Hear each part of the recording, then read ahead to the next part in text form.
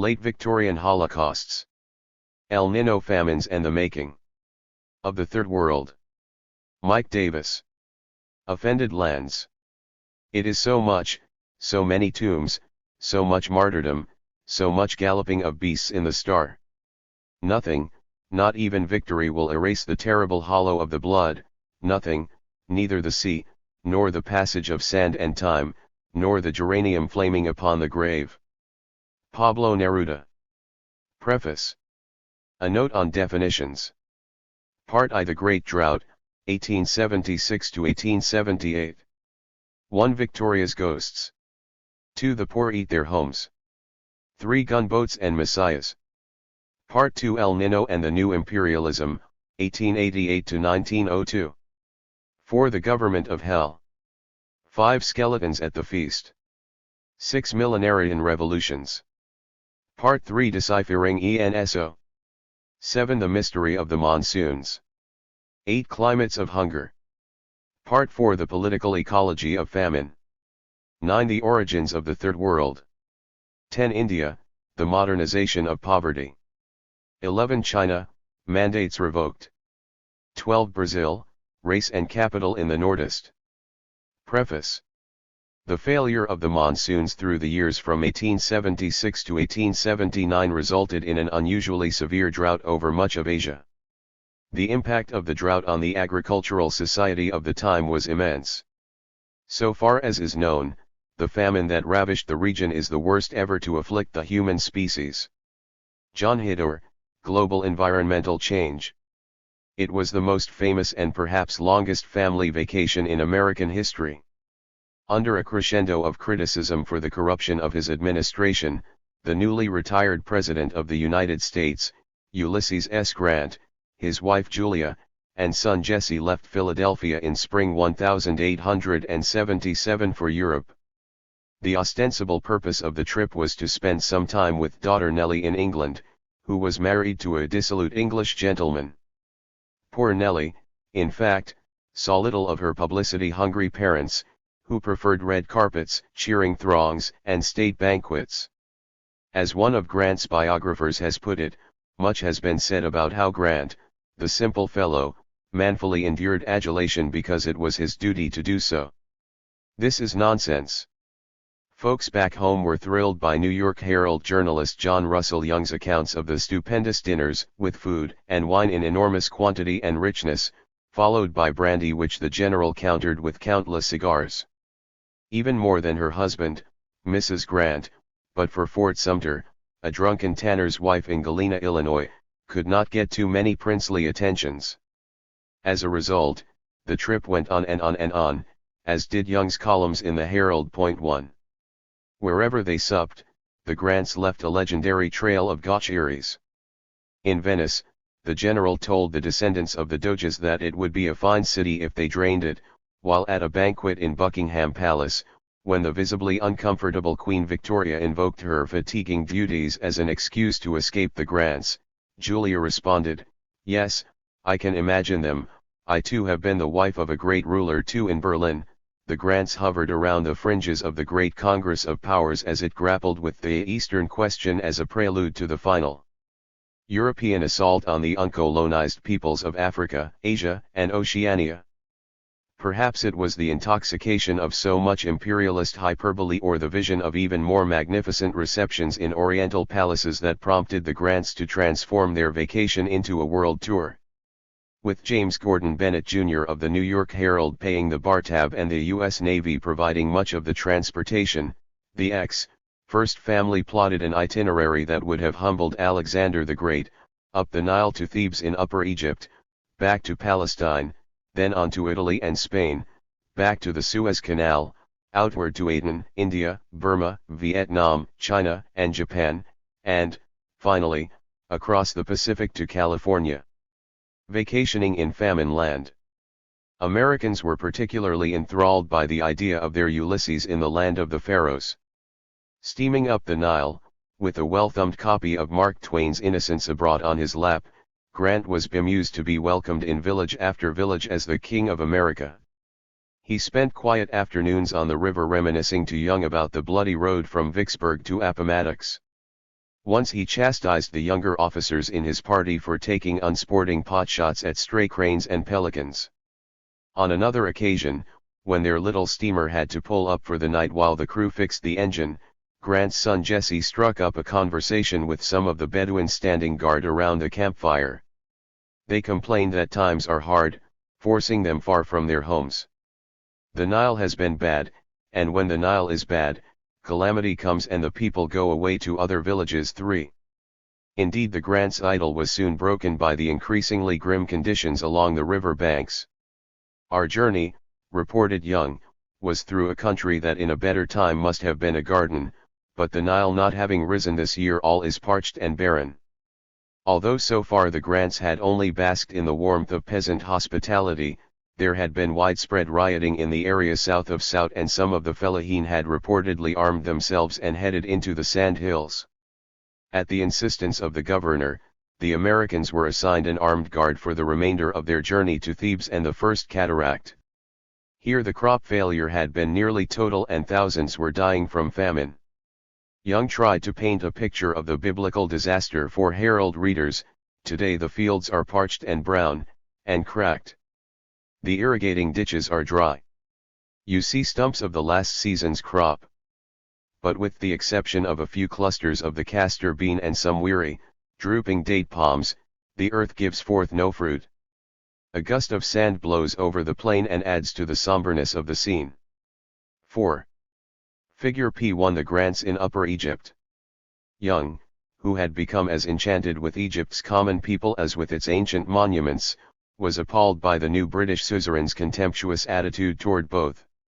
The Englishman, he observed, looks upon these people as his hewers of wood and drawers of water, whose duty is to work and to thank the Lord when they are not flogged. They only regard these monuments as reservoirs from which they can supply their own museums, and for that purpose they have plundered Egypt, just as Lord Elgin plundered Greece. Young noted the crushing burden that the country's enormous foreign debt, now policed by the British, placed upon its poorest and now famished people. The ex-president, for his part, was annoyed by the insouciant attitude of the local bureaucrats confronted with a disaster of such magnitude. 5. A year later in Bombay, Young found more evidence for his thesis that English influence in the East is only another name for English tyranny. While the Grants were marveling over the seeming infinity of servants at the disposal of the Sahibs, Young was weighing the costs of empire borne by the Indians. There is no despotism, he concluded, more absolute than the government of India. Mighty, irresponsible, cruel, conscious that more than 5 million Indians by official count had died of famine in the preceding 3 years, Young emphasized that the money which England takes out of India every year is a serious drain upon the country, and is among the causes of its poverty. 6. Leaving Bombay, the Grant party passed through a Deccan countryside, hard, baked and brown, that still bore the scars of the worst drought in human memory. The ride was a dusty one, for rain had not fallen since September, and the few occasional showers which usually attend the blossoming of the mango, which had not appeared, were now the dread of the people, who feared their coming to ruin the ripening crops. 7. After obligatory sightseeing trips to the Taj Mahal and Benares, the Grants had a brief rendezvous with the Viceroy, Lord Lytton, in Calcutta, and then left, far ahead of schedule, for Burma. Lytton would later accuse a drunken Grant of groping English ladies at dinner, while on the American side there was resentment of Lytton's seeming diffidence towards the ex-president. 8. Grant's confidant, the diplomat Adam Badeau, thought that Lytton had received instructions from home not to pay too much deference to the ex-president. He believed that the British government was unwilling to admit to the half-civilized populations of the East that any Western power was important, or that any authority deserved recognition except their own. 9. A magnificent reception in China compensated for Lytton's arrogance. Li Hongzhang, China's senior statesman and victor over the Nian Rebellion, was eager to obtain American help in difficult negotiations with Japan over the Ryukyus. Accordingly, 100,000 people were turned out in Shanghai to cheer the Grants while a local band gamely attempted John Brown's body. 10. En route from Tianjin to Beijing, the Americans were wearied by the fierce, unrelenting heat compounded by depressing scenery of hunger and desolation. 3 years of drought and famine in northern China, officially the most terrible disaster in 21 dynasties of Chinese history, had recently killed somewhere between 8 million and 20 million people. 12 Indeed, nervous American consular officials noted in their dispatches that were it not for the possession of improved weapons, mobs of starving people might have caused a severe political disturbance. 13 In his conversations with Li Hongzhang, Grant lectured with some insolence that railroads might have prevented such a catastrophe. In the matter of famines, of which he had heard so many distressing stories since he came to China, it would be a blessing to the people to have railway communications. In America, there could be no famine such as had recently been seen in China, unless, as was hardly possible in so vast a territory, the famine became general. If the crops failed in one state, supplies could be brought from others at a little extra expense in money and time. We could send wheat, for instance, from one end of the country to another in a few days. Li Hongzhang responded that he was personally in favor of railways and telegraphs, but unfortunately his opinions on this were not shared by some of his colleagues. 14 The great Qing leader, of course, was engaging in heroic understatement. The secret history of the 19th century. After Beijing, Grant continued to Yokohama and Edo, then home across the Pacific to a rapturous reception in San Francisco that demonstrated the dramatic revival of his popularity in light of so much romantic and highly publicized globe-trotting. Throat cancer eventually precluded another assault on the White House and forced the ex-president into a desperate race to finish his famous personal memoirs. But none of that is pertinent to this preface. What is germane is a coincidence in his travels that Grant himself never acknowledged, but which almost certainly must have puzzled readers of Young's narrative, the successive encounters with epic drought and famine in Egypt, India, and China. It was almost as if the Americans were inadvertently following in the footprints of a monster whose colossal trail of destruction extended from the Nile to the Yellow Sea. As contemporary readers of Nature and other scientific journals were aware, it was a disaster of truly planetary magnitude, with drought and famine reported as well in Java, the Philippines, New Caledonia, Korea, Brazil, Southern Africa and the Maghreb. No one had hitherto suspected that synchronous extreme weather was possible on the scale of the entire tropical monsoon belt plus northern China and North Africa. Nor was there any historical record of famine afflicting so many far-flung lands simultaneously. Although only the roughest estimates of mortality could be made, it was horrifyingly clear that the million Irish dead of 1845 to 47 had been multiplied by tens. The total toll of conventional warfare from Austerlitz to Antietam and Sedan, according to calculations by one British journalist, was probably less than the mortality in southern India alone. 15 Only China's Taiping Revolution, the bloodiest civil war in world history with an estimated 20 million to 30 million dead, could boast as many victims. But the Great Drought of 1876–79 was only the first of three global subsistence crises in the second half of Victoria's reign. In 1889–91 dry years again brought famine to India, Korea, Brazil, and Russia, although the worst suffering was in Ethiopia and the Sudan, where perhaps one-third of the population died. Then in 1896–1902, the monsoons again repeatedly failed across the tropics and in northern China. Hugely destructive epidemics of malaria, bubonic plague, dysentery, smallpox, and cholera culled millions of victims from the ranks of the famine weakened. The European empires, together with Japan and the United States, rapaciously exploited the opportunity to wrest new colonies, expropriate communal lands, and tap novel sources of plantation and mine labor. What seemed from a metropolitan perspective the 19th century's final blaze of imperial glory was, from an Asian or African viewpoint, only the hideous light of a giant funeral pyre. The total human toll of these three waves of drought, famine, and disease could not have been less than 30 million victims. 50 million dead might not be unrealistic.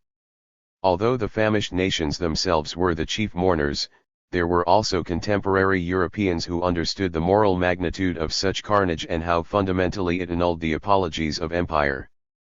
Thus the radical journalist William Digby, principal chronicler of the 1876 Madras famine, prophesied on the eve of Queen Victoria's death that when the part played by the British Empire in the 19th century is regarded by the historian 50 years hence, the unnecessary deaths of millions of Indians would be its principal and most notorious monument. 16. A most eminent Victorian, the famed naturalist Alfred Russel Wallace, the Cody's coverer with Darwin of the theory of natural selection, passionately agreed. Like Digby, he viewed mass starvation as avoidable political tragedy, not natural disaster. In a famous balance sheet of the Victorian era, published in 1898, he characterized the famines in India and China, together with the slum poverty of the industrial cities, as the most terrible failures of the century 17. But while the Dickensian slum remains in the world history curriculum, the famine children of 1876 and 1899 have disappeared.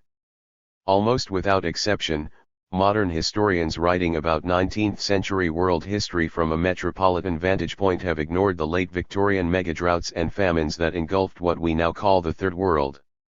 Eric Hobsbawm, for example, makes no allusion in his famous trilogy on 19th century history to the worst famines in perhaps 500 years in India and China, although he does mention the Great Hunger in Ireland as well as the Russian famine of 1891–92.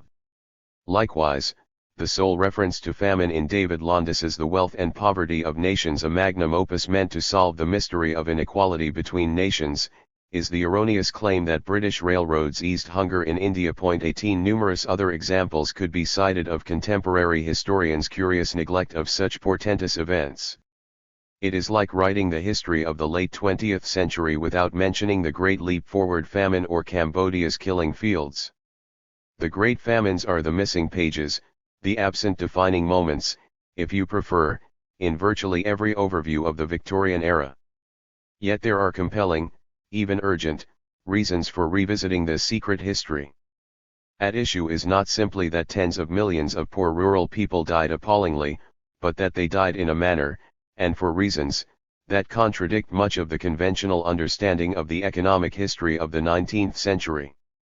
For example, how do we explain the fact that in the very half-century when peacetime famine permanently disappeared from Western Europe, it increased so devastatingly throughout much of the colonial world? Equally, how do we weigh smug claims about the life-saving benefits of steam transportation and modern grain markets when so many millions, especially in British India, died alongside railroad tracks or on the steps of grain depots?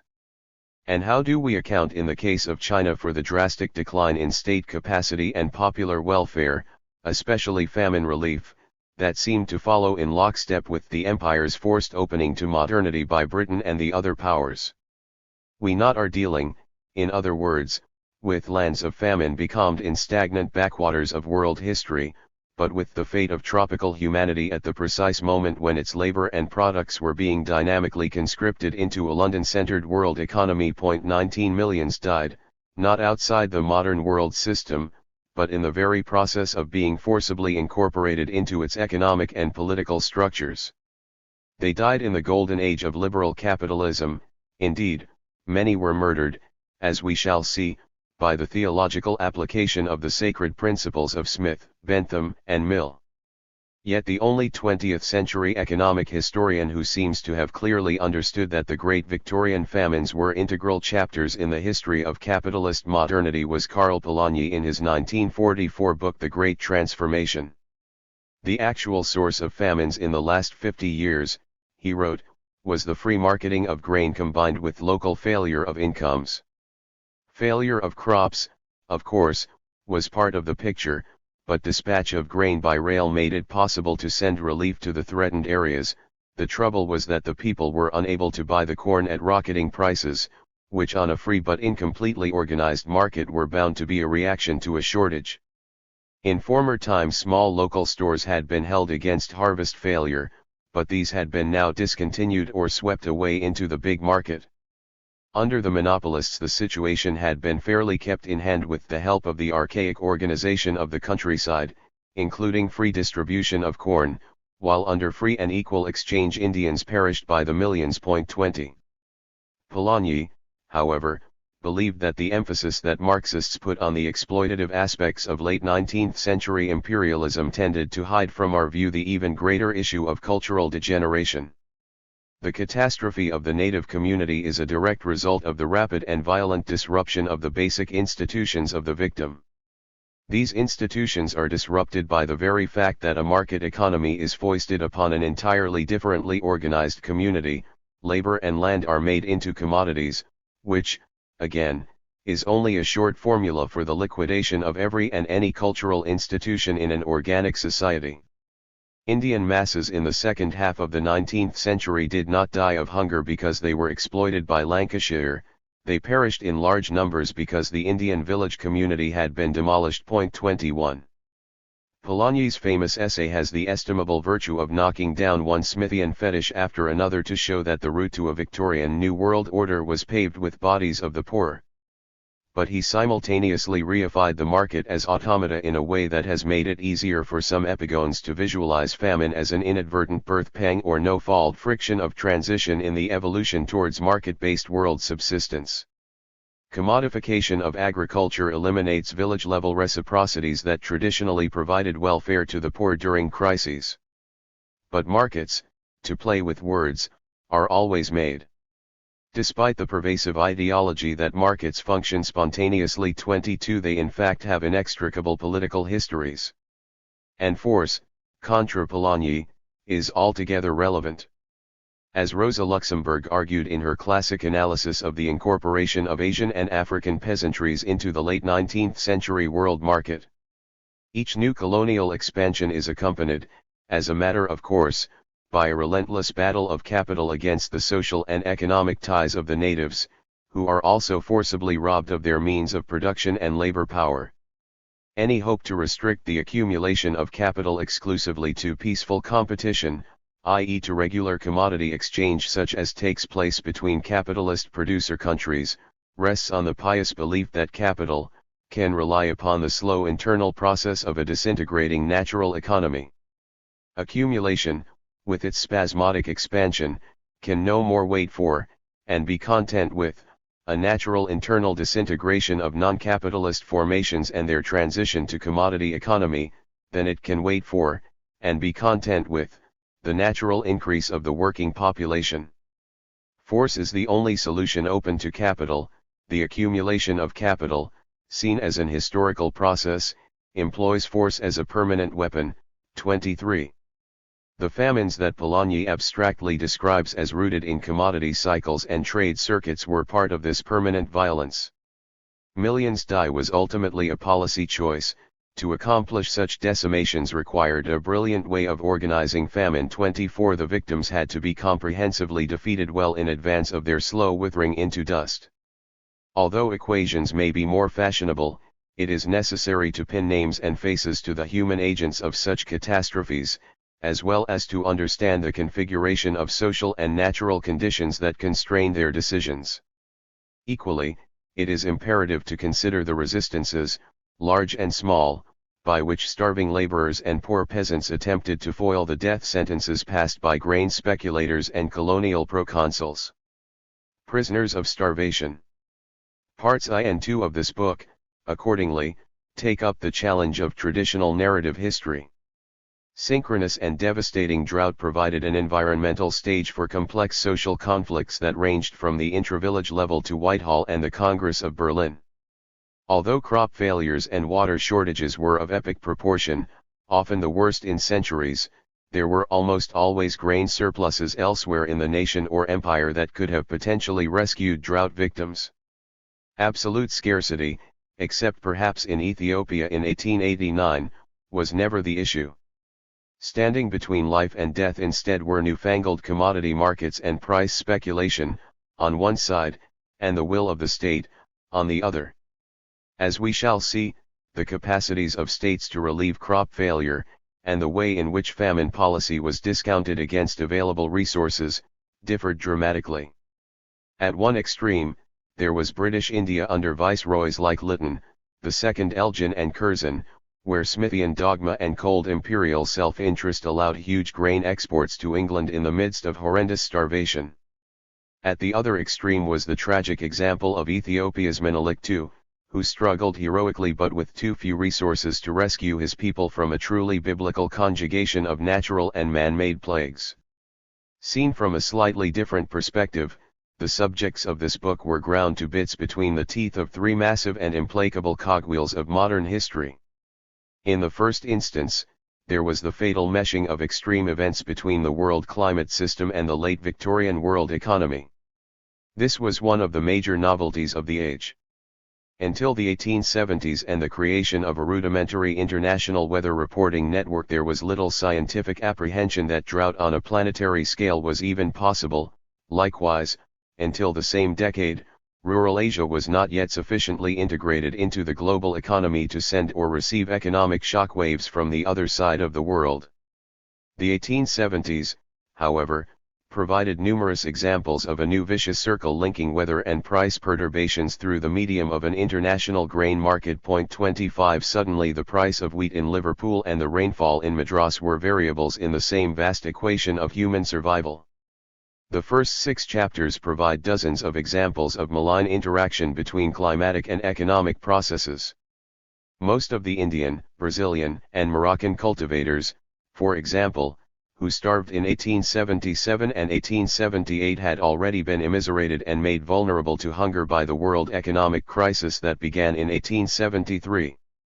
The soaring trade deficits of Qing China, artificially engineered in the first place by British narco-trafficantes, likewise accelerated the decline of the ever-normal granaries that were the empire's first-line defense against drought and flood. Conversely, drought in Brazil's Nordeste in 1889 and 1891 prostrated the population of the backlands in advance of the economic and political crises of the new republic and accordingly magnified their impact. But Kondratiev and Bjerknes need to be supplemented by Hobson, Luxemburg, and Lenin. The new imperialism was the third gear of this catastrophic history. As Gil Dias has so brilliantly shown in the case of the Portuguese in 19th-century Angola, colonial expansion uncannily syncopated the rhythms of natural disaster and epidemic disease. 26 Each global drought was the green light for an imperialist land rush. If the southern African drought of 1877, for example, was Carnarvon's opportunity to strike against Zulu independence, then the Ethiopian famine of 1889–91 was Crispy's mandate to build a new Roman Empire in the Horn of Africa.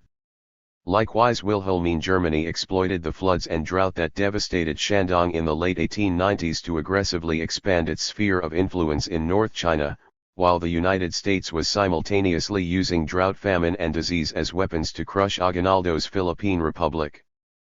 But the agricultural populations of Asia, Africa, and South America did not go gently into the new imperial order. Famines are wars over the right to existence. If resistance to famine in the 1870s was overwhelmingly local and riotous, with few instances of more ambitious insurrectionary organization, it undoubtedly had much to do with the recent memories of state terror from the suppression of the Indian Mutiny and the Taiping Revolution. The 1890s were an entirely different story, and modern historians have clearly established the contributory role played by drought famine in the Boxer Rebellion, the Korean Tonghak movement, the rise of Indian extremism and the Brazilian War of Canudos, as well as innumerable revolts in eastern and southern Africa. The millenarian movements that swept the future Third World at the end of the 19th century derived much of their eschatological ferocity from the acuity of these subsistence and environmental crises. But what of nature's role in this bloody history? What turns the great wheel of drought, and does it have an intrinsic periodicity? As we shall see in Part 3, synchronous drought, resulting from massive shifts in the seasonal location of the principal tropical weather systems, was one of the great scientific mysteries of the 19th century. The key theoretical breakthrough did not come until the late 1960s, when Jacob Bjerknes at UCLA showed for the first time how the equatorial Pacific Ocean, acting as a planetary heat engine coupled to the trade winds, was able to affect rainfall patterns throughout the tropics and even in the temperate latitudes. Rapid warmings of the eastern tropical Pacific, for example, are associated with weak monsoons and synchronous drought throughout vast parts of Asia, Africa, and northeastern South America. When the eastern Pacific is unusually cool, on the other hand, the pattern reverses, and abnormal precipitation and flooding occur in the same teleconnected regions. The entire vast seesaw of air mass and ocean temperature, which extends into the Indian Ocean as well, is formally known as El Nino Southern Oscillation. The first reliable chronologies of El Nino events, painstakingly reconstructed from meteorological data and a variety of anecdotal records, were assembled in the 1970s.27. The extremely powerful 1982 El Nino stimulated new interest in the history of the impacts of earlier events.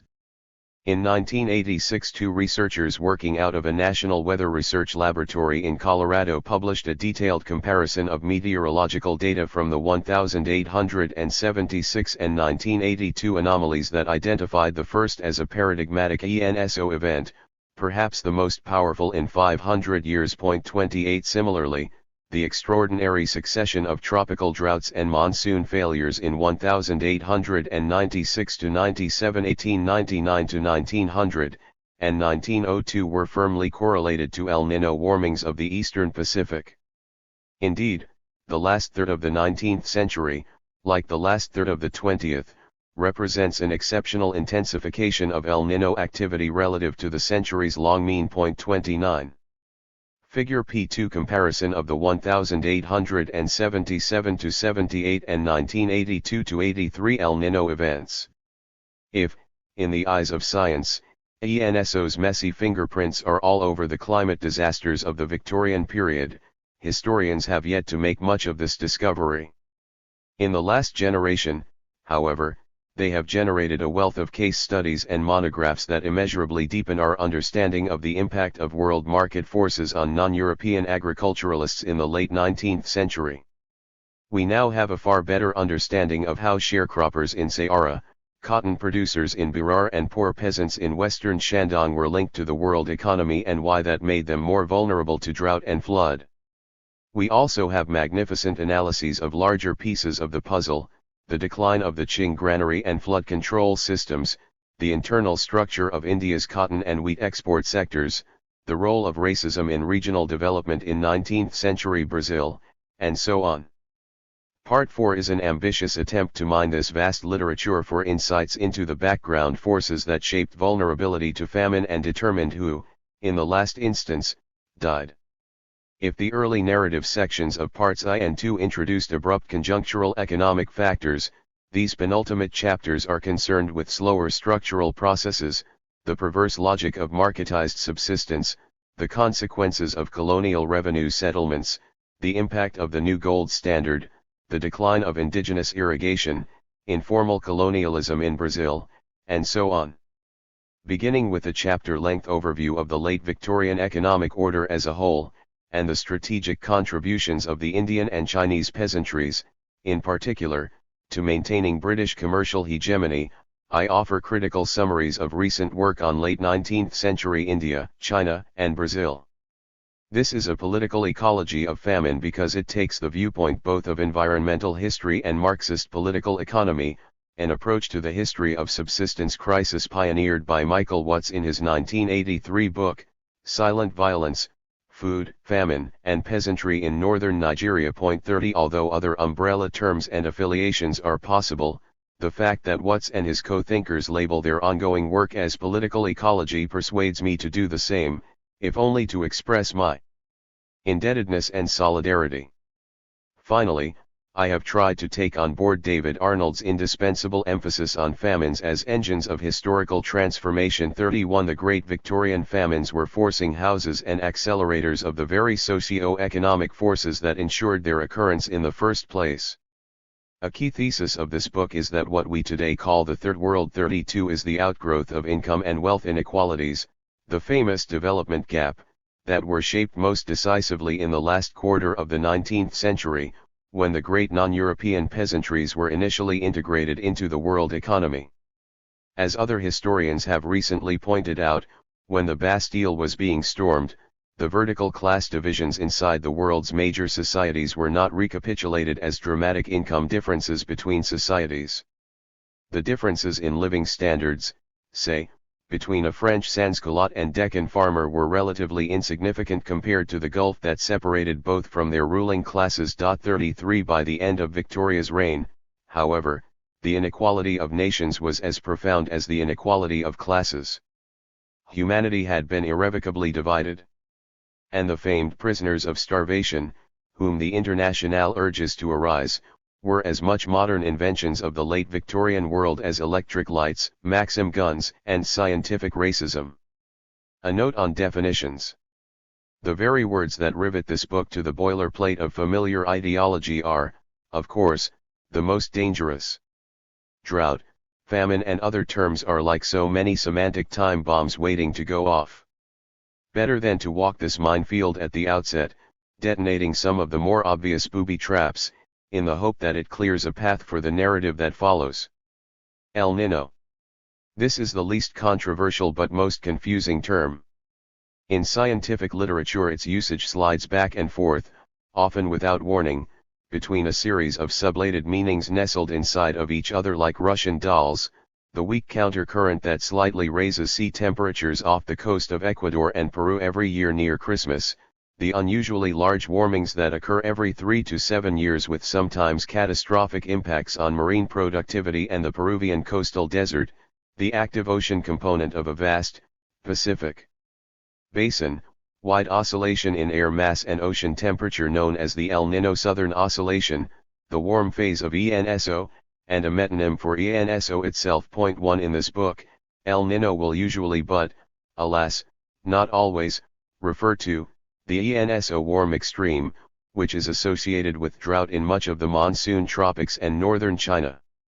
ENSO, a clunky acronym, is the name of the great white whale, the secret of the monsoons itself. Part 3 tells its story. Drought. Drought is the recurrent duel between natural rainfall variability and agriculture's hydraulic defenses.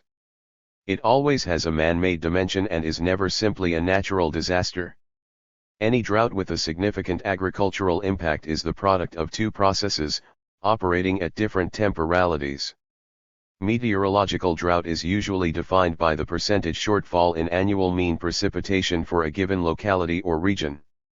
The definitions vary from country to country, and in relationship to socially defined normal conditions.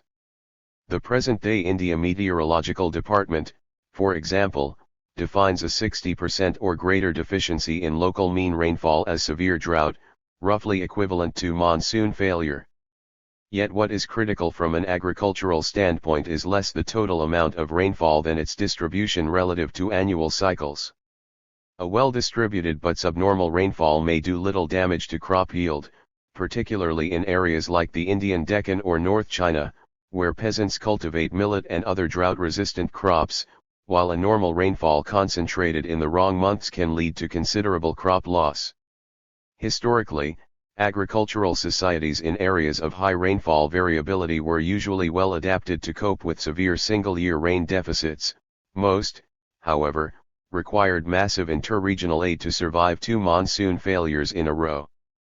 The impact of deficient rainfall on food production, moreover, depends on how much stored water is available, whether it can be distributed to plots in a timely fashion, and, where water is a commodity, whether cultivators can afford to purchase it. Hydrological drought occurs when both natural and artificial water storage systems lack accessible supplies to save crops.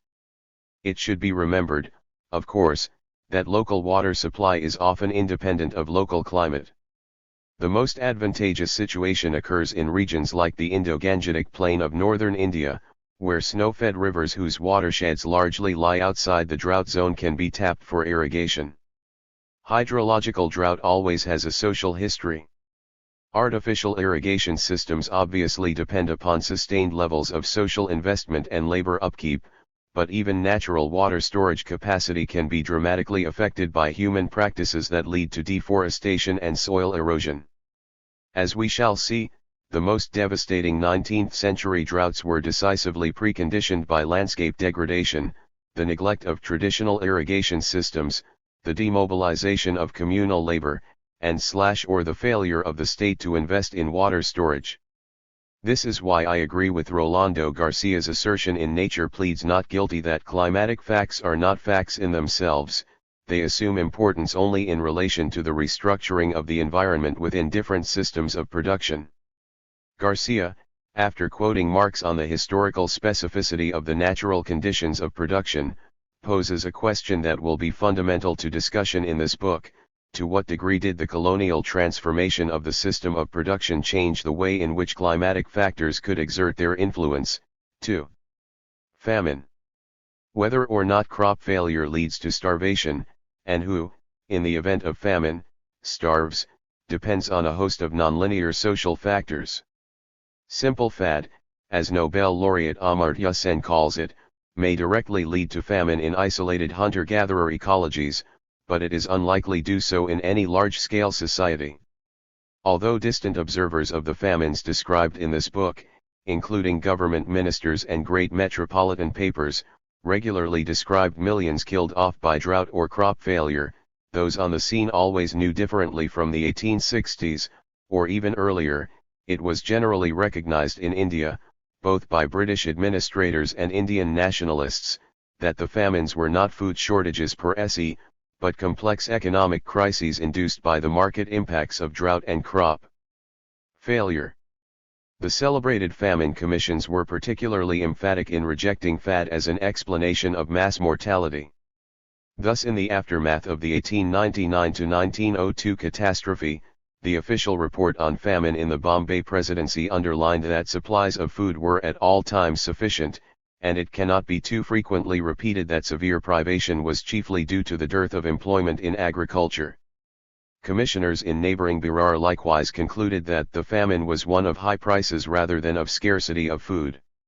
Chinese official discourse also treated famine as primarily a market perturbation, although giving considerable attention as well to the corruption of local granary officials and the dilapidation of the transport infrastructure. 3.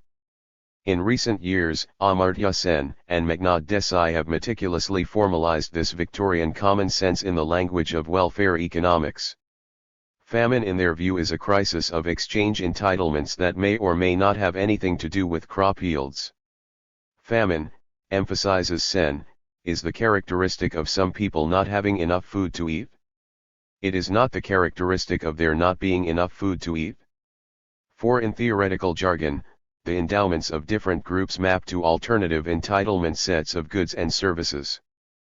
People starve in a Senian world when their endowments, for whatever reason, cannot command or be exchanged for minimal calories to subsist, or, alternately, when their entitlement mappings shift disastrously against them. Famine is thus a catastrophic social relation between unequally endowed groups that may be activated by war, depression, or even something called development, as well as by extreme climate events. Most likely, of course, it is a conjuncture of different factors. Critics have considerably sharpened the teeth of this model. David Arnold, for instance, has usefully warned against excessive demotion of environmental factors, especially the impacts of the 19th century megadroughts.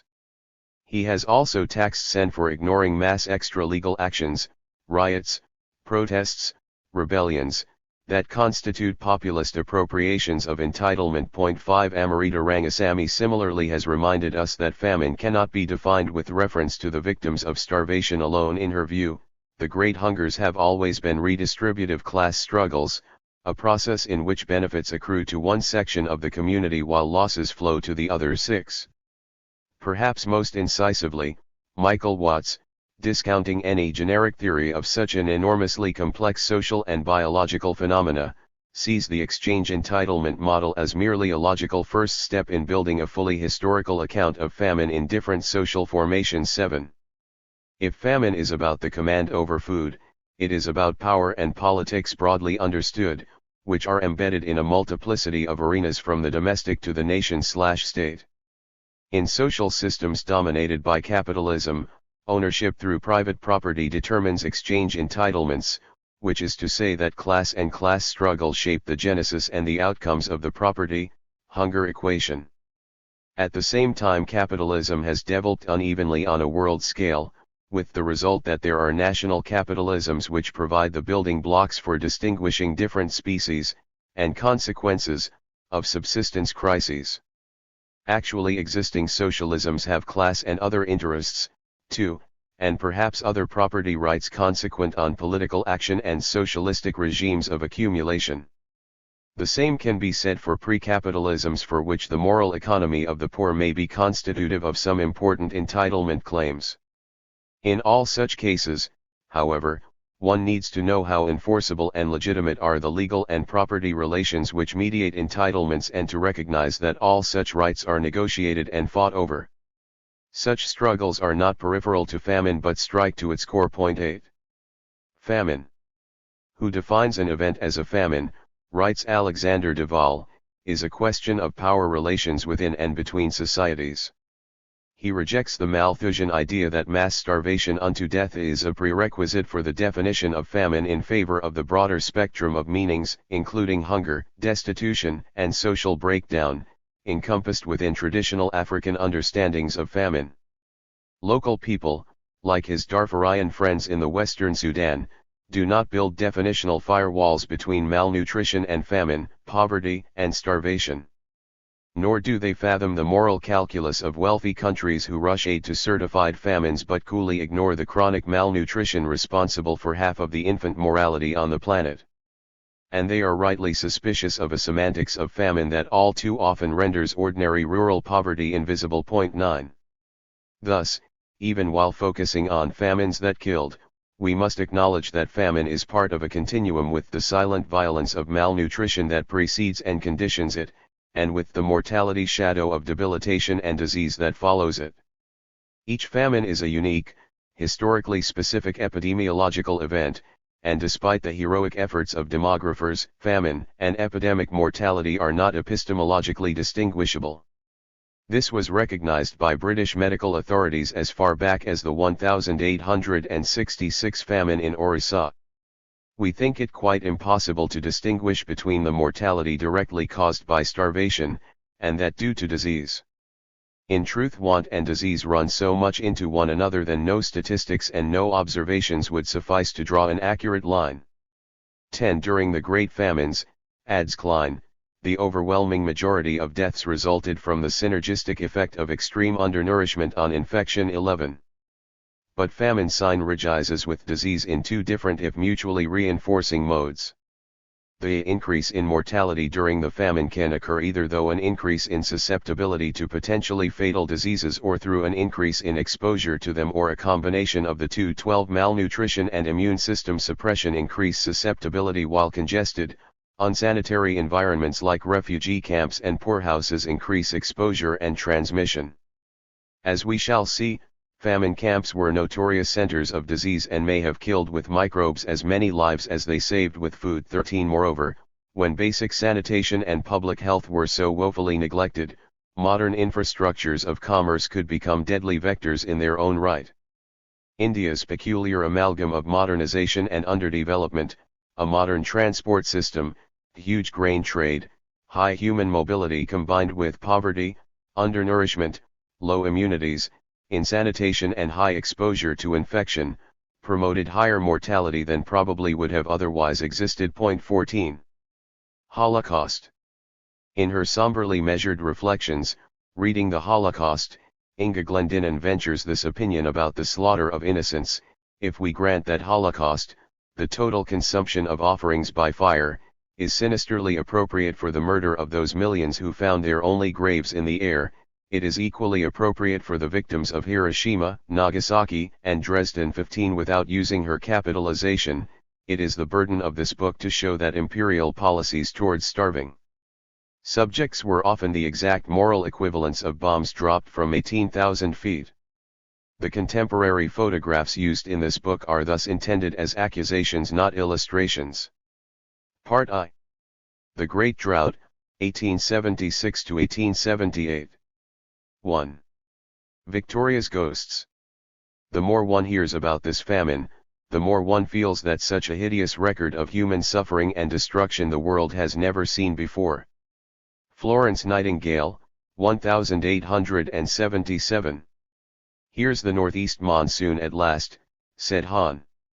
Robert Ellis, C.B., junior member of the Governor's Council, Madras, as a heavy shower of rain fell at Coonoor, on a day towards the end of October 1876, when the members of the Madras government were returning from their summer sojourn on the hills.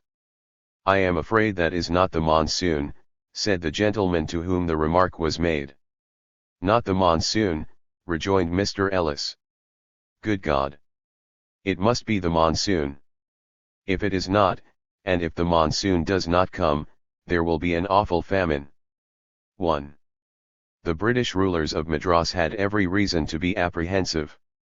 The life-giving southwest monsoon had already failed much of southern and central India the previous summer. The Madras Observatory would record only 6.3 inches of precipitation for all of 1,876 in contrast to the annual average of 27.6 inches during the previous decade. 2 The fate of millions now hung on the timely arrival of generous winter rains. Despite Ellis's warning, the governor of Madras, Richard Grenville, the Duke of Buckingham and Chandos, who was a greenhorn to India and its discontents, sailed away on a leisurely tour of the Andaman Islands, Burma, and Ceylon. When he finally reached Colombo, he found urgent cables detailing the grain riots sweeping the so-called ceded districts of Kurnool, Cuttapat, and Bellary in the wake of another monsoon failure. Popular outbursts against impossibly high prices were likewise occurring in the Deccan districts of the neighbouring Bombay Presidency, especially in Ahmednagar and Cholapur. Having tried to survive en route while awaiting the rains, multitudes of peasants and labourers were now on the move, fleeing a slowly dying countryside. 3. As the old hands at Fort St. George undoubtedly realised, the semi-arid interior of India was primed for disaster. The worsening depression in world trade had been spreading misery and igniting discontent throughout cotton-exporting districts of the Deccan, where in any case forest enclosures and the displacement of gram by cotton had greatly reduced local food security. The traditional system of household and village grain reserves regulated by complex networks of patrimonial obligation had been largely supplanted since the mutiny by merchant inventories and the cash nexus. Although rice and wheat production in the rest of India had been above average for the past 3 years, much of the surplus had been exported to England. 4 Londoners were in effect eating India's bread. "It seems an anomaly," wrote a troubled observer, "that, with her famines on hand, India is able to supply food for other parts of the world." 5. There were other anomalies. The newly constructed railroads, lauded as institutional safeguards against famine, were instead used by merchants to ship grain inventories from outlying drought-stricken districts to central depots for hoarding. Likewise, the telegraph ensured that price hikes were coordinated in 1,000 towns at once, regardless of local supply trends. Moreover, British antipathy to price control invited anyone who had the money to join in the frenzy of grain speculation. Besides regular traders, a British official reported from Meerut in late 1876, men of all sorts embarked in it who had or could raise any capital, jewelers and cloth dealers pledging their stocks, even their wives' jewels, to engage in business and import grain. 6 Buckingham, not a free trade fundamentalist, was appalled by the speed with which modern markets accelerated rather than relieved the famine. The rise was so extraordinary, and the available supply, as compared with well-known requirements, so scanty that merchants and dealers, hopeful of enormous future gains, appeared determined to hold their stocks for some indefinite time and not to part with the article which was becoming of such unwanted value. It was apparent to the government that facilities for moving grain by the rail were rapidly raising prices everywhere, and that the activity of apparent importation and railway transit did not indicate any addition to the food stocks of the presidency. Retail trade up country was almost at standstill. Either prices were asked which were beyond the means of the multitude to pay, or shops remained entirely closed. 7. As a result, food prices soared out of the reach of outcast laborers, displaced weavers, sharecroppers, and poor peasants. The dearth, as the 19th century pointed out a few months later, was one of money and of labor rather than of food. 8. The earlier optimism of mid-Victorian observers, Karl Marx as well as Lord Salisbury, about the velocity of economic transformation in India, especially the railroad revolution, had failed to adequately discount for the fiscal impact of such modernization. The taxes that financed the railroads had also crushed the ryots. Their inability to purchase subsistence was further compounded by the depreciation of the rupee due to the new international gold standard, which steeply raised the cost of imports. Thanks to the price explosion, the poor began to starve to death even in well-watered districts like Tanjavur in Tamil Nadu, reputed to be immune to food shortages. 9 sepoys meanwhile encountered increasing difficulty in enforcing order in the panic-stricken bazaars and villages as famine engulfed the vast Deccan plateau. Roadblocks were hastily established to stem the flood of stick-thin country people into Bombay and Pune, while in Madras the police forcibly expelled some 25,000 famine refugees. 1. India's Nero. The central government under the leadership of Queen Victoria's favourite poet, Lord Lytton, vehemently opposed efforts by Buckingham and some of his district officers to stockpile grain or otherwise interfere with market forces. All through the autumn of 1876, while the vital kharif crop was withering in the fields of southern India, Lytton had been absorbed in organising the immense imperial assemblage in Delhi to proclaim Victoria Empress of India. As the Times' special correspondent described it, the viceroy seemed to have made the tales of Arabian fiction true: nothing was too rich, nothing too costly. Lytton put on a spectacle, adds a biographer of Lord Salisbury, which achieved the 2 criteria Salisbury had set him 6 months earlier, of being gaudy enough to impress the Orientals, and furthermore a pageant which hid the nakedness of the sword on which we really rely. 11 Its climacteric ceremonial included a week-long feast for 68,000 officials, satraps, and maharajas, the most colossal and expensive meal in world history. 12 An English journalist later estimated that 100,000 of the Queen Empress's subjects starved to death in Madras and Mysore in the course of Lytton's spectacular durbar. 13 Indians in future generations justifiably would remember him as their Nero. 14 Following this triumph, the viceroy seemed to regard the growing famine as a tiresome distraction from the great game of preempting Russia in Central Asia by fomenting war with the blameless Sher Ali, the Emir of Afghanistan.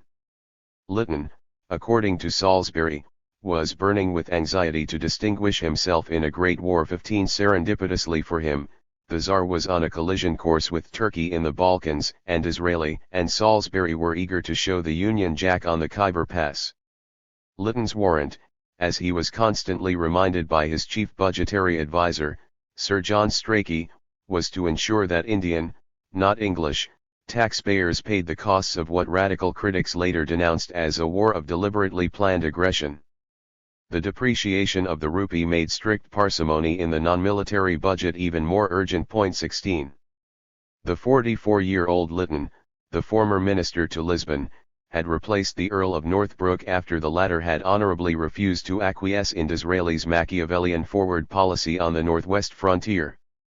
He was a strange and troubling choice to exercise paramount authority over a starving subcontinent of 250 million people. A writer, seemingly admired only by Victoria, who wrote vast, stale poems and ponderous novels under the nom de plume of Owen Meredith, he had been accused of plagiarism by both Swinburne and his own father, Bulwer Lytton. 17 Moreover, it was widely suspected that the new viceroy's judgment was addled by opium and incipient insanity. Since a nervous breakdown in 1868, Lytton had repeatedly exhibited wild swings between megalomania and self-lacerating despair. 18 Although his possible psychosis was allowed free rein over famine policy, it became a cabinet scandal after he denounced his own government in October 1877 for allegedly attempting to create an Anglo-Franco-Russian coalition against Germany. As one of Salisbury's biographers has emphasized, this was about as absurd a contention as it was possible to make at the time, even from the distance of Simla, and it produced an explosion inside Whitehall. Salisbury explained the viceroy's ravings by admitting that he was a little mad.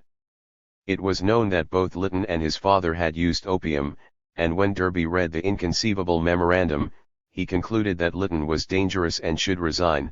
When a man inherits insanity from one parent, and limitless conceit from the other, he has a ready-made excuse for almost any extravagance which he may commit. 19.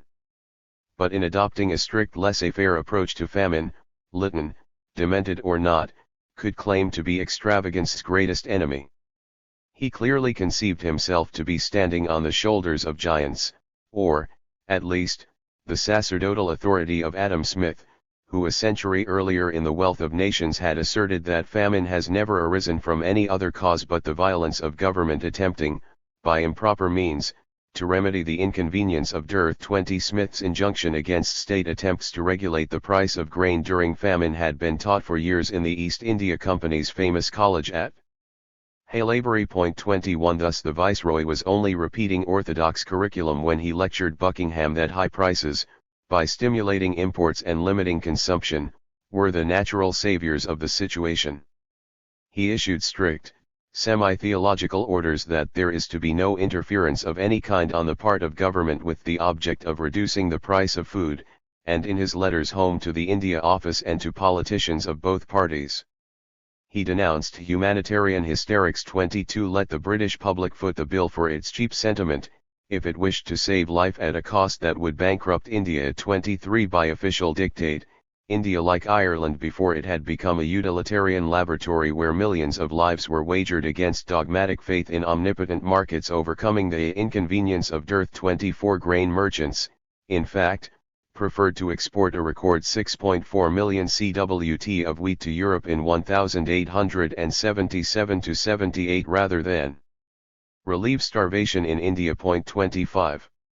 Lytton, to be fair, probably believed that he was in any case balancing budgets against lives that were already doomed or devalued of any civilized human quality. The grim doctrines of Thomas Malthus, former chair of political economy at Haileybury, still held great sway over the White Rajas. Although it was bad manners to openly air such opinions in front of the natives in Calcutta, Malthusian principles, updated by social Darwinism, were regularly invoked to legitimize Indian famine policy at home in England.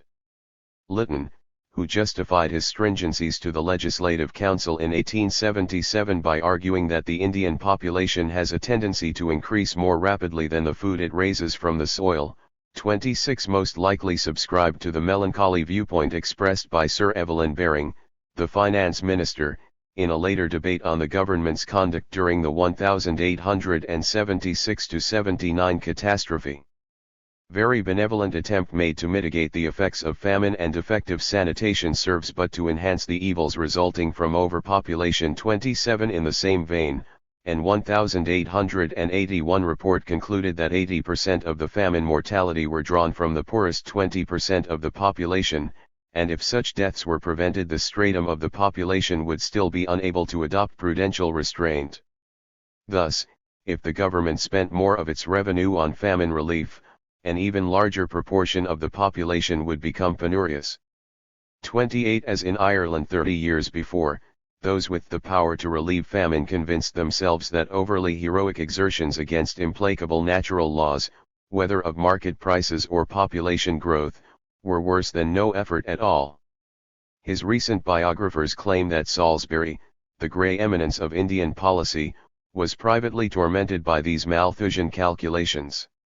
A decade earlier, during his first stint as Secretary of State for India, he had followed the advice of the Council in Calcutta and refused to intervene in the early stages of a deadly famine in Orissa. "I did nothing for 2 months," he later confessed.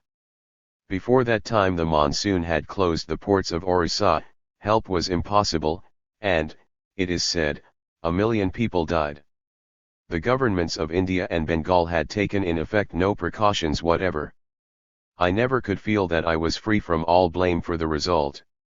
Accordingly, he harbored a lifelong distrust of officials who worshipped political economy as a sort of fetish as well as Englishmen in India who accepted famine as a salutary cure for overpopulation. 29 Yet, whatever his private misgivings, Salisbury had urged appointment of the laissez-faire fanatic Lytton and publicly congratulated Disraeli for repudiating the growing idea that England ought to pay tribute to India for having conquered her.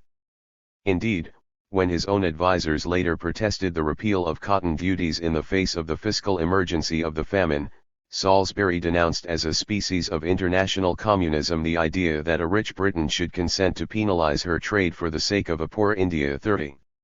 Like other architects of the Victorian Raj, Salisbury was terrified of setting any precedent for the permanent maintenance of the Indian poor. As the Calcutta Review pointed out in 1877, in India there is no legal provision made for the poor, either in British territory, or in the native states.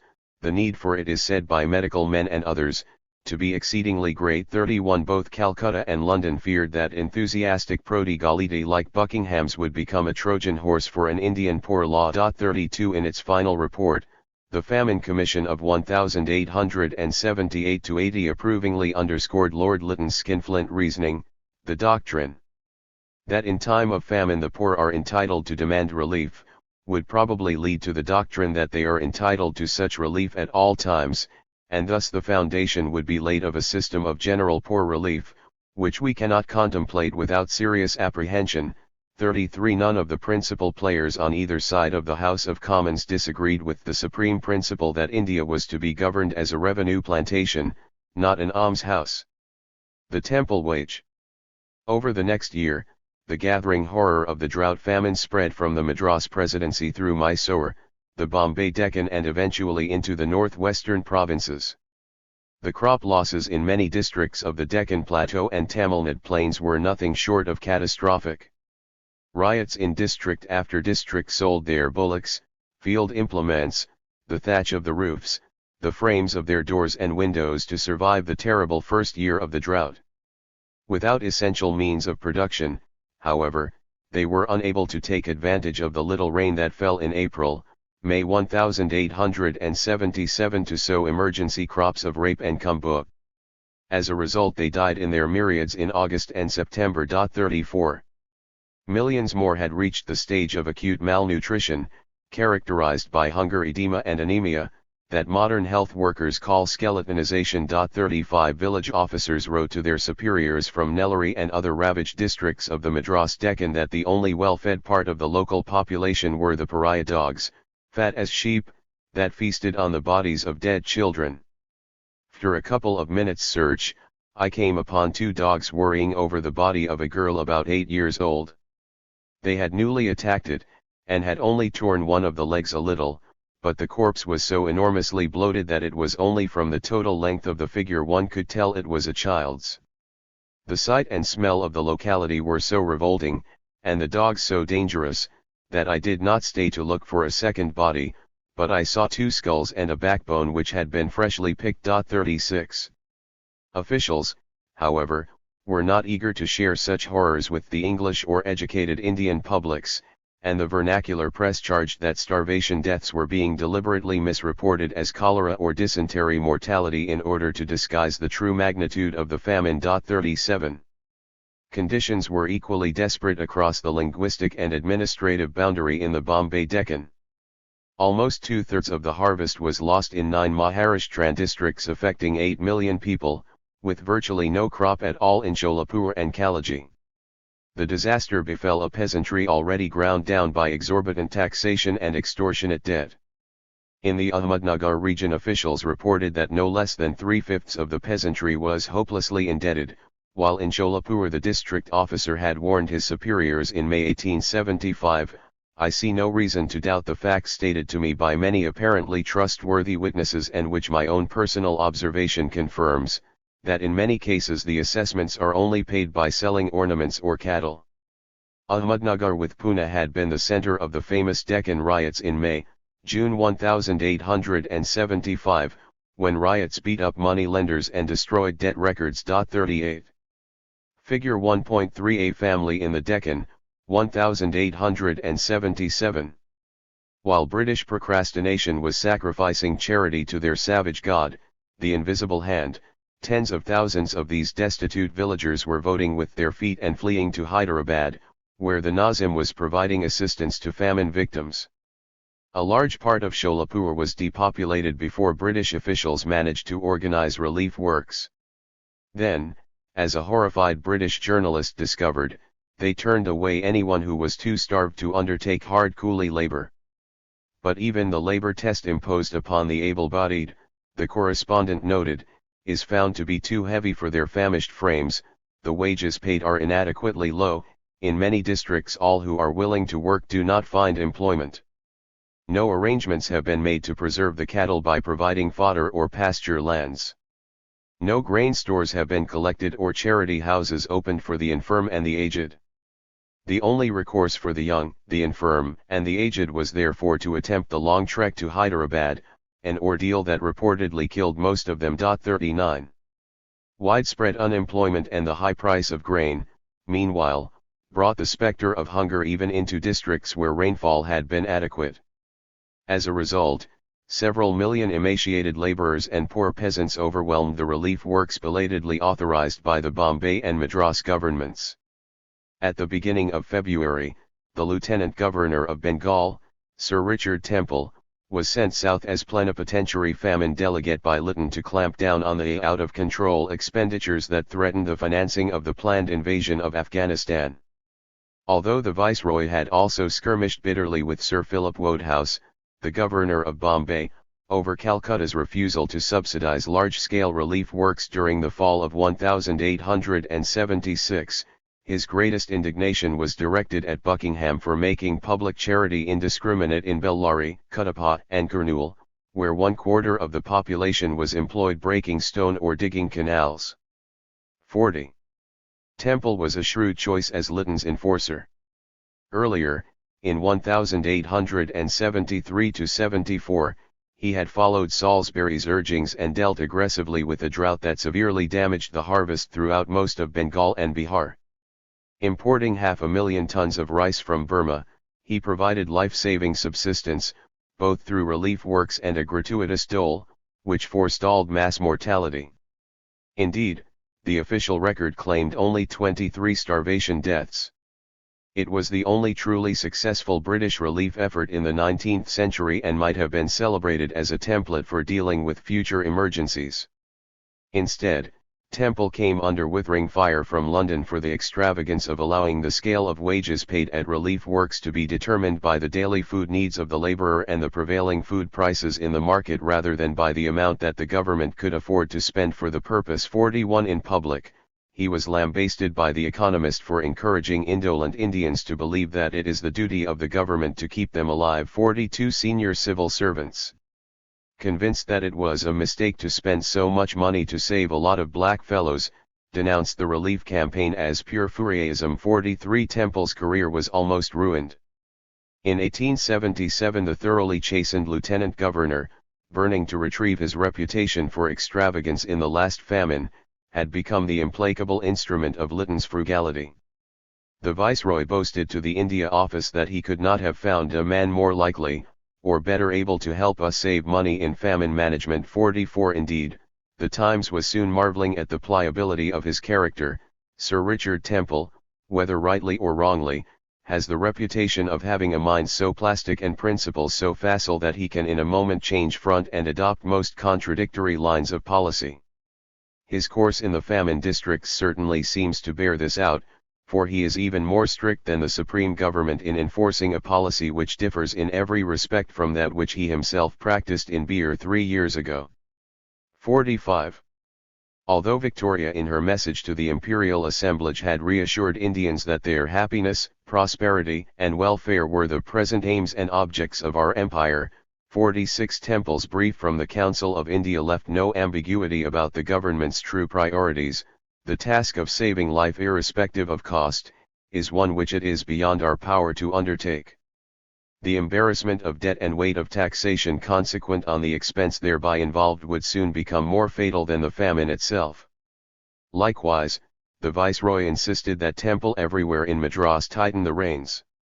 The famine campaign in Lytton's conception was a semi-military demonstration of Britain's necessary guardianship over a people unable to help themselves, not an opportunity for Indian initiative or self-organization. 47. If, as a modern authority on famine emphasizes, emergency relief, like development aid, is only truly effective if the recipients have the power to determine what it is and how it is used, Temple's perverse task was to make relief as repugnant and ineffective as possible. 48. In zealously following his instructions to the letter, he became to Indian history what Charles Edward Trevelyan, permanent secretary to the Treasury during the Great Hunger, had become to Irish history, the personification of free market economics as a mask for colonial genocide. 49.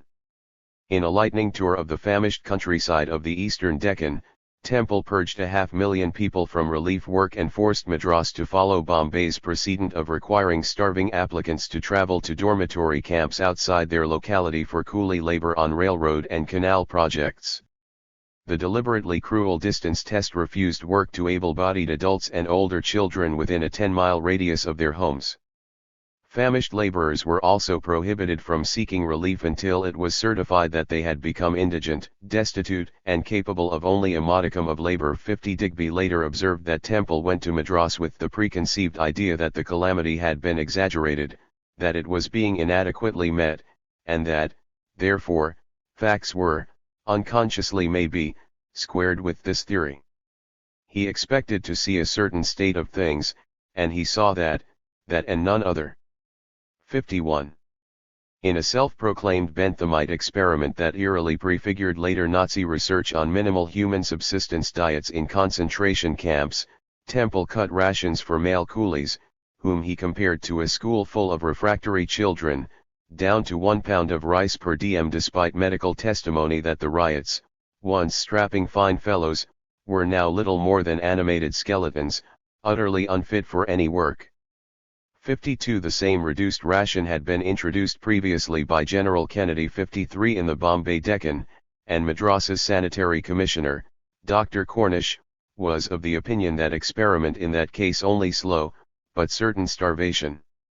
Apart from its sheer deficiency in energy, Cornish pointed out that the exclusive rice ration without the daily addition of protein-rich pulses, fish or meat, would lead to rapid degeneration. 54. Indeed, as the Lieutenant Governor was undoubtedly aware, the Indian government had previously fixed the minimum shipboard diet of emigrant coolies living in a state of quietude at 20 ounces of rice plus 1 pound of dal, mutton, vegetables, and condiment. 55. In the event, the Temple wage, as it became known, provided less sustenance for hard labor than the diet inside the infamous Buchenwald concentration camp, and less than half of the modern caloric standard recommended for adult males by the Indian government.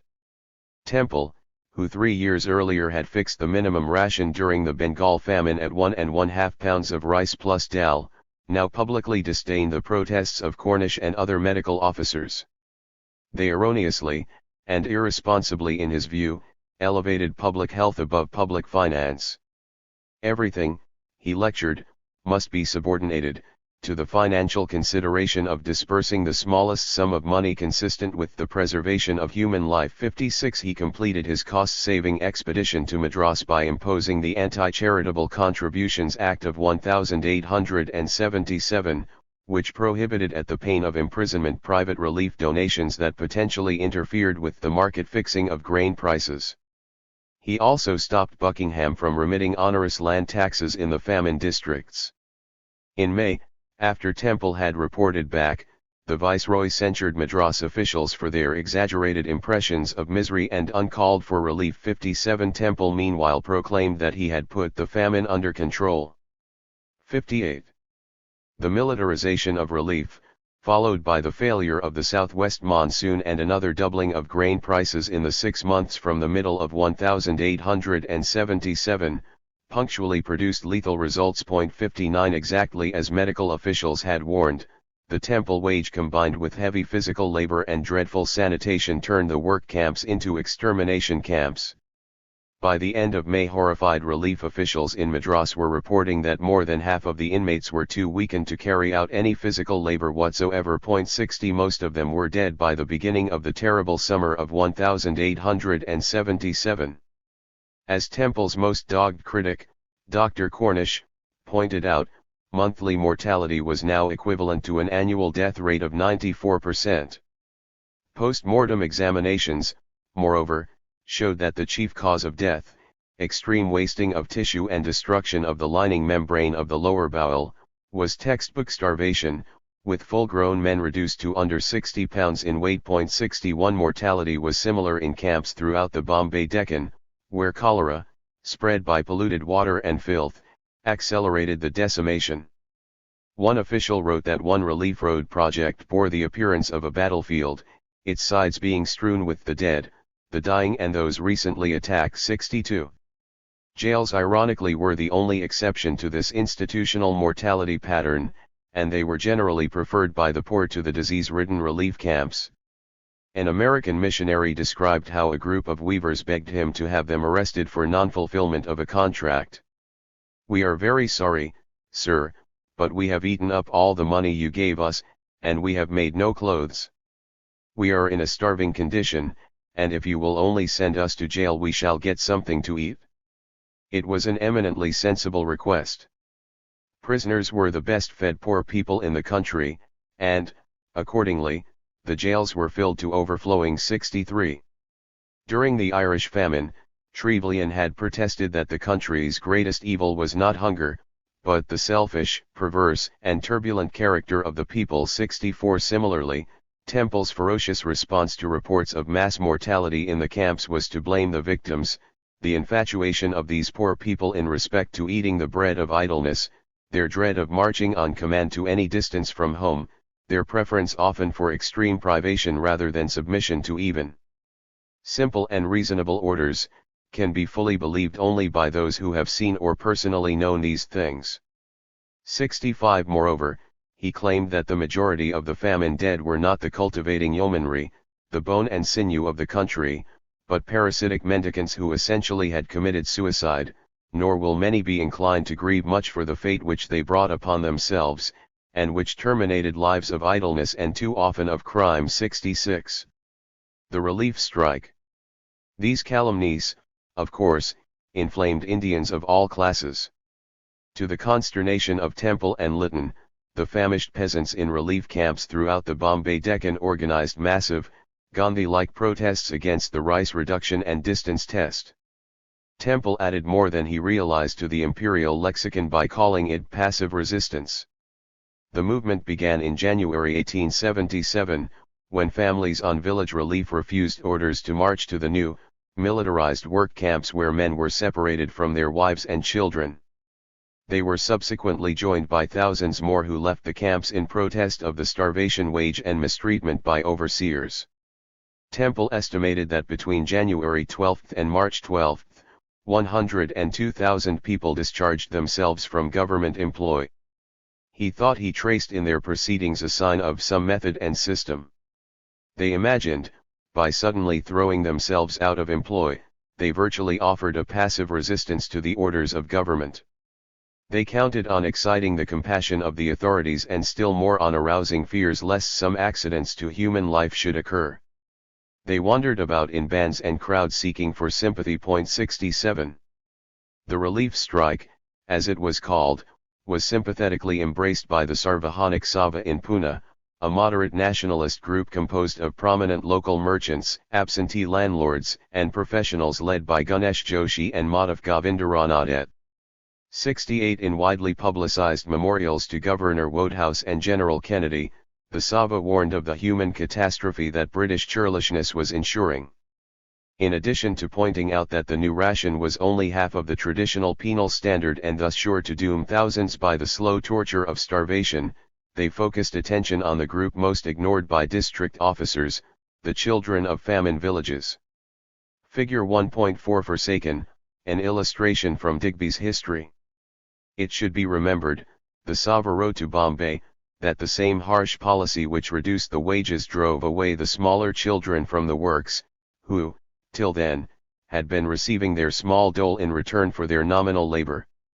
These children, though cast out by government, will have a prior claim upon the affections of their parents, and many hundreds of poor fathers and mothers will stint themselves out of the pound allowed to support their children. 69-70. With the support of the Sabha, the strike kindled the broadest demonstration of Indian anger since the mutiny. Meetings, immense as regards numbers, were held, speeches were made, resolutions were passed, and the telegraph wire called into requisition. Temple, in response, ordered Kennedy to stand firm against any concession to combinations of workpeople formed with sinister or self-interested objects.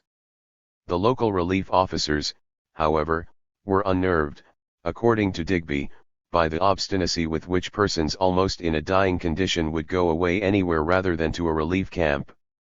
They seem to have felt the repugnance to relief camps which respectable poor in England have to the Union workhouses. Official morale seemed to be sapped by the dignity and courage of the protest. The Viceroy, at any event, was convinced that a firmer hand was needed in Bombay, and at the end of April Wodehouse resigned and was replaced by Temple.71. In his original response to Disraeli's proposal to appoint him Viceroy 2 years earlier, Lytton had protested his absolute ignorance of every fact and question concerning India. 72 Now, after chastising both Buckingham and Wodehouse, he asserted virtual omniscience over life and death judgments affecting millions of Indians. The Indian press, however, was not as easily bridled or humiliated as the two Tory governors. Little newspapers that usually wasted newsprint with tedious social gossip and regimental sporting news were now conduits to the English public of shocking accounts of rebellion and starvation within the relief camps. 73 Dissident journalists like William Digby in Madras and the Bombay Statesman's representative in the Deccan stirred troubling memories of the Irish famine as well as the Sepoy mutiny.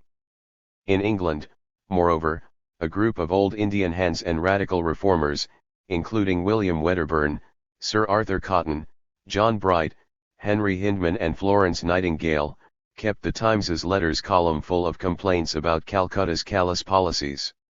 Although Lytton urged the India Office to hold fast against these hysterics, the government was embarrassed by the uproar. 74 Writing to Disraeli, the Secretary of State for India, Lord Salisbury, expressed his own fear that the Viceroy was bearing too hard on the people. 75 With the Prime Minister's approval, Salisbury pulled on Lytton's reins in early May, advising him not to place too much restriction on the discretion of the local government. In effect, while Disraeli defended Lytton against the Liberals in Parliament, the Viceroy was ordered to give local officials the loopholes they needed to reduce mass mortality with higher rations and reduced workloads. This concession more or less tamed the Pune Sabha, whose own conservatives were wary of the explosive potential of the masses, but it was too little and too late to break the slide into a terminal phase of starvation and epidemic disease. If rice harvests in Burma and Bengal in 1877 were normal, and overall grain inventories sufficed to service the export demand, it was no solace to the 36 million rural Indians whom Calcutta admitted in August 1877 were directly stalked by starvation. The weather remained relentless. After a brief flirtation with the monsoon in April, the skies cleared and temperatures sharply rose. In one of his economizing decrees the year before, Lytton had drastically cut back the budget for maintenance and repair of local water storage. The result, as Digby emphasized in his History of the Famine, was that precious rainwater was simply run to waste in a needless sacrifice of human lives. The furnace-hot winds that swept the Deccan added to the misery by evaporating what little moisture remained in the soil. The fields were baked to brick. 76. As water supplies dried up or became polluted with human waste, cholera became the scythe that cut down hundreds of thousands of weakened, skeletal villagers. The same El Nino weather system that had brought the drought the previous year also warmed waters in the Bay of Bengal, promoting the phytoplankton blooms that are the nurseries of the cholera bacterium. A terrible cyclone, which drowned perhaps 150,000 Bengalis, brought the pandemic ashore. Modern transport provided the invasion route for disease, and the fetid relief camps became crucibles for cholera's great synergism with malnutrition. 77. Obdurate Bombay officials meanwhile continued to outrage Indians and incite charges of a cover-up in the press by refusing to publish any estimate of rural mortality. Even Florence Nightingale was snubbed when she requested figures in early 1878.78. The Sabha accordingly decided to carry out its own census of people and cattle in the 54 villages comprising 3 taluks of Sholapur district in August 1877. It perfected a network of school teachers, retired civil servants and other throughout the dry districts, which gave it in some areas better data faster than the government could produce. It was a trailblazing example of using survey techniques and statistics against the empire. 79. Buckingham, on the other hand, complied with public opinion and ordered a rough census of famine deaths.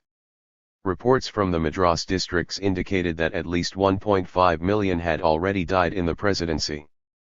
In the driest Deccan districts like Bellary, 1/4 of the population perished, and in some taluks with high percentages of landless laborers, more than 1/3. 80 in Madras city, overwhelmed by 100,000 drought refugees, famished peasants dropped dead in front of the troops guarding pyramids of imported rice, while on any day and every day mothers might be seen in the streets, offering children for sale. 81-82 in the northwestern provinces, as we shall see, only desultory and punitive. Relief was organized, with the result that in spite of the abundant winter crops and the restricted area affected, in 9 months the mortality amounted to over 1,083,000.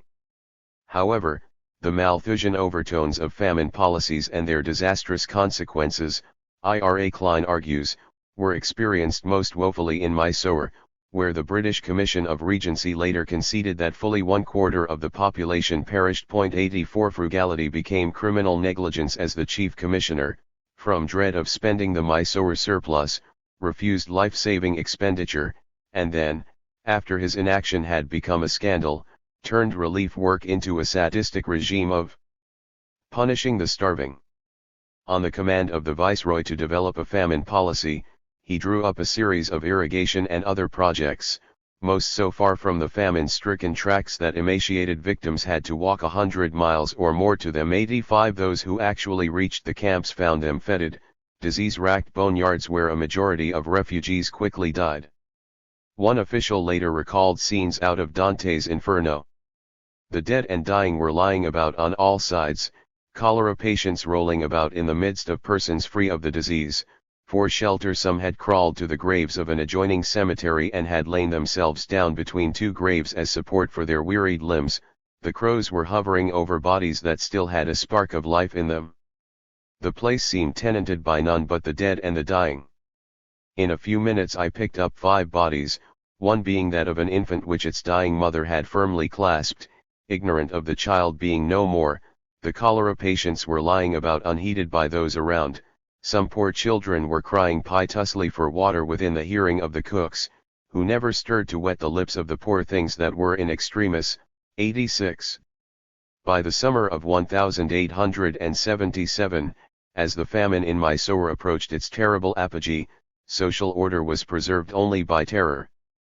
When desperate women and their hungry children, for example, attempted to steal from gardens or glean grain from fields, they were branded, tortured, had their noses cut off, and were sometimes killed. Rural mobs, in turn, assaulted landowners and patels, pillaging their grain stores, even burning their families alive. In other instances, extremely rare in Indian history, hunger-crazed individuals resorted to cannibalism.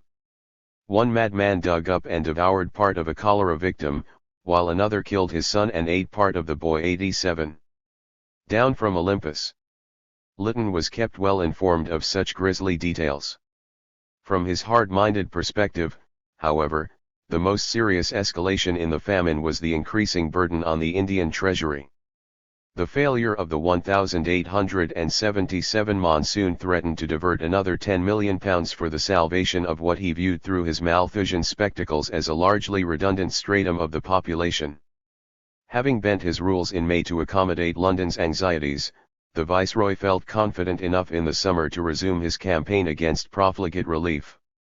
In August 1877, shortly after the Great White Queen reassured the public that no exertion will be wanting on the part of my Indian government to mitigate this terrible calamity, Lytton finally came down from his seasonal headquarters in the Himalayas to spend a few days inspecting conditions in Madras. 88. This was his first personal exposure to the terrible reality of the famine. A local English-language newspaper editorialized that after domiciling himself for so long in the distant comforts of Simla, the Indian Olympus, where he displayed merely the faintest idea of the extent of the calamity, Lytton would now have to confront inescapable truths. There are, in the relief camps of Palavaram and Managar Chultri, sights to be witnessed, which even we, who have become callous and hardened, cannot but look upon without a shudder. sights which we dare not describe, and which an artist could not paint. What the effect of these sights must have been on the sensitive and poetical mind of Lord Lytton, we pause to imagine. 89. In addition to the hugely unpopular temple wage, the British community in Madras was outraged by Lytton's public denunciation of their recent efforts to raise relief funds in England. With both grain prices and famine deaths soaring, but with his hands tied by the Viceroy's various strictures and economies, the Duke of Buckingham had embraced the philanthropic appeal as a last-ditch hope. It remained to be seen whether Lytton and his supreme government would yield to the overwhelming urgency of the crisis. The Viceroy, editorialized the same paper, has now the opportunity, literally speaking, of saving thousands of lives. Let him telegraph to England candidly, boldly, and fearlessly, the real facts of the case. He may, by this means, perhaps, remove the doubt now certainly engendered in the minds of people at home, as to the need of their charitable aid. 90. In the event, the Viceroy's sensitive and poetical mind was stubbornly unmoved by anything he experienced during his lightning tour of southern India. On the contrary, Lytton was convinced that Buckingham, like a fat squire in a Fielding novel, was allowing the lower orders to run riot in the relief camps. After briefly visiting one of the camps, Lytton sent a letter to his wife that bristled with patrician contempt both for Buckingham and the famished people of Madras. "You never saw such popular picnics as they are. The people in them do no work of any kind, are bursting with fat, and naturally enjoy themselves thoroughly. The Duke visits these camps like a Buckingham squire would visit his model farm, taking the deepest interest in the growing fatness of his prize oxen and pigs. But the terrible question is how the Madras government is ever to get these demoralized masses onto really useful work." 91. In a bitter conference in Madras, Lytton forced Buckingham to reaffirm his complete allegiance to the cardinal principles of famine policy, the sufficiency of private trade and the necessity of non-interference with private trade, and imposed his own man, Major General Kennedy from Bombay, as Buckingham's personal assistant. In practice, it was a coup d'état that deposed Buckingham's council and installed Kennedy as Supremo for famine administration with orders to adhere to the strict letter of the temple reforms. 92. Meanwhile, from the remote corners of the Deccan, missionaries reported more unspeakable scenes. Recently, the corpse of a woman was carried along the road slung to a pole like an animal, with the face partly devoured by dogs. The other day, a famished crazy woman took a dead dog and ate it, near our bungalow. "This is not sensational writing," emphasized the Anglican correspondent. "The half of the horrors of this famine cannot, be told. Men do not care to reproduce in writing scenes which have made their blood run cold." 93. The Deccan's villages were also now rent by desperate internal struggles over the last hoarded supplies of grain. A social chain reaction set in as each class or caste attempted to save themselves at the expense of the groups below them. As David Arnold has shown, collectively structured, moral economic dacoities against money lenders and grain merchants tended to degenerate in the later stages of famine into intercaste violence or even a Hobbesian war of riot against riot. The longer famine persisted, the less crime and acts of violence bore the mark of collective protest and appropriation, and the more they assumed the bitterness of personal anguish, desolation, and despair. 94. Sharma agrees that the transition from communitarian action to intra-village violence followed a predictable pattern. The change in the agricultural cycle had significant implications for forms of popular action and solidarities. The temporary class solidarities and collective popular action which had been witnessed during the failure of the Kharif showed a declining tendency in the winter seasons. Standing Rabi crops soon became the objects of plunder, more than granaries and storage pits of hoarders and banias. The zamindars had to guard their crops by employing lathi-wielding Mussulmen. 95. Heavy rains in September and October finally eased the drought in southern India, but only at the price of a malaria epidemic that killed further hundreds of thousands of enfeebled peasants in the United Provinces as well as the Deccan. Modern research has shown that extreme drought, by decimating their chief predators, ensures an explosion in mosquito populations upon the first return of the monsoon. The ensuing spike in malaria cases, in turn, delays the resumption of normal agricultural practices. 96 But in 1878 there were other obstacles as well to planting a life-saving crop. The fodder famine had been so extreme that plow animals were virtually extinct in many localities. As the Times's correspondent reported from the Madras Deccan in July, to show how scarce the bullocks have become, I may mention, that in the Bellary district merchants send out their grain supplies to distant villages on carts drawn by men. The value of the labor of the human animal is so low that it is cheaper to employ half a dozen men to move a load of rice than a couple of bullocks. The men, at any rate, can be fed, whereas fodder for cattle employed on the roads is not to be had at any price. 97. With their bullocks dead and their farm implements pawned, ryots had to scratch at the heavy Deccan soil with tree branches or yoke themselves or their wives to the remaining plows. Much of the seed grain distributed by relief committees was bad, while that which sprouted and pushed its way above the ground was instantly devoured by great plagues of locusts that, as in the Bible, were the camp followers of drought. The solid earth, according to an American missionary, seemed in motion, so great were the numbers of these insects. Compounds and fields appeared as if they had been scorched with devastating fires after the pests had passed. 98 By early 1878 famine accompanied by cholera had returned to many districts, but relief grain stocks, in anticipation of a good harvest, were depleted and prices as high as ever. Digby tells a grim story about the distress that lingered through the spring. 3 women had married 3 brothers, and they and their families all lived in one large house in Hindu and patriarchal fashion. The whole household, on January 1, 1878, numbered 48 persons. Their crops failed, their money was gone, their credit was nil. They tried to live on seeds, leaves, etc., and, as a consequence, cholera attacked them, and 30 died from this disease. 15 others expired from what a relative called cold fever, and in April only 3 persons remained. 99. The final blow against the Deccan peasantry was a militarized campaign to collect the tax arrears accumulated during the drought.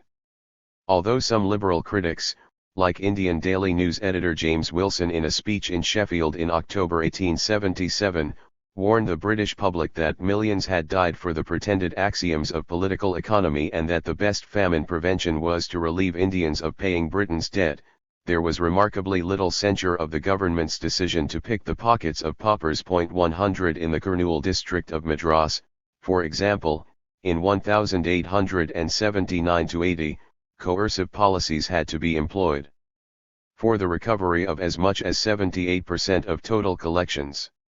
As D. Rajshekar points out, the resulting auction of lands in arrears may have been a windfall for rich peasants and money lenders, who had already profited from famine-induced sacrifice sales of cattle and land mortgages, but it crippled the recovery of an agrarian economy that traditionally depended upon the energy of smallholders to bring cultivable wastes under plough. 101. Multitudinous murders. The year 1878 also saw terrible, wanton mortality in northwestern India following the failure of the monsoon in the summer of 1877 and a retrenchment of dry weather in early 1878. Even more than in the south, however, drought was consciously made into famine by the decisions taken in palaces of Rajas and viceroys. Thus in the remote and beautiful valleys of Kashmir, British officials blamed the criminal apathy of the Maharaja and the greed of his officials, who bought up the stores of grain to sell at extravagant prices for the starvation of a full third of the population. Unless Sir Robert Egerton, then Lieutenant Governor of the Punjab, had insisted on taking the transport and supply service out of the hands of the corrupt and incompetent Kashmir government, the valley would have been depopulated. 102. But with equal justice the same criminal charges could be lodged against the British administration in the northwestern provinces and Oudh, as well as adjoining districts of the Punjab, where famine killed at least 1.25 million people in 1878-79. As Indian historians have emphasized, this staggering death toll was the foreseeable and avoidable result of deliberate policy choices. In contrast to the south, The northern harvests were abundant in 1874–76 and ordinarily would have provided ample reserves to deal with the Kharif deficit in 1878. But subsistence farming in many parts of the northwestern provinces had been recently converted into a captive export sector to stabilize British grain prices. Poor harvests and high prices in England during 1876–77 generated a demand that absorbed most of the region's wheat surplus. Likewise, most of the province's cruder grain stocks like millet were commercially exported to the famine districts in Bombay and Madras presidencies, leaving local peasants with no hedge against drought. The profits from grain exports, meanwhile, were pocketed by richer zamindars, moneylenders, and grain merchants, not the direct producers. 103. Still, early and energetic organization of relief and, above all, the deferment of collection of the land tax might have held mortality to a minimum. Indeed, the province's executive, Sir George Couper, implored Lytton to remit that year's revenues. The Lieutenant Governor is well aware of the straits to which the Government of India is put at the present time for money, and it is with the utmost reluctance that he makes a report which must temporarily add to their burdens. But he sees no other course to adopt. If the village communities which form the great mass of our revenue payers be pressed now, they will simply be ruined. 104. Lytton, however, was still bogged down in the logistics of his Afghanistan adventure and was again unswayed by images of destitute villages. He rejected Couper's appeal out of hand. The Lieutenant Governor had none of Buckingham's stubborn, paternalist pity for the people, and, to the disgust of some of his own district officers, immediately and obsequiously vowed to put the screw upon the hard-hit zamindars and their famished tenants. He promptly ordered his district officers and engineers to discourage relief works in every possible way. Mere distress is not a sufficient reason for opening a relief work. The point was to force the peasants to give money to the government, not the other way around. 105. When starving peasants fought back, Couper filled the jails and prisons. 106. Figure 1.6 Famine victims, 1877. The original caption of this missionary photograph reads, "Those who have got to this stage rarely recover." As one dissident civil servant, Light Col. Ronald Osborne, would later explain to readers of the Contemporary Review, a murderous official deception was employed to justify the collections and disguise the huge consequent casualties. But the government of India, having decreed the collection of the land revenue, were now compelled to justify their rapacity, by pretending there was no famine calling for a remission. The dearth and the frightful mortality throughout the northwest provinces were to be preserved as a state secret, like the negotiations with Sher Ali. During all that dreary winter, famine was busy devouring its victims by thousands. And the desperate endeavor to keep their cattle alive, the wretched peasantry fed them on the straw which thatched their huts, and which provided them with bedding. The winter was abnormally severe, and without a roof above them or bedding beneath them, scantily clad and poorly fed, multitudes perished of cold. The dying and the dead were strewn along the cross-country roads. Scores of corpses were tumbled into old wells, because the deaths were too numerous for the miserable relatives to perform the usual funeral rites. Mothers sold their children for a single scanty meal. Husbands flung their wives into ponds, to escape the torment of seeing them perish by the lingering agonies of hunger. Amid these scenes of death, the government of India kept its serenity and cheerfulness unimpaired. The journals of the Northwest were persuaded into silence. Strict orders were given to civilians under no circumstances to countenance the pretense of the natives that they were dying of hunger. One civilian, a Mr. Macmin, unable to endure the misery around him, opened a relief work at his own expense. He was severely reprimanded, threatened with degradation, and ordered to close the work immediately. 107. Not a whisper of this man-made disaster reached the public until a notable government critic, Robert Knight, publisher of the Indian Economist and Statesman, visited Agra in February 1878. He was astonished to find all around the indications of appalling misery. His public revelations prompted a long, self-laudatory minute from Couper that was fulsomely endorsed by the Viceroy. In his comment, Lytton blamed the horrendous mortality more on the unwillingness of the people to leave their homes than by any want of forethought on the part of the local government in providing works where they might be relieved. 108 Knight replied, in turn, in an editorial that for the first time bluntly used the term murder to characterize official famine policy. Do not accuse the statesman of exaggerating matters. Accuse yourself. For long weary years have we demanded the suspension of these kists when famine comes, and in vain. With no poor law in the land, and the old policy once more set up of letting the people pull through or die, as they can, and with the vernacular press which alone witnesses the sufferings of the people silenced by a cruel necessity, we and our contemporaries must speak without reserve or be partakers in the guilt of multitudinous murders committed by men blinded to the real nature of what we are doing in the country. 109. Indeed, blind men like Lytton and Temple were fortunate that they had to face only the wrath of newspaper editorials. The India of supine sufferers which they governed in 1877 was still traumatized by the savage terror that had followed the mutiny 20 years earlier. Violent protest was everywhere deterred by memories of sepoys blown apart at the mouths of cannons and whole forests of peasants writhing at the noose. The exception was in Pune, where Basudiya Balwant Phadke and his followers, inspired by still robust Maratha martial traditions, broke with the Savas moderation. The destruction caused by the famine, Kavshalya Doublish explains, led Basudiya to vow to destroy British power in India by means of an armed rebellion. Betrayed by a companion while organizing a raid on the treasury to buy arms, the Maratha Robin Hood was deported and died in prison, the father of militant nationalism in India. In 1883.110 his abortive 1879 conspiracy stood in a similar relationship to the Holocaust of 1876-78 as did the Young Ireland Uprising of 1848 to the Great Hunger of 1846-47, which is to say, it was both postscript and prologue. Famine and nationalism. No Englishman understood this point more clearly than Lytton's Secretary of Agriculture, Alan Octavian Hume. Odd man out in a Tory government that scorned Indian aspirations to self-government, Hume was deeply sympathetic to the grievances of the Hindu and Muslim elites. Even more unusual, he had sensitive antennae tuned to the rumblings of revolutionary discontent among the poor.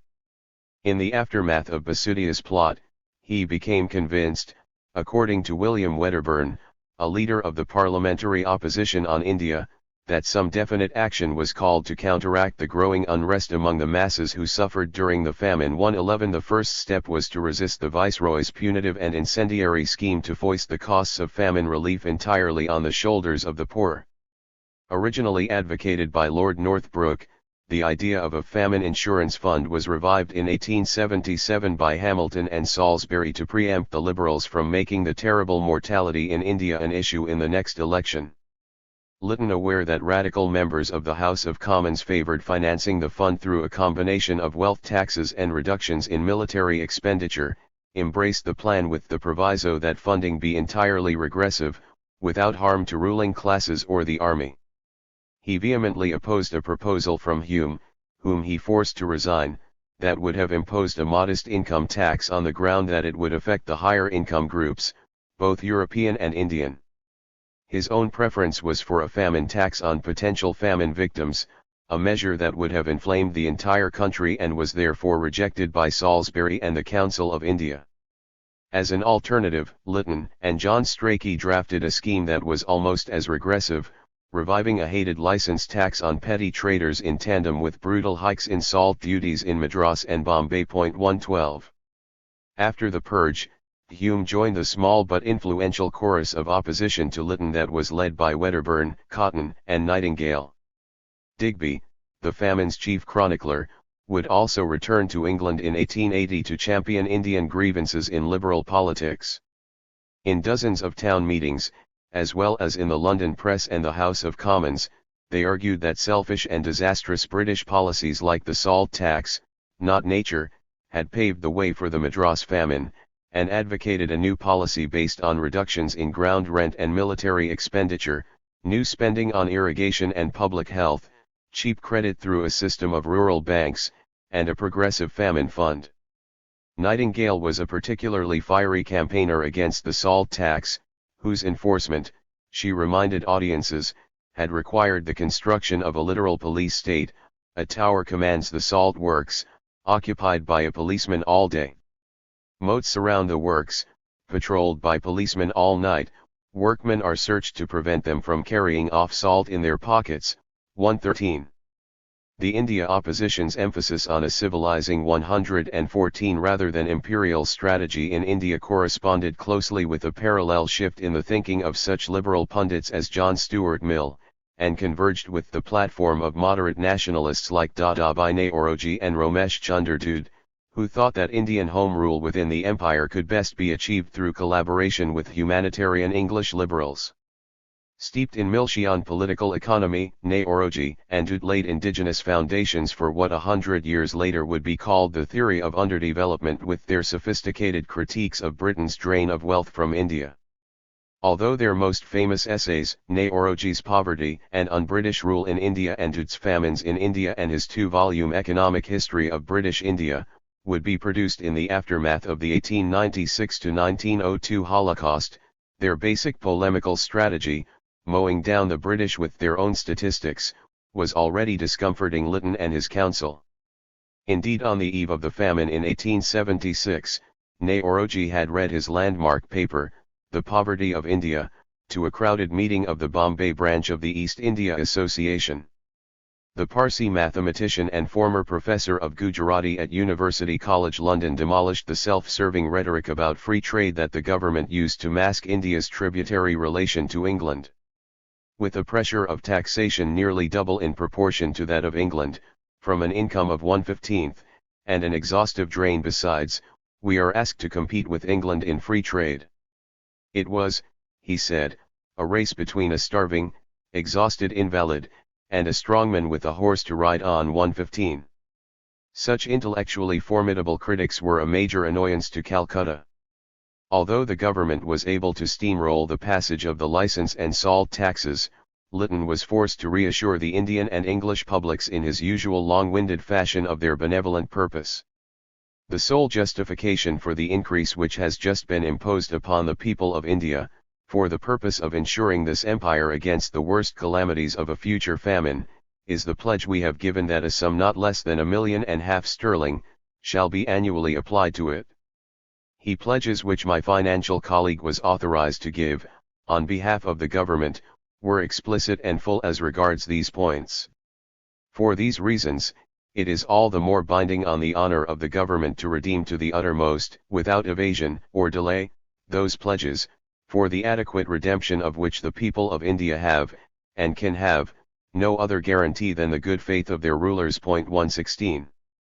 But the viceroy was lying through his elegant whiskers. Famine insurance was a cynical facade for raising taxes to redeem cotton duties and finance the invasion of Afghanistan. The truth can be found in Lytton's correspondence. Lord Salisbury thinks that we are trying by our present measure to get more revenue than we absolutely need. And writing to you confidentially, I cannot deny that, in a certain sense and to a certain extent, this is quite true. But if we do not take advantage of the present situation, for screwing up the revenue, we shall never be able to reform our tariff which grievously needs reform. 117. Indeed, from 1877 to 1881, the whole accumulated fund was used either to reduce cotton goods tariff or for the Afghan war. It did not take the Liberals long to expose such an egregious deceit, and during his famous Midlothian campaign in 1880 Gladstone repeatedly stirred the crowds against Tory perfidy. Has the pledge been kept? He thundered. The taxation was levied. The pledge was given. The pledge has utterly been broken. The money has been used. It is gone. It has been spent upon the ruinous, unjust, destructive war in Afghanistan. 118. The intrigues over the famine fund were paralleled by the government's manipulation of the Royal Commission to investigate the disaster. Although the maneuvers surrounding the creation of the Famine Commission were mainly controlled by the Strachey brothers, its impetus seems to have come directly from Salisbury, whose worries, in the face of a liberal resurgence, were strictly partisan. Strachey will also explain to you, he wrote Lytton in November 1877, what I have talked a good deal to him about, the necessity of some commission on famine measures in the future, in order to save ourselves from the irrigation quacks. They will undoubtedly make a strong fight, for I observe that under the presidency of Cotton, they have been beginning some sort of league, for the parliamentary campaign. It was suggested that the viceroy could steal his opponent's clothes through a harmless endorsement of irrigation as a famine safeguard. The presidency of the commission was safely entrusted to Lt. General Sir Richard Strachey, who as member of the India Council and brother to Lytton's finance chief was unlikely to find fault with himself or his sibling. Convened in early 1878, the Commission did not submit a report until June 1880.119. The establishment of the Famine Commission, writes one historian, was carried out as a political exercise to produce a favorable report, rather than as a measured response to one of the most significant problems of the government of India. General Strachey protected his brother's policies. 120. The whitewash, however, was not unanimous. Two of the commissioners, the Old India hand James Caird and Madras civil servant H. Sullivan, dissented along lines similar to Buckingham's policies in 1876-77. They urged the government to buy and store grain in the most famine-prone districts, and in the future to relieve the weak and infirm in their home villages. Both of these common-sense recommendations were subjected to scalding criticism by the majority who, instead, reaffirmed Lytton's policy of dormitory work camps and distance, task, and wage tests, supplemented as need be by poorhouses. Although the Commission recognized that the essential problem was shortage of work rather than food, the majority clung to the Benthamite principle that relief should be bitterly punitive in order to discourage dependence upon the government. 121. The report, as intended, categorically absolved the government of any responsibility for the horrific mortality. As Carol Henderson emphasizes, the 1878 Famine Commission set the tone for the government response by asserting that the main cause of famine was drought leading to the failure of the food crops on which the subsistence of the population depends. 122. In his 1886 critique of the Commission, H. M. Hindman caustically observed that famines are looked upon as due to natural laws, over which human beings have no control whatever. We attribute all suffering under native governments to native misrule, our own errors we father on nature. 123. Nehoroji likewise thought how strange it is that the British rulers do not see that after all they themselves are the main cause of the destruction that ensues from droughts, that it is the drain of India's wealth by them that lays at their own door the dreadful results of misery, starvation, and deaths of millions. Why blame poor nature when the fault lies at your own door? 124. The report convinced a majority of Parliament that energetic measures were being taken to prevent future catastrophes.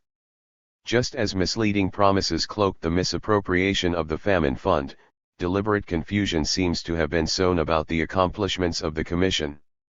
Contrary to the popular belief that the Commission had legislated an obligatory famine code, the report was surprisingly toothless and only adumbrated general principles conforming to utilitarian orthodoxy. By the mid-1880s, some 4 or 5 years after the famine report was published, most of the provinces had famine codes but, apart from a reliance on public works for famine relief and injunctions about interfering with the grain trade, they were not uniform. 125. Just as Calcutta had reserved in fine print the right to loot the famine fund, so too it refused to bind itself by code to ill-directed and excessive distribution of charitable relief. 126. Convinced, however, that such famines were not only inevitable but would bring revolution on the tide, Hume again took up agitation for a political safety valve for Indian discontent. Fearing the rise of Maratha or Bengali counterparts to Ireland's violent republican brotherhoods, he proposed the preemptive organization of a moderate Home Rule movement that could act as a unified interlocutor to a British Liberal government. The issue became urgent with the return of the Tories to rule in 1885, and Hume engineered the foundation of the Indian National Congress in December with himself as General Secretary. The mood of the delegates, writes Maclean, was somber and restrained. They gathered in the aftermath of a series of failures to obtain reforms. In the recent controversies over military expenditure, volunteering, impartial justice, and Indian admission to the civil services, nationalists had made few gains. 127. Nehoroji meanwhile went to England to run for Parliament in London.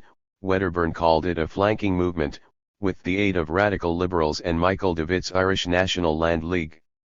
Although their friend H. M. Hindman was already warning that the time has gone for imploring, if it ever existed, Hume, Nehoroji and the distinguished membership of the Congress were wagering India's future precisely on a principled appeal to English conscience. 128 As the violent reaction to Irish Home Rule over the next few years should have warned them, however, the age of Gladstone and J. S. Mill was giving way to jingoism and the new imperialism.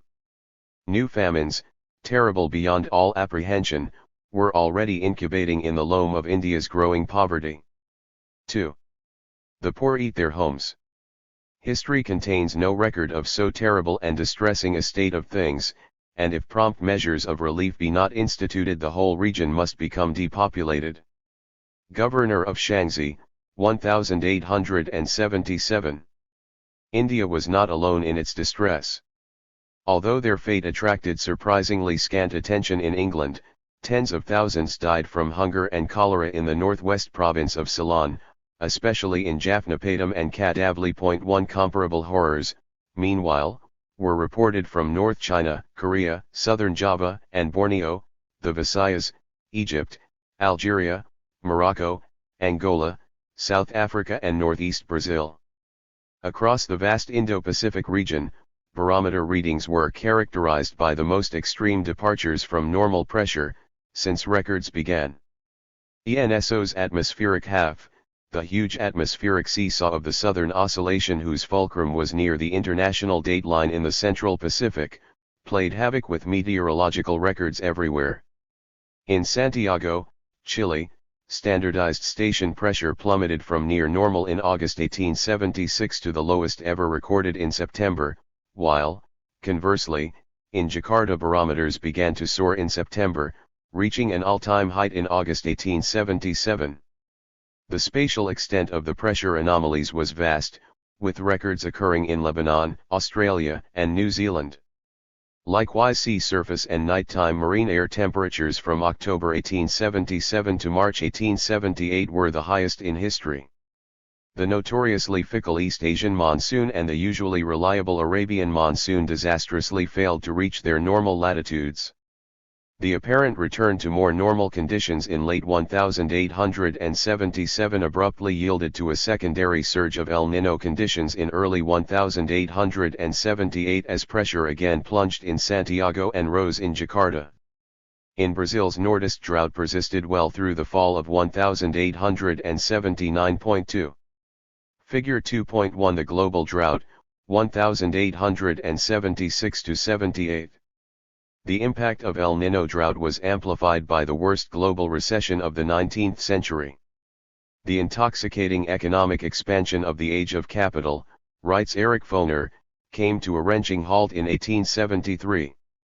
The puncture of a speculative bubble in American railroad stocks rapidly became a worldwide crisis that ushered in an entirely new business environment, one of cutthroat competition and a relentless downward price spiral. 3 The massacre of fictitious capital on Wall Street was punctually followed by the fall of real prices on Manchester's Cotton Exchange and soaring unemployment in the industrial centers of Pennsylvania, South Wales, Saxony and Piedmont. Deflation was soon a wolf at the door of tropical agriculturalists as well. The abrupt decline in metropolitan demand for key tropical and colonial products coincided with a vast increase in agricultural exports as railroads opened the American and Russian prairies and the Suez Canal shortened the distances between Europe, Asia, and the antipodes. The result everywhere was intensified competition and the plummeting of agricultural incomes. World market prices of cotton, rice, tobacco, and sugar fell to their cost of production in many regions, or even below it. 4.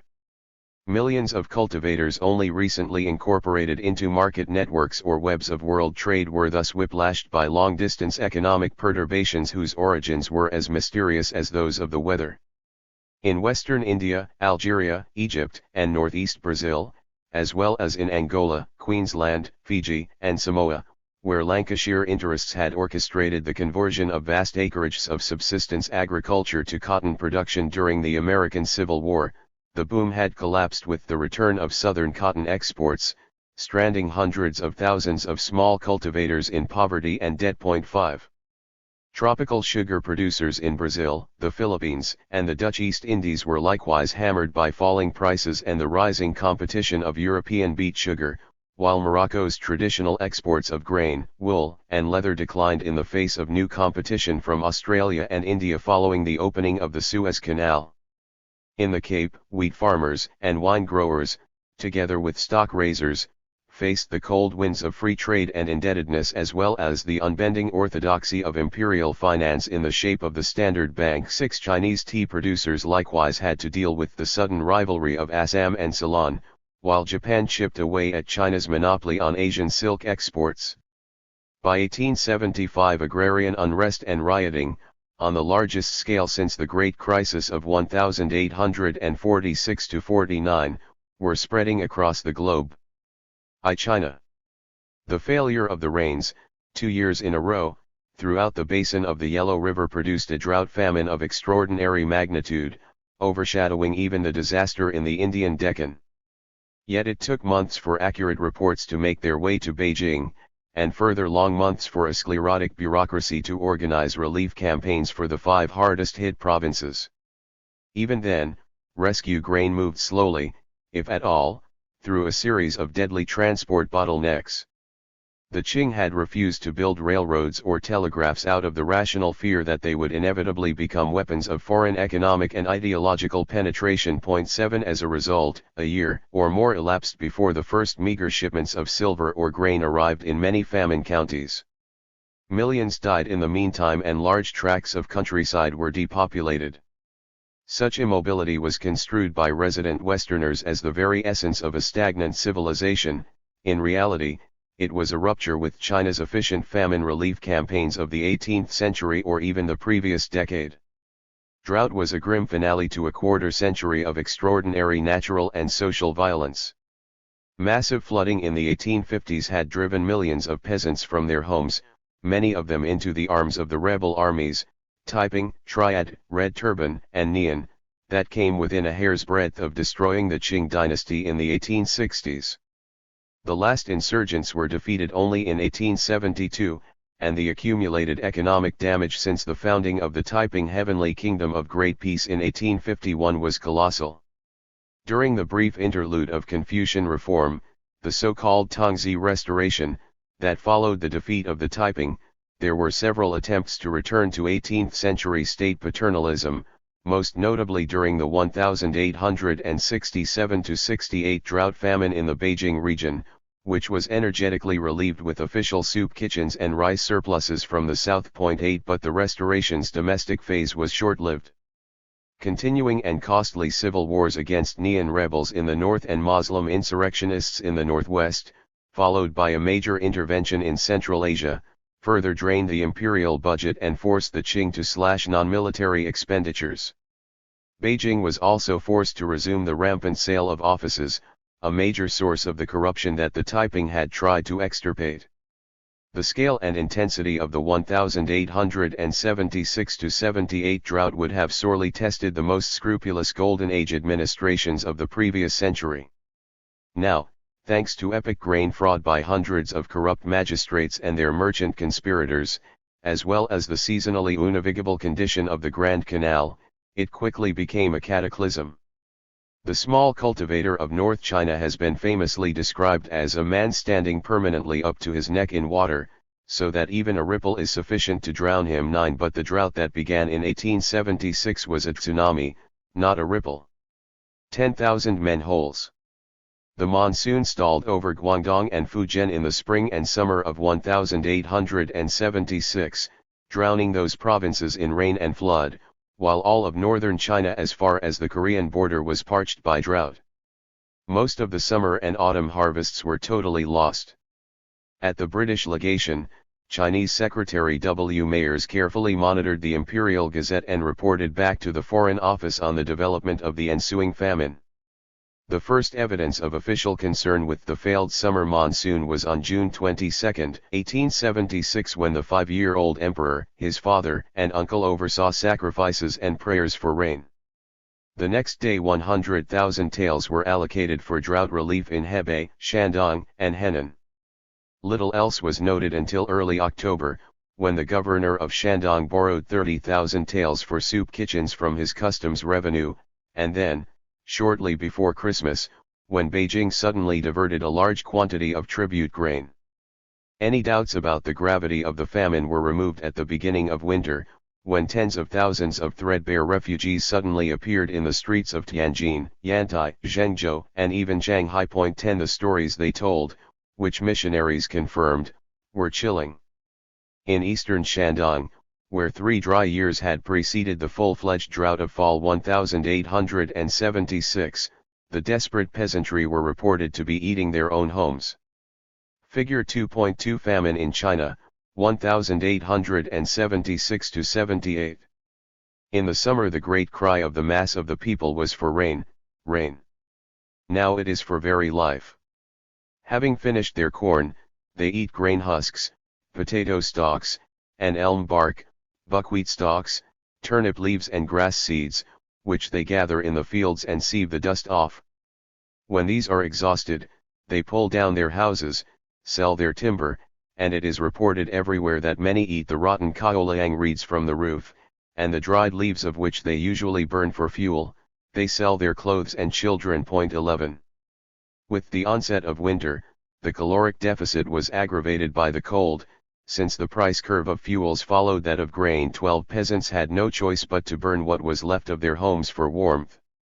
The famed American missionary Samuel Wells Williams was haunted for the rest of his life by the image of people like specters hovering over the ashes of their burnt houses, and making pyres for themselves out of the ruins of their temples. 13.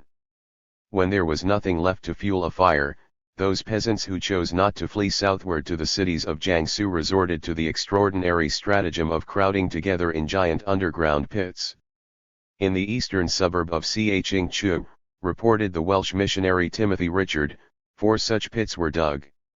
In each pit as many as 240 people huddled for warmth. 1/3 of these succumbed within 6 weeks, leaving eagerly sought-after vacancies. 14 The British consul at Yantai wrote at the end of the winter about the collapse of relief efforts in the drought-stricken counties of Shandong. The government soup kitchens in Ituxian still continue to deal out a scanty relief, but it is sad that their money is now exhausted and they will soon close. The magistrate of that district has put out a proclamation exhorting the wealthy to subscribe once more, but I fear with no effect. One can readily understand how powerless a district magistrate is to cope with a gigantic evil like this. 15. There is considerable debate amongst historians about the extent to which an explicit moral economy, with ritualized traditions of protest and redistribution, operated during food scarcities in societies outside of Western Europe. Some of the strongest evidence comes from missionary accounts of the famine in Shandong, where peasant women organized highly theatricalized demonstrations, suggestive of customary precedents, against greedy gentry and dishonest magistrates. In Wenqian, a band of women marched to a rich man's house, took possession of it, cooked a meal there, and then marched to the next house for the next meal, and so on.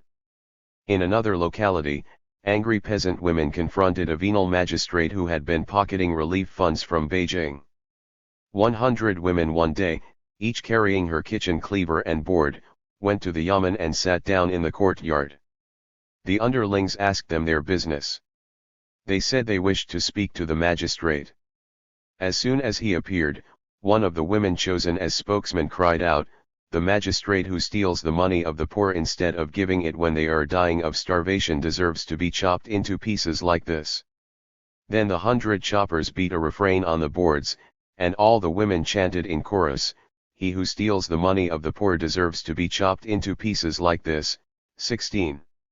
Such militant self-organization, however, was generally only possible in the early phase of famine, before starvation began to dissolve the social fabric of the village and, eventually, of the extended family itself. By spring 1877 the drought-stricken Jian of Shandong were already partially depopulated by death and emigration. At Chiqian, a village of 200 families, wrote a missionary to the Shanghai Courier, I found that 30 families had pulled down their houses to sell the timber and thatch for food, 30 families had gone away, and 20 individuals were dead from starvation.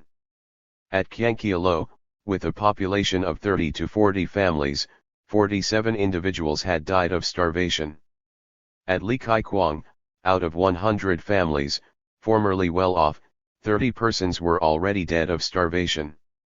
At Powang, out of 60 families 40 persons were dead, and 60 gone away. At Meisu, out of 40 families 40 individuals had perished. 17 in a single Xi'an. It was reported that more than 100,000 dependents were sold into servitude to contractors from the south, although the government later nullified all forced sales of women and children during the famine. 18 The Italian missionary Father de Marchi described the heartbreaking calculus of desperation that pitted family honor against survival in the stricken villages of Shandong. In a village, entirely pagan, where I went to distribute relief, all the women, except 2 very old ones, and all the children of both sexes had been sold.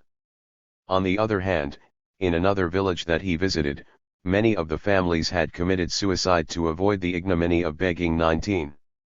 The provincial authorities seemed hopeless.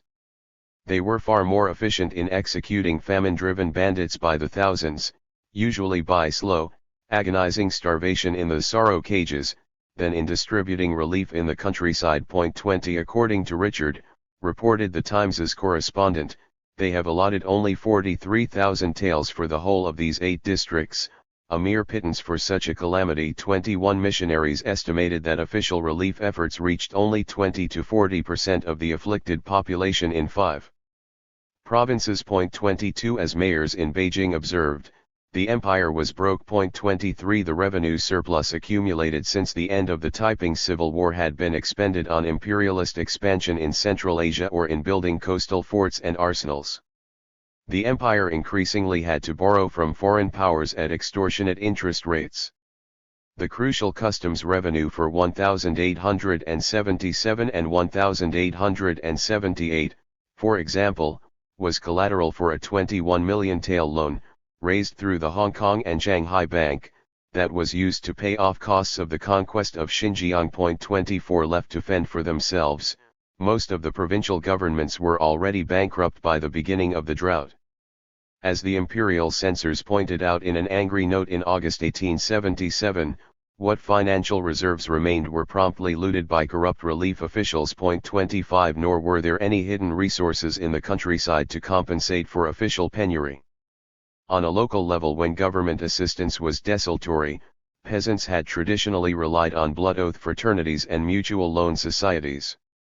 During the terrible Shandong winter of 1876–77, however, village mutualism collapsed, bringing permanent discredit to the societies that failed to save their members. 26. Figure 2.3 A mother selling her children to buy food, Xinjiang, 1877. Not surprisingly, some farmers preferred to fight for their survival. Far more than in caste-divided India, a proliferation of heterodox religious sects and underground anti-Qing traditions offered Chinese peasants a cultural matrix for organizing and legitimating agrarian insurrection.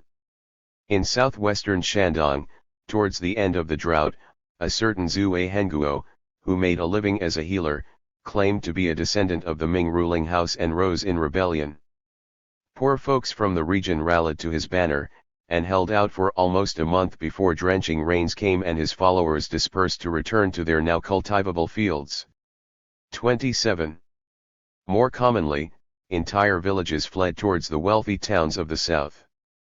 This organized system of village migration and collective begging was known as Tao Fang, and was clearly distinguished in law and popular tolerance from ordinary vagabondage. 28 Faced with the threat of an aimlessly wandering peasantry, with all the consequences that this entailed, the government tried to channel and regiment migration with the help of the urban elites. 29 Although Beijing was surrounded by checkpoints during the famine, the wealthy gentry in the cities of Jiangsu were ordered to keep their gates open to honest refugees from the north.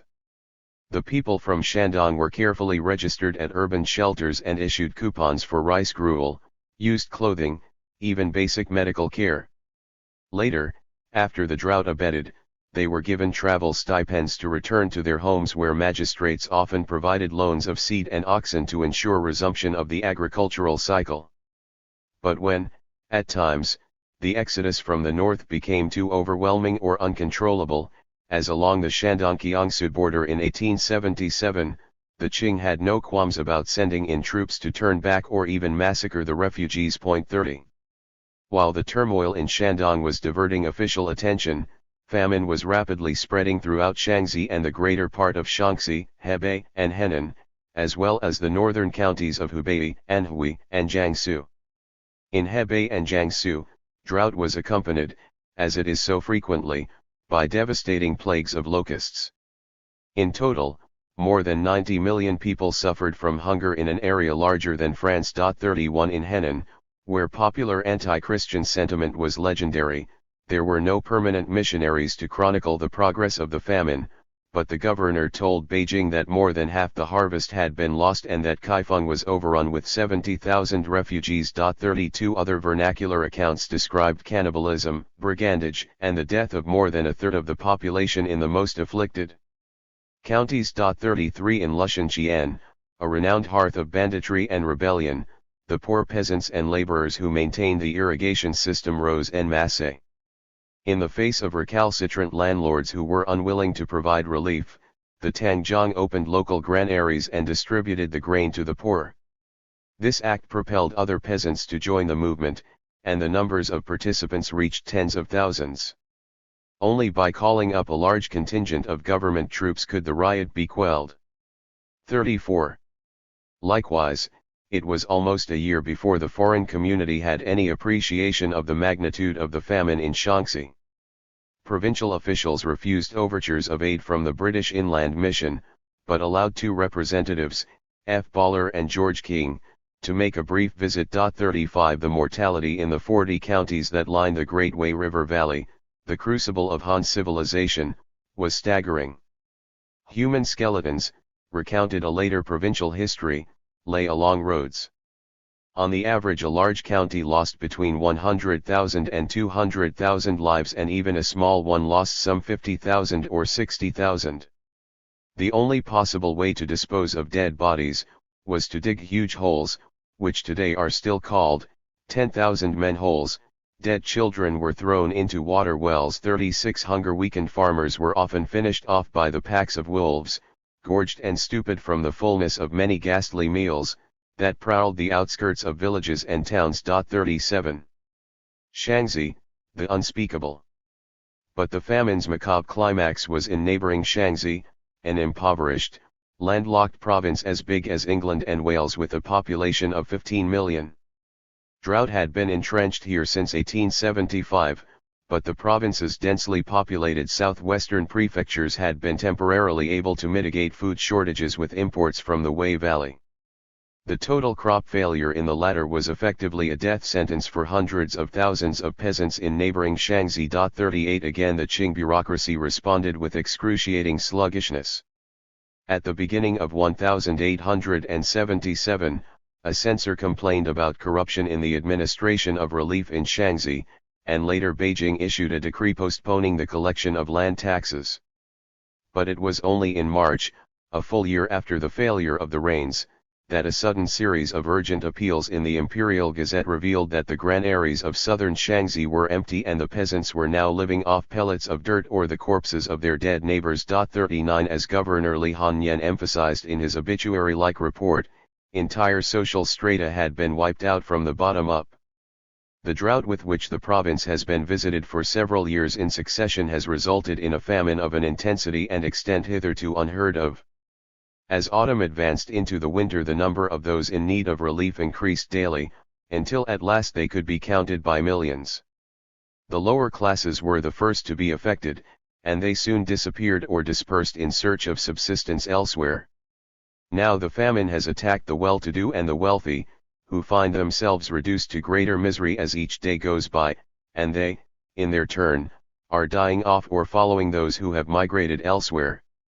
In the earlier period of distress the living fed upon the bodies of the dead, next, the strong devoured the weak, and, now, the general destitution has arrived at such a climax that men devour those of their own flesh and blood. 40. All of Beijing's belated efforts to move grain into the Loess highlands had been frustrated by the breakdown of the transportation system. The condition of the Grand Canal, inland North China's all-important lifeline to the rice surpluses of the Yangtze Valley, was especially distressing. The most extensive and important canal in the world, wrote a correspondent to the New York Times, it is now for hundreds of miles unavigable, its old channel grass-grown and encumbered with the rotting hulks of hundreds of the imperial junks which formerly brought their annual tribute of grain to the capital. 41 rivers that once fed water to the canal had been cut off by the realigned Yellow River or silted up through government neglect. As a result, water levels in the canal fell drastically with the onset of the drought, and only desultory efforts were made to dredge sections of the canal or, alternately, to send grain in small flotillas up the drought-shallowed and treacherously silted Yellow River. 42. Figure 2.4 Guguan Pass, the way was marked by the carcasses of men and beasts. With tribute rice shipments held up in the south, the government for the first time turned towards the wheat surpluses of Manchuria. 43 Although Manchurian farmers responded with huge shipments of grain, its progress towards the centers of mass starvation in Henan, Shaanxi, and Shaanxi was fatally impeded by a succession of transport bottlenecks. The first was in the port of Tianjin itself. As R. Forrest, the British consul in Tianjin and chairman of the Famine Relief Committee, complained, in November 1877, this aspect of affairs was simply terrible. Tientsin was inundated with supplies from every available port. The Bund was piled mountain high with grain, the government storehouses were full. All possible means of transporting it were commandeered and the watercourses were crowded with boats, the roads were blocked with carts. 44 other bottlenecks slowed the progress of the relief grain across the North China Plain despite warnings that the population of southern Shaanxi bids fair to become absolutely extinct. 45 The transport crisis reached a nightmarish crescendo in Guguan Pass, the narrow mountain gateway to southern Shaanxi. Consul Forrest traveled up the 130-mile-long mountain trail to see the chaos for himself. Frightful disorder reigned supreme, filled with officials and traders all intent on getting their convoys over the pass. Fugitives, beggars, and thieves absolutely swarmed. Camels, oxen, mules, and donkeys were killed by the desperate people for the sake of their flesh. Night traveling was out of the question. The way was marked by the carcasses of men and beasts, and the wolves, dogs, and foxes soon put an end to the sufferings of any wretch who lay down, in those terrible defile. No idea of employing the starving people in making new or improving the old roads ever presented itself to the authorities. Gangs of desperadoes in the hills terrorized the travelers.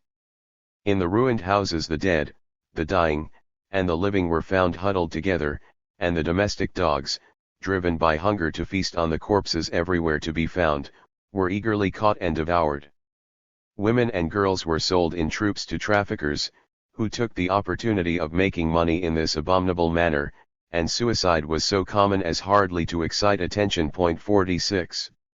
When Richard, dressed as a Chinese, crossed over the 4,000-foot-high escarpment into Shaanxi later that season, 1,000 people were starving to death every day, and the representative of the Baptist Missionary Society, aghast at the magnitude of the catastrophe, thought he was witnessing a scene from the Book of Revelation. It had scarcely rained for 3 winters. Many county granaries had been empty for years or had been looted by venal magistrates, while the provincial government, crushed by the costs of the recent genocidal civil war between Muslims and Han, had no funds left to finance relief. Locust plagues, meanwhile, had devoured every blade of grass that had escaped the drought, and the once fertile countryside had been transformed into an ochre desert shrouded by howling dust storms. That people pull down their houses, sell their wives and daughters, eat roots and carrion, clay and refuse is news which nobody wonders at. If this were not enough to move one's pity, the sight of men and women lying helpless on the roadside, or of dead torn by hungry dogs and magpies, should do, and the news which has reached us, within the last few days, of children being boiled and eaten up, is so fearful as to make one shudder at the thought. 47. Indeed, the correspondence of Qing officials confirms that children abandoned by their parents, were taken to secret locations, killed and consumed. 48. Richard later discovered human meat being sold openly in the streets and heard stories of parents exchanging young children because they could not kill and eat their own.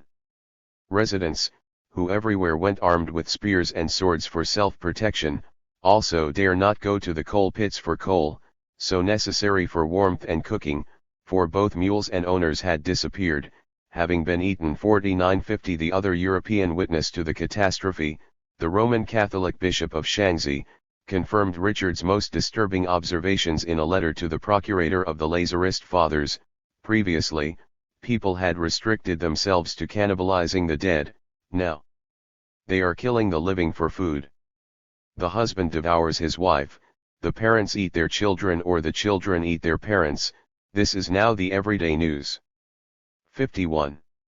Almost 2 years after the drought famine had begun, on May 10, 1878, the British ambassador in Beijing reported to the foreign minister, Lord Salisbury, that while recent rains had improved the situation in Hubei, there was little sign of relief in Henan or Shaanxi.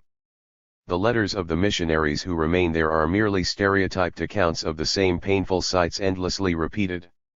Every imaginable horror that famine can give rise to is said to have occurred on a large scale. One would prefer to hope that the extent of the disaster might be overestimated, if the numbers of destitute immigrants who may now be seen dying of want at the gates and in the streets of Peking itself, and the unusual prevalence of malignant fevers in the capital, did not bear witness to its reality. I heard yesterday, upon good authority, that as many as 7 million persons in all are computed to have died in this famine. The province of Shanxi alone is said to have lost 5 million of inhabitants in the last winter. If the drought should continue, it will not improbably become depopulated altogether. 52. These reports of the horrors in Shaanxi were eventually circulated around the world by cable and later published at length in China's Millions, the famous British Missionary Monthly. Harrowing eyewitness accounts of famine conditions, its editor Hudson Taylor wrote, were needed to bring home to people's imaginations what was happening. Shaanxi particularly preoccupied Christians because it was believed to be the epicenter of the opium evil, where the masses starved because 8 out of every 10 smoked opium and had abandoned the cultivation of grain. "See that poor wretch with the emaciated frame," editorialized Taylor. "He has parted with his land, his house, his furniture, his children's, and his own clothing and bedding, and either sold his wife or hired her out for prostitution, and all for opium. It is the source of poverty, wretchedness, disease, and misery, unparalleled in any other country." 53. In London, meanwhile, a China Famine Relief Fund was organized by the Jardines, Mathesons, Reeds, and other ancient pillars of the opium trade. Describing the catastrophe as without parallel in the history of the world, the London Committee circulated a booklet by a Chinese artist depicting grisly scenes of Henan peasants committing suicide or eating their dead neighbors. 54. Although relief of the Bulgarian victims of Turkish atrocities, followed by appeals to aid starving Madras, were more popular front-page philanthropies, supporters of the China missions acclaimed famine relief as a heaven-sent opportunity to spread the gospel. 55. Here was an Archimedean lever, it was believed, to open the 9 whole provinces where darkness reigns unbroken. 56. Indeed, the General Missionary Conference in Shanghai in 1877 issued a famous call for the Christian Church to evangelize China in the present generation, taking advantage of what Arthur Smith termed the wonderful opening of famine. 57. The distribution of funds by brave and judicious men engaged in the work, added the British consul the same year, will do more to open China to us than a dozen wars. 58. Guo Songtao, China's first minister to Britain, although repulsed by British gloating over their famine-generated openings, founded politic to endorse the relief campaign. 5960. In the United States, the famous missionary and pioneer sinologist Samuel Wells Williams made a public appeal to Congress to return a portion of the indemnity extorted from China in 1859. Although it seems to be nearly impossible to rescue those in Shanxi, he wrote, the famishing in and around Xinan, Shanqiao, the Chao and Westerly can and ought to be accessible. A bill was accordingly drafted by a sympathetic congressman. But missionary humanitarianism and even American trade interests were overridden by the backlash of the Far West against the supposed yellow peril of immigrant labor. Starting in the sandlots of San Francisco in 1876, anti-Chinese violence had spread like a wildfire through the depressed towns and railroad camps of the western states. In Congress, as a result, the prejudice against the Chinese was too strong. Senator Hamlin reported the bill unfavorably, alleging that the starving would all be dead before the money could reach them in China. 61. The other powers were as unrelenting as the United States in their collection of indemnities from starving China. Meanwhile, fragmentary reports began to reveal the famine's terrible toll in Shaanxi, Hebei, and Henan, where, as we have seen, fierce anti-foreignism had discouraged missionary contact. It wasn't until early 1879, for example, that Europeans got a first-hand glimpse of conditions in Henan when W. Hillier, another British consul working on behalf of China famine relief, passed through the province en route to distribute 2,000 taels of silver in Shaanxi. In South Henan the land had already returned to cultivation, and angry crowds, shouting insults and anti-foreign slogans, threatened Hillier in the streets, but in the north, where drought still reigned, living human beings remained an uncommon sight in a silent landscape. Many towns and villages were almost empty. Nothing but the echo of our own footsteps as we hurried through, cities of the dead. We had the curiosity to enter into one of these houses, but the sight that awaited us there gave us both so terrible a shock that we went into no more. We gave up talking much about the things we had seen. The misery was too deep to be discussed. Only in some homes were the dead in coffins or bricked in by their families, to foil the certain alternative of being exhumed and eaten by starving neighbors. 62. Recognizing that if relief grain could not get through to them, they must go to it, entire villages continued throughout the winter of 1878–79 to desert their homes in desperate migrations toward provincial capitals and, especially, the great entrepot of Tianjin. Unwittingly they were trading starvation for the deadly epidemics being incubated in fetid relief camps and shanty towns. 100,000 refugees had flocked into Tianjin, finding shelter in hovels made of mud and millet stalks, but typhus broke out and in the cold weather 400 to 600 died each night. Their plight was all the more pitiful because so many thousands of them were virtually naked, having sold their clothes long before for food. 63 This epidemic phase of the famine had a microbiological momentum that extended mortality far beyond the spatial or social boundaries of starvation per se. Thus the typhus brought by famine refugees killed Europeans and Qing nobles as well as tens of thousands of plebeian city dwellers in Beijing and Tianjin. 64 Likewise, cholera, incubated in the flood-stricken districts of Fujian in 1876, worked its way north through China's coastal cities until it finally arrived in southern Japan. 65. Although the monsoon had finally returned to Shaanxi in summer 1878, the resumption of normal agriculture, as in the Deccan, was incredibly difficult. Writing to the British ambassador, Timothy Richard explained that in hundreds, or even thousands, of villages 7/10 of the population are already dead, and that only 30% of the normal amount of grain had been sown. 66 Some peasants were afraid of the violence that might result if they revealed seed corn that they had secretly hidden, while others were simply too sick or weak to work. Those who did manage to sow a crop then faced the challenge of guarding it against their famished neighbors. And when crops were finally harvested again in 1879, a new horror then claimed more victims. Among those who had survived to enjoy eating again, a pestilence of dysentery beat out typhus as soon as the harvest was gathered, and the stomachs of the people were inflamed by too great indulgence in unaccustomed foods. Fields of millet stood unharvested, sagged and decayed. In this way famine and its allied diseases continued to decimate parts of North China until the beginning of 1880 or even later. 67. 2. Brazil. Meanwhile, half a globe away, the interior of Brazil's Nordeste baked under a relentless sun and cloudless sky. The Sertão is a high, rolling plain broken by smooth-top tablelands and rocky monadnocks of decomposing granite. Rainfall is dramatically orchestrated by El Nino, and few landscapes change their aspect so radically between seasons or wet and dry years. Nature here rejoices, wrote Euclides de Cunha in his epic Os Sertões, in a play of Antitheses 68 when, after an arduous ride from the coastal Ceará capital of Fortaleza, the famed Harvard geologist Louis Agassiz and his wife first glimpsed the rain-soaked Sertão in April 1868, they were flabbergasted by its lushness.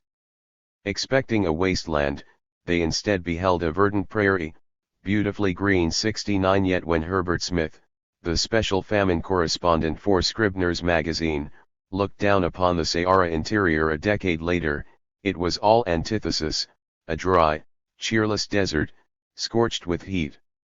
As many as 500,000 Sertanejos had just perished from hunger and smallpox. 70-71.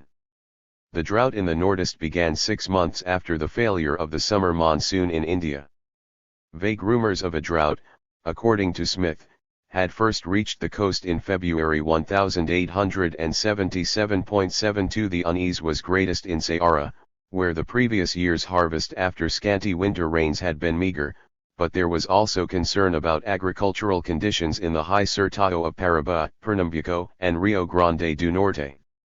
By March, the dreaded drought winds, the steady, desiccating northeasterlies, controlled the weather, and worried bishops ordered prayers ad pretendum pluvium in all the churches. Most Sertanejos, writes historian Roger Cunniff, crossed the narrow line between hope for a belated winter and total despair during the first 2 weeks of April. Having already lost 2 plantings in the false winters of January and March, they fearfully refrained from casting what remained of their dwindling supplies when light rains appeared, lest they have nothing at all for the long treks which were already beginning, or to sustain themselves for the long months of drought most were now sure were upon them. 73. Later, some savants would claim that the drought had been due to the extreme deforestation which had been provoked by the increasing cultivation of cotton. 74. Certainly the collapse of the cotton boom had immiserated much of the backland population, and they now began to wander in search of work or subsistence of any kind. Some huddled around a handful of marginally prosperous market towns in the river valleys that drain the high Sertão, while others, often in extended family groups, migrated hundreds of kilometers. The fazendeiros, for their part, ordered their vaqueiros to take part of the cattle to the more humid serras or across the Sertão to Piauí, where the rains hadn't failed, while slaughtering the rest for hides and tallow. In some places, they shared this windfall of beef with the poor, in others, the poor simply took what they needed without permission. Sertanejos, the most honest men in the world, began to rustle cattle, even pillage fazendas. In Quixeramobim, the poor briefly seized power, warning that they do not have to die of hunger, knowing that in the houses of the rich are money and food. 75. The scourged ones. But charity and riot only postponed starvation until midsummer. Then, according to Smith, good men turned away and cried in their hearts to God. Even formerly well-off fazendeiros traded their slaves for grain and deserted their dying ranches for the towns. 76. The poor now foraged the skeletonal caatinga for zeke cactus, the heart of the carnauba palm, even the roots of the pau de moco, ordinarily used by ranchers to poison anthills. 77. In July and August, corpses began to appear by roadsides and abandoned homesteads. By September and October, dozens were dying daily, and beriberi was rampant in the fetid refugee camps on the outskirts of towns like Acaracu, Ico, and Telha. If the population of the Sertão, especially in Ceará, were to survive in place until the winter, food had to be imported in massive quantity. 78. The commercial grain trade was as hopelessly unequal to this task as in India or China. A handful of opportunist merchants gouged spectacular profits without relieving any of the hunger of the interior. Small supplies of provision came in from other provinces and were sent to the interior towns on the backs of horses, but often the animals died on the way, or the caravans were robbed. In some places, where they had no horses, provisions were brought in on men's shoulders. The few baskets of mandioca meal, obtained in this way, were retailed by the merchants at fabulous prices, frequently 8 or 10 times above the normal, so that only the rich could buy. Since most local governments, apart from the wealthy port of Recife, were already bankrupt before the onset of drought, responsibility for the emergency passed to the provincial presidents, some of whom, like the recently appointed president of Ceará, Caetano Estelita, were utterly unfamiliar with conditions in the backlands. Although the Constitution of 1824 guaranteed subsistence as a right to every Brazilian citizen, the sertanejos had few advocates. British utilitarianism and social Darwinism had made rampant inroads in liberal thinking, while the conservatives followed a church hierarchy that preached that the drought was God's punishment to Brazil for accepting the materialistic ways of the 19th century. 79. Precious months, as a result, were lost in abstract philosophical debates before the conservative Estelita, shocked by the horde of indisputably famished sertanejos suddenly descending on Fortaleza, began to send aid into the interior. By this point, there was virtually no pasturage or water left for cargo horses, so it had become impractical to ship food directly from the coast. The president instead sent money, much of it raised by Syrian migrants in the rest of Brazil, to the besieged Sertão municipalities. It made depressingly little impact on the massive subsistence crisis. The last hope of preventing a fatal stampede toward the coast was truly heroic action by the Minister for Imperial Affairs, Antonio da Costa Pinto. Since the imperial government was also laboring under a heavy deficit, Costa Pinto instead chose to play the role of Sir Richard Temple, turning mere disaster into catastrophe. He authorized limited food shipments to the Nordeste but otherwise took control of relief expenditure away from the formerly autonomous provincial presidents.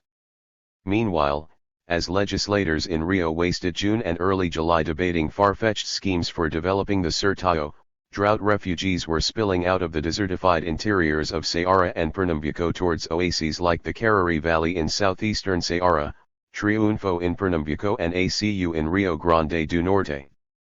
Far from mitigating the crisis, Cunniff points out, this simply generalized the immiseration to areas where the rains had not failed. The masses of hungry people and cattle carried the destruction of the drought into regions that had escaped the meteorological effects. Triunfo complained that it had been converted into a cattle ranch for the abuse of the poor by the rich.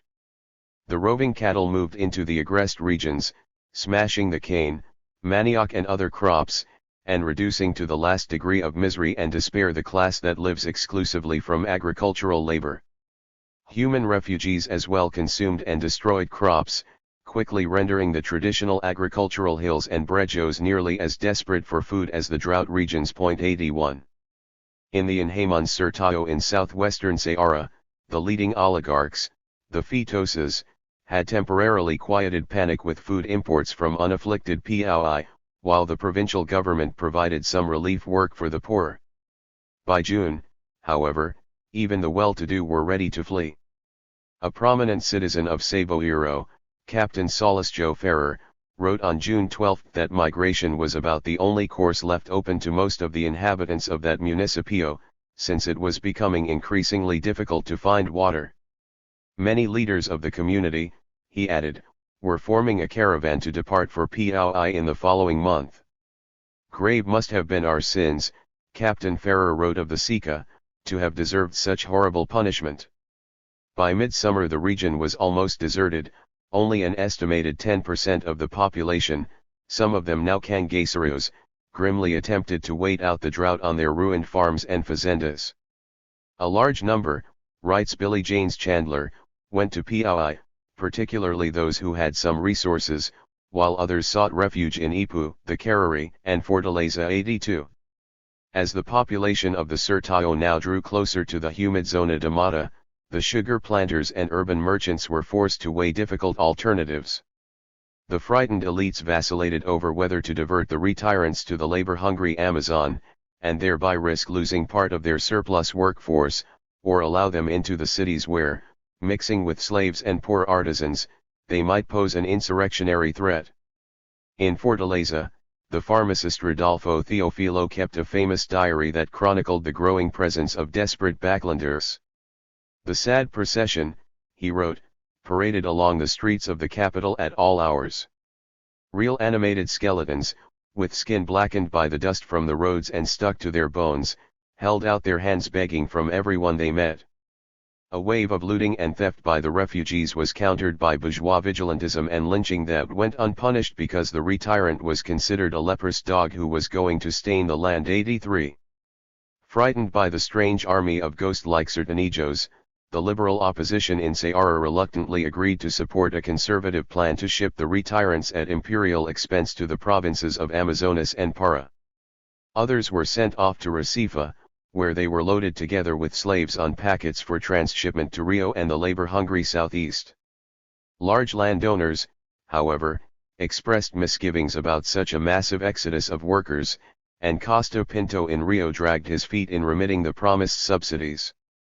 Grasping at an alternative policy to control an invasion that would eventually swell Fortaleza's population from 25,000 to 130,000, President Estelita ordered rough shelters constructed for the hordes investing and a dole of both money and food allotted to those unable to work.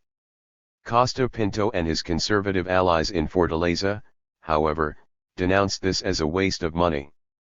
Estelita, as a result, was replaced by a new, more conservative appointee, João Aguiar, who promptly discontinued the dole and public works. With Costa Pinto's support, he returned instead to the strategy of deporting the Sertanillos to the Rhine forests. Although thousands were debarked, usually in overcrowded and squalid conditions, there was not enough coastal shipping to keep up with the influx of refugees into Fortaleza and Recife. Meanwhile, on the rim of the Sertão, a human dam was about to burst. 84. The exodus to the coast. By New Year's Day 1878 perhaps 50,000 had died in Ceará, several tens of thousands more in other provinces of the northeast. For a long, terrible year, the majority of the Sertão's people had clung to the land, waiting for the winter rains to work magic. In January it rained for a few days, raising spirits as well as a few blades of grass. Farmers scattered some of the seeds they had carefully guarded through months of hunger. But the skies cleared and the first planting shriveled. Scribner's correspondent Smith, who arrived at the end of the year, interviewed scores of survivors about what happened next. 1st of March, and no rains. Government aid almost withdrawn. No food left in the villages, no hope for the starving peasants. Then, as by one impulse, a wild panic caught them. 400,000, they deserted the Sertão and rushed down to the coast. Oh! It was terrible, that mad flight. Over all the roads there came streams of fugitives, men and women and little children, naked, lean, famine-weak, dragging wearily across the plains, staining the rocky mountain paths with their bleeding feet, begging, praying at every house for a morsel of food. They were famished when they started. 2, 3, 4 days at times, they held their way, then the children lagged behind in weakness, calling vainly to their panic-wild fathers, then men and women sank and died on the stones. I have talked with men who came from the interior with the great exodus. They tell stories of suffering to wring one's heart, they tell of skeleton corpses unburied by the roadside, for 100,000 dead were left by the way. 85. The retirada to the coast overwhelmed provincial resources. In the drought famine's epicenter, the state of Ceará, almost total social collapse had occurred by the spring of 1878. The treasury was empty, commerce non-existent, and over 100,000 refugees clogged the towns on and near the coast. Outlaw bands roamed the backlands, threatening to displace completely the fragmented civil authority. 86. It is horrible to see, wrote the future saint of Josiero, the priest Cicero Romao Batista, that the despair of hunger has led the indigent population to eat cows that have died of carbuncle, knowing, and saying, that they will soon die from eating them, and eating horses, dogs, cane already chewed by others, pieces of leather, and anything else they can find. It is horror upon horror. 87. A trader told Smith that a refugee asked permission to kill rats in his store, that he might eat them. Horrifying rumors of cannibalism were relayed as far as Rio by retirants. 88. After a starving mob looted the municipal market in Fortaleza, the middle classes locked themselves in their big houses. President Aguiar, who had compounded the chaos by cutting off relief, had fled the province in early February, and power finally passed from the defeated and bitterly divided conservatives to the Liberal Party. Equally opposed to Estelita's dole, the Liberals extolled the example of the Lytton administration in India and proposed to restore order in Ceará with strictly scientific British methods. Their approach, as Cunniff points out, had been eloquently outlined by the famous engineer and liberal ideologue André Reboucas the previous October during a 3-day debate at the Polytechnic Institute in Rio. Although he insisted that the government had a constitutional obligation to render relief to every citizen, he agreed with the rising sentiment that it should not be in the form of a dole. There was, he said, a lamentable Latin tendency to confuse relief with charity. Citing the immortal Richard Cobden, he urged salaried employment on public works as the most efficient and morally appropriate remedy. He was guided by the example of the British government's handling of the severe drought in India, which had begun in 1876 and was still in progress, an account of which he had just read in the Journal de Economists. 89. Motivated primarily by fears of revolution and epidemic, the new liberal president of Ceará, José de Albuquerque, stepped up the shipments of labor power to Amazonas and Pará, in some cases allowing local elites to forcibly deport retirants. Consciously following the example of the British government in India, he ordered local relief committees to begin projects suitable to unskilled labor and to give relief only in exchange for labor. In Fortaleza, tens of thousands of retirants were relocated to makeshift work camps outside the city, where they toiled in construction gangs of 100. Elsewhere, in Pernambuco as well as Ceará, the Sertanejos provided labor armies for the railroads that the liberals hoped to build with imperial support. Although the ration in the camps, 1/2 kilogram of meat, 1 liter of manioc flour and 1 liter of a vegetable daily, was a banquet compared to the temple wage, the living conditions were fully as deplorable as in the Deccan. 90. The refugees, reported Smith, were huddled together about Fortaleza and Aracati, barely sheltered from the sun in huts of boughs or palm leaves. The camps were filthy to the last degree, no attempt was made to enforce sanitary rules. 91. Before the famine, smallpox outbreaks had been confined to small scattered pockets of the Sertão, and most of the population had lost the community resistance that comes from surviving regular exposure. Equally, for reasons that remain unclear, vaccination was uncommon in the rural Nordeste. As a result, the squalid work camps provided virgin soil for smallpox in the same way that the Indian camps had given full scope to murderous cholera outbreaks. The greatest horror of the drought, smallpox, reached Ceará in the middle of 1878 after having ravaged the Paraibán capital of João Pessoa. Smith estimated that 1/3 of the population of Fortaleza died in the months of November and December 1878 alone, while Albuquerque testified that 100,000 had perished in Ceará by the end of 1879, including his own wife. The imperial government's only response to the emergency, says Cunniff, was to send limited quantities of weak vaccine. Cearense refugees subsequently carried the epidemic as far afield as Belém and Rio de Janeiro. 92. A popular poet wrote of the despair of the retirants trapped between starvation and disease. Let us march on and face 30,000 epidemics. Cold, dropsy, which no one can escape. Those who go to the lowlands die of the epidemic. Those who stay in the Sertão go hungry every day. 93. Although the government ordered a cessation of all relief in June 1879 and thousands of retirants were forcibly expelled from Recife, the Great Drought did not actually end until the beginning of March 1880, when the rains turned the Sertão green for the first time in more than 3 years. With 80% of the herds destroyed, even fazendeiros were temporarily forced to scratch at the earth for their subsistence. Much of the Sertão never completely recovered. Surveys by Cearense officials over the next decade revealed the profundity of the Seca's impact. In Arneiras, the Vereadores in 1881 estimated that 90% of the inhabitants left the municipio during the drought and that 50% of those had not returned by August 1881, 2 winter seasons after it ended. In regard to the recovery of the cattle industry, the provincial president reported in 1887 that in a few areas herds were beginning to near their 1,876 size. Within the Inhumans, there are many who believe that area never fully recovered from the drought of 1877–79, a result of the havoc wrought on fortunes and herds and the general feeling of demoralization which ensued. The Great Drought, it is said, cast a long shadow. 94. Figure 2.9 Retirants, Ceará, 1877. Indeed, Gilberto Freire explains, the apocalyptic double sevens became the dramatic synthesis in Brazilian memory of the conjoined tragedies of drought and underdevelopment. Yet some sectors of the Nordists' ruling class discovered that the drought industry was more profitable than the declining regional staples of sugar and cotton.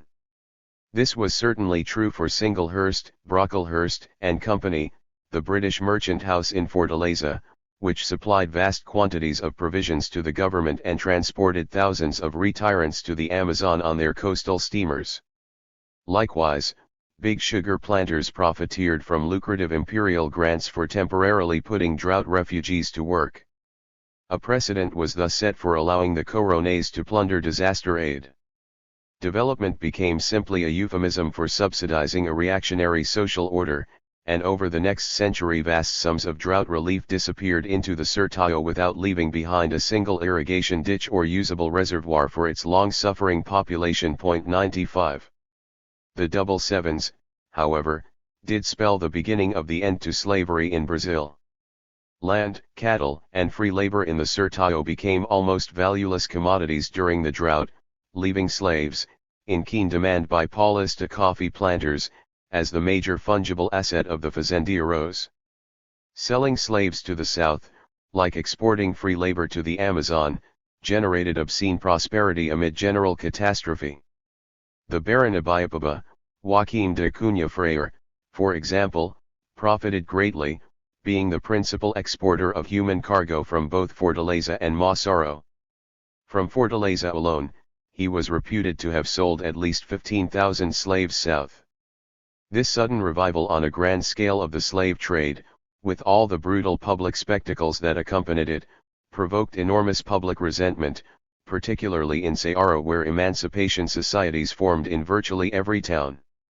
Within 6 years, popular agitation had not only ended slavery in Ceará, the first province to do so, but sparked similar crusades across the northeast.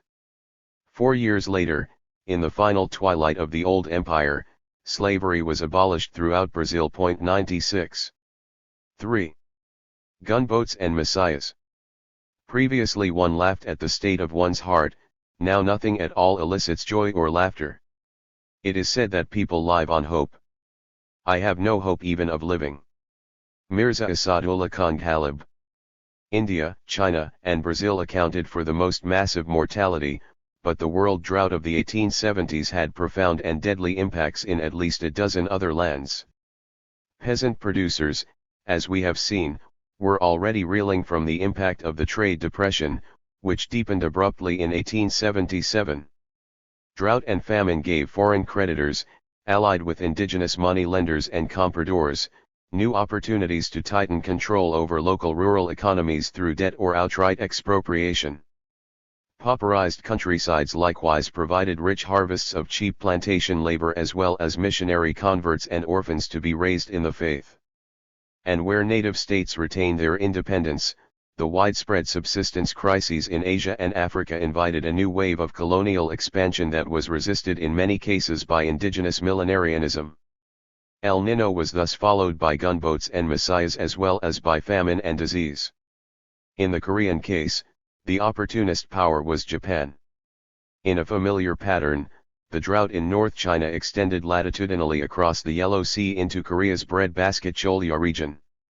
The ensuing famine and peasant unrest coincided with the implementation of the Open Door Treaty that Meiji Japan had extorted from Korea in 1876 and offered the Japanese a pretext for further prying open the hermit kingdom for economic exploitation.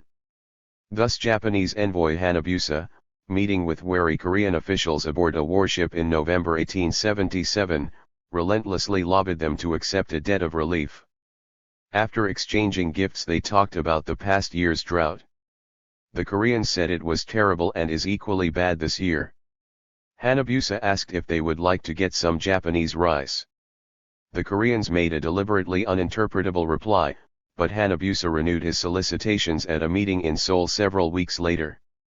Please send this message to your government. Since coming into your country we have been entertained with many dishes by your government officials, and I thank you very much.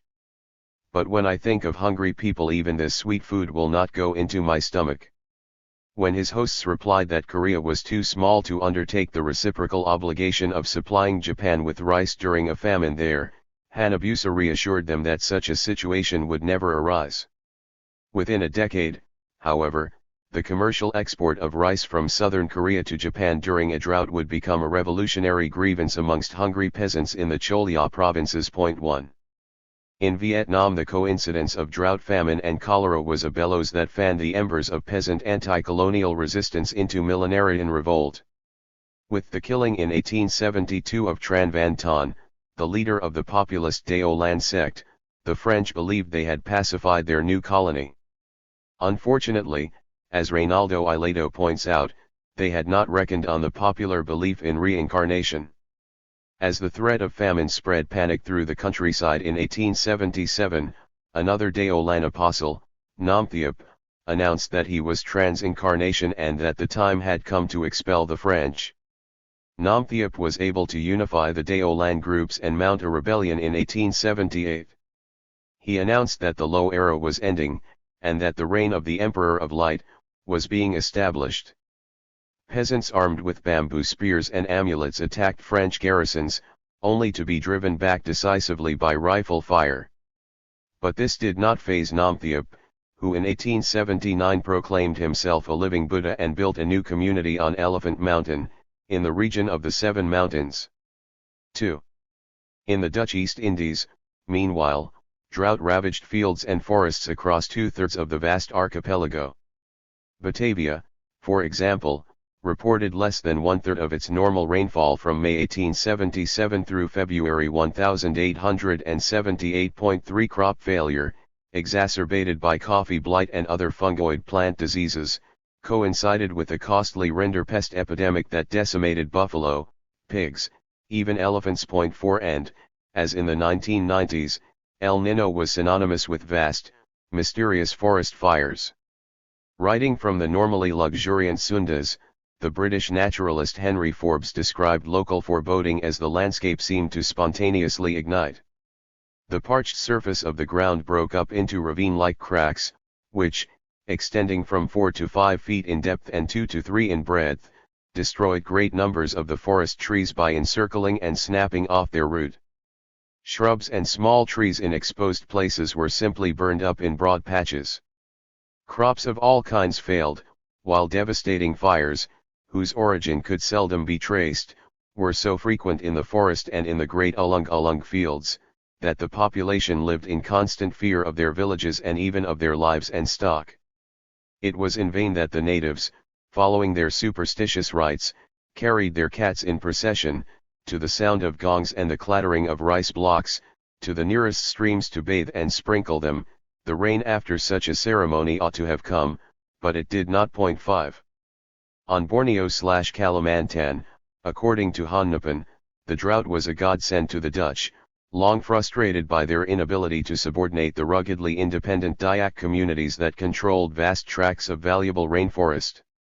Although the commercially sophisticated Dayaks grew or harvested commodities for the world market like rattan and getopirksa, they fiercely resisted sedentarization and plantation labor.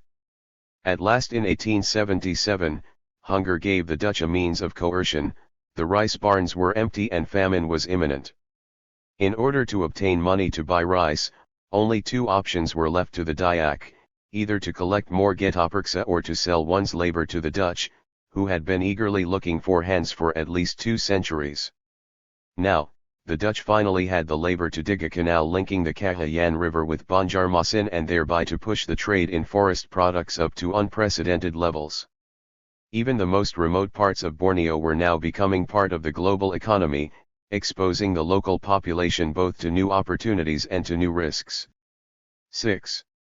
But the drought was most life-threatening in the overcrowded and geographically isolated residency of Bagalen in south-central Java, where crop disease in 1875 had already depleted local grain reserves.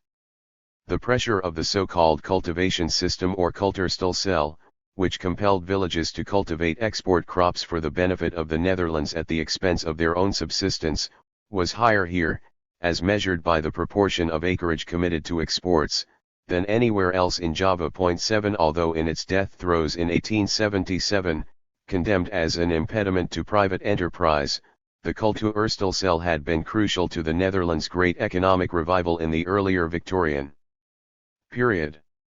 Remittances forcibly extracted from the Javanese peasantry had at one point provided fully 1/3 of state revenues. 8 Conversely, the system's pressures on local producers during the episodically dry years from 1843 to 1849, vividly described in Multatula's great anti-colonial novel Max Havelaar, had led to massive famine, mortality and flight from the land. There was such distress that in one regency the population fell from 336,000 to 120,000 and in another from 89,500 to 9,009.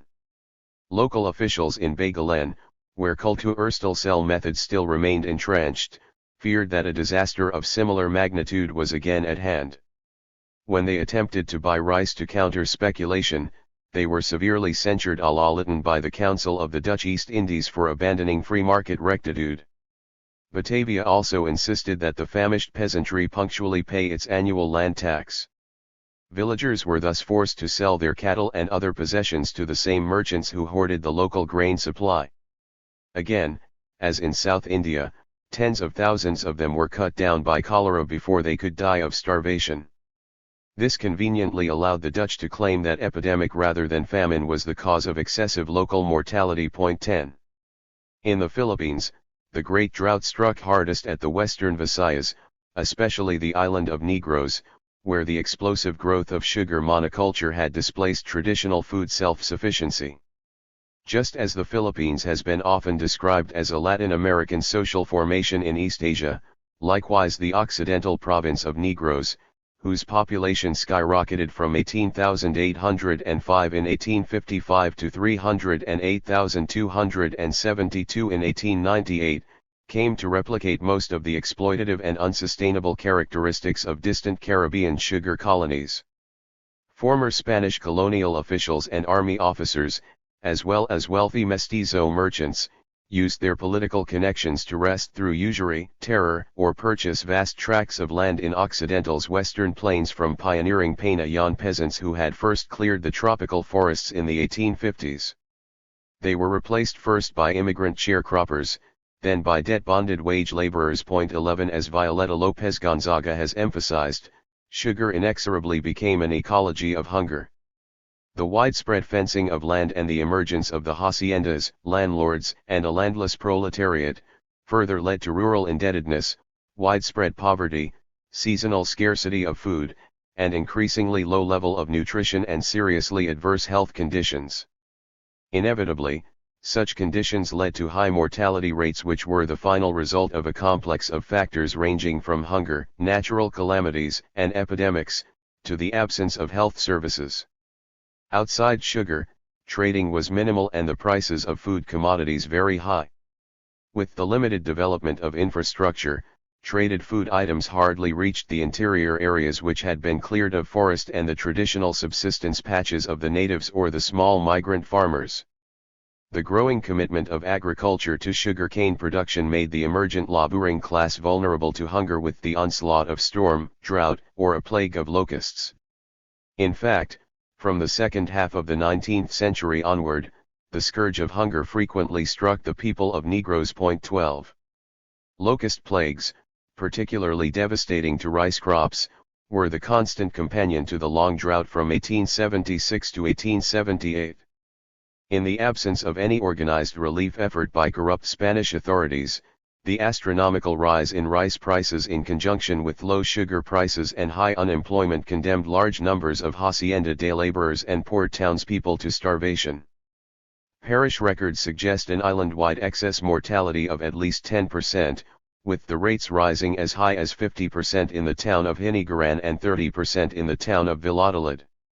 As in India and Java, many of those who were weakened but not killed by the famine were subsequently picked off by cholera and malaria. 13. Negroes' neighbor island, Panay, the sacred capital of Visayan shamanism, also suffered massive mortality during the drought. Again, starvation was conditioned by recent and abrupt deterioration in economic autonomy and well-being. In the 1850s, Sinamay textiles sustained a rich trade that made Panay's principal port of Iloilo a dynamic commercial entrepot, second only to Manila in size and importance. Within 20 years, however, local textile production was destroyed and once prosperous Panay weavers were Ethiopians on the sugar plantations of Negroes. As Michael Billick explains, the process was expedited by an extraordinary representative of free trade imperialism. In 1855 Iloilo was officially opened to foreign commerce, and the next year the British sent a vice-consul, Nicholas Loney, to the city. Loney was to be the single most potent force in bringing down the Iloilo textile industry and building up the Negroes' sugar industry. Aside from being vice-consul, he was the commercial agent for British firms and an indefatigable purveyor of British goods. He pursued a local mission of substituting cheaper, machine-made British textiles for the locally made ones and encouraging the production of sugar as a profitable return cargo. The fledgling sugar industry, unlike the older textile business, was thoroughly dependent on foreign capital. Loney lent as much P75,000 at a time at the low rate of 8%, and he provided state-of-the-art milling equipment at cost, under the condition that the Loney and Kerr Company be the sole purchaser of the produce. Was remarkably successful in his mission.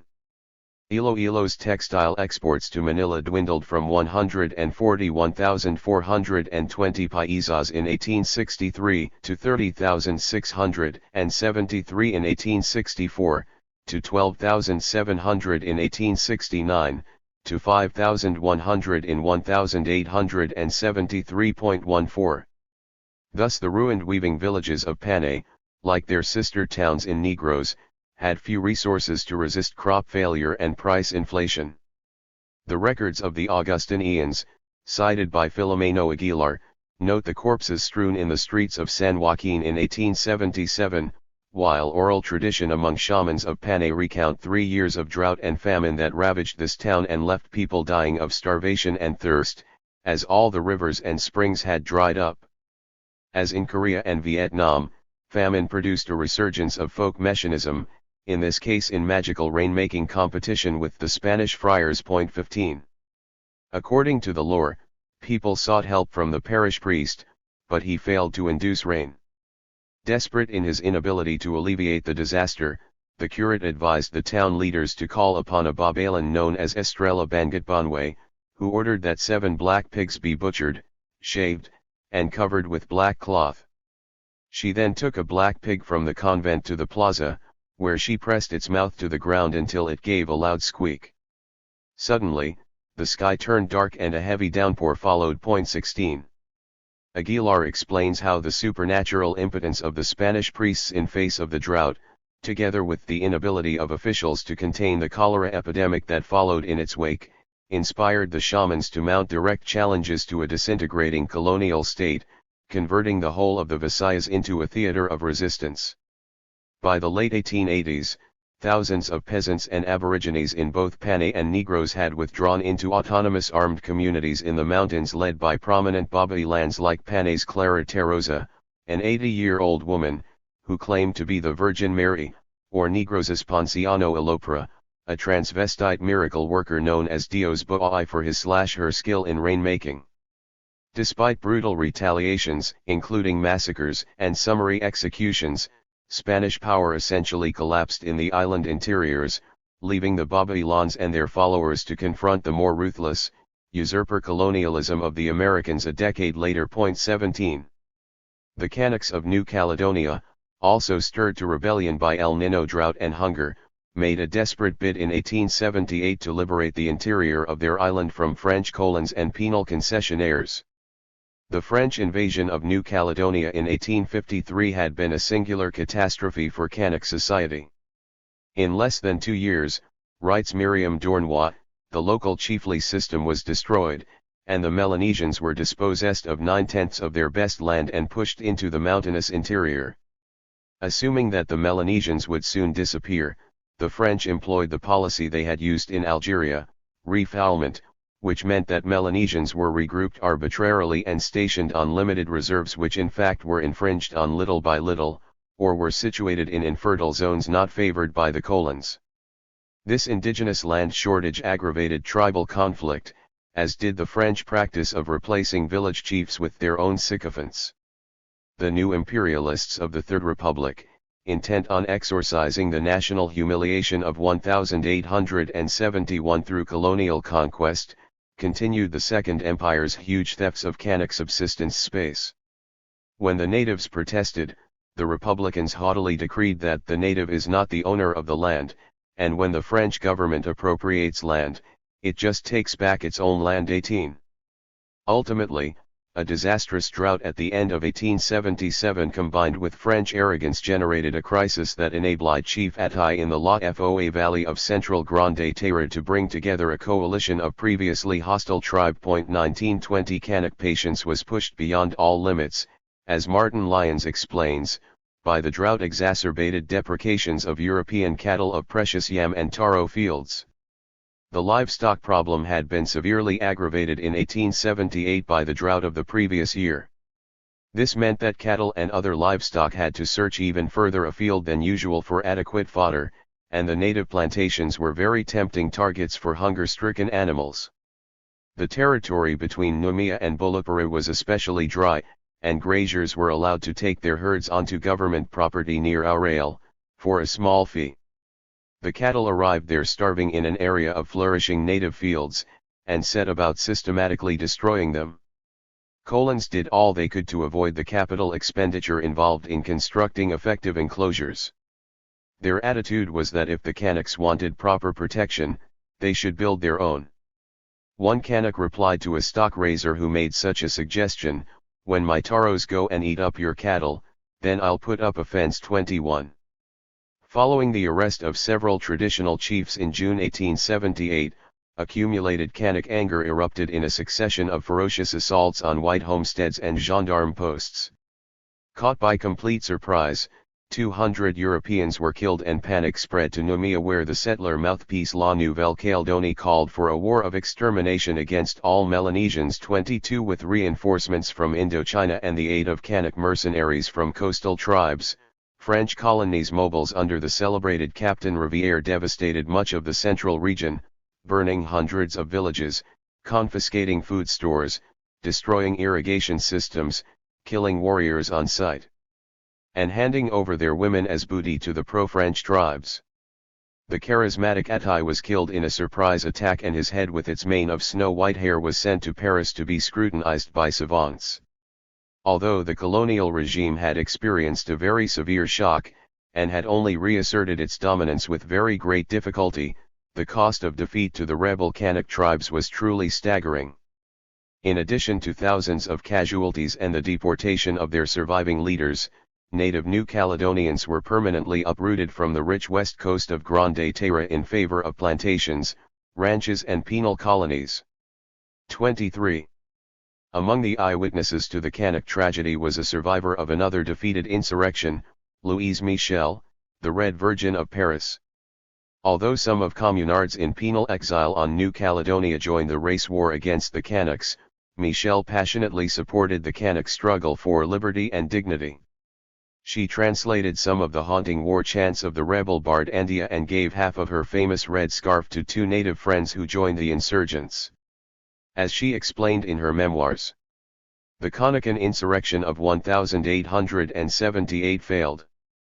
The strength and longing of human hearts was shown once again, but the whites shot down the rebels as we were mowed down in front of Bastion 37 and on the plains of Satry. When they sent the head of Attai to Paris, I wondered who the real headhunters were. As Henry Rochefort had once written to me, the Versailles government could give the natives lessons in cannibalism. 24. Drought and imperial design in Africa. In southern Africa, the Great Drought became the chief ally of Portuguese and British aggression against still independent African societies.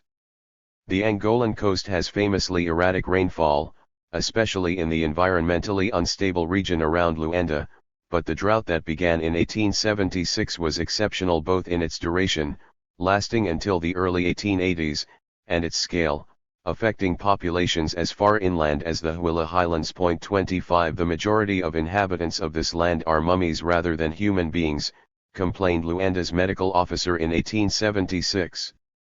A year later it was noted that the extreme weakness of African porters hired from the Galungo Alto district resulted in 14 deaths during a 4-day march to Masangano, while throughout 1878 5 or 6 people a day were reported dying from starvation in Luanda. 26 As Gil Dias has shown, the intensification of external trade pressures and colonial intervention in Angola from the 1870s onwards both influenced the growing severity of famine and disease and was influenced by it. 27. Despite the world trade recession, Angola's export economy had found several profitable niches for rapid growth directly at the expense of African grazing and subsistence farming. A commercial boom in rubber and, to a lesser extent, in coffee, produced a fever of gathering and marketing these products among Africans in most parts of Angola. European trade and agriculture expanded within the colonial enclaves centered on Luanda, Bengala, and Mos Ames. New pockets of white settlement and farmland sprang up in the Porto Amboim hinterland and the Huila Highlands. The slave trade also increased as a result of the rapidly rising demand for labor by São Tomé planters eager to benefit from the island's cocoa boom. Finally, the initiation of a more vigorous program of colonial expansion led to the beginnings of military occupation of Congo, Luanda, and the Ovimbundu Highlands. 28. During a previous severe drought in the late 1860s, the Portuguese themselves had been forced to retreat from plantations and forts in frontier regions like the edge of the Huila Highlands.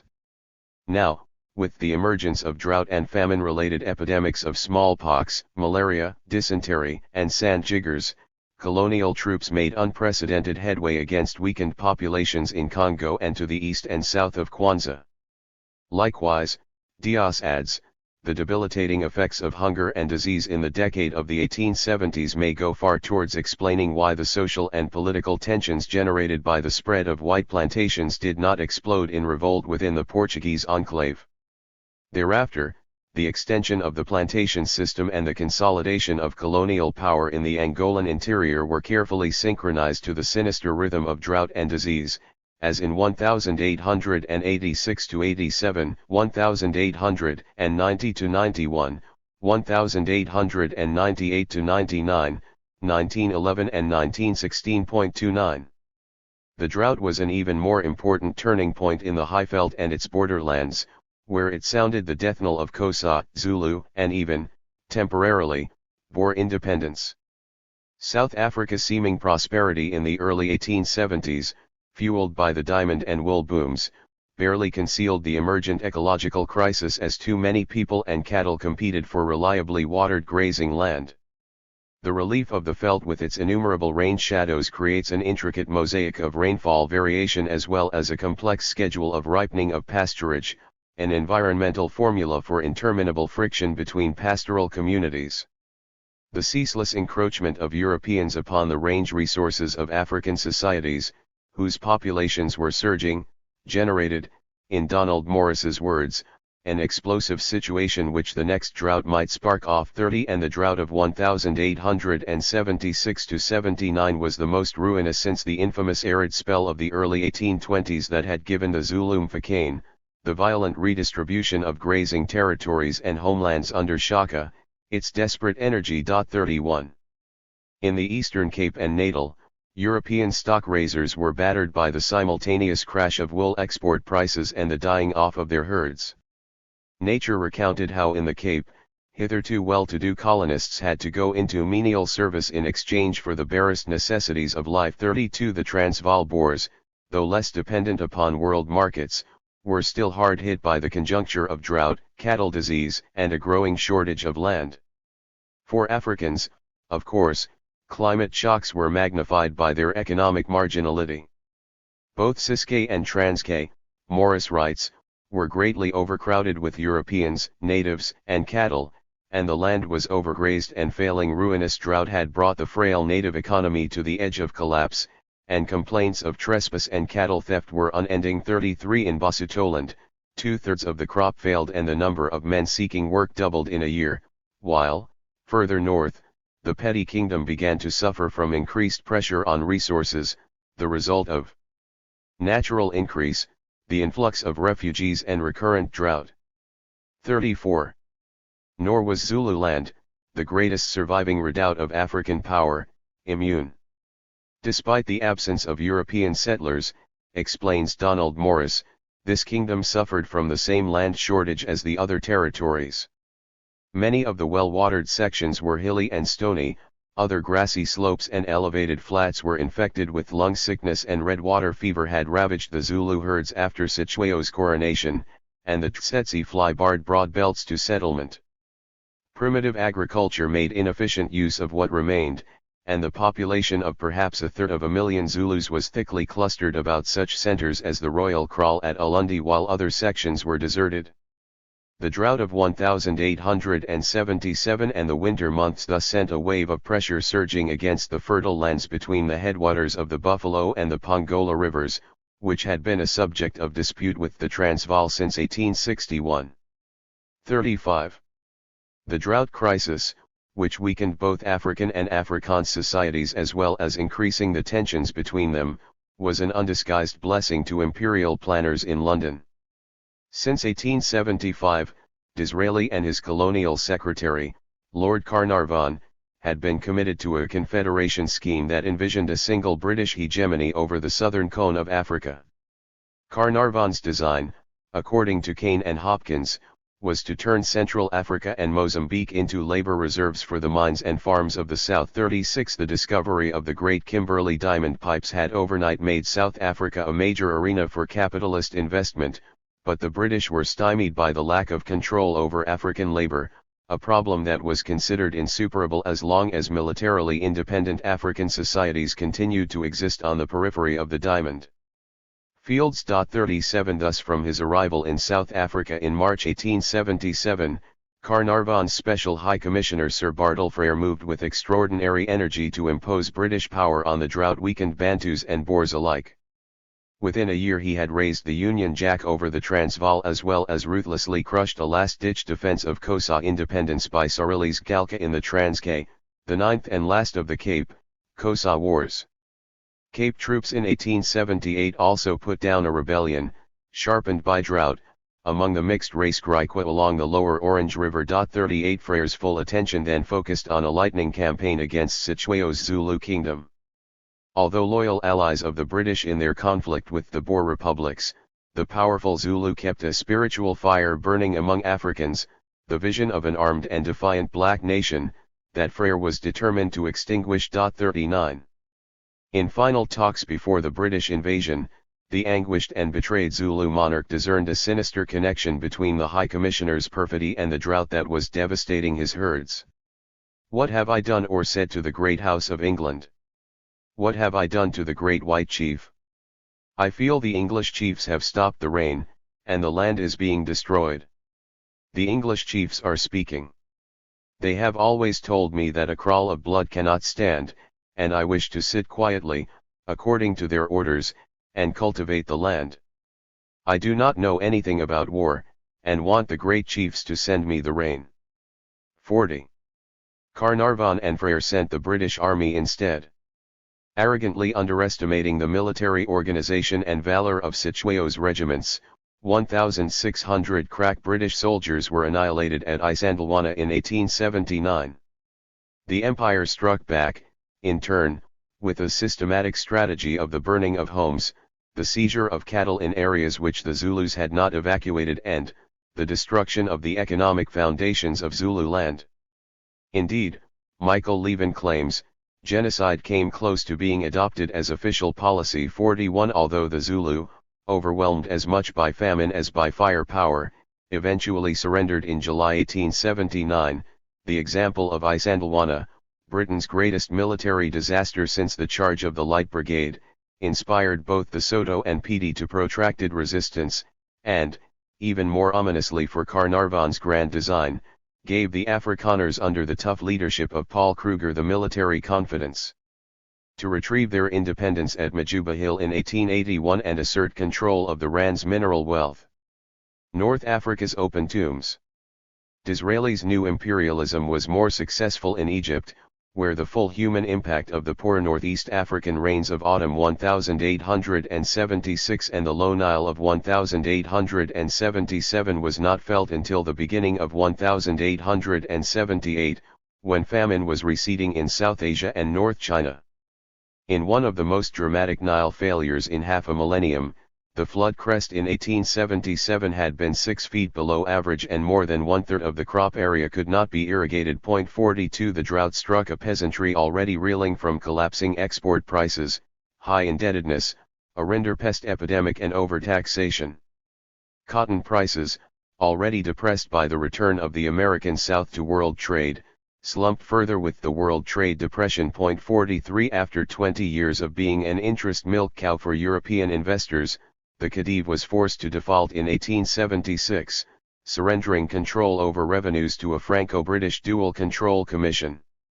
Now the claims of European capital, wrote Rosa Luxemburg later, became the pivot of economic life and the sole consideration of the financial system. 44 A system of mixed tribunals was established that allowed European creditors to directly attach the property of peasant smallholders, thus overriding the ancient Egyptian Islamic tradition that tenancy was guaranteed for life. Under extreme European pressure, regiments of tax collectors, with moneylenders following them like a vulture after a cow, imposed a reign of terror throughout the Nile Valley. Peasants who hid cattle or resisted the confiscation of their property were brutally flogged in front of their neighbors. 45. Wilfrid Blunt, traveling through Egypt on the eve of the famine, was shocked by the misery that the European creditors were creating in the countryside. It was rare in those days to see a man in the fields with a turban on his head, or more than a shirt on his back. The principal towns on market days were full of women selling their clothes and their silver ornaments to the Greek usurers, because the tax collectors were in their village, whip in hand. 46 The British consul in Cairo wrote to London that peasants were so desperate to escape the tax collector that they were simply giving their land away. Many of the poorer classes of native, calculating that they could not obtain from the produce of the land sufficient to pay the increased demands, offered their lands gratis to any person who would relieve them of it and pay the newly imposed tax. 47. Despite the failure of the Nile and widespread reports of starvation in the summer of 1878, tax collectors continued to mercilessly bastinado the peasantry. In Lower Egypt, where the drought hurt peasants badly, widespread foreclosures transformed a stratum of smallholders into impoverished day laborers on the latifundia of Ottoman Egyptian nobles. 48 The Times opined that boasts of triumphant revenue expeditions to the Delta sound strangely by the side of the news that people are starving by the roadside, that great tracts of country are uncultivated, because of the physical burdens, and that the farmers have sold their cattle, the women their finery, and that the usurers are filling the mortgage offices with their bonds, and the courts with their suits of foreclosure. 49. In Upper Egypt, where ecology confined farmers to a single annual crop, the confiscation of cattle, grain reserves, seed corn, and agricultural tools in the wake of the drought was literally murderous. In early 1879, a special commissioner investigating famine conditions between Sahag and Gurga reported that the number who had died of starvation and as a result of the want of sufficient food was not less than 10,000. He added that all this was the direct result of poverty arising from overtaxation. 50 Alexander Baird, a frequent winter tourist who had been conscripted to help organize an impromptu British relief effort, confirmed the acuity of famine in the Gurga area. It is almost incredible the distances traveled by women and children, begging from village to village. The poor were in some instances reduced to such extremities of hunger that they were driven to satisfy their cravings with the refuse and garbage of the street. 51. Faced with death, or at least immiseration, some peasants revolted. In late 1877 British sources in Aswan and Luxor underlined the hazards of travelling in Upper Egypt owing to peasant banditry, especially between Sahag and Gurga. These were the phantoms that haunted the Grant's trip to Thebes. When Cairo sent 2,000 cavalry to quell the robberies, the outlaw farmers took to the hills where, according to Juan Cole, they unfurled a banner of social revolt. It is hard to know how to think of the peasant brigandage of 1879 except as social banditry of the sort described by Eric Hobsbawm. The bandit gang operating between Sahag and Gurga employed a rhetoric of social justice, vowing to unite those peasants oppressed by the state's overtaxation and brutal treatment of its subjects. 52. In the Maghreb, meanwhile, Algeria's fields and vineyards simply burned up in the terrible heat of 1877.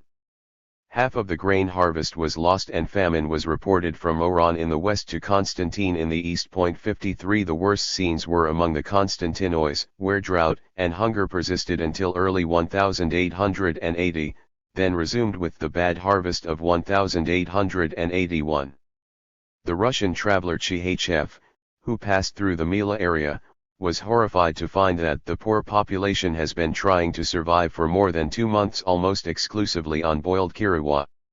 Official attempts to minimize the famine were belied by the flood of skeletal refugees into the towns, and the Governor-General was forced to acknowledge the gravity of the crisis in fall 1878, when it was reported in Situations Officielles that the tribes of Tidari, those of Borjabuarajay, of Hodna and of the region around Batna and Tavessa, were entirely without food. 54 But the disaster in the countryside was a windfall to the Marseille interests who controlled commerce in North African livestock products.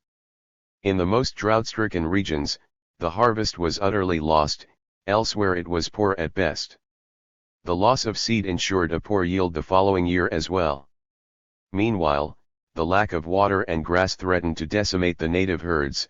The interior tribes were forced to sell their animals to livestock dealers at dirt cheap prices. Exports of sheep doubled while wheat and barley exports fell by half. Likewise Algeria, which had exported 17,996 head of beef in the 3 years from 1874 to 1876, exported 143,198 head between 1877 and 1879. In order to avoid starvation, Algerians liquidated their only real wealth, their livestock. 55. In his magisterial history of colonial Algeria, Charles Robert Adgeron has shown how the drought of 1877–81 battened upon and, in turn, accelerated the general tendency of indigenous pauperization. After the defeat of the Mukrani uprising of 1871–72, the Third Republic relentlessly extended the scope of colon capitalism through massive expropriations of communal land, enclosures of forests and pastures, persecution of transhumants, and the ratcheting up of land revenues. Indian tax extortion paled next to annual charges that sometimes confiscated more than a third of the market value of native land. 56 In the Kabylia, angry poets sang that the taxes rain upon us like repeated blows. The people have sold their fruit trees and even their clothes. 57 Environmental disaster simply shortened the distance to an Irish solution of a fully pauperized and conquered countryside. Some architects of French policy, quoted by Adgeron, were keenly aware of the potentially revolutionary consequences of such complete dispossession of the native population. The greatest danger for Algeria, wrote Bordeaux during another hungry drought in 1891, is the emergence of an indigent proletariat, an army of déclassés without hope or land, eager for brigandage and insurrection. 58. In the end, Algerians could only be thankful that the drought famine of 1877–81, unlike its terrible predecessor in 1867–68, failed to unleash massive epidemic mortality. There was no such succor across the Atlas, where both hunger and disease were as proportionately devastating as in the Deccan or the Sirtaya. The ancient kingdom of Morocco was convulsed by its worst economic and environmental crisis in centuries. Its countryside was turned into an open tomb. Once again, drought pummeled a peasantry already brought to its knees by the world market. As Jean-Louis Mige has shown, the European demand for Moroccan grain and wool, which had fueled a sustained export boom beginning in the 1840s, collapsed during the 1870s in the face of lower-cost competition. By the fall of 1877, when drought began its 7-year-long siege of the countryside, the economy was already in steep decline, bled by a growing trade deficit, huge debt borrowed from England to pay war indemnities to Spain, and a depreciating currency that translated into runaway domestic inflation. Between 1875 and 1877 Moroccan real income fell by half while the relative burden of agricultural taxation grew ever more onerous. Farmers and herdsmen thus had to face the dry winter of 1877–78, and the great locust plague which followed, with much of their wealth already wiped out. 59. By spring 1878, desperate fellahin were either eating their starving herds or selling them for a few days' supply of grain. Mige estimates that 75% of the nation's livestock disappeared in this manner. Moreover, as grain prices soared, the poorest villagers were reduced to grubbing for roots, some even tried to subsist upon the poisonous urine. There were other instances where formerly prosperous southern peasants traded their farms to merchants for a single bag of grain. The Maxim's efforts to prevent foreclosures and alienation of land were successfully opposed by the Foreign Diplomatic Corps, who used their control over credit and relief supplies to demand strict adherence to the principle of free trade. 60. During the summer of 1878, as starvation became endemic, vast portions of the interior and south of Morocco were virtually depopulated as hundreds of thousands of people bolted for the nearest port and the security of imported grain supplies. As the worried Mogador correspondent of the Jewish World reported to his co-religionists in Britain, the pauper population of Mogador, always disproportionately large, forming about one-third of its entire inhabitants, is being rapidly increased by numerous famished Jewish and Moorish families from the adjacent districts. It is a fearful sight to see some of them, mere living skeletons. There is no business now doing, except in articles of food, and consequently the working classes have nothing to do. They are selling their clothes and furniture to obtain food. If you could see the terrible scenes of misery, poor, starving mothers, breaking and pounding up bones they find in the streets, and giving them to their famished children, it would make your heart ache. Raise a few pounds if you can, and if you can do so lay it out in rice at the wholesale brokers, and have it shipped by the steamers leaving England. 61. 6 months later, American and German consuls reported thousands dead by the roadsides, while the British consul, Sir John Drummond Hay, whose intelligence sources were unconsidered unexcelled, wrote in April 1879 that half the population of Sioux and of Haha has died of starvation. The flight to the coast, as in India, China, and Brazil, produced unsanitary concentrations of enfeebled people ripe for the spread of disease. Cholera, the universal scourge of famine refugees in this period, first appeared in Fez and Marknese at the end of July 1878. By September it was decimating inland cities as well as ports.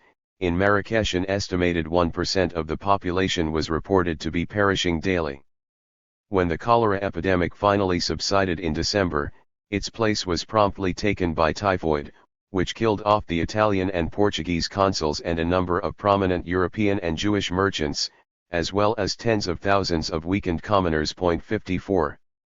The crisis continued until the winter of 1879-80, when nearly normal rainfall allowed the resumption of agriculture after 18 months of complete dependence on grain imports from Marseille and Gibraltar. Drought returned, however, in 1881 and worsened in 1882 when the south was again rainless while precipitation in the north was barely 1/4 of normal. The British consul, in a dismal repetition of his earlier reports, described harvests completely lost, livestock dying, and the famished population again reduced to eating poisonous roots. A second emptying out of the mountains and countryside likewise produced a new epidemic crucible in the cities that was exploited this time by smallpox, which raged through 1883. However, Morocco's long ordeal by famine and disease, as Meij emphasizes, was not without winners. The crisis of 1878 to 1885 hastened the rise of the commercial and landed capitalism that dominated the future of the country. The non-specialization of commerce permitted strong houses to switch from exports to imports of food. In the ports the famine created islands of prosperity. The tremendous redistribution of property likewise paved the way for famous comprador fortunes and allowed the foreign community to accumulate massive land holdings under fictive Moroccan ownership. It also inaugurated the era of great power rivalry, conducted with both loans and dreadnoughts, to turn Morocco's new economic dependence upon Europe into formal colonialism. 63. The global death toll. Where populations escaped mass famine, drought still brought massive and sometimes irreversible economic distress. Cape Colony, New Guinea, the Australian colonies, the South Seas, and, it would appear, almost every known part of the southern hemisphere, observed the editors of Nature in March 1878, have been suffering from a severe and protracted drought. 64 In New South Wales, a quarter of the animals perished on the world's greatest sheep range. 65 All of Polynesia, meanwhile, experienced environmental turmoil.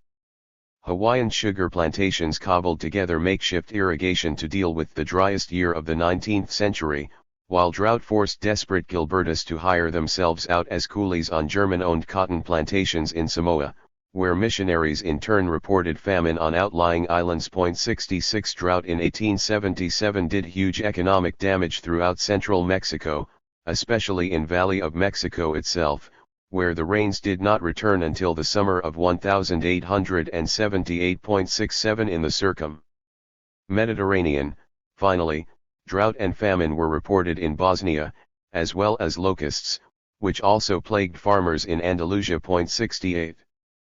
But in the classic El Nino pattern, the climate system compensated deficit rainfall in one band of regions with surplus precipitation in another.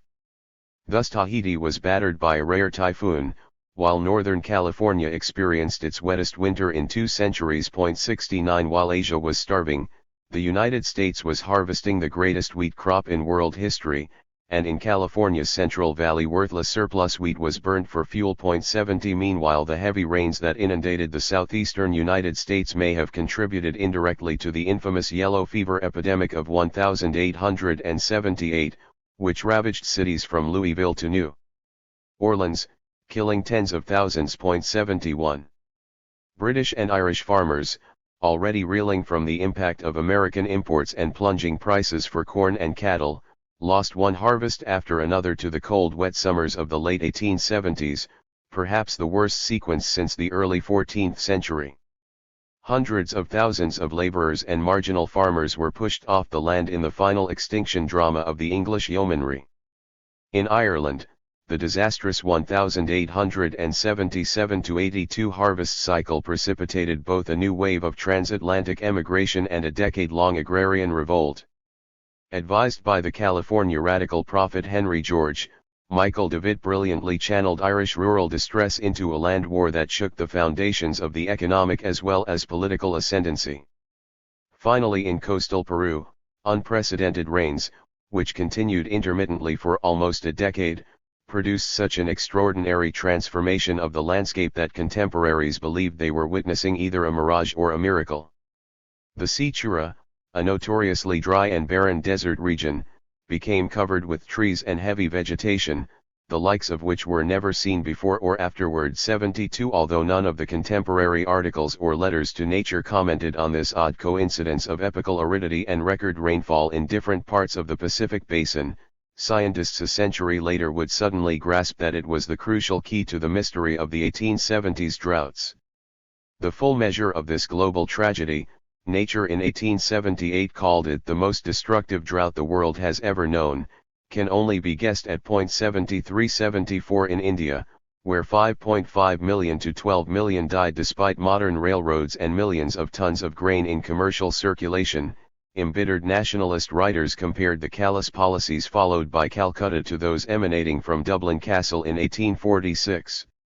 The chief difference, as Indian National Congress leader Ramesh Dud later pointed out in his famous open letters to Lord Curzon, was that, instead of the 1 million Irish dead of 1846 to 49, a population equal to the population of Ireland had disappeared under the desolating breath of the famine of 1877-75. The official British estimate of 5.5 million deaths was based on projections of excess mortality derived from test censuses in the Deccan and Mysore reported by the Famine Commission in 1880. It is undoubtedly too low, since it excluded any estimate of deaths in drought-afflicted native states like Hyderabad and the central province Rajas. Nor, as Wakimura has pointed out, does it include the protracted famine mortality due to high food prices or the spike in malaria deaths among the immune-suppressed populations of the famine districts. I think it likely, wrote a contemporary British official quoted by Wakimura, that some portion of the excessive mortality, recorded during 1879, may have been due to this continuance of high prices. And especially I believe that many very poor people, who lived with difficulty during the last 3 years, had fallen into a low state of health which took away their power to recover from the attack of the fever disease prevailing so generally in the later months of the year. 76. Adding princely India to British statistics but not counting the famine's mortality shadow in 1878-79, historical demographer Ira Klein concluded that at least 7.1 million had died. In his important 1984 study, Klein also compared ratios of relief to mortality. Despite Lytton's assertion that riots were the recipients of promiscuous welfare, the vast majority of famine sufferers received no government aid whatsoever. Over stricken India, relief reached only about a tenth of those whose lives were threatened seriously. In the parts of northern India where the crop was almost entirely lost there were nearly 8 famine-induced deaths for every person who received relief. 77. The 1878-80 Famine Commission statistics revealed a surprisingly perverse relationship between modernization and mortality that challenged British belief in life-saving railroads and markets. In both the Bombay and Madras Deccan, as Digby pointed out in an acerbic commentary, the population decreased more rapidly where the districts were served by railways than where there were no railways. This is a protection against famine entirely in the wrong direction. 78 In a study of the Kurnool district, E. Rajshekhar came to a similar conclusion. The population loss in areas well served with transport was high compared to irrigated areas where though transport was ill-developed, better employment opportunities improved entitlement to food. 79 Likewise, as David Washbrook has shown in his study of Bellary, the death toll was heaviest in the most commercially advanced taluks of the district. 80 In Madras, the mortality was overwhelmingly borne by the lower castes and the untouchables, the Boyas, Chenchas, and Matas.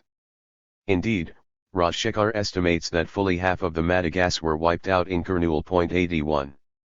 In the famine's epicenter in the Deccan districts of Madras Presidency, a fifth of the population perished and the demographic aftershocks, including a contraction in cultivated acreage, were felt for a generation. Rajshekhar argues that the higher mortality amongst men and boys, largely due to the temple wage and epidemic conditions in the relief camps, left the next generation of peasants saddled with a higher, productivity-throttling ratio of dependence to producers. In Kurnool, for example, the slow agrarian expansion in the district during the post-famine period is to be attributed not to the decline in the population per se but to changes in the age and sex composition of families of poor and small peasants, the disruption of their family life and the consequent general decline in the quality of their labor. Few of the famine survivors as a result were in any position to take advantage of the temporary recovery of agricultural prices. 74 Even as late as 1905, one settlement officer wrote, "The survivors among the riots were impoverished, many doubtless had deteriorated physically. A new generation has grown up, but the memory of the Great Famine still lives and has increased the dull fatalism of the riots." 75. In addition to their hecatombs of dead, South Indians were also embittered by the exploitation of starvation to recruit huge armies of indentured coolies, over 480,000 from Madras alone between 1876 and 1879, for semi-slave labor under brutal conditions on British plantations in Ceylon, Mauritius, Guyana, and Natal. When Indian nationalists and English humanitarians pressed Lytton to oppose the export of coolies, he haughtily replied that the government was purely neutral. 84-85. 1877 was China's driest year in 2 centuries, and official Chinese estimates of the death toll ranged as high as 20 million, nearly a fifth of the estimated population of North China. 86 As we have seen, the British legation in Beijing believed that 7 million had died through the winter of 1877. The destruction as a whole, according to the 1879 report of the China Famine Relief Fund, is stated to be from 9.5 to 13 millions, the estimate accepted by Lillian Li in her review of modern Chinese language scholarship. 87 Hang Wei-he at Hong Kong University meanwhile has contrasted different contemporary estimates of typing and famine deaths. Since overwhelmed officials were unable to keep accurate records or conduct sample censuses, it is hard to evaluate the discrepant figures in historical literature. If anything, there may be a bias toward underestimation, since the highest monthly death tolls, from a late-starting smallpox epidemic on top of malnutrition, dysentery, and typhus, reportedly occurred in April and May 1879 after the famine was widely declared to have ended. 88. The few local statistics available are extraordinary. The most reliable foreign estimates came from missionaries working in the famine epicenter of Shaanxi, where Timothy Richards, who circulated questionnaires to local officials and Catholic priests, reported that 1/3 of the population in the north had died by 1879, and David Hill and Jasper McIlvaine estimated that a chilling 3/4 had perished in the southern counties. 89 Indeed, the famine in Taiyuan Prefecture was almost an extinction event with only 5% of the population reported still alive in 1879. Despite heavy immigration from nearby provinces during the 1880s, Shaanxi, decimated as if by modern nuclear war, did not regain its 1,875 population until 1953.90. Similarly, as Edmund Burke emphasizes, the demographic consequences of the crisis of 1878-84 make it one of the capital events in the social history of modern Morocco. 91 Meej thinks that mortality in the ports was around 15%, but in much of the countryside it easily exceeded 1/4 of the population. In June 1879 the Italian consul at Tangiers estimated that 1/4 of the Moroccan population had perished. This is the same percentage that Matthews presented in his report for 1878. Theodore de Cuevas, who through his many relatives in the north of the country had exceptional knowledge of local conditions, believed that 1/3 of the population of the Garb was killed by the epidemic of 1878 to 79.92. Modern Brazilians still refer to the events of 1876 to 79 as simply the Grande Seca, the greatest drama of human suffering in the nation's history. 93 Fully half of Ceará state perished and the only transferable capital left by 1880 was in slaves. 94 Of the dead in 1877, 1879, says the Brazilian historian Edmar Morel, it has been calculated that 150,000 died of outright starvation, 100,000 from fever and other diseases, 80,000 from smallpox and 180,000 from poisonous or otherwise harmful food. 95 It has also been characterized as the most costly natural disaster in the history of the Western Hemisphere. 96 Global mortality can only be estimated as a level of magnitude. Arup Maharatna in a recent systematic review of demographic debates and literature in both India and China points to a combined Asian mortality range of between 20 million and 25 million famine-related deaths. 97 No greater precision seems possible. What is certain is simply the staggering scale and worldwide synchronization of starvation, unprecedented since the four horsemen of the apocalypse cut swathes of famine, war, pestilence, and death through Europe and China in the early 14th and mid-17th centuries. Part 2. El Nino and the New Imperialism, 1888 to 1902. 4. The Government of Hell. Thousands of thatched roof huts lament their empty hearths, at each step, a cadaver, a skull, scattered bones tell of the horror and the extent of the famine. R. Anastase, Ethiopia in 1889. The Great Drought of the 1870s was merely Act 1 in a three-act world tragedy. Millions more, likely tens of millions, would die during global El Nino droughts in 1888 to 91 and especially in 1896 to 1902. There was first, however, a famous interlude of agricultural expansion and relative prosperity. The decade after the end of famine in 1878 to 79 was characterized by well-distributed, plentiful rainfall and abundant harvests in both hemispheres. It was the age of wheat. The boom was propelled, in the first instance, by the climate crisis of the late 1870s and the huge harvest shortfalls throughout the British Isles. Land under grain, writes Abner Offer of English Agriculture after 1876, contracted by some 2/3 in 30 years, most of which reverted to rough pasture. The resulting deficit acted as a huge pump for the world's commerce. With British demand for food imports soaring, massive amounts of London-generated capital flowed into the railroads that opened up the American Great Plains, the Canadian Prairie, the Argentine Pampas, and India's Upper Gangetic Plain. Maxim and Gatling guns efficiently eradicated the last indigenous resistance to the incorporation of these great steps into the world economy. By mid-decade, British redcoats had defeated Riel's utopian socialist Northwest Rebellion in Saskatchewan and Manitoba, while the Argentine army crushed the last Indian resistance in the Pampas. The grain trade under the leadership of great cartels like Bunge and Dreyfus for the first time achieved authentically global scope and integration.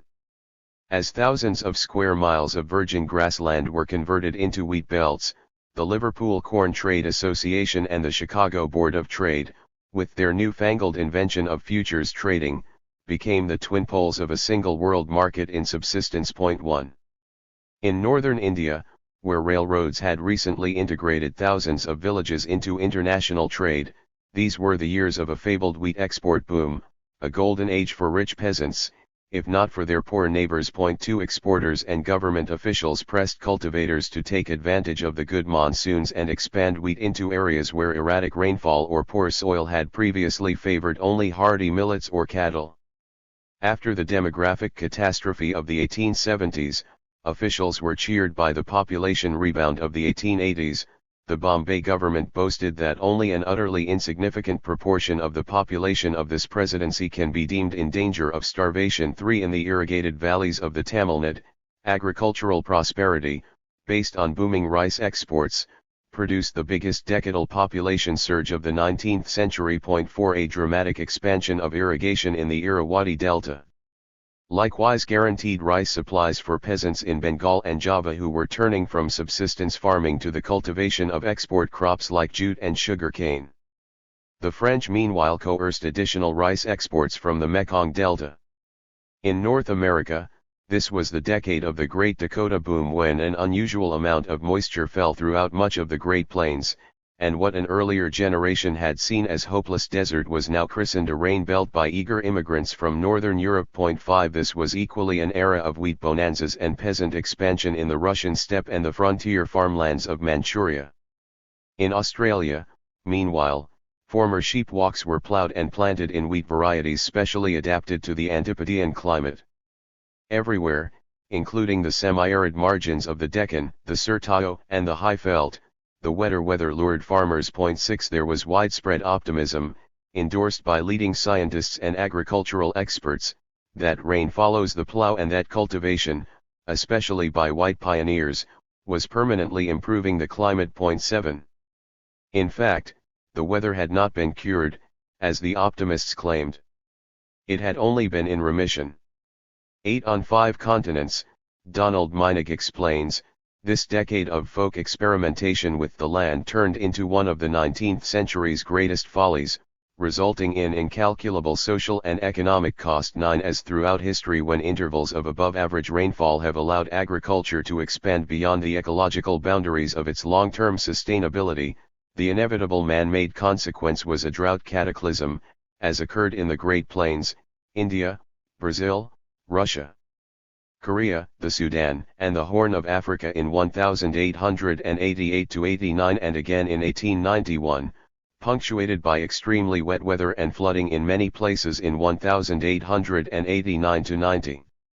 These extreme droughts and floods, we now know, correspond, although there is not necessarily a causal relation in each regional case, to powerful, clustered El Nino and La Nina perturbations in the eastern equatorial Pacific. 10 The new, globally integrated grain trade, moreover, ensured that climate shocks and corresponding harvest shortfalls were translated into price shocks that crossed the continents with the speed of a telegraph.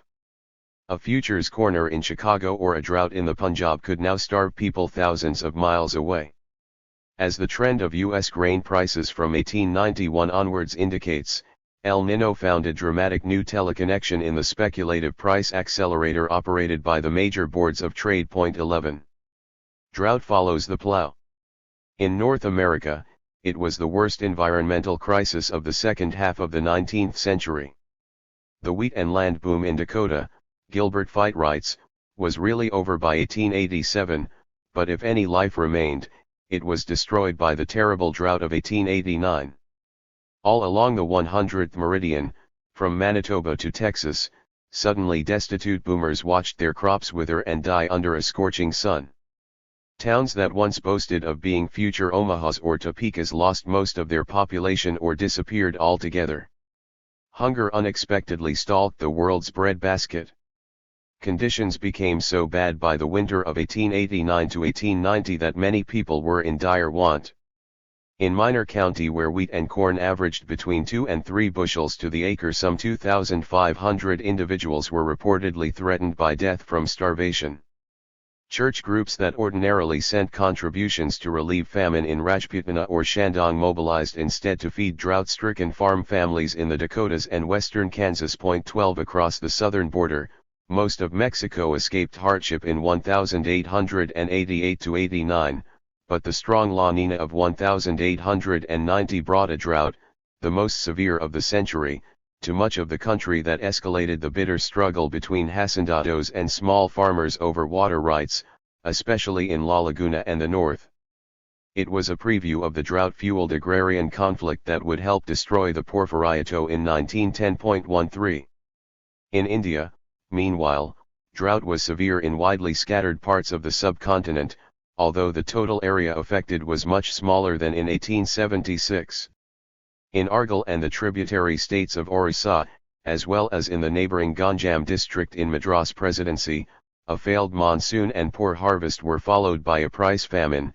There was never really a true shortage of grain, that struck viciously at the pauper groups like the pariahs, a tribal people who were prevented by new forest laws from turning to jungle fruits and products on which they had customarily depended in the past in times of distress. 14 According to Digby, 155,000 died. 15 In 1891–92, rated as a very strong El Nino year by modern meteorologists, there was a more general monsoon deficiency that affected almost every corner of India except the central provinces and the northwestern province.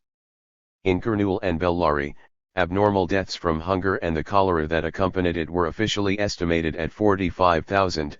About the same number died in several districts of Bengal and Bihar. Again, the victims were the poorest of the poor. 16.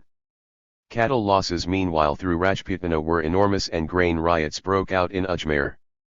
The Marwaris were forced to migrate en masse in search of subsistence for themselves and their animals. 17 In the neighboring Punjab, The 1891 drought was less devastating than the locust plague that it unleashed on crops in all of Peshawar, Dirajat, and Rawalpindi as well as some districts of Lahore.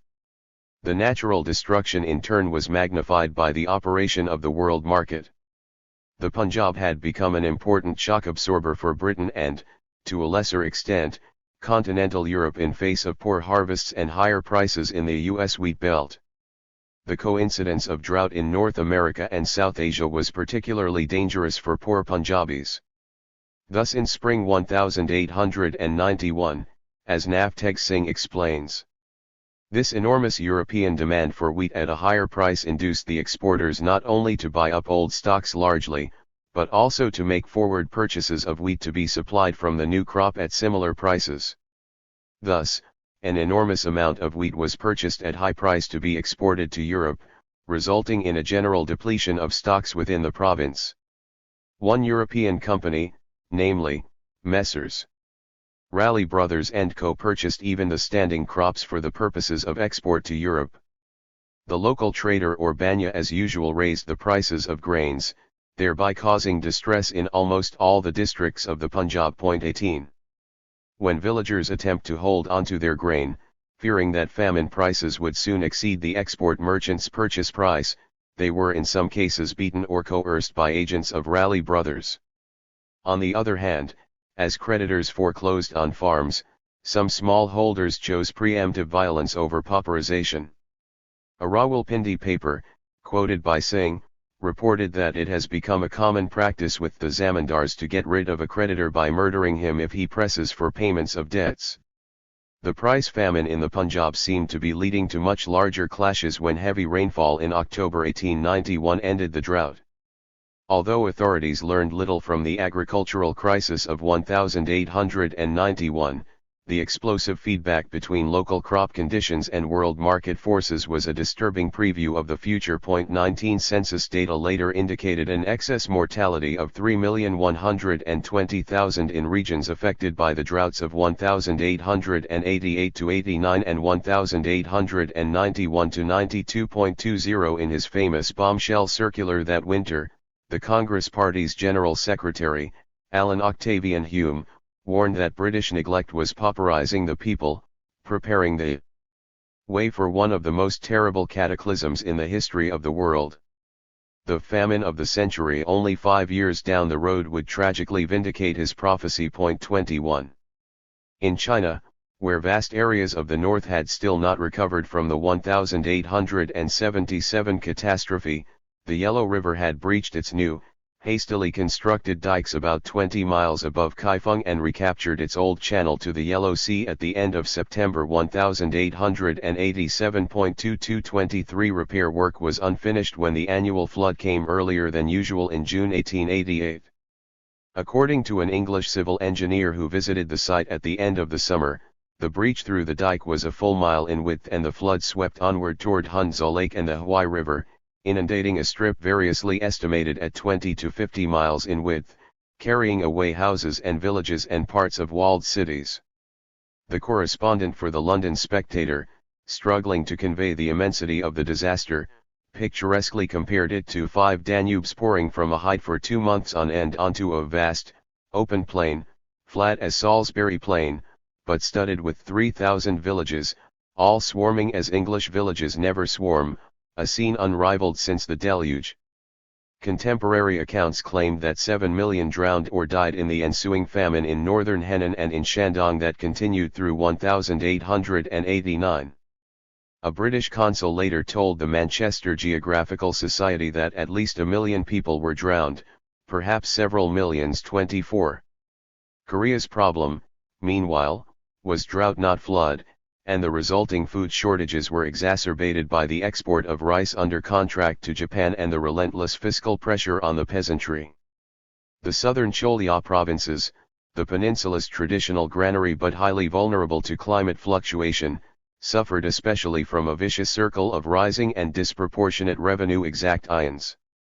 The region had long been a social tinderbox. After the drought of 1888-89 in Cholya, Wu Kyun Han explains, the situation became really serious. Social banditry and violent protest became commonplace and eventually spread to other provinces. Farmers had turned bandit before in bad times, of course, but not to this extent. Well-armed and organized robber bands began to appear, with bases deep in the mountains, attacking shipments of tax grain and convoys of imported goods on their way to Seoul. Another result was a wave of local uprisings of various kinds, usually against corrupt officials. Miners revolted in Hamgyong and Gyeongsang provinces, and the fishermen of Jeju rebelled. There were peasant risings in almost every province, sometimes led by former officials or government slaves. 25. The unrest in the countryside was aggravated by the growing visibility and arrogance of the foreign community. In addition to the scandal of food exports in the midst of drought and famine, fantastic rumors circulated about ghoulish Western conspiracies. Seeing that the Europeans had no cows yet drank milk from cans, believed the story that the foreigners kidnapped women and cut off their breasts in order to obtain the condensed milk. 26. Like the White Lotus sects in China, the underground Tonghak society, anti-Western and anti-Confucian, provided a millenarian framework for peasant resistance to intolerable taxation and foreign exploitation. In early 1894, demanding an end to rice exports to Japan and more equitable taxes, 100,000 peasant rebels under loose Tonghak leadership gained the upper hand over government troops in Cholya. Both China and Japan used the uprising as a pretext to send troops to Korea, precipitating the Sino-Japanese War, which the modernized Japanese military easily won.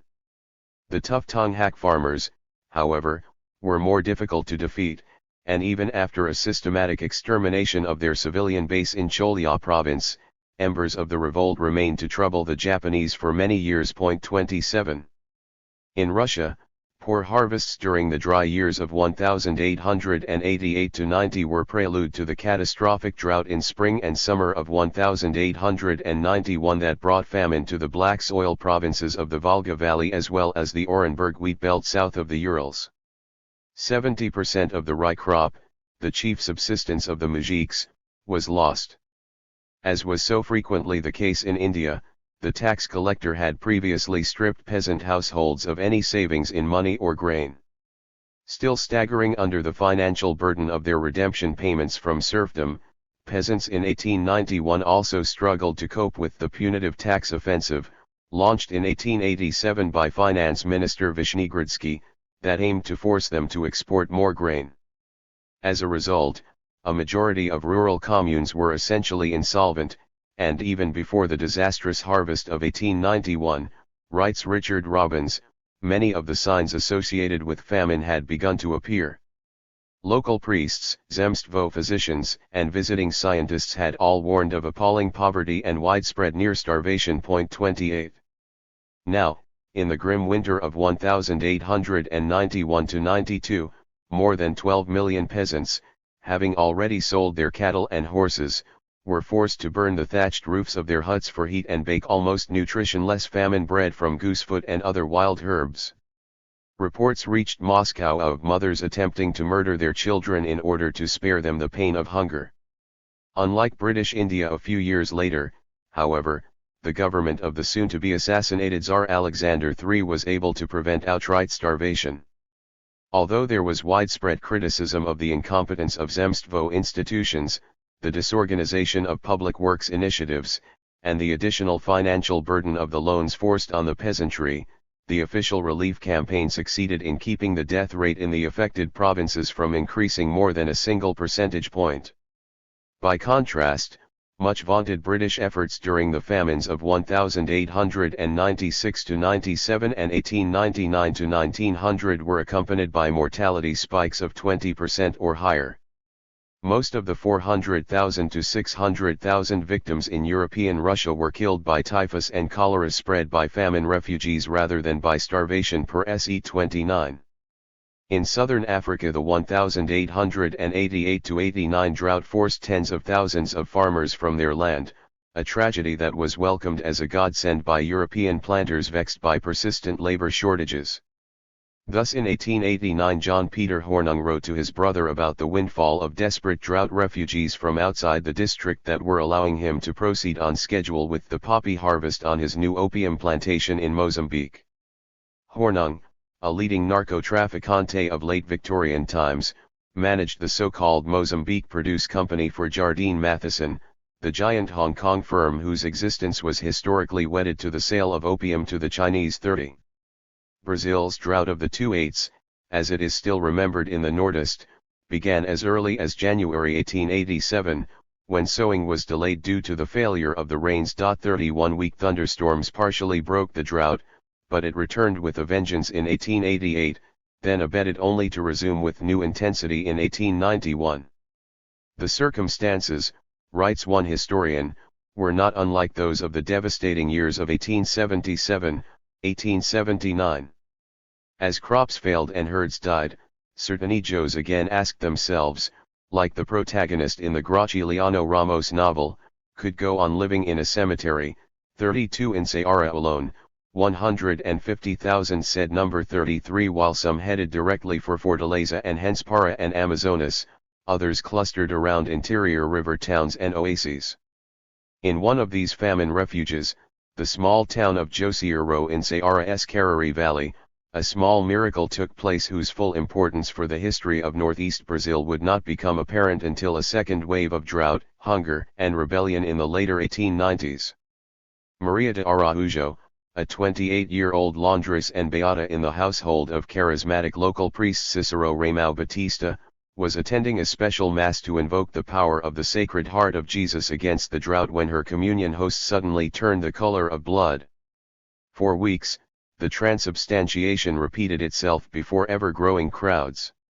Finally, on the feast day of the Precious Blood in July 1889, Monsignor Monteiro, Cicero's patron and another fiery millennialist, led a procession of 3,000 people to Josiero's little chapel of Our Lady of Sorrows.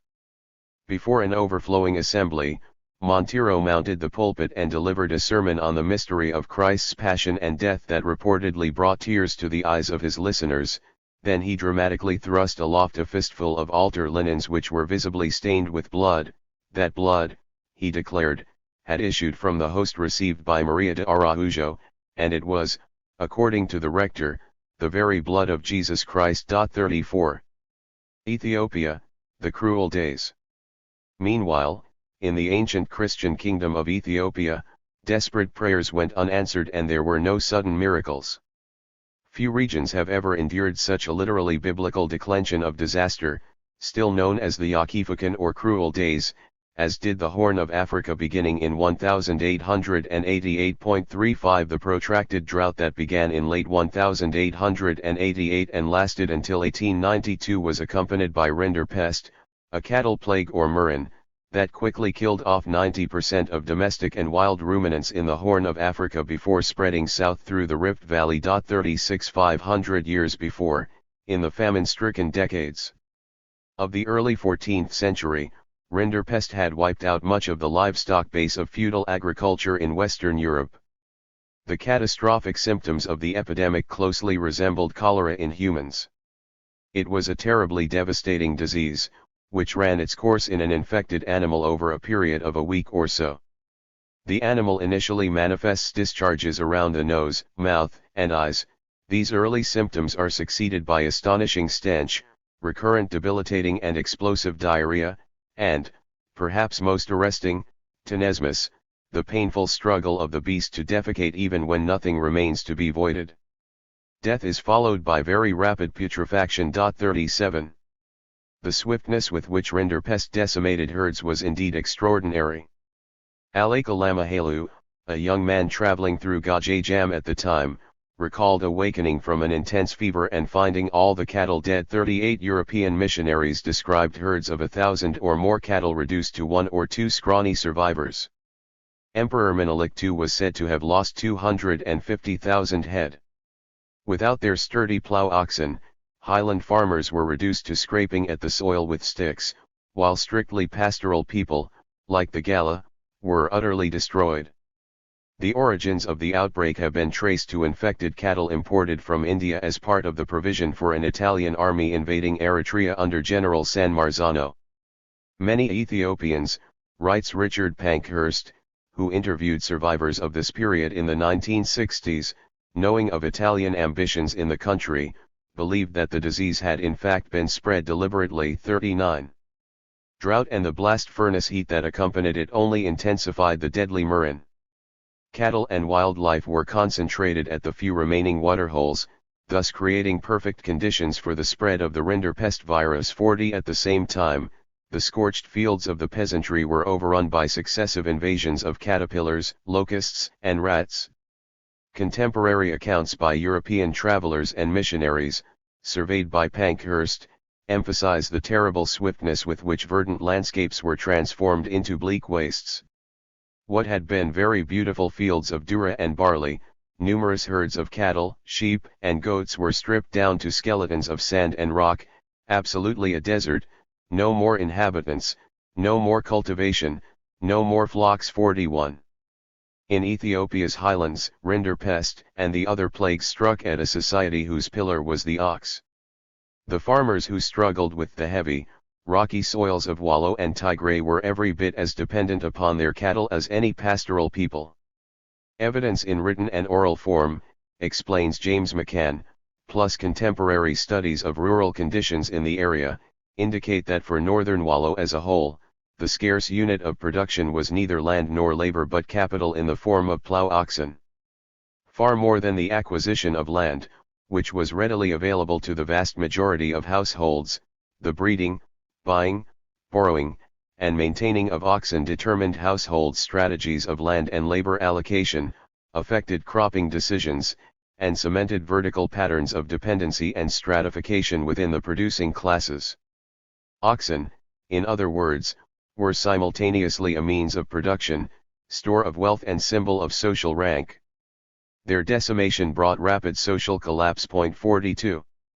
Without animal traction, moreover, the peasantry was unable to resume cultivation when the rains briefly returned in June 1889. Some farmers, to be sure, tried to work their fields with iron-tipped hoes, but the yields were only fractions of what they had produced 2 years earlier with plough oxen. Simultaneously at war with Sudanese Mahdaists, Tigrine secessionists, and Italian invaders, Ethiopia had almost no wherewithal to import food. Although the new emperor, Menelik II, promptly opened his granaries to his subjects and turned his soldiers to farming, the imperial supplies were quickly exhausted. When Menelik tried to import grain, the caravans were pillaged going through Somali and Danakil country where the people were also starving. 43. The consequence was a radical shortage of food and livestock that threatened even the survival of the rich. Prices, to the extent that they retained any meaning, increased 100-fold or more. Table 4.1 is constructed from contemporary reports of the Russian explorer Mishkov and shows famine-driven inflation at its most extreme. 44. Menelik's most recent biographer, Harold Marcus, emphasizes the fundamentally incomprehensible character of so many simultaneous disasters. Populace, clergy, and macquainant, he writes, were mystified and bewildered by the catastrophe engulfing them, and attributed their troubles to a lack of piety. Accordingly, Menelik issued a despairing proclamation at the end of July 1889 which blamed drought and plague on lack of prayer. When the animal epidemic was starting, I made a proclamation, saying pray to God. The animals are, all dead, all this has happened because we have not prayed enough. Now the epidemic is turning to people and has begun to destroy them. Marcus asserts that millions of people died in the ensuing 2 years, and that the famine permanently reconfigured Ethiopia's regional hierarchy, shifting power from Johannes Tigrines to Menelik's Shawans. The once powerful economies of Bagimdar and Gajajam were disabled, and the desperate efforts of Ras Alula, Menelik's chief competitor for the throne, to preserve Tigrine hegemony were undercut by lack of provisions. 45 Feeding a small army even for a very short time was soon to become impossible in the shattered Tigray. 46. When nobles and warriors went hungry, the rural poor of course died en masse. The French priest Calbos, writing in March 1890 from Karen, reported that everywhere I meet walking skeletons and even horrible corpses, half eaten by hyenas. A British consular agent on the Somali coast complained of the heart-rending cries and lamentations of the starving that kept him awake each night. One Italian traveler described the great Tigran trade hub of Adway as simply a cemetery, while another found children frantically searching the dung of mules and camel for kernels of grain. Horrified, I turned away, he wrote, only to see other boys whom the Zupt are driving away by force from the carcass of a horse, the stinking leftover of the hyenas. From this carcass they snatch, biting with their teeth at the entrails because they are softer because they are the most putrid. Famished people also disputed the prey of vultures, hyenas, jackals, and pie-dogs, while others sold themselves to Muslim slave dealers. Worst was the famine-induced insanity and cannibalism. Ethiopian writers would terrify later generations with stories of mothers cooking and eating their children. Even in the extremes of starvation, however, Ethiopians retained a gallows sense of humor. A popular song, supposedly based on the true story of a man who killed and ate his spouse, was called "His Wife Gave Him Indigestion 47." Nature was perceived as radically disordered in other ways as well. One of the strangest and most horrifying aspects of the catastrophe was the utter boldness with which wild animals, crazed with hunger and thirst, attacked the weakened human population. Contemporary accounts describe the country as swarming with animals and birds of prey who had lost all their fear. Old people of Tigray such as Abba Jerome and Waziro Sangal say it was common at night to hear the cry or groan Wasadani uttered by famine-enfeebled victims, often old men and women, as the hyenas carried them off to eat. From every corner of the country, the Shilwan Highlands, Karen, Harar, and so on, missionaries and local officials reported that the wild beasts reigned supreme. In Bagumdar, for example, lions, leopards, etc., have taken the upper hand and attack and eat human beings in broad daylight, while at Borka, leopards, jackals, and lions attacked as far as their villages and ate large numbers of them. 48.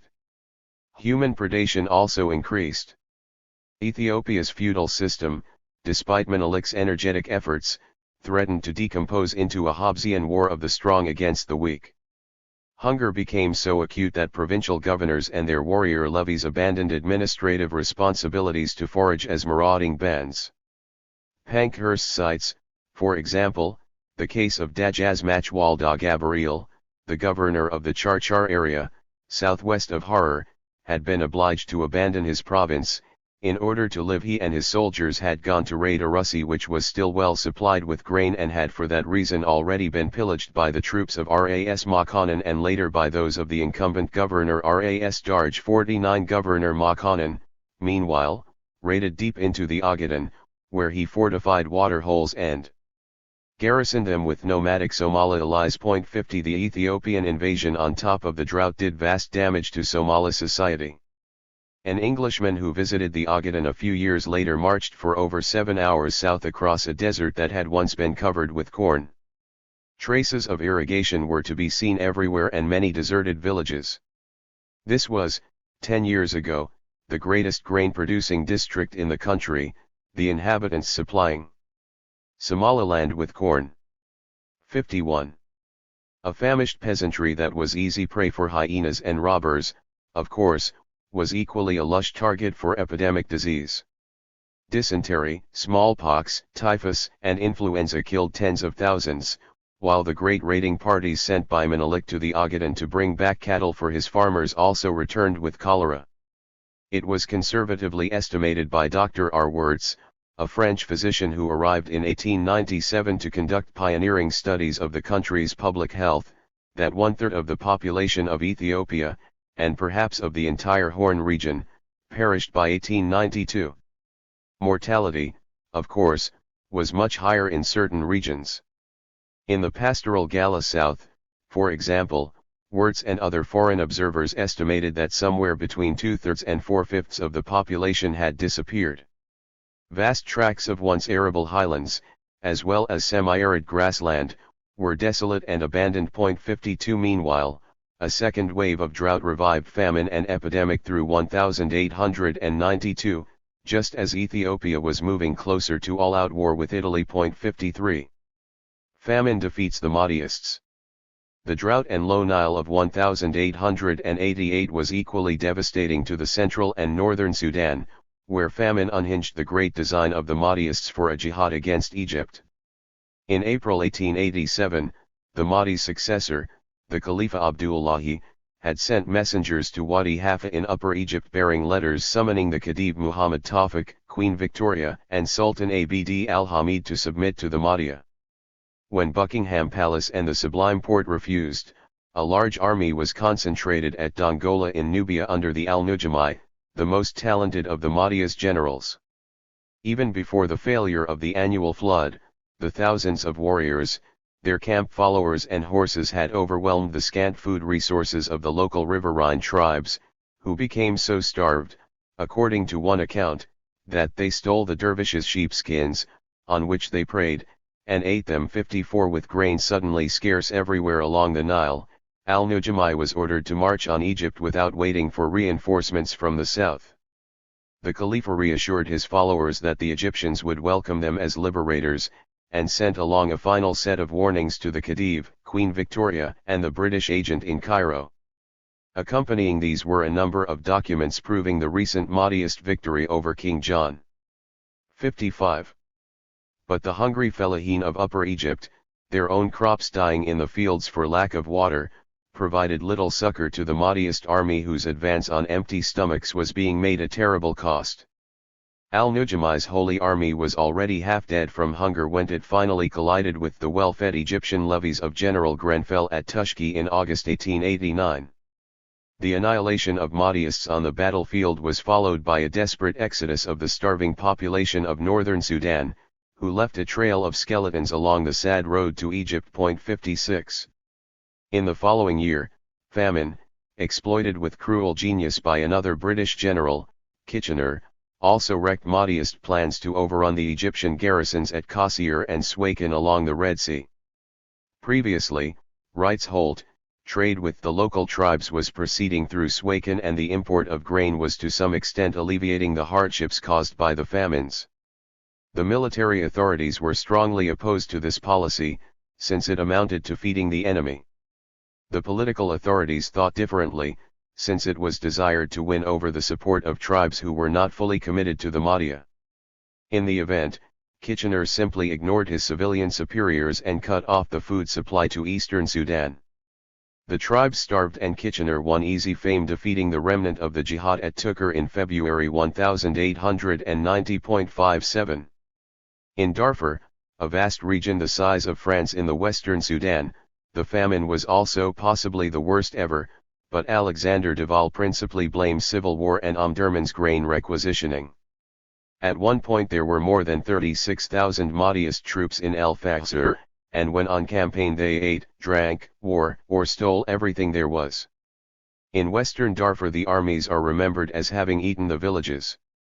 The devastation was so complete that one of the rebel leaders referred to his country as simply a heap of ruins. 58.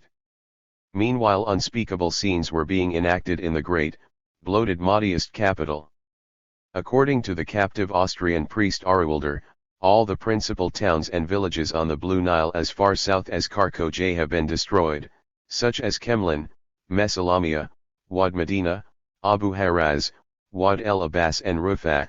The inhabitants of all these towns, men, women, and children, under great fatigue, had come to Omdurman, where they sheltered in the north of the town near Kir Shambat. 59 They came believing that the Mahdiya, which was importing grain from Fashota in the south, would protect all equally against starvation. In fact, the Khalifa was transforming Omdurman into a murderous tribal dictatorship. The onset of the famine, Holt explains, had occurred at a particularly critical time since it coincided with the migration of the Ta'isha to Omdurman. The provisioning of their multitudes as they passed through Kordofan was a serious problem, and when they reached Omdurman they were supplied with grain at preferential rates. The situation in Omdurman was aggravated by the influx of distressed provincials who fled from the famine in their villages only to starve in the capital. The military defeat of the Egyptian jihad was now redoubled by the moral defeat of Mahdist's claim to represent an incorruptible, egalitarian community of belief. When the courageous, non-Ta'isha commissioner of the treasury, Ibrahim Muhammad Adlan, attempted to shield the poor from the exact ions required by the overgrown military caste, refusing to provision the Ta'isha at all cost, he was promptly hung by the Khalifa. The Mahdiya was becoming a government of hell. 60. Another of the Khalifa's prisoners, the Italian priest Rossignoli, recounted the gruesome and unequal struggle for survival in Omdurman in 1888–89. Omdurman became a stage on which horrible scenes took place. The Mahdists had insulted the besieged Egyptians in El Abaid for eating dogs, donkeys, leather, and other filth. Now they were forced to go even further, they ate their own children. The rich were able to save themselves by buying up in time stocks of dura, but for the poor there was no escape. From 60 lire per hour day the price rose to 250. The emaciated crowds with besotted eyes that I have seen in the streets of El Abaid during the siege, I saw once more in even greater numbers. There were large mobs searching for anything merely to prolong their lives. The streets were full of dead bodies and there was no one to throw the corpses into the Nile or even to take them to the area selected by the Khalifa to be the cemetery. Today there are piles of whitened bones being the remains of those who died during the famine. Hyenas finding such an abundance of food convened in large numbers and became so daring that they wandered through the streets of the city. Children ran the risk of being kidnapped. One night we succeeded wrenching from the hands of a starving man, a boy who had raised the alarm by his desperate screams. On another occasion a girl ran to the Ma'ama begging protection from her mother who had already devoured the smallest of her sons and had told the girl that this was to be her fate. The wretched woman was imprisoned and died insane a few days later. Mothers came to us offering their infants as their dried-up breasts could offer them no substance. One day a woman came to Father Arwilder begging that he buy hers. He gave the woman some handfuls of dura and sent her away with God's blessings. The next day she reappeared with only 2 children, one having died of hunger. On the third day she was accompanied by one only. She was never seen again. 61.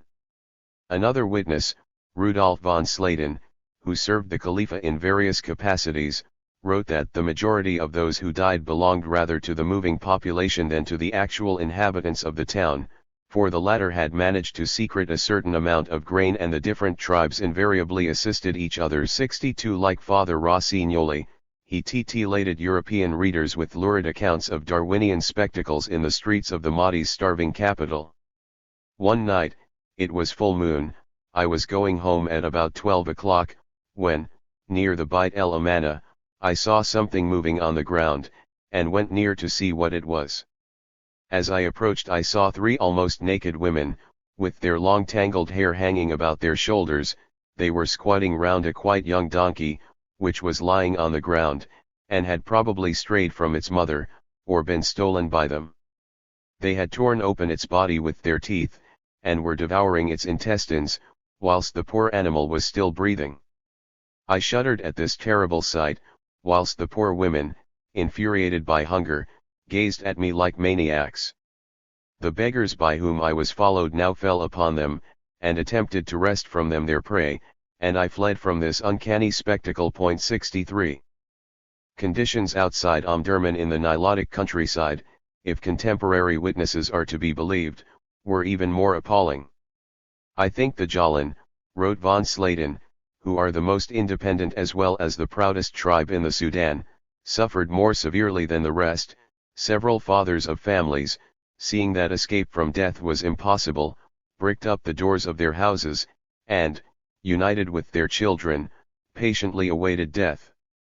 I have no hesitation in saying that in this way entire villages died out.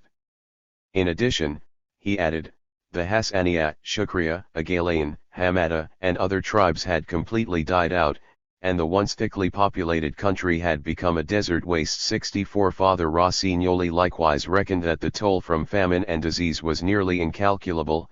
Many tribes have disappeared from the face of the earth. Refugees told him terrifying stories, comparable to accounts from Ethiopia, of starving humans turned into the prey of wild animals. Since the number of men formerly hunting them has diminished, the number of wild beasts has increased 100-fold. They have become so fearless that they enter villages in large numbers to devour the children and the sick, that is, those unable to defend themselves against the horrible invaders. 65. Comparable tales also were being told in the savannas of Western Africa, where the drought famine, as in the Sudan, was known as Year 6 because it began in the year 1306 of the Muslim calendar. According to Catherine Kokorevitrovich, there was a great famine in Walata along the bend of the Niger River, in 1888-89 that took the lives of thousands of captives and slaves. Starvation was also reported in Katsina and Kano. 66 The major block of independent and militarily formidable societies remaining in Africa, the Muslim states of the Sahel/Sudan and the Christian Kingdom of Ethiopia, were suddenly rendered vulnerable by drought, famine and internal disorder. As the threat of Mahdiist expansionism abated, the European powers grasped at the opportunity to turn the crisis to their own colonial advantage. From their toehold on the Eritrean coast, the land-hungry Italians were the first to act. The colony of Eritrea, wrote a contemporary Italian commission, is able to serve in the future as the vent of part of Italian emigration. Invoking famine-abandoned lands as a pretext, they occupied Asmara in the summer of 1889 as staging area for the colonization of the drought-ravaged Eritrean highlands and the Tigray Plateau. The rest of Ethiopia, meanwhile, was declared under the protection of Rome. 67 Deprived by Rinderpest of horses for his famous cavalry, and lacking provisions to sustain a large army on the march, Menelik was initially forced to give way before the Italian columns. The fiery Empress Tatu, who came close to accusing her husband of treason, exhorted him to defend Ethiopia's sovereignty at all costs. 68 With astonishing patience and skill, he eventually rallied his stricken but valiant people to annihilate a large Italian expeditionary corps at Adway on March 1, 1896. It was Europe's greatest defeat in Africa and the end of Prime Minister Francesco Crespi's dream of a second Roman Empire in the land of the Queen of Sheba and Prester John. Fin de siècle apocalypse. Ethiopians had little opportunity to celebrate, however. While Menelik's victorious army was marching back to Addis Ababa, drought was again, for the third time in less than a decade, fastening its grip on the Horn of Africa. 69 It was a global curse. The period 1895-1902, Sir John Eliot told the British Association for the Advancement of Science in 1904, was characterized by more or less persistent deficiency of rainfall over practically the whole Indo-Oceanic area. 70 More recently, a leading historian of the world grain trade has emphasized the extraordinary synchronization of crop failure across 6 continents. Years 1896 and 1897 were characterized by abnormally bad weather throughout widely dispersed wheat-producing areas. World yield per acre for the 1897 crop remains the lowest ever recorded. Thus there was drought in 1896 in India, Australia, the winter wheat belt of the United States, and North Africa, while locusts and late rains reduced Argentine yields. But weather was worse in 1897, the rainfall distribution in the principal wheat-producing areas was most abnormal. Drought occurred in India, Australia, southern Russia, Spain, and North Africa. France had excessive rain at seeding time. Heavy rains and storms during May and June reduced yields in the Danube basin. Argentina had locusts, drought, frosts in November, and rains at harvest. In Canada there were summer frosts, late heavy rains, and even hail in some areas. Of all the important exporters, only the United States had a good crop. 71. Other cereals were equally affected, and a third wave of drought and famine, comparable in magnitude to the 1876-79 catastrophe, swept over India, northern China, Korea, Java, the Philippines, northeast Brazil, and southern and eastern Africa. Hunger also stalked the Upper Nile, where famished peasants ate dirt, southern Russia, where Tolstoy wrote about the despair of the mujiks in the face of drought and oppression, Italy, where the soaring price of flour led to the century's bloodiest bread riots, and Australia, which lost half of its sheep in the worst drought in its modern history. 72 We now know that an extraordinary clustering of El Nino events, 1896-97, 1899-1900 and 1902, was largely responsible for this global agricultural catastrophe. The wet intermission of 1898, perhaps the 19th century's most powerful La Nina, brought its own horror in the form of devastating floods in the basin of the Yellow River. Perhaps 1/4 of the Earth's population, mostly in what would become known as the Third World, was directly affected by ENSO-related dearth. Indeed, the century's end became a radical point of division in the experience of humanity. For Europeans and their North American cousins, as David Londas has written, the wheel turned in 1896 and the depression that had started with the Panic of 1893 was replaced by a new boom. As business improved, confidence returned, not the spotty, evanescent confidence of the brief booms that had punctuated the gloom of the preceding decades, but a general euphoria such as had not prevailed since the early 1870s. Everything seemed right again, in spite of rattlings of arms and monetary Marxist references to the last stage of capitalism. In all of Western Europe, these years live on in memory as the good old days, the Edwardian era, La Belle Époque. 73. For most non-Europeans, on the other hand, this was a new dark age of colonial war, indentured labor, concentration camps, genocide, forced migration, famine, and disease. The epidemic disease dimension of famine was much more lethal than in the 1870s.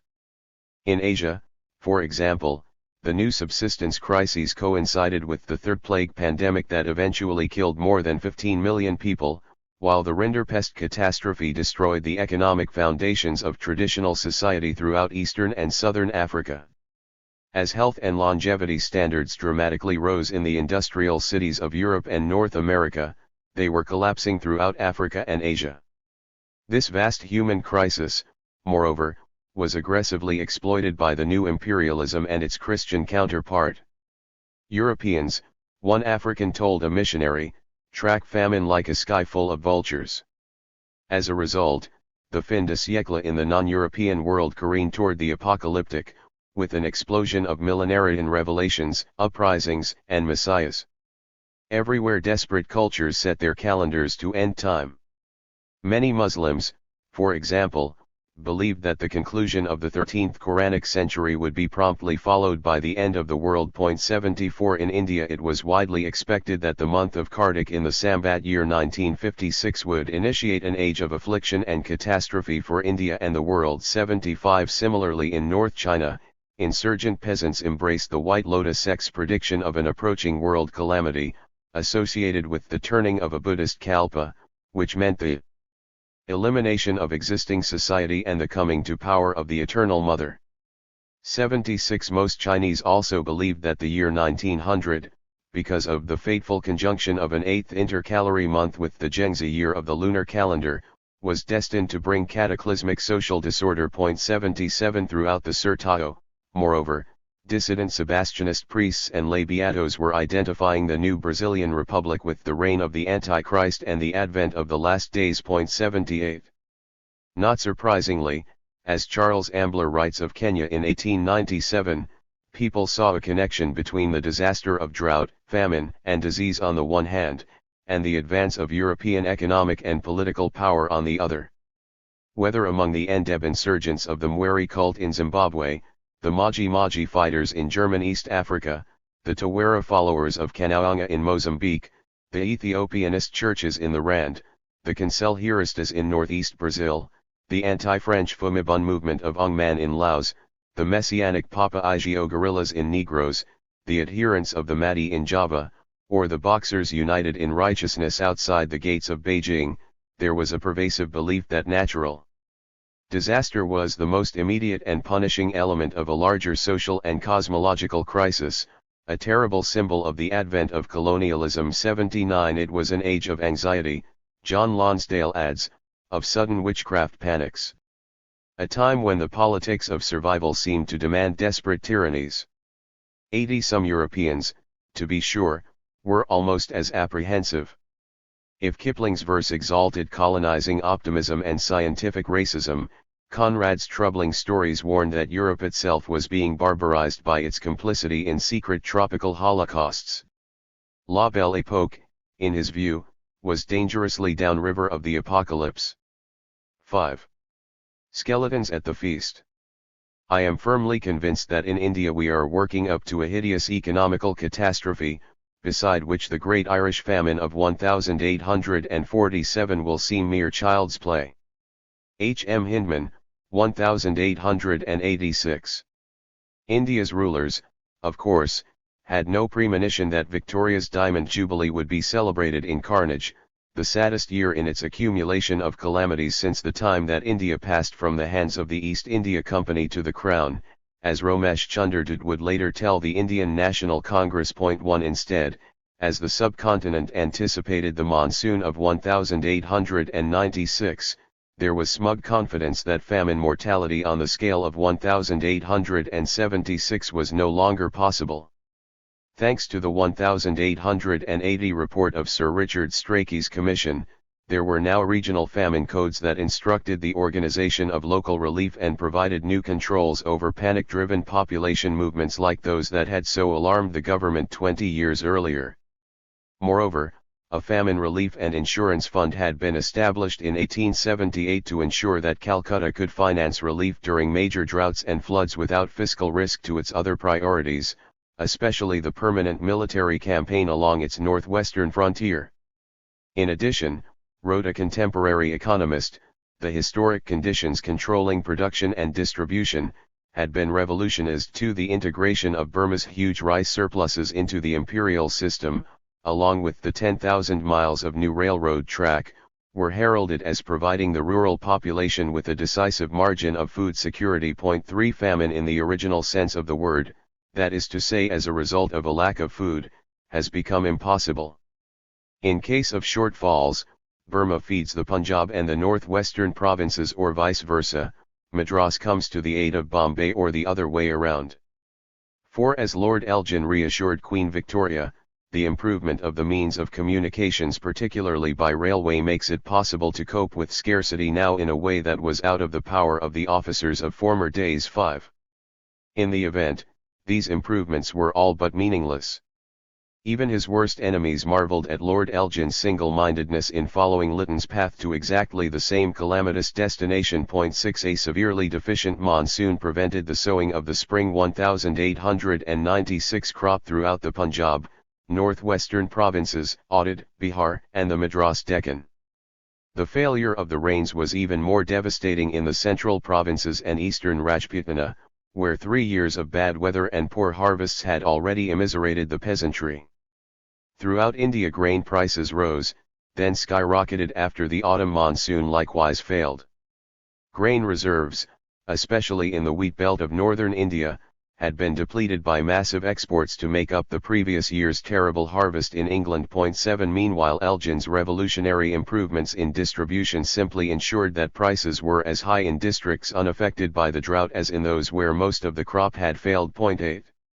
The mere existence of railroads, moreover, could not bring grain into districts where mass purchasing power was insufficient. British officials, with their doctrinaire faith in market rationality, were startled to see the price of millet and other poverty grains surpass that of the milled wheat used in European bread. 9 As for the vaunted famine fund, a substantial portion had been diverted against the protests of Indians to pay for yet another vicious Afghan war. 10. The government, moreover, had categorically discounted warnings from Indian nationalists as well as their own health officers about the ever-increasing population of poor people vulnerable to any sharp increase in food prices. Malnutrition, critics believed, had reached epic levels unprecedented in Indian history.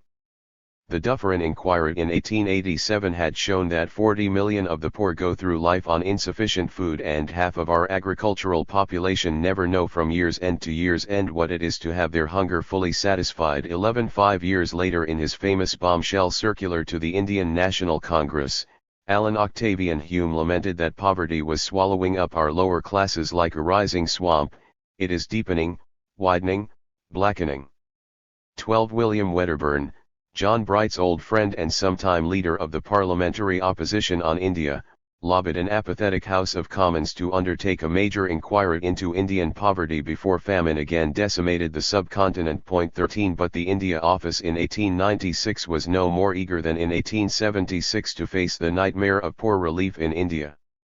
The Spectator, denouncing Hume, Wedderburn, and the Babus, warned its readers that if India were as with England and had the same poor law, there would be 80 millions of paupers in receipt of relief. 14. Government charnel houses. High prices, meanwhile, were rapidly turning drought into famine. Acute distress was already visible in the northwestern and central provinces in August 1896. By October, the police were opening fire on grain looters in Bihar and the Bombay Deccan. The New York Times published a letter written in October from the American Board missionary R. Hume in Ahmednagar, pointing out that the drought was much more widespread than in 1877. Hume despaired that for 2 days my servants tried in vain to buy 50 cents worth of grain for use. With no more rain, likely to fall for 8 full months, the next possible harvest was nearly a year away, and thus Hume was not surprised at the desperation of his normally quiet, orderly neighbors. Already grain riots are common. Grain merchants will not sell grain, largely because they know the price will greatly increase, though even now prices are 300% or above normal. So people break open grain shops and granaries, and threaten to kill the merchants if they interfere. They say, "We shall have soon to die without grain. If you interfere with our getting your grain, and we kill you in the struggle, it will be all the same." Similarly, these people say to the police and courts, "Arrest us for stealing and support us in jail. There we shall not die from starvation." 15. At nearby Narsingpur, the American missionary Margaret Denning described the here trending ordeal of a Muslim smallholder who was forced to sell, first, his land, then his hut and finally his cooking utensils to provide food for his wife and 2 small children. Since the government was doing nothing to relieve the poor, he gave his oldest child to the infidel missionaries in violation of his religion. The man brought the boy to us, telling the child he could care for him no longer, although he had always hoped to send him to school, but that now he saw no way to save his life and educate him other than to give him away. The boy was not to think his father did not love him, and, if he lived and learned how to write, he was charged to write to his parents. The father bade him goodbye and, asking nothing for himself, went away. 16. Such stories were commonplace and they began to sow unease abroad. Sir Edwin Arnold was mobilized to reassure the Americans that the British in India rule for the sake of the Indians first, and for revenue, reputation, and power afterward. 17. But with Spectator and other prominent editorial pulpits chiding him for excessive parsimony, the Viceroy, otherwise preoccupied with destroying rebel villages along the Afghan border, reluctantly agreed to open limited relief work in the most stricken districts. He remained stubbornly opposed, however, to private charity, including international missionary appeals, and bitterly condemned the press for their exaggerations. 18. Like Lytton before him, Elgin foreclosed more liberal policies on a local or regional level.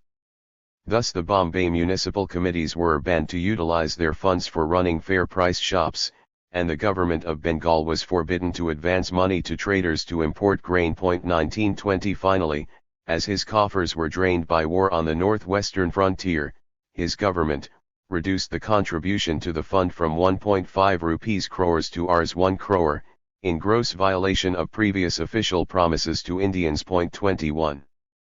In early December Elgin passed through Jabalpur in the central provinces, a town that would figure centrally in international debates over British famine policy. The drought here had been unbroken since the fall of 1895 and the monthly death rate had been over 10% since September. The government had previously refused desperate local appeals to open relief work or control the price of grain. But Elgin, like Temple and Lytton in Madras a generation before, was stonily unmoved by anything he saw. I can only say that traveling during the last few days in Indore and Gwalior and now in these provinces up to the gates of your city, I have been struck by the prosperous appearance of the country even with the small amount of rain that has come lately. All India was outraged by this remark, based, one reporter claimed, on a quick glimpse from the saloon window of the Viceregal train 22. Convinced that Indians were natural shirkers and beggars, Elgin imported that old disciplinary cornerstone of utilitarianism, the poorhouse, to the subcontinent. 23 Designated for those too weak for heavy labor, the poorhouses were despised by the peasantry who feared that they would be converted to Christianity, or deported to places beyond the sea. 24 Confinement was especially unbearable to the tribal peoples, like the Gonds and Baigas, whom one missionary claimed would sooner die in their homes or in their native jungle, than submit to the restraint of a government poorhouse.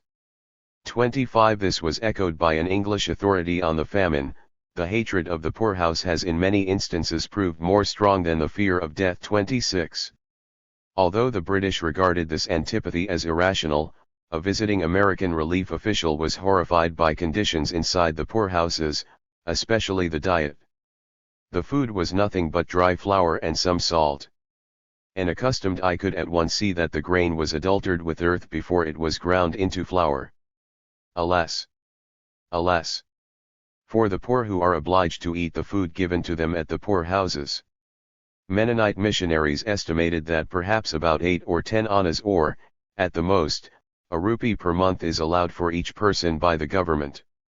27 As a result, one Mennonite wrote to Louis Klopsch, publisher of the Christian Herald in New York, the death rate in this district, which normally was under 50 in the thousand, was forced by starvation up to the appalling figure of 627 in the 1028. The Americans accused the government of deliberately deceiving world opinion about conditions in the Indian countryside. How many more might have been saved and be today happy and full of life and vigor if they could only have been reached in time will never be known. Perhaps the bleaching skulls on India's plains could give us some idea. But the long-continued withholding of actual facts by the government and the consequent general ignorance of the true conditions of things must be looked upon as the cause of many thousands of deaths. 29 Such accusations were made all the more effective by the shocking photographs of famine conditions that were reprinted in newspapers around the world. 30. Rather than slowly die in the government charnel houses, peasants throughout the central provinces assaulted grain depots. The worst disturbances ironically occurred in Nagpur district, where the harvest was adequate but soaring market prices had nonetheless imposed starvation on Koshti caste weavers, immiserated by their losing competition against factory-made textiles. The local commissioner, Sir Andrew Fraser, arrogantly dismissed pleas to open relief works, and merchants outraged the public by selling adulterated grain at fantastic prices.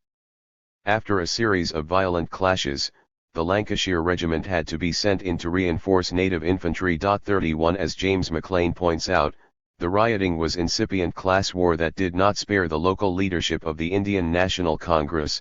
In the Nagpur grain riots, the house of a leading congressman, Gangadhar Madho Chitnavis, was singled out by a mob for looting and was saved by the intervention of sepoys. The rioters chose Chitnavis's house apparently because they believed, as a wealthy moneylender and landowner and president of the municipality, he could influence the price or supplies of grain. 32. Similar conditions in the Bombay presidency allowed the extremist leader Bal Gangadhar Tilak to consolidate his takeover of the Pune Sarvahanik Sabha. Tilak, who had long urged the Congress to adopt the more militant agitational methods of the Irish, now played Michael Davitt in the Deccan, calling for popular resistance against tax collections. 33-34 Tilak's stirring invocations of the heroic Maratha past roused a martial populism in hungry villagers as they united once again, as in 1877, to oppose the hated revenue man. The British were unnerved.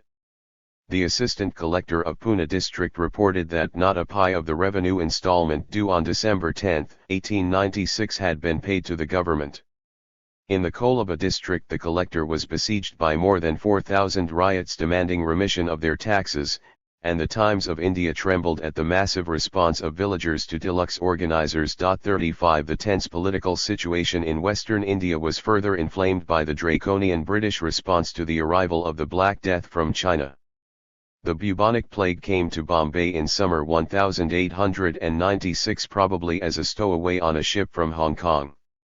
At the time, some scientists theorized that drought, as previously in southern China, was a critical factor in driving plague-carrying rats into more intimate commensality with human victims. 36 Bombay, in any event, offered an ideal ecology for a pandemic: fetid, overcrowded slums infested with a huge population of black rats. For years health officers had warned British administrators that their refusal to expend anything on slum sanitation was preparing the way for an epidemic apocalypse. 37 Florence Nightingale, in addition, had repeatedly crusaded against the city's phantasmagoria of disease conditions, but the European townspeople were united in blocking increased taxation to pay for new water and drainage schemes. 38. The city's fabulous boom in the 1880s and 1890s moreover had been subsidized by the falling living and health standards of its vast majority. The wages of unskilled laborers increased only 5% in 35 years, while grain costs rose 50% and land values and rents tripled. The progressive immiseration of its working classes, Ira Klein argues, was the single most important factor in Bombay's extraordinary, disproportionate blossoming of death near the turn of the century. 39 Despite several panic-stricken exoduses, the famine in Bombay's hinterlands left little option for the urban poor but to remain in their pestilential slums. Indeed, the drought inundated the city's environs with famished refugees from the Deccan, 300,000 of them in April, May, and June of 1897 alone. 40 Starvation and cholera were promptly added to plague, eventually killing a fifth of the city's low-caste laborers. 41 Even more alarming to commercial elites, some foreign ports began to quarantine shipments of wheat from Bombay. There were fears that a general embargo might destroy Western India's foreign commerce. As the city's morale plummeted, the governor's plague committee, still ignorant of the plague's true vectors, launched an unprecedented war against the tenement neighborhoods that sheltered the pandemic. The resulting onslaught of fire, lime, and carbolic acid utterly failed to stop the plague's advance, but it did unhouse thousands. 42 While destroying people's homes and shops, however, the government did nothing to control the explosion in grain prices that was spreading starvation faster than plague.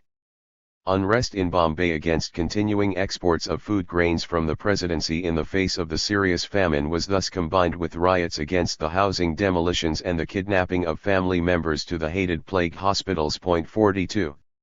Meanwhile, railroad shipments of contaminated relief grain spread the plague with great efficiency across the Ghats into the arid and hungry Deccan. Modernization and immiseration were again a deadly combination. Even more important than travelers in bringing infectious rodent fleas to new locales was India's vast commerce, developed through the encouragement of free trade policies. The transport of rice, bajri, wheat and other grains across the famine-stricken country in the late 1890s, a traffic meant to be life-giving, particularly helped disseminate plague amongst India's malnourished population. Grain was the favorite food of the black rat, while the great plague vector, bred best in the debris of cereal grains. When these fleas arrived at new towns or villages, they often carried plague bacilli with them, fastened on local black rats as new hosts, began epizootics, and then transferred plague to humans as alternate hosts. 44. Oblivious to native dignity, the subsequent eradication campaign in the Deccan was militarized under a special executive headed by a haughty racist, W.C. Rand. The new Epidemic Disease Act gave him powers to detain and segregate plague suspects, to destroy property, inspect, disinfect, evacuate and even demolish dwellings suspected of harboring the plague, to prohibit fairs and pilgrimages. 45 Rand boasted that his measures were perhaps the most drastic that had ever been taken to stamp out an epidemic. 46 As one Indian historian has written, Rand had summoned British troops to his aid and had swept down on the slums like a proverbial wolf on the fold. Plucking out men, women, and children from their homes, he burnt their belongings and desecrated their shrines. Suspected victims were forcibly evacuated, their families coming to hear of them only after they were dead. 47. The shocking contrast between the huge number of people detained, many of them apparently healthy, and the relatively few ever released alive from the plague camps played on Indians' worst apprehensions about British rule. 48. Rumors spread across the country that Indian patients were being murdered to extract a vital oil to be employed as a magic ointment by Europeans. 49. Across India, meanwhile, there was growing outrage at the lavish preparations to celebrate the 60th anniversary of Queen Victoria's rule.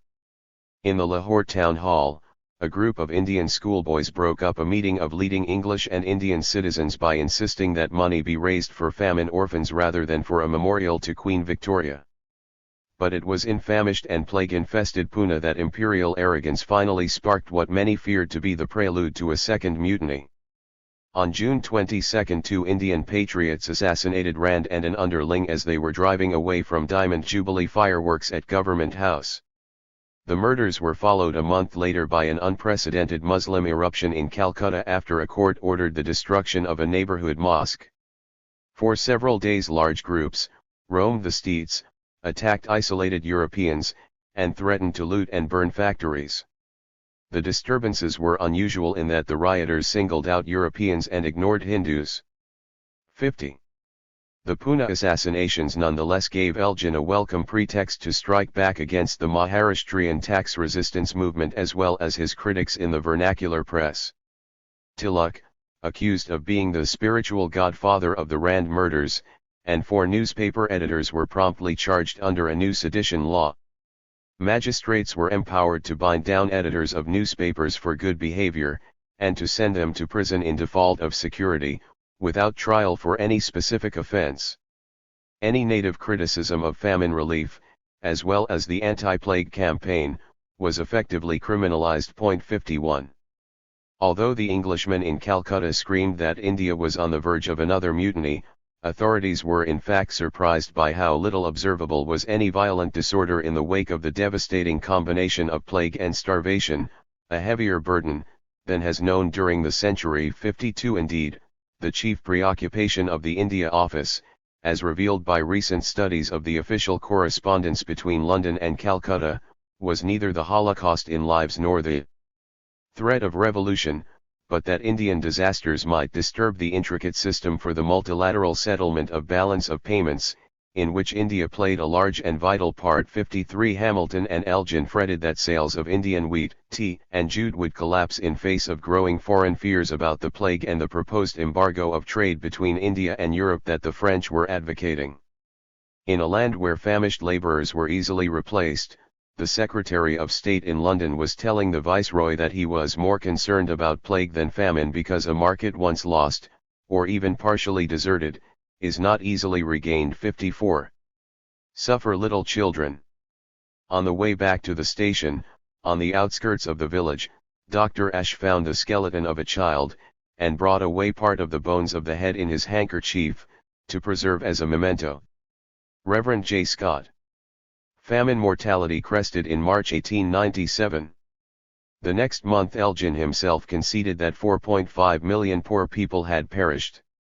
Biramji Malabari, the nationalist editor of the Indian Spectator, countered that the real number, plague victims included, was probably closer to 18 million. 55. At the same time, the Missionary Review of the World, which ordinarily praised British philanthropy, denounced the doublespeak by which the government had downplayed the severity of the crisis and sabotaged missionary efforts to organize prompt international relief.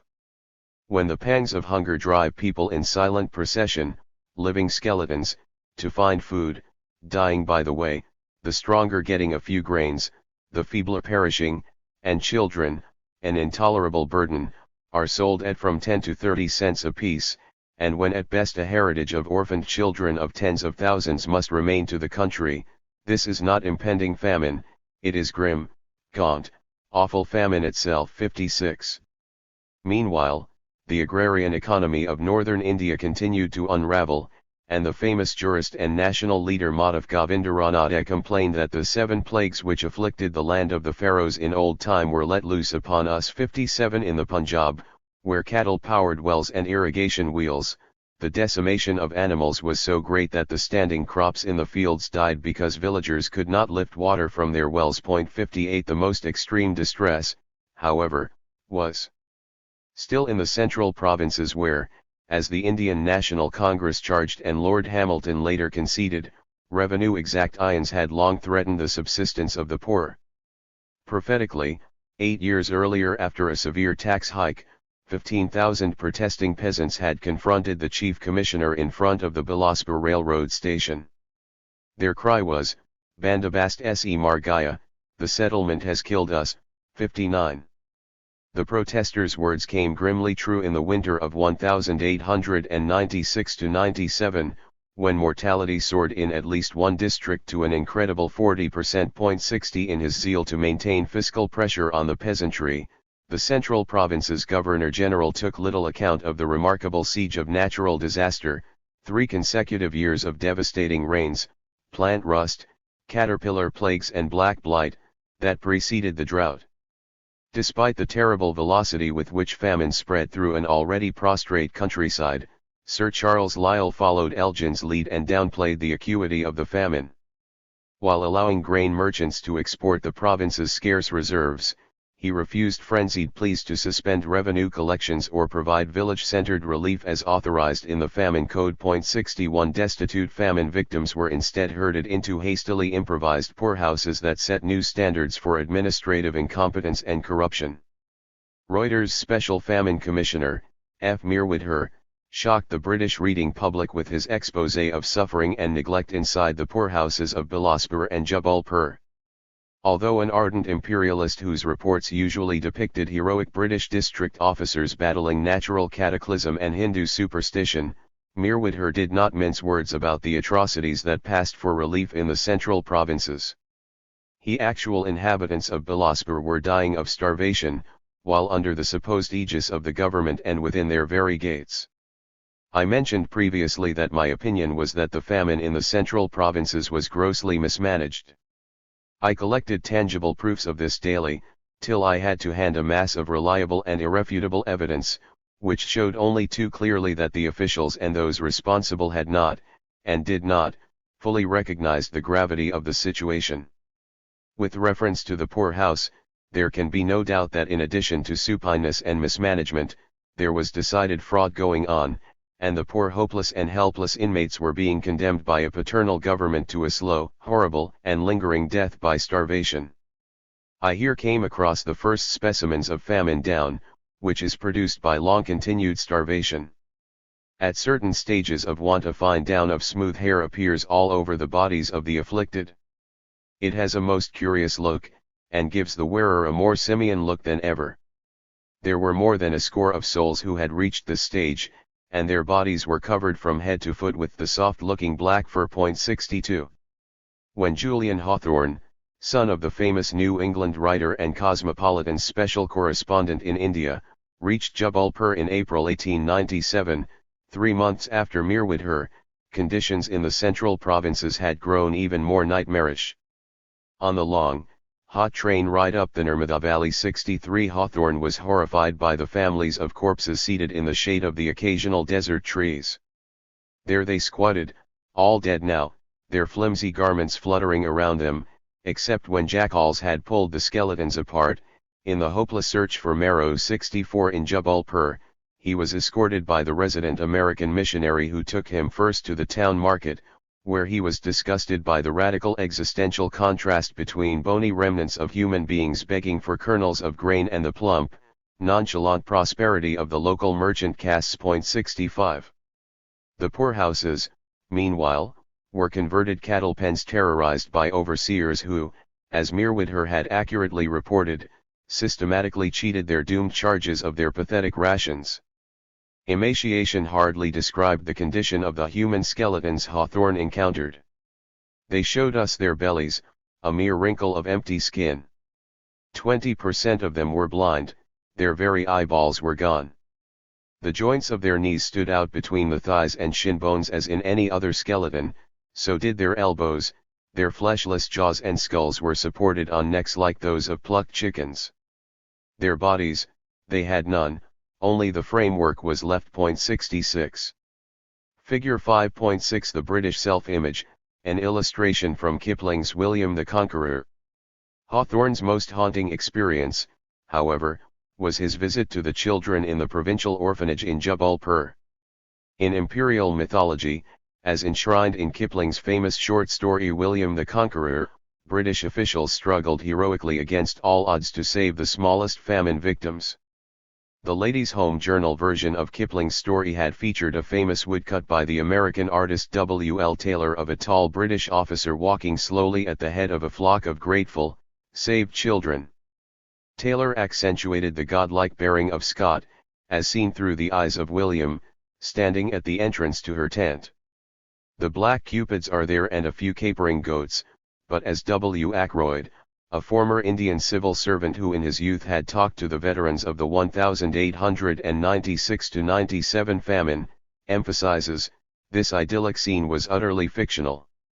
No particular attention was given to children in the famine relief operations. 67 Far more realistic than Scott's motherly compassion was the repugnance that Kipling's heroine William feels when, after dreaming for the 20th time of the god in the golden dust, she awakes to face loathsome black children, scores of them wastrels picked up by the wayside, their bones almost breaking their skin, terrible and covered with sores. 68. Hawthorne indeed discovered that rescue more often than not meant slow death in squalid, corruptly managed children's camps. After reminding American readers that Indian children are normally active, intelligent, and comely, with brilliant eyes, like jewels, he opens the door to the orphanage. One of the first objects I noticed on entering was a child of 5, standing by itself near the middle of the enclosure. Its arms were not so large round as my thumb, its legs were scarcely larger, the pelvic bones were plainly shown, the ribs, back and front, started through the skin, like a wire cage. The eyes were fixed and unobservant, the expression of the little skull face solemn, dreary, and old. Will, impulse, and almost sensation, were destroyed in this tiny skeleton, which might have been a plump and happy baby. It seemed not to hear when addressed. I lifted it between my thumbs and forefingers, it did not weigh more than 7 or 8 pounds. Beyond, in the orphanage yard, neglected children agonized in the last stages of starvation and disease. Hawthorne thought it obvious that the overseers, as in the adult poorhouses, were stealing grain for sale with little fear of punishment from their superiors. We went towards the sheds, where were those who were too enfeebled to stand or walk. A boy was squatting over an earthen saucer, into which he spat continually. He had the mouth disease, he could not articulate, but an exhausted moan came from him ever and anon. There was a great abscess on the back of his head. Another, in the final stage of dysentery, lay nearly dead in his own filth. He breathed, but had not strength to moan. There was one baby which seemed much better than the rest, it was tended by its own mother. Now, this child was in no better condition than the rest of them when it came, but its mother's care had revived it. That meant, simply, that it had received its full allowance of the food which is supposed to be given to all alike. Why had the others, the full orphans, not received theirs? 69. Cosmopolitan pointedly published photographs of famine victims from the central provinces next to an illustration of a great monument erected to Queen Victoria. Hawthorne, on his way home from India, it editorialized, heard it conservatively estimated in London that a total of more than $100 million would be expended, directly and indirectly, upon the Queen's Jubilee ceremonies. 70 But dying children in remote taluks were no more allowed to interrupt the gaiety of the Empress of India's Diamond Jubilee in June 1897 than they had her great Durbar of 20 years before. Critics of Elgin were uncertain which was more scandalous, how much he had expended on the Diamond Jubilee extravaganza, or how little he had spent to combat the famine that affected 100 million Indians. When the government's actual relief expenditures were published a year later, they fell far below the per capita recommendations of the 1880 Famine Commission. As a new Famine Commission reported in 1898, our general conclusion is that, as compared with the past, A considerable degree of success as regards economy had been attained in the relief measures of the late famine 71. Figure 5.7 Aged by hunger. A 15-year-old girl. The relief works were quickly shut down with the return of the rains in 1898. Hundreds of thousands of destitute, landless people, without any means to take advantage of the monsoon, were pushed out of the camps and poorhouses. As a consequence, the momentum of famine and disease continued to generate a staggering 6.5 million excess deaths in 1898, making total mortality closer to 11 million than the 4.5 million earlier admitted by Elgin. 12 to 16 million was the death toll commonly reported in the world press, which promptly nominated this the famine of the century 72. This dismal title, however, was almost immediately usurped by the even greater drought and deadlier famine of 1899 to 1902. Blue skies of famine. In at least one part of India, however, 1899 is still remembered for the rain that never stopped falling. Indeed, Assam almost drowned in Noachian deluges. The 650 inches that fell in Kriyapunji over the course of the year was a world record. For the rest of India, Sir John Eliot, the Director General of Observatories, predicted in May an unusually wet monsoon as well. The Simla social season, dominated by Lady Curzon, the Chicago heiress wife of the new Tory viceroy, began with the usual whirlwind of parties, polo, and white mischief. There was little discussion of the weather, certainly no apprehension that devastating back-to-back drought was even possible. When the rains punctually commenced in June but then suddenly stopped and did not return through July, Eliot reassured Curzon that the monsoon would resume with heavy rain in August and September. 73 It never did, and 1899 ended as the second driest year in Indian history. 74. In the words of a modern researcher, who has reconstructed the synoptic patterns of the 1899 El Nino, the monsoon simply jammed. The rain-bearing monsoon depressions, which usually enter India from the Bay of Bengal near the Ganges Delta and then travel slowly west-northwestward across the country, recurved in 1899 toward the north before reaching western India. Thus, the usual 2 to 3 week cycles of Indian monsoon rains jammed. Instead of copious rainfalls alternating with brief breaks throughout the season, the Western India break which began in late June persisted for the rest of summer 75. Indeed, in many parts of western and central India, the drought continued for 3 years, until the rains of November, December 1902.76. No such complete failure of the rains, after the first month of the monsoon, the glum imperial meteorologist told the viceroy, is on record. In addition to the traditional famine belts of the Deccan and Rajasthan, the new drought devastated crops in areas like Gujarat and Bihar that were considered to be particularly free from apprehension of calamity of drought. More than 420,000 square miles of farmland was transformed into a vast, bare, brown, lonely desert. From Gujarat, a correspondent wrote to the Times of India. Were I an artist of the Impressionist school and did I wish to represent the scene, I should dash in yellow-gray, a long diminishing streak, which would be the road throwing up the heat that made the distance shimmering and indistinct. A great slash of reddy-brown on either side would indicate the land where the crops should be, and above all a liberal dash of blue from the horizon to the top of my canvas would be the sky. I do not think I ever hated blue before, but I do now. 77. The famous French traveller Pierre Loti, en route from Pondicherry to Hyderabad, was also unnerved by the oppressive dome of silent sky, limpid and blue as a great sapphire, that covered India like a bell jar. He repeatedly resorted to the imagery of a landscape on fire as his train chugged across the scorched eastern Deccan.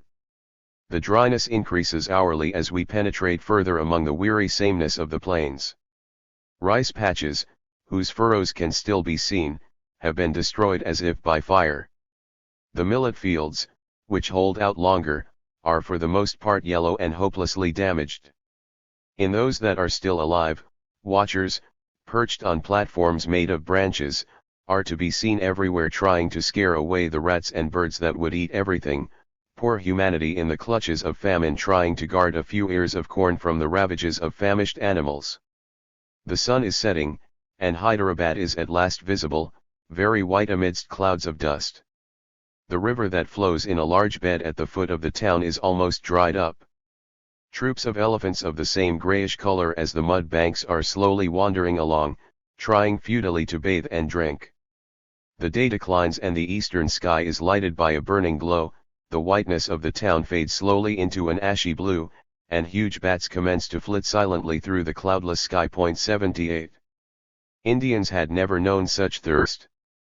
Peasants and district officers alike watched with fear as surface streams and canals suddenly dried up and wells went blind.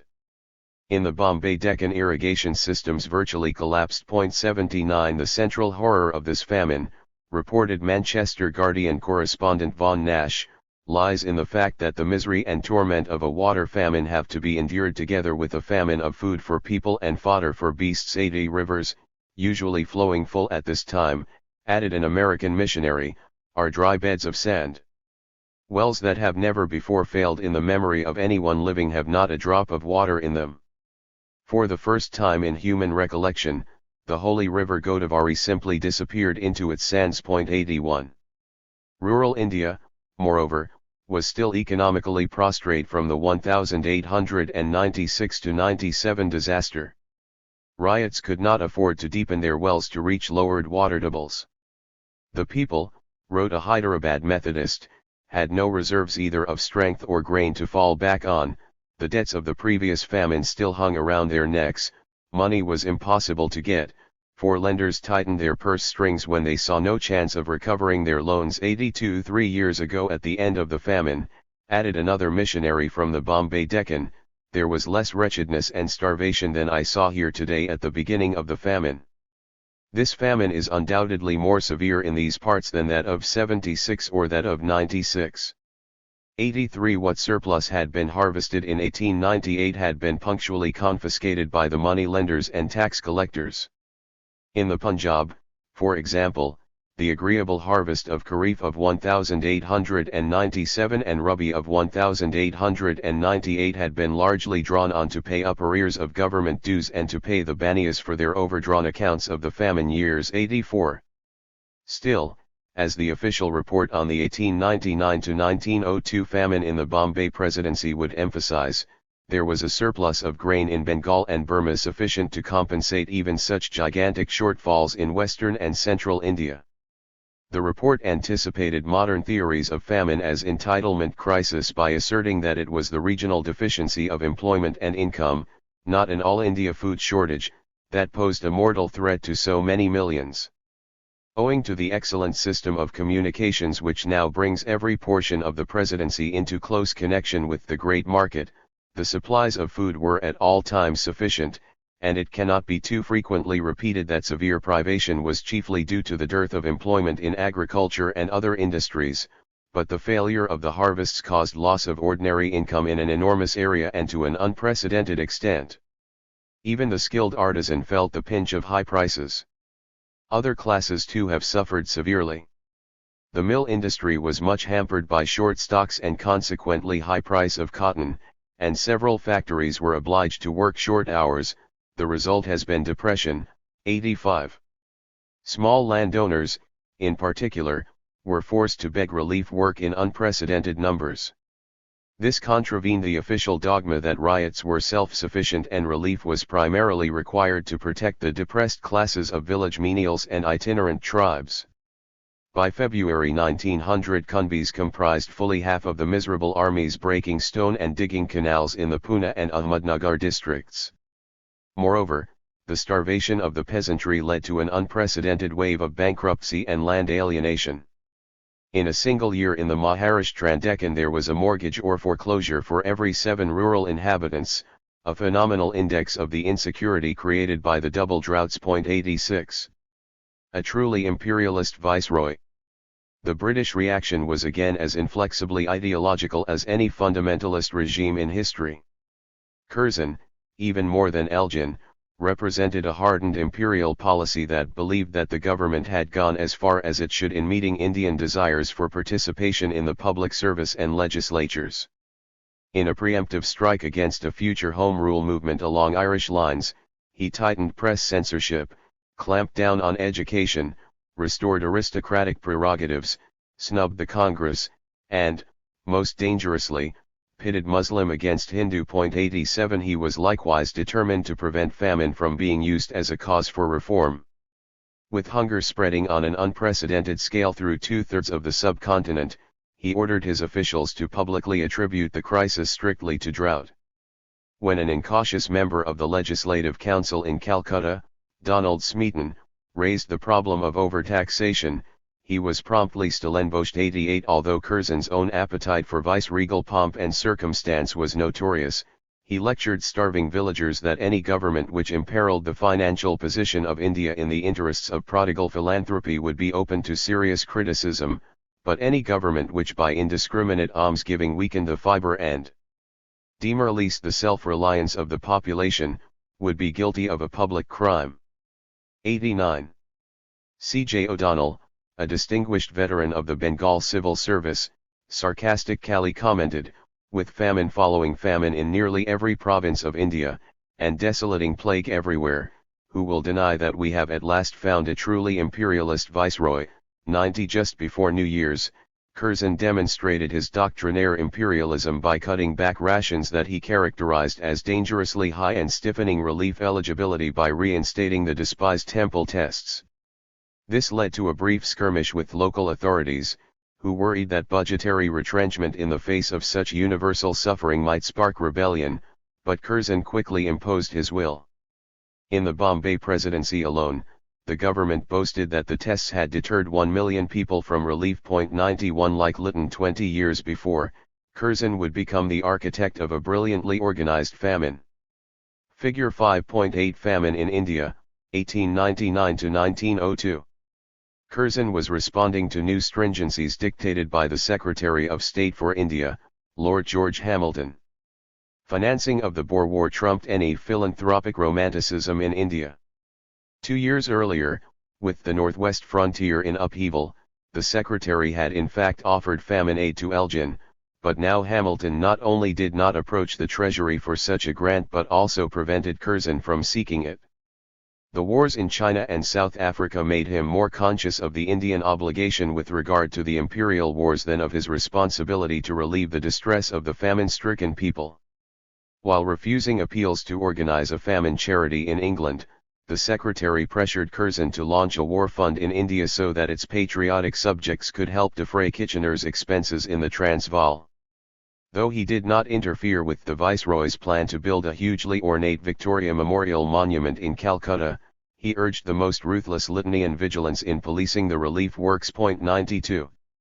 Meanwhile, the English public's famed philanthropic instinct had dried up as completely as the Deccan streams and wells. As Herbert Spencer warned of the rebarbarization of the English spirit by rampant jingoism, the popular press ignored the new Indian Holocaust to focus almost exclusively on the unexpectedly difficult struggle to subdue the Boers. 93 So far as the London press and periodicals are concerned, complained a member of the Fabian Society, India might almost have been non-existent. 94 A desultory Mansion House Fund for Indian famine victims raised barely 7% of the Lord Mayor's parallel war Fund for South Africa. 95 India, wrote an American missionary, now would have to struggle alone, for the thoughts of every Englishman in the world were centered on South Africa. 96. The most substantial international aid came not from London but from Topeka, 200,000 bags of grain in solidarity with India's farmers sent by Kansas populists. 97 There were also notable contributions from sympathetic Native American tribes and Black American church groups. 98 In Britain, where the old guard of Wedderburn, Nehoroji, and Dude were more isolated than ever, the only ray of hope was among the non-Fabian socialists and the left wing of the labor movement. 99 Indeed, Hindman's feisty little Marxist party, the Social Democratic Federation, was the only British political organisation which never wavered in its attention to India's famine victims. 100. Meanwhile, Curzon continued to implement his truly imperialist policies for adjusting famine relief to stringencies of the Boer War finances. The Guardian's Nash was revolted by the government's obsession with relief cheaters and their buried hoards of grain and ornaments, which he believed were only figments of the Secretariat's imagination. Writing from a drought-devastated corner of Gujarat where the population was really and truly famine-stricken, he described the human consequences of the cruel distance and poverty tests used to discourage unworthy relief applicants. Here, in Broch, where for some weeks the harshest treatment that I have seen in India was meted out, the state of the population beggars description. The deterrent element, on which the Bombay government lay such stress, has had full play with a vengeance, but when the history of the famine comes to be summed up, I doubt if the result will be paraded as a success. The net effect of it on the works has been semi-starvation, sickness, and an appalling death rate, and in the villages, starvation on a wholesale scale amongst the people who were deterred by the harshness of the tests, from going upon the works. 101. As Nash discovered in his visits to dozens of relief camps across northern India, inmates were treated with open contempt and denied resources, shelter, fuel, blankets, and clothing, that the famine code had prescribed as essential to their survival.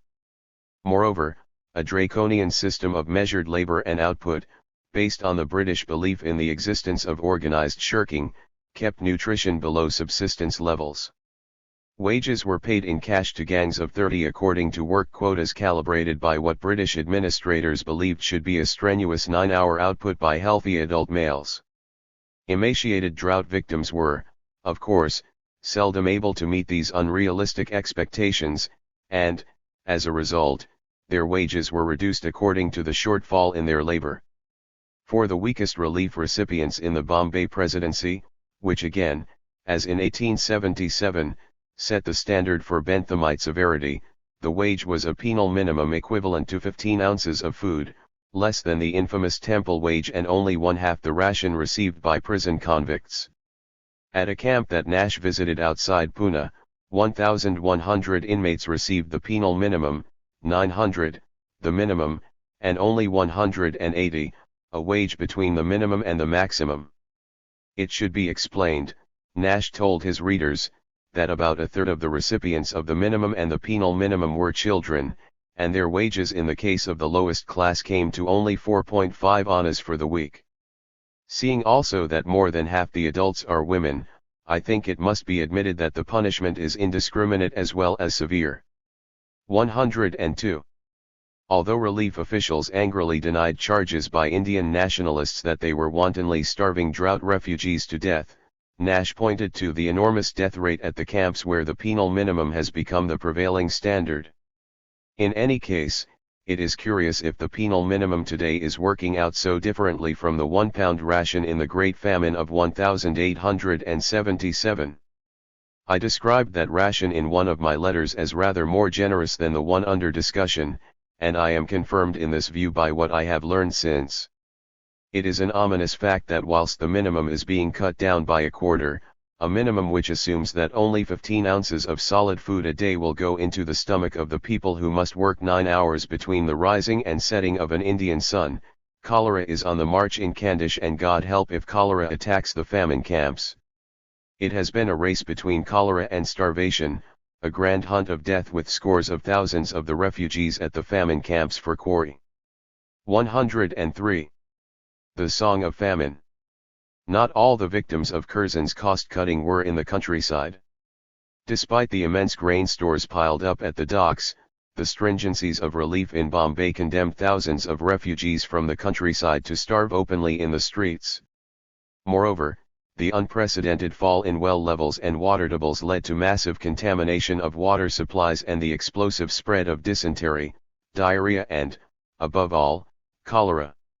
From the middle of April 1900 cholera swept like a destructive wave over the whole country, massacring city dwellers and peasantry alike. 104 As Ira Klein writes, probably half of the increased mortality of 1896 to 1900 was famine-induced, and famine's influence certainly prevailed in the terrible year 1900, when recorded death rates were 96.6 per mil. 105.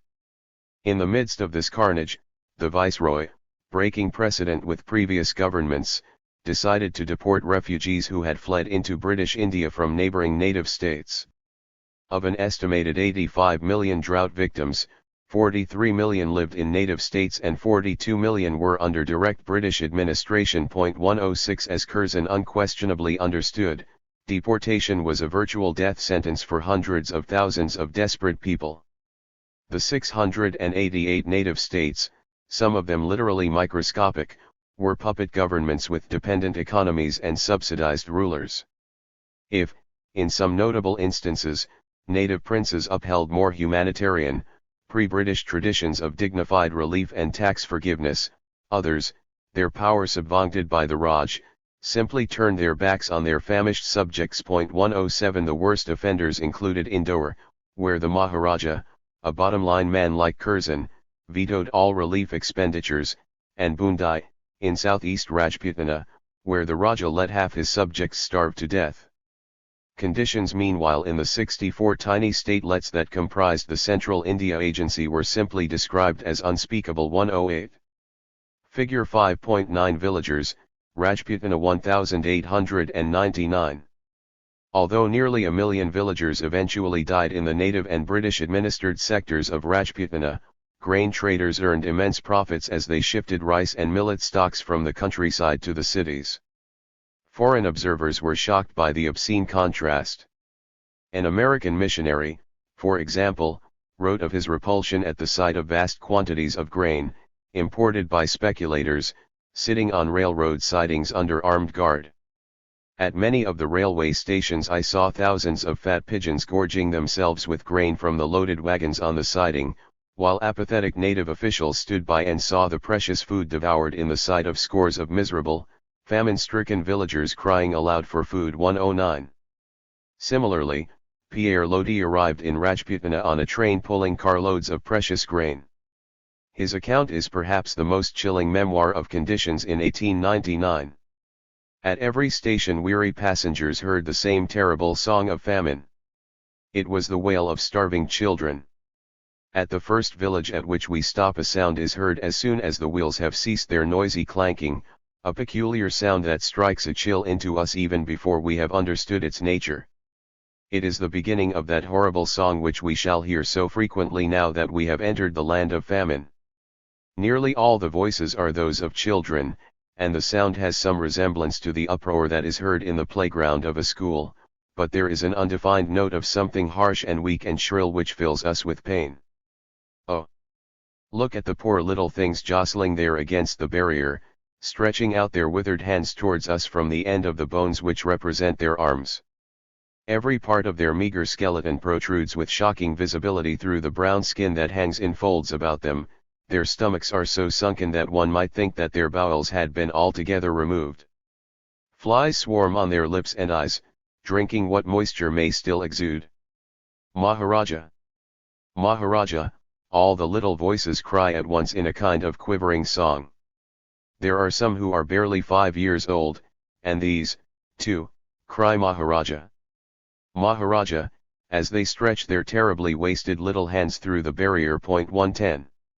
If Lodi was filled with admiration for the train's Indian passengers, crammed into the suffocating third and fourth class compartments, who unhesitatingly gave away their last copper coin or scrap of food, he loathed the official policy that made an unfettered grain market more sacred in principle than the lives of small children crying from hunger. Even now there are 4 wagons of rice coupled to the train behind, and loads pass daily, but no one will give anything to the children, not even a handful, not even the few grains on which they might survive for a little while more. These wagons are reserved for the inhabitants of those towns where people still have money and can pay. 111. For those without the price of a bowl of rice, a major alternative was to join the great exodus of famine victims from the desertified valleys of Rajputana 112 to normally well-watered Gujarat in British India. As a missionary pointed out, it was an unwitting journey from the frying pan to fire. 113 Undisturbed by drought or famine for 3 generations, Gandhi's home province had become the infernal core of the disaster in Bombay Presidency. Indeed, Gujarat presented the picture of Ireland in 1844, 45-114. The inferno in Gujarat. As elsewhere, El Nino worked in sinister partnership with the world market. The drought, which persisted until 1902 in Ahmedabad, Kara, and Panchmahals, ravaged an agricultural economy already depressed by the global decline of the prices of cotton and cane sugar.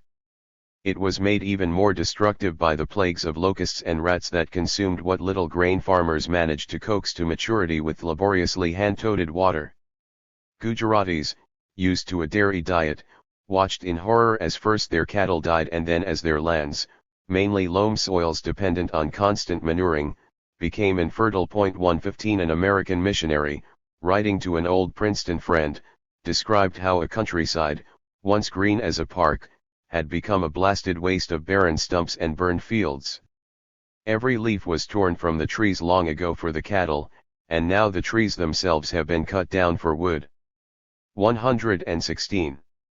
Famine, moreover, crossed paths in Gujarat, as in the rest of India, with epidemics of both plague and cholera. By February 1900, there were so many cholera victims in Gujarat that local water supplies were being poisoned by the putrefying corpses. Several hospitals reported 90% mortality, and in one camp alone there were 3,000 deaths in 4 days. 117 Dr. Louis Klopsch of the Christian Herald, a veteran of famine relief expeditions to Russia, Armenia, and Cuba, was appalled at the shocking conditions nonchalantly tolerated by British officials. The heat was intense. The thermometer indicated 108 degrees. A hot, blinding sandstorm filled our eyes and nostrils with microbladen dust, and the all-pervading stench from putrefying bodies, impregnated clothes, hair, and skin. Cholera had broken out a short time before, and 2,400 famine sufferers had died within a few days and had been buried in shallow ground. Decomposition speedily set in and impregnated the ground with death-dealing malodor. There were no disinfectants, hence the awful, sickening, disease-spreading, suffocating stench. Millions of flies were permitted undisturbed to pester the unhappy victims. One young woman who had lost everyone dear to her, and had turned stark mad, sat at the door vacantly staring at the awful scenes around her. In the entire hospital I did not see a single decent garment. Rags, nothing but rags and dirt. 118. Some formerly prosperous districts like Karo lost almost a third of their population in less than 2 years. 119 In the Panchmahals the 1900 death rate was a macabre 28.1%, and in Ahmedabad, 17%. 121 The Holocaust meanwhile began to unravel the tightly woven fabrics of family and religious life. Knowing the missionaries' hunger for young converts, some villagers resorted to selling their young children for a few days' supply of food. Repeatedly parents have offered me their children for sale at a rupee each, or about 30 cents. And they love them as we love our children. Children are now being offered for sale as low as 4 cents each, for a measure of grain. 122. Outcasts and tribals bore disproportionate shares of the suffering. The Dharulas of Kara, as well as other poor shepherds and pastoralists in the Panchmahals, faced the insoluble problem of how to look after their cattle and at the same time labor on the relief works. As a result their mortality was appalling. 123 Likewise in the Surat district, where the overall death rate was only 2%, it was closer to 20% among the cadres. The survivors, having lost their land to unscrupulous money lenders, were permanently reduced to extreme poverty. 124. Even more dreadful was the death agony of thousands of Bhil tribals in eastern Gujarat. Forced out of their hills and forests by the unending drought, and fearful of the squalid relief camps, they clung wherever possible to the remaining sources of fresh water. An Englishwoman described her phantasmagoric encounter in early 1900 with a large group of Bhil refugees living in the open around a rapidly desiccating lake.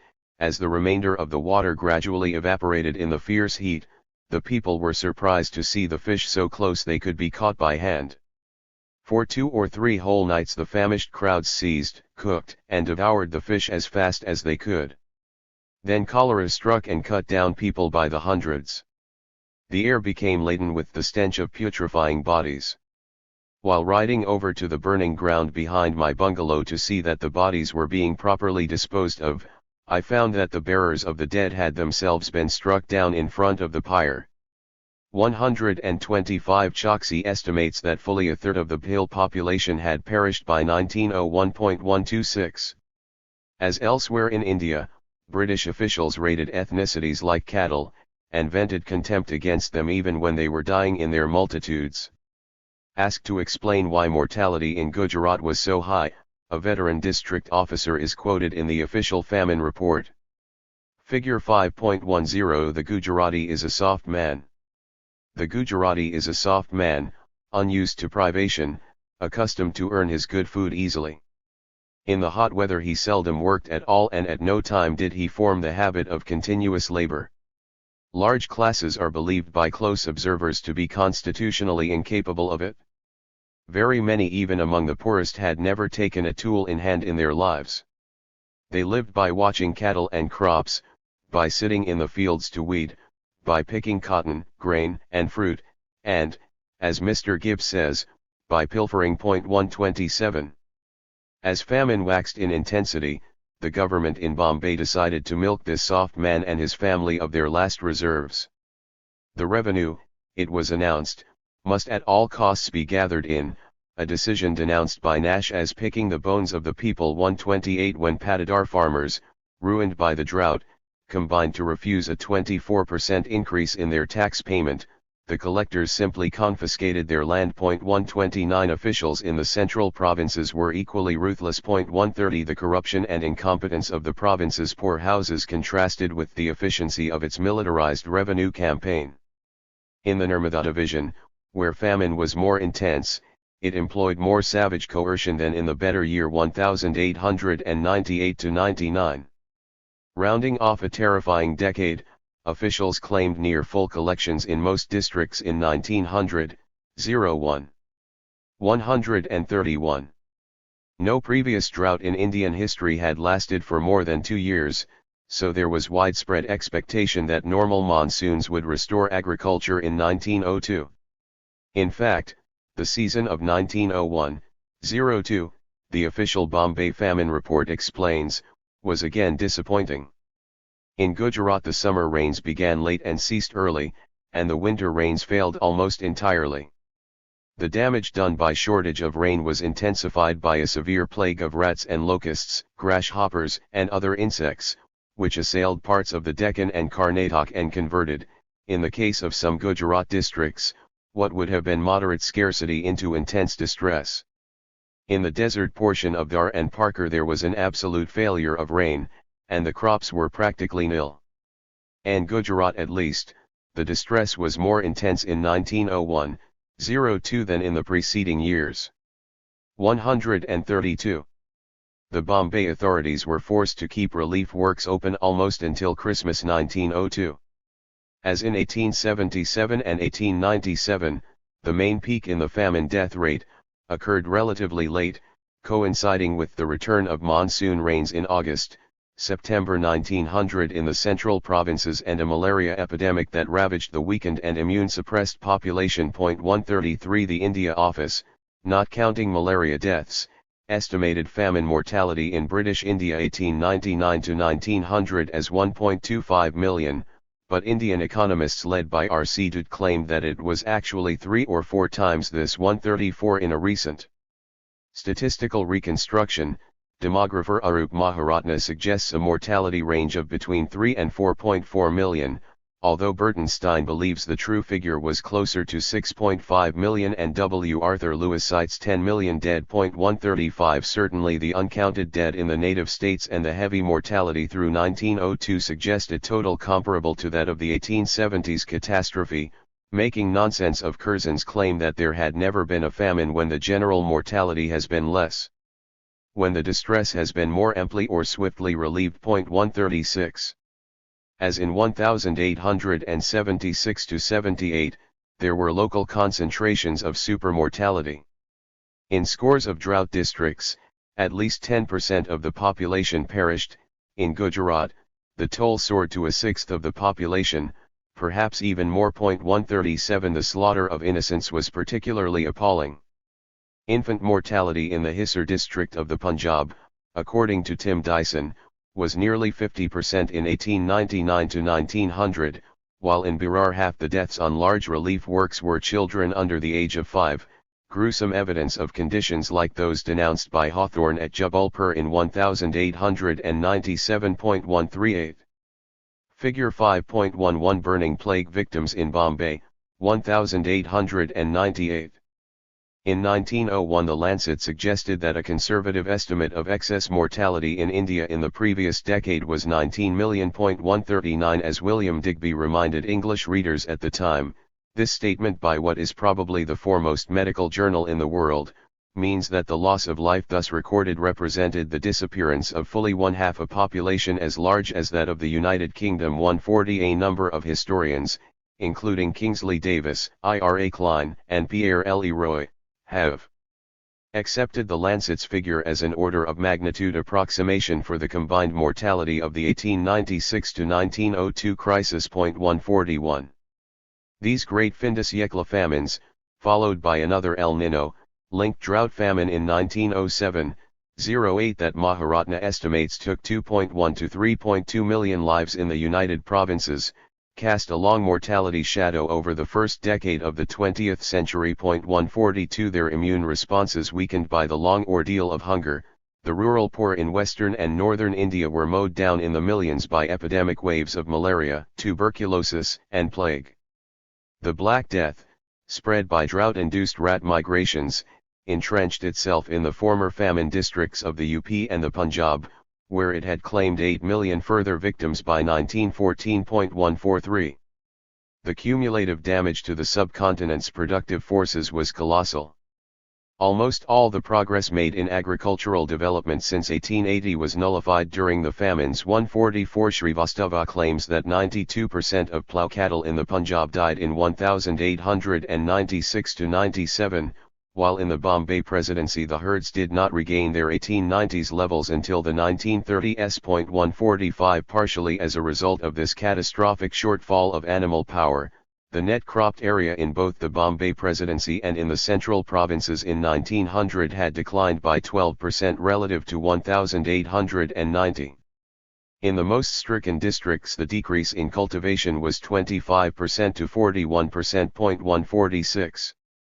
The country's demographic engine likewise ground to a near halt.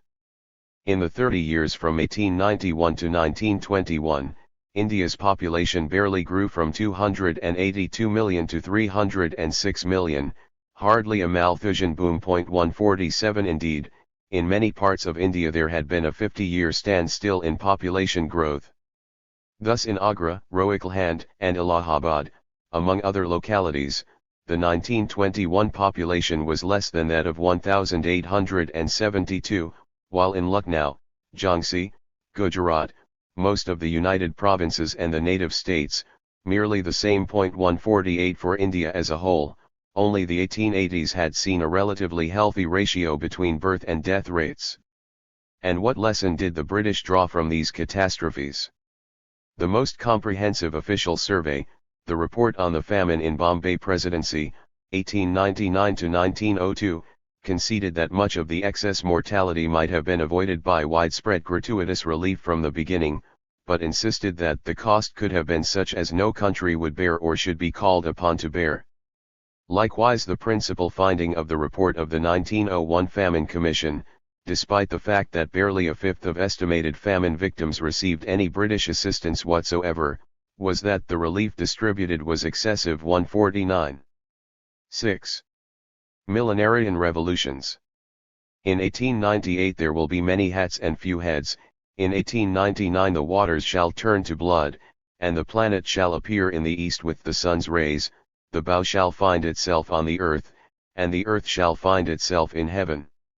There shall be a great rain of stars, and that will be the end of the world. In 1901 the lights shall be put out. Prophecies of Antonio Cancelheiro.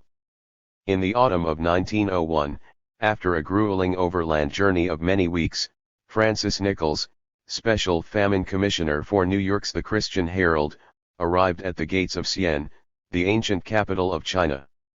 Renowned for his courageous and adventurous reportage of the late war with Spain, Nichols had been selected by Louis Klopsch, the Herald's publisher, to carry cash aid directly to the epicenter of a terrible drought famine that was reported to be savaging the lowest provinces of Shaanxi and Shaanxi. 1 He followed in the footsteps of the Dowager Empress Tzu Shi and her court, who had fled to Xi'an in late 1900 after the fall of Beijing to the international expeditionary force of 8 foreign powers. Although Nichols had been warned that Shaanxi was the citadel of anti-foreignism, and that vengeful Boxer remnants might be encountered en route, he was determined to document the devastation of nearly 3 years of drought in the old Han heartland. Thanks to a pass from Prince Jing, the uncle of the new boy emperor, he was in fact treated with scrupulous cordiality by local mandarins, who expedited his journey with fresh horses and armed escorts. They also warned him of the landscape of famine and death, too horrible to describe in words, that lay ahead. An estimated 30% of Shaanxi's population had perished, and some Xi'an were nearly depopulated. 2. Indeed, the fabled valley of the Wei River seemed nearly as desolate as the Gobi. Every quarter of a mile a mud village rose out of the white, treeless desert, which stretched away to the north, east, and west like a limitless ocean. The vast plain was silent. Along the old roads, all worn and sunken, we met no travelers. No farmers were in the fields. In some of the villages were groups of half-starved men and children, the only survivors of communities that had perished. The outskirts of Xi'an were honeycombed with thousands of grim, blackened caves, nearly all empty. During the terrible winter of 1900-01, an army of more than 300,000 starving refugees had been encamped outside the city walls. The provincial governor, frightened by bread riots and other omens of a peasant uprising, had locked the gates. Reduced to rags and without fuel for fires, the desperate refugees tried to escape the icy Siberian winds by burrowing deep into the lowest embankments and hillsides. With the imperial granaries long emptied, this human rodent colony subsisted for a short time on coarse grass, weeds, and roof thatch. Before long, however, the survivors were living off the bodies of the dead. By and by human flesh began to be sold in the suburbs of Xi'an. At first the traffic was carried on clandestinely, but after a time a horrible kind of meatball, made from the bodies of human beings who had died of hunger, became a staple article of food, that was sold for the equivalent of about 4 American cents a pound. 3. China, bottling up the sky. The festival of death and cannibalism outside the walls of Xi'an, related to Nichols by officials who had been powerless to relieve the calamity, was the macabre culmination of the crisis that had begun in 1897 with drought in North China and the German occupation of Jiaozhou Bay on the Shandong Peninsula. 4 For 5 years, northern China and Manchuria, along with Inner Mongolia, were overwhelmed both by foreign devils and natural disasters. Indeed, the two curses were so closely aligned in time and space that they were understood by broad sections of the peasantry as a single, occult evil. Modern historians of the Boxer uprising, like Paul Escherich, Arthur Tiedemann, and Paul Cohen, agree with contemporary missionary accounts that drought famine was the bellows that transformed local sparks of anti-foreignism into a vast populist conflagration across North China. Ordinary people were convinced that the construction of so many arrogant foreign missions, churches, and cathedrals had disrupted the feng shui or geomantic balance of nature, thus awakening the earth dragon and causing floods and drought. 5 As Boxer big character posters declaimed from the walls of Beijing, no rain comes from heaven. The earth is parched and dry. And all because the churches have bottled up the sky. 6. The first phase of drought, which lasted from 1897 through summer 1898, caused acute distress in the western and southern counties of Shandong, where anti-foreign anger was already at a fever pitch because of repeated German military interventions on behalf of Catholic missionaries. 7 As grain prices soared, banditry increased in tandem, and magistrates complained about the growing boldness of populist, heterodox sects. Although crop failure was considerably less devastating than in western India, the drought was immediately followed by a torrential monsoon in August that swelled the Yellow River to flood stage. On August 8 it broke through its banks first in Shaojiang, drowning 400 villages as its waters swept through Yunqing to the Grand Canal. A second breach opened up southwest of Jinan, flooding another 1,500 villages. Finally and most disastrously, the north bank broke at Dongyi, producing a vast lake extending through Chiping, where the spirit boxers would soon be stirred to activity, and on to cover some 3,000 square miles of farmland in northwest Shandong before it finally flowed to the sea. 8 The American consul at Chifo reported that much of the province was now an Atlantis. Hundreds of villages are submerged, cities surrounded by water, homes, furniture, clothing, in fact everything, is under water or destroyed. 9. Millions fled, as best they could, the great inundation that covered vast sections of Henan as well as Shandong. Separate flooding created havoc in Hebei, especially around Beijing. Myriads of villagers were stranded on dikes for 3 months while waiting for the waters to recede.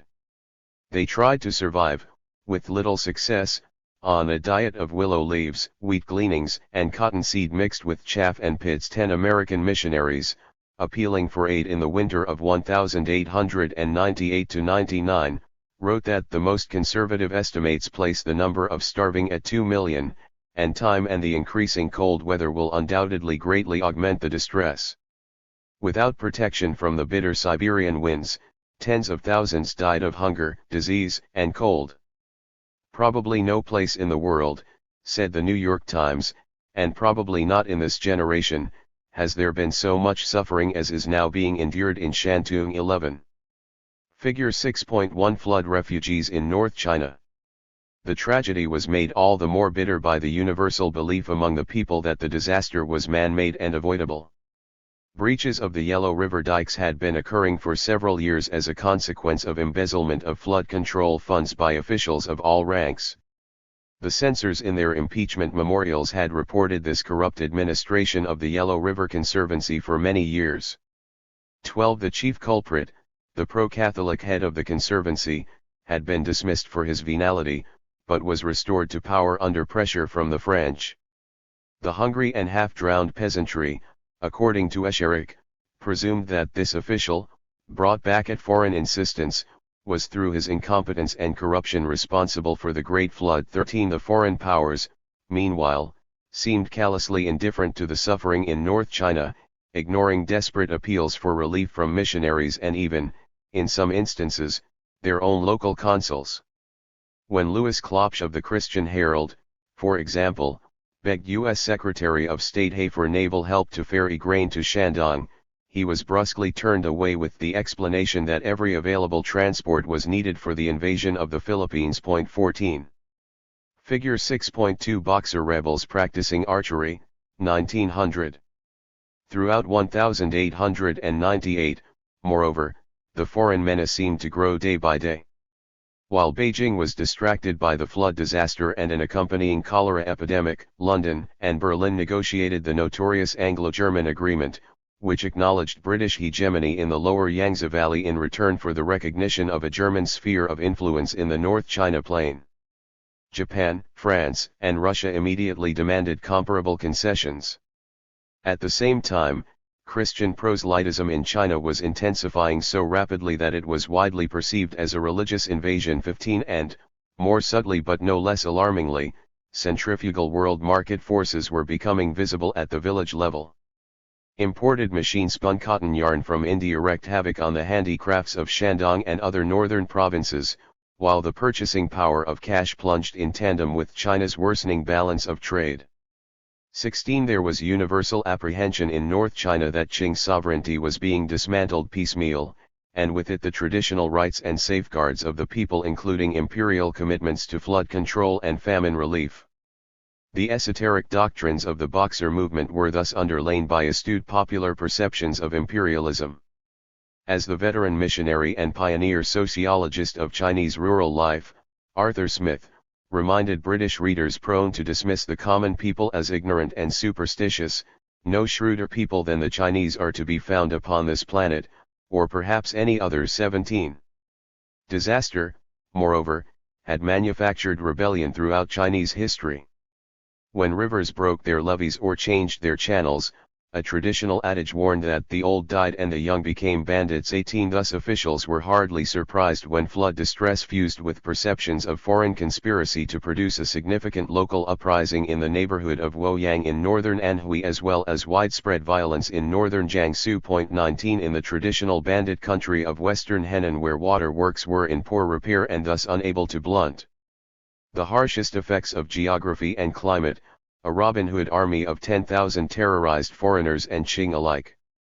As Elizabeth Perry has pointed out, these unusually disciplined brigands were scrupulously respectful of the poor and shared with them the impressive ransoms from missionary kidnappings. 20. More menacingly, the anti-Christian spirit boxers, direct progenitors of the 1,899 boxers united in righteousness, began to spread like wildfire throughout the stricken districts of western Shandong, where the fall harvest had been drowned and the soil subsequently remained too wet to plant winter wheat.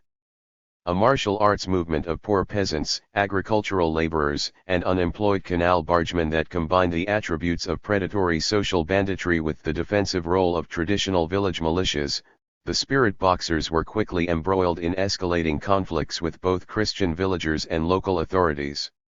The foreign powers exerted enormous pressure on the Qing court to exterminate the movement, and it might well have been contained in December 1898, following the execution of the three principal leaders, if flooding had not been punctually followed by renewed drought. 21. The failure of the spring rains in 1899 was like throwing a match into a pool of gasoline. The drought was great and practically universal, wrote Arthur Smith. For the first time since the Great Famine in 1878 no winter wheat to speak of had been planted in any part of northern China. Under the most favorable circumstances the spring rains are almost invariably insufficient, but that year they were almost wholly lacking. The ground was baked so hard that no crops could be put in. 22 Idled peasants and agricultural laborers by the tens of thousands flocked to local boxing grounds where they imbibed the potent new doctrine of boxer militancy combined with spirit possession and invulnerability rituals derived from the underground White Lotus. Section 23. Chipping Xian in western Shandong, which had been literally underwater during the floods and now was hammered by drought, was the reputed home of more than 800 of these boxing associations. The weather in my region, wrote the local magistrate to Beijing, has been exceptionally dry and the numbers of the poor have increased. When these poor people assemble they all claim to be boxers. The majority of these boxers are poor people without any means of livelihood.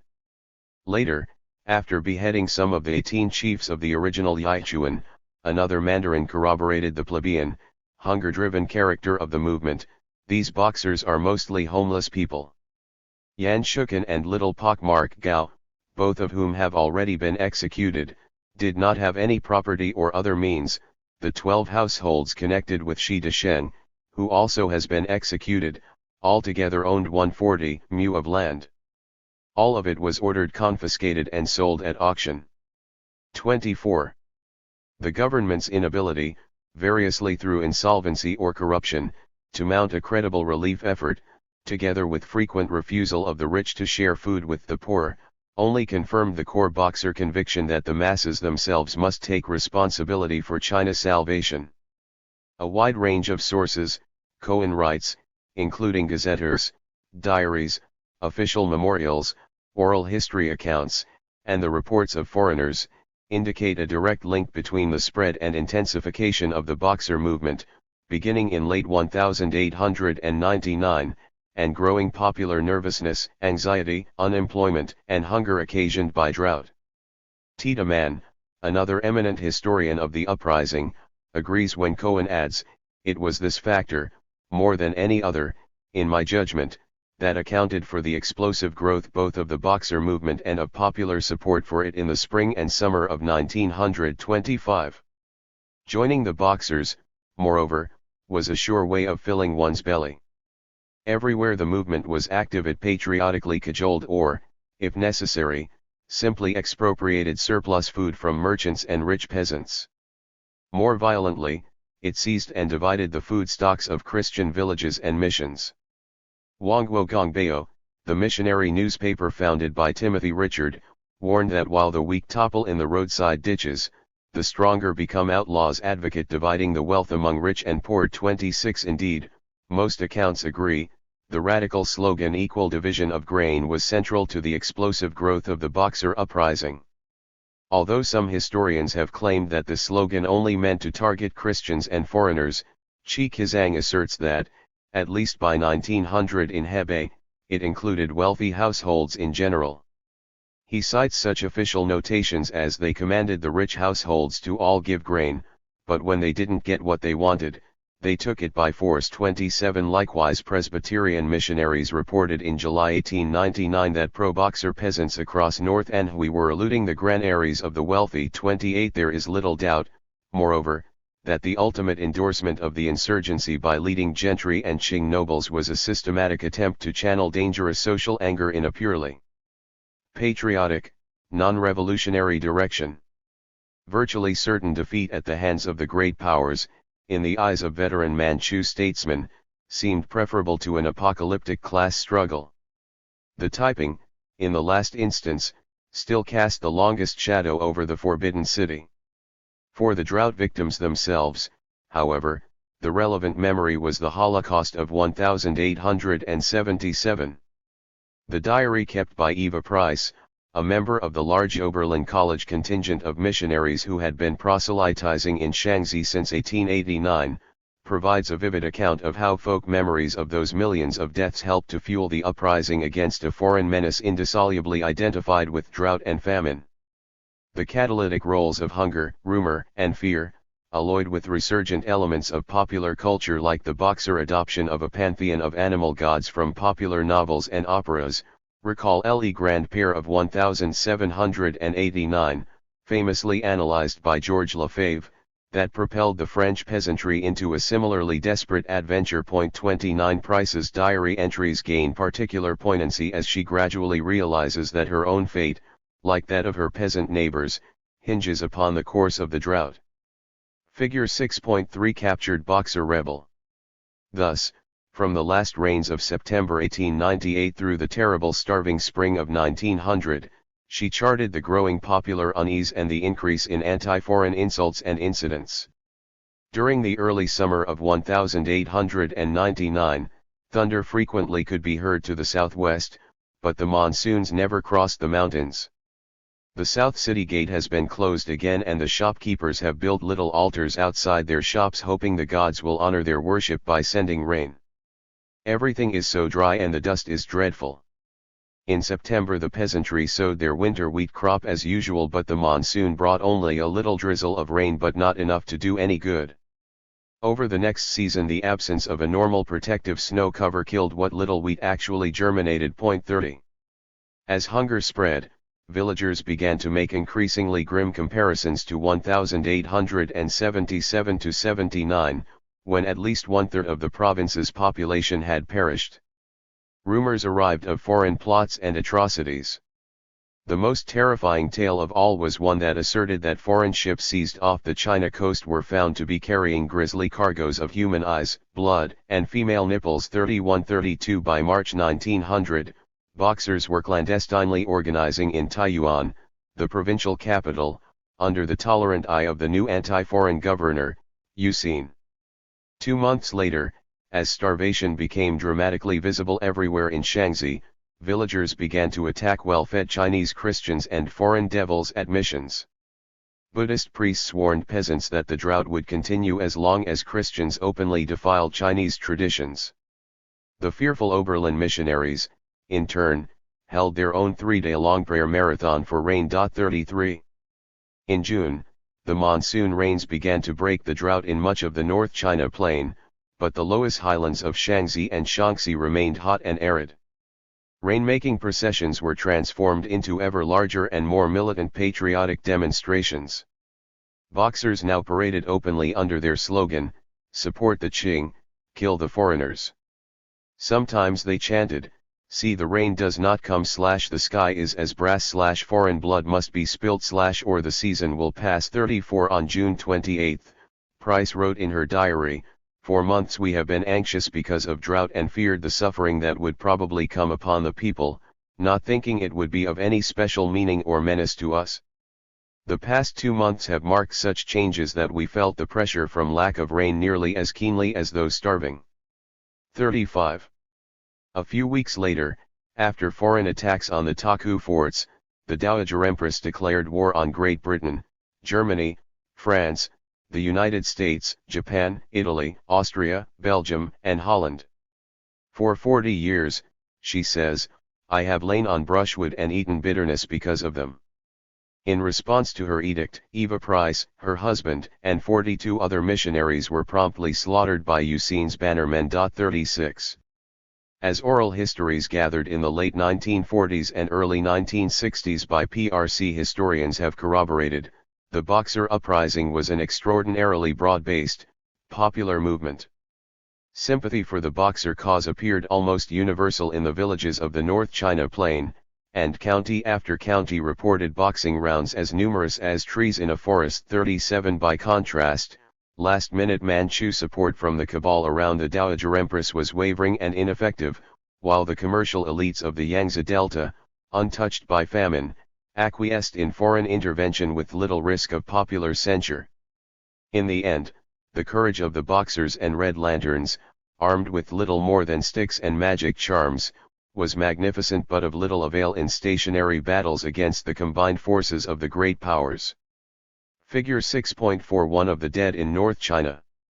To the millions of deaths in North China from famine and epidemic between 1897 and 1901 were added hundreds of thousands of additional casualties from the exterminating armies of Field Marshal von Waldersee and the other foreign victors.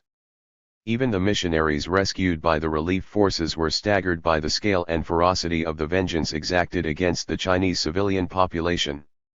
It has seemed, complained Arthur Smith, as if the foreign troops had come to northern China for the express purpose of committing within the shortest time as many violations as possible of the 6th, the 7th, and the 8th Commandments. 38. Writing in the Contemporary Review, E. Dillon described the shoals of murdered Chinese floating in the Peiho River or washed in heaps upon islets and sandbars. One sight was particularly haunting. Hard by a spot named Koh, I saw 2 bodies on a low-lying ledge of the shore. Accustomed by this time to behold in the broad light of day some of the horrors which the soil of the graveyard hides from all living things but the worm, I should have glided carelessly past them but for the pathos of their story, which needed no articulate voice to tell. A father and his boy of 8 had been shot down in the name of civilization while holding each other's hands and praying for mercy. And there they lay, hand still holding hand, while a brown dog was slowly eating one of the arms of the father. 39. After recounting countless other atrocities committed by the Allies, including rapes and murders of women and girls, Dillon presciently warned that the good work done by the brave troops in China had sown the seeds of nationalist revolution. The policy of the powers is a sowing of the wind, and the harvest reaped will surely be the whirlwind. But that belongs to the music of the future. 40. Brazil, the Days of Judgment. Brazil's 19th century ended in a bloody sunset of drought, famine and genocidal state violence. Across widening regional and racial divides, the Positivist Republic, established by coup in 1889 and dominated by Paulista elites, conducted a ruthless crusade against poor, drought-stricken but pious sertanejos in the Nordeste. The 1897 War of Canudos, which culminated in the destruction of the holy city of Canudos in the Bahian Sertão and the massacre of tens of thousands of humble followers of Antonio Conselheiro, is one of the defining events in Brazil's modern history, the subject of Euclides de Cunha's epic Os Sertões. Another famous Backlands utopia led by a religious folk hero, Father Cicero Romão's city of Josiero in Ceará's Cariri Valley, narrowly escaped the fate of Canudos. It survived into the 20th century only through shrewd compromises with local elites. If eschatological imminence suffused both communities, each was also a pragmatic and successful adaptation to continuing environmental crisis and economic decline in the Nordeste. The roots of both movements, moreover, go back to the Grande Seca of 1876–78. The Surtayo had long been a religious volcano. Sebastianism, based on mystical belief in the return of the Portuguese monarch who had vanished fighting the Moors in 1578, was particularly widespread. The first massacre of millenarists occurred at Serra do Rodeiro in the Surtayo of Pernambuco in 1819-20. A prophet gathered together a group of followers to await King Sebastian, who was expected back at any moment to lead them on a crusade for the liberation of Jerusalem. Their rush-out utopia was instead destroyed by a nervous government who viewed the utopian apocalyptic strand in folk Catholicism with the deepest suspicion. 41 The great droughts of the late 19th century, however, only further entrenched Sebastianist eschatology in popular culture. From the ranks of barefoot beatos and beatas, the famines of 1877 and 1889 mobilized fierce new visions of cataclysm followed by Christ's thousand-year kingdom. Yet millenarianism in the Surtayo was also a practical social framework for coping with environmental instability. When foreign priests and missionaries fled the scorched Surtayo in the spring of 1877, the former schoolteacher turned beato Conselheiro and the ordained priest Cicero stayed behind with their flocks, sermonizing apocalypse but practicing energetic self-help. The first acquired his reputation for holiness by repairing local churches and graveyards, while the second became locally famous for resettling starving drought refugees in the undeveloped but fertile lands of the Ararat Mountains. When, during the terrible drought of 1877-79, dug wells, erected shelters and planted mandioca and manicoba for the refugees, the Surtos rang with his praises. 42. As we have seen, the oasis at Josiero again became a populist refuge during the scorching, cloudless year of 1888. Under Cicero's energetic direction, flagellados planted emergency crops of manioc, slaked their thirst in the perennial waters of the Cariri River, and prayed for rain. Maria de Araújo's milagre of the precious blood during the Holy Week of 1889 repeated itself for 3 years, drawing thousands more refugees and pilgrims to Josiero while opening a bitter breach between Cicero and a Romanizing church hierarchy, at war with Afro-Brazilian folk Catholicism, who refused to accept that a poor black woman in the backlands could be the subject of such divine grace. Drought abated in 1890, thanks, many Sertanejos believed, to the miracle at Josiero, but then returned with a vengeance in 1891, one of the most intense El Nino years in modern South American history. The subsequent bursting of the politically manipulated coffee investment bubble known as the ensilamento plunged the Brazilian economy into deep crisis and incited runaway inflation even in advance of the World Trade Depression of 1893. The mill race lost fully half its value between 1892 and 1897, while the Republic, despite its modernizing pretensions, proved even less capable than the old empire of providing any aid to the drought and inflation-ravaged interior of the increasingly peripheralized Nordist. Under the new federalism, virtually all relief and public works were concentrated in the south, leaving the Sertanejos at the mercy of corrupt and bankrupt state oligarchies. 43. Figure 6.5 Antonio Conselheiro. Simultaneously, there was greater population pressure than in 1877 on the overexploited but simultaneously underdeveloped resources of the Surtayo. Emancipation in 1888 freed slaves in the coastal plantation belt without providing them with land, tools, or real means of independent survival. The decline in the export earnings of sugar at the same time depressed employment. Thousands drifted into the interior, where they joined the multitudes already scratching at the baked earth as sharecroppers, day laborers or illegal squatters. Rural credit was non-existent and the Surtayo's reliable water resources were jealously monopolized by large landowners. Thus when drought resumed after 1888, there were few reserves to sustain the population on the land. As in 1877, the officials of Fortaleza, Salvador, and the other ports were soon blockading roads against an overwhelming influx of famished refugees. Many Sertanejos, however, chose a new survival option. They flocked to the drought arcs being built by Cicero at Josiero, and, after 1892, by Conselheiro at Canudos. Falsely portrayed by his enemies as a raving monster, Cancelheiro preached a dark, unforgiving Catholicism that, as Robert Levine has shown, was not unorthodox by the traditional standards of the Nordist. Unlike Cicero, he was not an impresario of miracles, nor did he encourage a cult around himself or perform sacraments. He may have been the Surtao Savonarola or Cotton Mather, but he was not its messiah. His sermons were typically based on popular missionary tracts, focusing on penitential devotion to Our Lady of Sorrows. Even his interpretation of the recurrent droughts from 1889 on as harbingers of the end of the world was fully in accord with the passionate vision of much of the regular clergy in the Nordist.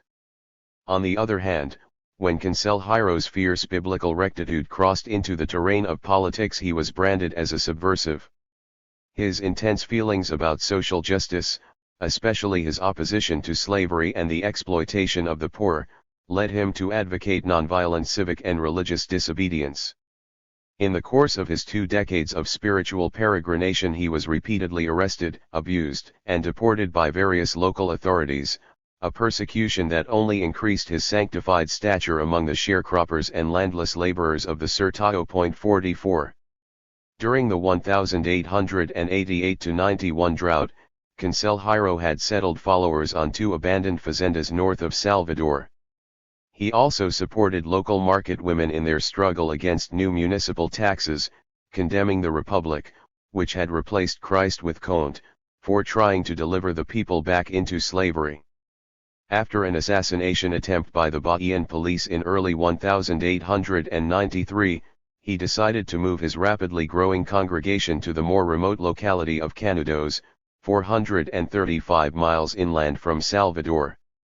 Here, in the center of the High Surtao, was a ruined fazenda on fertile land, well defended by rugged mountains and watered by seasonal rivers and reliable springs. Within 18 months Canudos had burgeoned into a self-sufficient, drought-resistant city of 35,000 people, a mud-walled Jerusalem in de Cunha's condescending phrase, that stunned visitors with its relative prosperity as well as its religious fervor. Although its population was a broad ethnic cross-section of the Surtao, the community's civic and military leadership tended to be drawn from such previously outcast groups as the descendants of fugitive slaves, former Cangaceiros, and the remnants of the aboriginal Cariri people, whose last 2 chiefs would die fighting to defend Canudos. 45. For da Cunha and contemporary Brazilian intellectuals imbued with the arrogant liberalism of Conte and Spencer, this secession from Republican modernity could only be the objectivization of a tremendous insanity. In fact, as Levine points out, few joined Cancelheiro capriciously or because they were seduced by a crazed magician. Instead, like Josierro, Canudos was a rational response to the relentless chaos of drought and depression.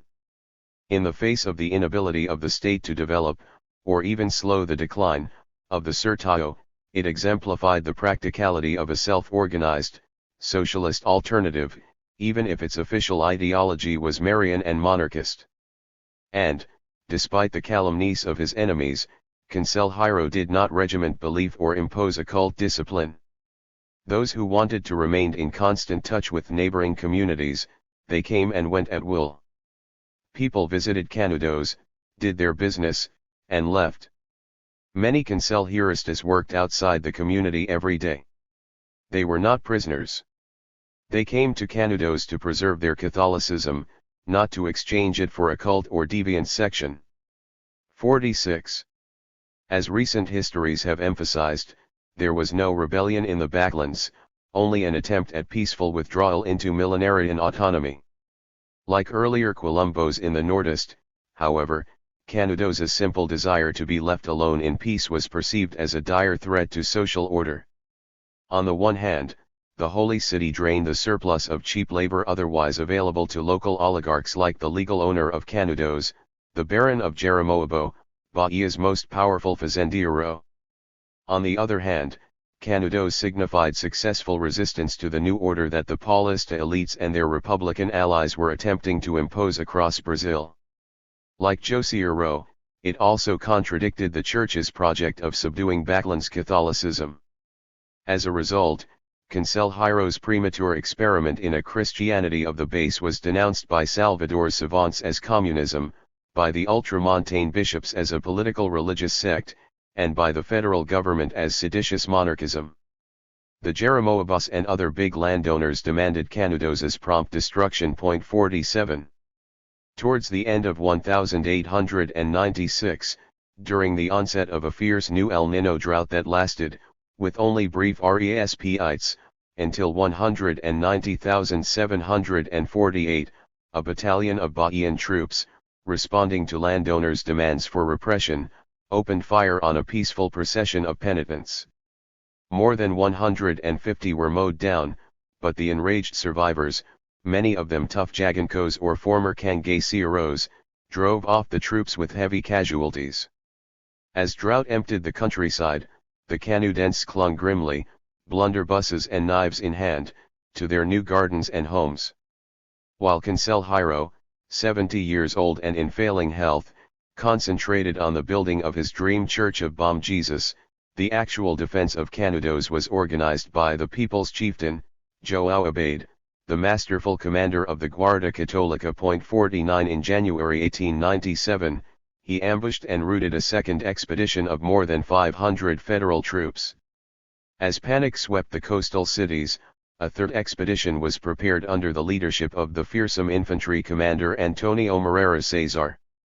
Advancing through an arid countryside made even more forlorn by the scorched earth strategy of Abade, Cesar's large, well-armed force, equipped with brand-new Krupp cannons, launched a rash frontal assault on Canudos.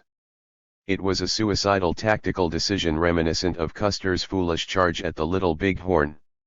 In the end, the very primitiveness of Canudos's construction aided in its defense. The settlement itself became a trap into which the arrogant invaders had been lured. Whole battalions were swallowed up in the mass of huts as into some dark cave. The defenders ambushed the soldiers, using knives, rifles, scythes, cattle prods, and broken household furniture as weapons. 50. Cesar's supposedly crack troops were systematically annihilated by the Guarda Católica.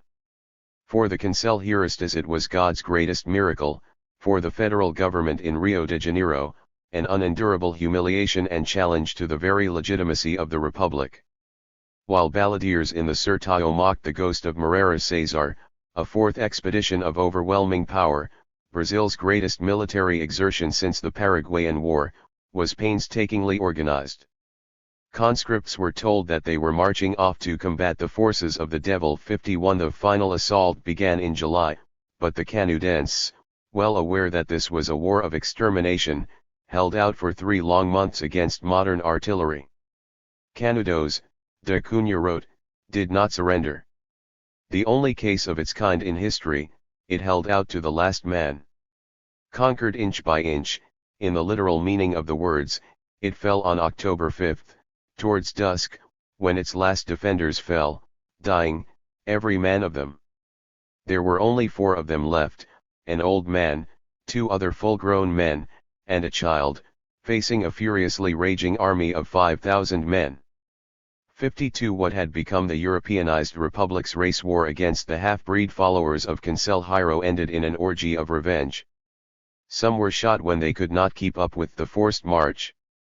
A pregnant woman whose labor pains had started was placed in an empty shack by the side of the road and abandoned.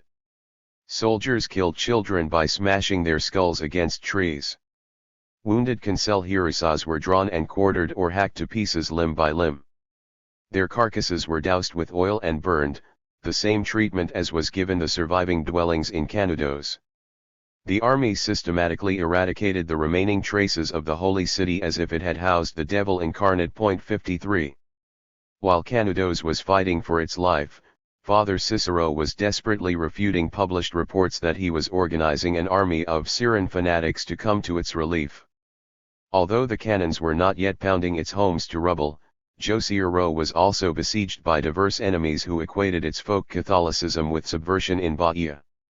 In 1894, at the behest of the Brazilian hierarchy, the Inquisition in Rome had declared Josierro's living Saint Maria de Araújo a fraud and suspended Cicero from sacramental office. Liberals equally looked for the Cancelliero-like glint of sedition in his eyes. But Father Cicero proved to be a wily politician who eschewed attacks on the status quo. In particular, he quelled Fazendiero's fears about disruptions in the labor market by contracting his followers to work on their estates.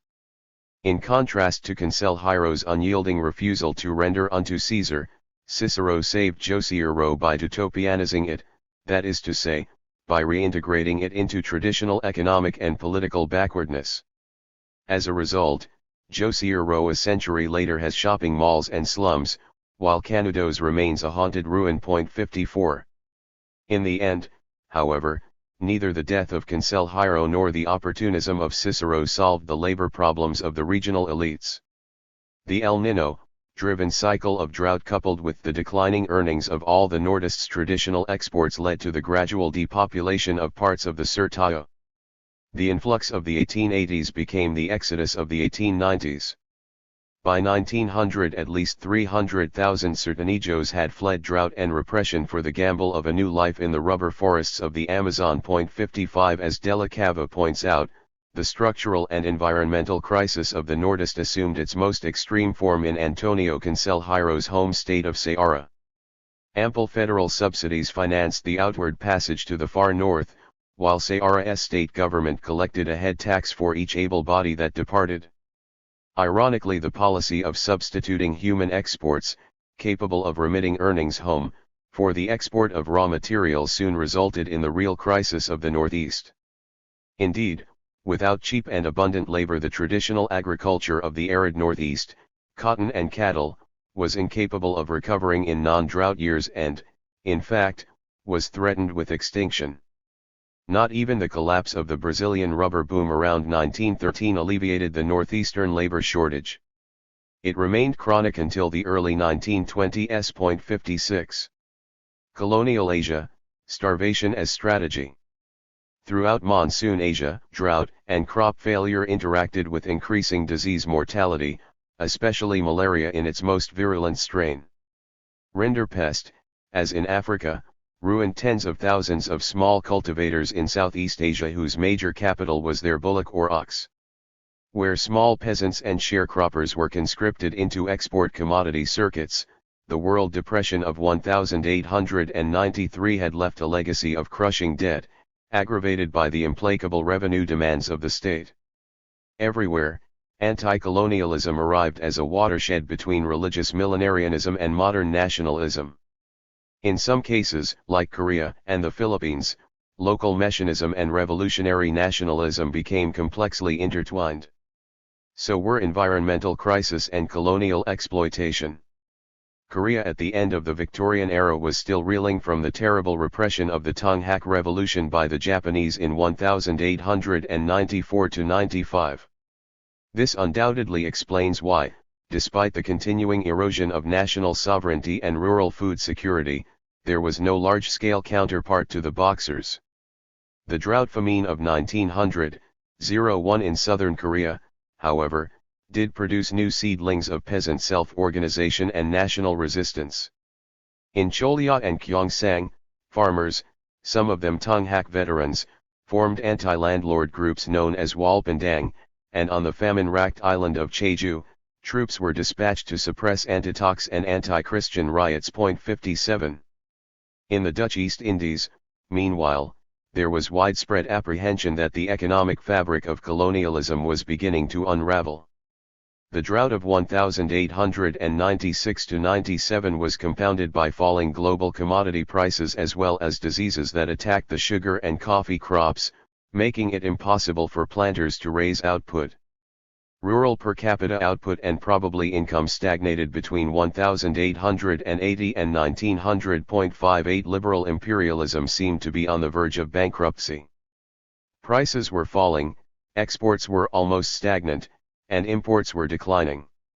The long-drawn Achin War was exhausting the country like a cancer, expenses were rising, revenue was falling, and attempts to raise new revenue were unproductive. Prospects were so bad that fewer Europeans sought a living in the Indies, and the population born in Europe fell from 14,316 in 1895 to 13,676 in 1905. Deputies heatedly discussed whether the situation was anxious, alarming, dangerous, or critical, but all agreed that the patient was ill. Then in 1900 news of widespread crop failure and cattle disease aroused apprehensions of a general economic collapse. 59. In Java, the greatest distress eventually centered on the residency of Semarang, where in 1849 to 50 more than 80,000 peasants had died in a famine that contributed to the decline and fall of the Kultuurstel. 60 from the end of 1899 or early 1900, and continuing through 1902, the region was again battered by drought and hunger as well as rinderpest and cholera. The people, wrote local officials, whose number had been decimated by the epidemic in several regions, dared not leave their homes, and they abandoned even the fields. 61. Once again the Dutch were faced with dramatic evidence that village subsistence was collapsing under the weight of the corrupt exploitation of the peasants' labor power, the land rent and crop payment system, and the appropriation of peasant land. 62. Under indictment was the free market system that Dutch liberals had modeled on British India. Although its ideologues had claimed that piecemeal deregulation would lead to a better balance between export and subsistence sectors, the liberal period actually represented a major intensification in the exploitation of Java's agricultural resources. Rice consumption per capita, as well as wages, fell significantly, while poor villagers became even more entrapped in debts to moneylenders and grain merchants. 63. It is not surprising, therefore, that colonial officials reacted to the Semarang famine in the true spirit of Sir Richard Temple, blaming the dying peasants for not being able to look after their own interests and concluding that more compulsion was required in the organization of rice cultivation. 64. In the Netherlands, however, there was a backlash from socialist and Calvinist parties against the ruthless colonial policy exemplified in the official reaction to the Semarang famine. This led to a famous investigation into the declining prosperity of the Javanese people, conducted from 1902 to 1905 and published in 14 volumes in 1914, that finally forced the abandonment of a strictly laissez-faire colonial policy. The so-called ethical policy, as crafted by Alexander Eidenberg, variously, the Minister of Colonies and Governor-General of Java, was supposedly based on a new trio of priorities: education, irrigation, and emigration. The debate that produced the ethical policy has often been favorably contrasted to the obdurate conservatism of the Edwardian Raj. In practice, however, the reforms in Java went hand in hand with the military consolidation of Dutch power in the outer islands. 65. Moreover, ethics did little to reduce the exploitation, or increase the food security, of ordinary Javanese.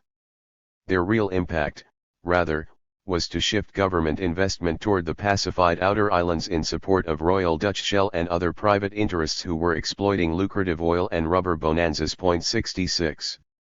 In the Philippines, drought again brought famine to Negro's infamous sugar plantations in 1896–97, then returned to devastate agriculture on Luzon, Panay, and other big islands from 1899 to 1903. 67. Climate stress was alloyed with warfare, poverty and ecological crisis. Thus the first phase of drought-famine coincided with a national uprising against the Spanish, while the second overlapped patriotic resistance to U.S. recolonization. The independence movement itself, moreover, was spurred by the growing crisis of food security since mid-century, when Spain had launched an ambitious campaign to develop exports and commercialize agriculture. Traditional forms of communal land ownership and subsistence-oriented production had been violently dismantled in favor of rice and sugar monocultures operated by pauperized smallholders and debt-shackled sharecroppers. Moreover, as the export boom generated a demand for new plantation land, Luzon's interior foothills were rapidly deforested, leading by the 1890s to the silting of river beds, more intense flooding, and gradual aridification of the lowlands. 68. In addition, as Kenda Bevois has shown, living standards and public health had been undermined by the ecological chain reaction set in motion by the arrival of the Rinderpest virus in the late 1880s. Arguably the single greatest catastrophe in the 19th century Philippines, Rinderpest killed off most of the draft animals on Luzon and forced farmers to drastically reduce the extent of cultivation, aggravating malnutrition and debt.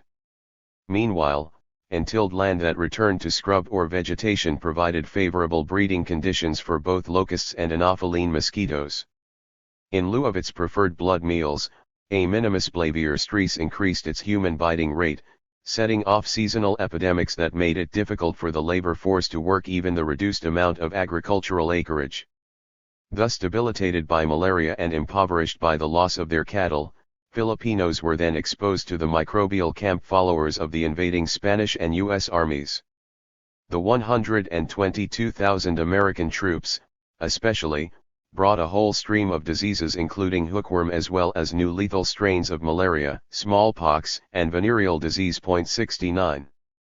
The Americans, moreover, exceeded even the cruelest Spanish precedents in manipulating disease and hunger as weapons against an insurgent but weakened population. Beginning with the outbreak of war in February 1899, military authorities closed all the ports, disrupting the vital inter-island trade in foodstuffs and preventing the migration of hungry laborers to food surplus areas. Then, as drought began to turn into famine in 1900, they authorized the systematic destruction of rice stores and livestock in areas that continued to support guerrilla resistance.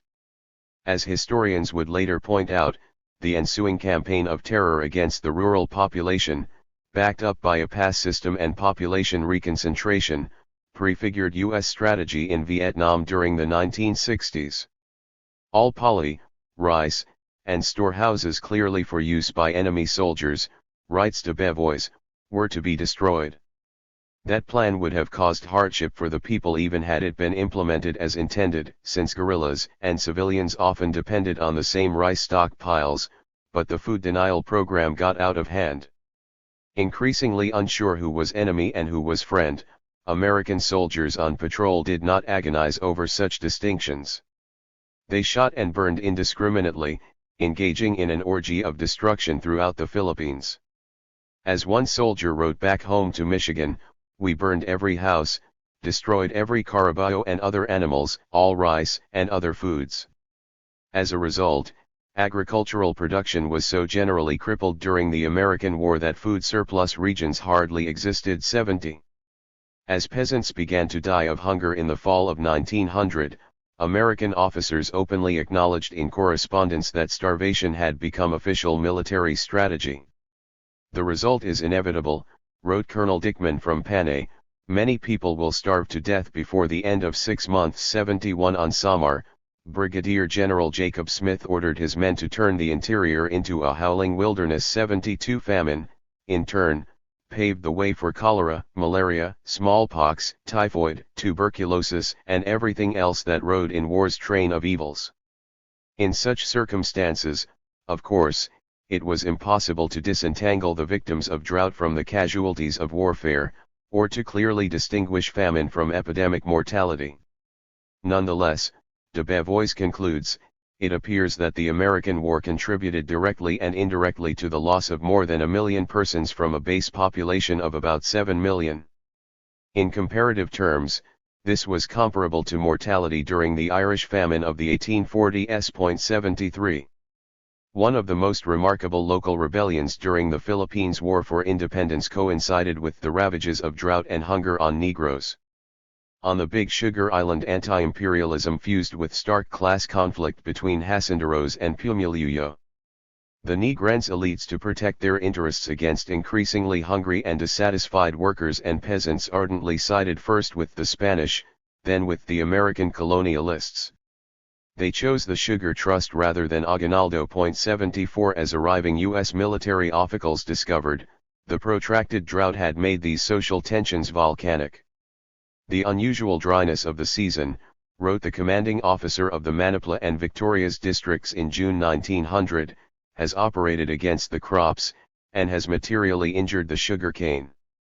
On this account, many owners of haciendas have been forced to discharge part, if not all, of their laborers as they could not be fed. These laborers are now without means and work, and the price of food is high. 75. When the explosion came, it merged the grievances of unemployed sugar workers and marginalized peasants with those of Aboriginal people displaced from their forests by land-hungry haciendas. The largest uprising was led by a Zapata-like plantation worker and Bob Allen, Dionisio Sigobella, more popularly known as Papa Igio, who conducted guerrilla warfare against the Guardia Civil, then the U.S. Army, from his base on impenetrable Mt. Canlaon. The restoration of food security and economic independence were principal goals of the struggle. Although Papa Igio's ideology fused animism with anti-Spanish nationalism, Alfred McCoy explains, his movement remained a class, rather than racial war, waged by sugar workers determined to destroy the sugar plantations and return the island to peasant rice farming. In the district around La Carlota, Papa Igio's followers chased away planters, murdered those that resisted, and burned scores of haciendas. The rebellion was not finally defeated until 1908, 5 years after the revolution had ended in most areas of the archipelago. 76. Africa, Europeans as locusts. For most of Africa, the 1875 to 1895 period, with the exceptions of the 1876 to 79 drought in South Africa and the 1889 to 91 catastrophe in Ethiopia and the Sudan, had been a period of better than average rainfall and ample pasturage, encouraging population growth, the formation of heavily nucleated settlements, and the cultivation of previously marginal soils. Ecological stability reduced the conflicts over grazing rights and water sources that traditionally provoked warfare between cattle-owning peoples. A striking feature of many travelers' accounts of East and Central Africa in the 19th century is the evident agricultural prosperity of many, though not all, of its peoples and the great variety of produce grown, together with the volume of local, regional, and long-distance trade and the emergence of a wide range of entrepreneurs. 77. This is the social landscape that some historians have called Merry Africa. 78. Then in 1896 to 97 the climate dramatically reversed itself. A map of Africa illustrating the rainfall data for the period from 1870 to 1895 bears a healthy flush of plus signs, but the map for the following 25 years is covered with minuses. Disasters of biblical proportions engulfed East and Southeast Africa just when Europe decided to take over the continent. 79. The unusual fin de siècle sequence of a very strong El Nino in 1896 punctually followed by a powerful La Nina event in 1898 and then the resumption of El Nino conditions in 1899 brought severe drought, first to southern, then to East Africa. The Portuguese reported drought and smallpox around Luanda in Angola in 1898. Drought also returned to the Sahel, and there is evidence of another famine in the bend of the Niger River. Rainfall also faltered over the Ethiopian highlands, and the Nile flood in 1899 was the lowest since 1877 to 78.80. Indeed, from the flanks of Mount Kenya to plateaus of Swaziland, millions of farmers and pastoralists struggled against crop failure and relentless onslaughts of rinderpest, smallpox, influenza, jiggers, tsetse flies, locusts and Europeans. 81. The spirit mediums of the Mweri cult at Great Zimbabwe told the Shona and Ndeb, whose lands and cattle had been recently stolen by Cecil Rhodes's British South Africa Company, that this chain of calamity would never be broken as long as the Europeans remained on their soil. In his pioneering Afrocentric account of the 1896 risings in Matabeleland and Mashonaland, Terence Ranger stressed the striking similarity of the mentalites behind the Zimbabwean and Boxer revolts. Just as Boxer proclamations warned that the Catholic and Protestant religions being insolent to the gods, the rain clouds no longer visit us, so the divine Mweri, speaking through the mediums, told warriors, "These white men are your enemies. They killed your fathers, sent the locusts, this disease among the cattle, and bewitched the clouds so that we have no rain. Now you go and kill these white people and drive them out of our fathers' land, and I will take away the cattle disease and the locusts and send you rain." 82. Despite incredible courage and early victories, both peoples were soon defeated, as much by Shanghai and smallpox as by Rhodes's machine gunners. Die-hard bands of rebel warriors, sometimes finding game but mostly eating wild roots and the rotten skins of cattle killed by rinderpest, managed to hold out in the drought-stricken foothills until the summer of 1898.83. In central Kenya, where the 1897-99 drought is still recalled today as Uaya and Gamanesi, the famine that went everywhere, the small, autonomous farming societies of the highland margin never rose in revolt against the British, but suffered social disintegration nonetheless. In some areas, the rains failed 3 years in a row and food reserves that might have arrested famine were depleted to feed railroad construction crews and Uganda-bound safaris. In addition, the bubonic plague, most likely brought from India with coolie labor, was the first passenger on the yet unfinished Uganda Railroad.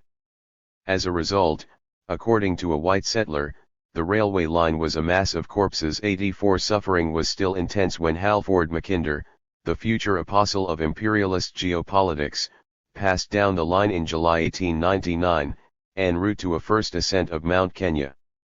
Noting the horrible evidence of the famine among the Wakamba, which had driven some men to raiding, he criticized the railroad police for indiscriminately burning villages in retaliation. If food is destroyed, the famine is made worse, and that is the prime cause of the raids. He also frowned at the Uganda Railroad's brutal expropriation of all the farmland in a 2-mile corridor along its tracks. 85. Mackinder and his companions, like European observers during the earlier Ethiopian drought, were stunned by the audacity with which drought-crazed lions and other large carnivores stalked men in broad daylight. Indeed, American missionaries in northern Uluru were so mortified by the sudden aggressiveness of wildlife that they refused to leave their compound. "These are days," wrote one of them, "in which we are witnessing scenes almost too horrible to narrate."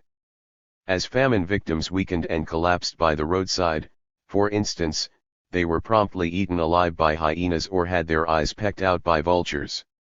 Although the British eventually made desultory efforts to feed some of the surviving population, the losses were already enormous. In the single village in Kikuyu land where a famine census was undertaken, 1/3 of adult males had died by the end of 1899. Mortality amongst women and children may have been much higher. 86. The same drought conditions also brought fearful famine to the Kikuyu and Kamba on the eastern side of the Rift Valley. Like the neighboring and purely pastoral Maasai, these more sedentary peoples had already lost the greater part of their cattle wealth to rinderpest and livestock pleuropneumonia. Then, for the 3 years from 1896 to 1900, crop after crop withered in their fields. The coup de grace, as on the slopes of Mount Kenya, was smallpox, which attacked the Kikuyu with particular virulence, especially in the more recently occupied southern tip of Kiambu. 87 In these densely populated areas, according to Marcia Wright, the mortality was an incredible 50% to 95%, and Kikuyu society tottered on the edge of complete disintegration. 88 At the climax of the famine in central Kenya, farmers' sons formed outlaw bands called Muthaith. Ignoring the accepted strict limits on the use of violence, these bands preyed on the most vulnerable members of society, including children, the elderly, and the sick. Ranging out from makeshift bush camps, outlaw raiders attacked poorly defended herds and homesteads, seizing not only cattle and goats, but whatever food and property they could lay their hands on. 89. Any kind of concerted opposition to British control, however, was out of the question. Using the hungry Maasai as their mercenaries, the British were able to extend their new protectorate deep into Kikuyu and Kamba territory. 90 The Maasai, of course, had their own grievances. They bitterly complained to Mackinder's party that British sponsorship of agriculturalists had intensified the famine by degrading the crucial watersheds and forests upon which their herds depended. The Kikuyu being under our protection are not now raided by the Maasai. Therefore they have cleared much forest, and cultivated the virgin soil. The Maasai are angry about this, because the rivers of the plain are in consequence liable to run dry, and there is no forest grass for their cattle in times of drought. 91. The famine of 1898 to 1900, as Frederick Cooper has shown, also accelerated the decline of Arab and Swahili economic hegemony along the Kenyan coast. The decline in grain production, or its diversion to inland famine districts, weakened the plantation sector, while simultaneously the Mijikenda, who occupied the drought-afflicted hinterland behind Malindi and Mombasa, encroached on coastal resources.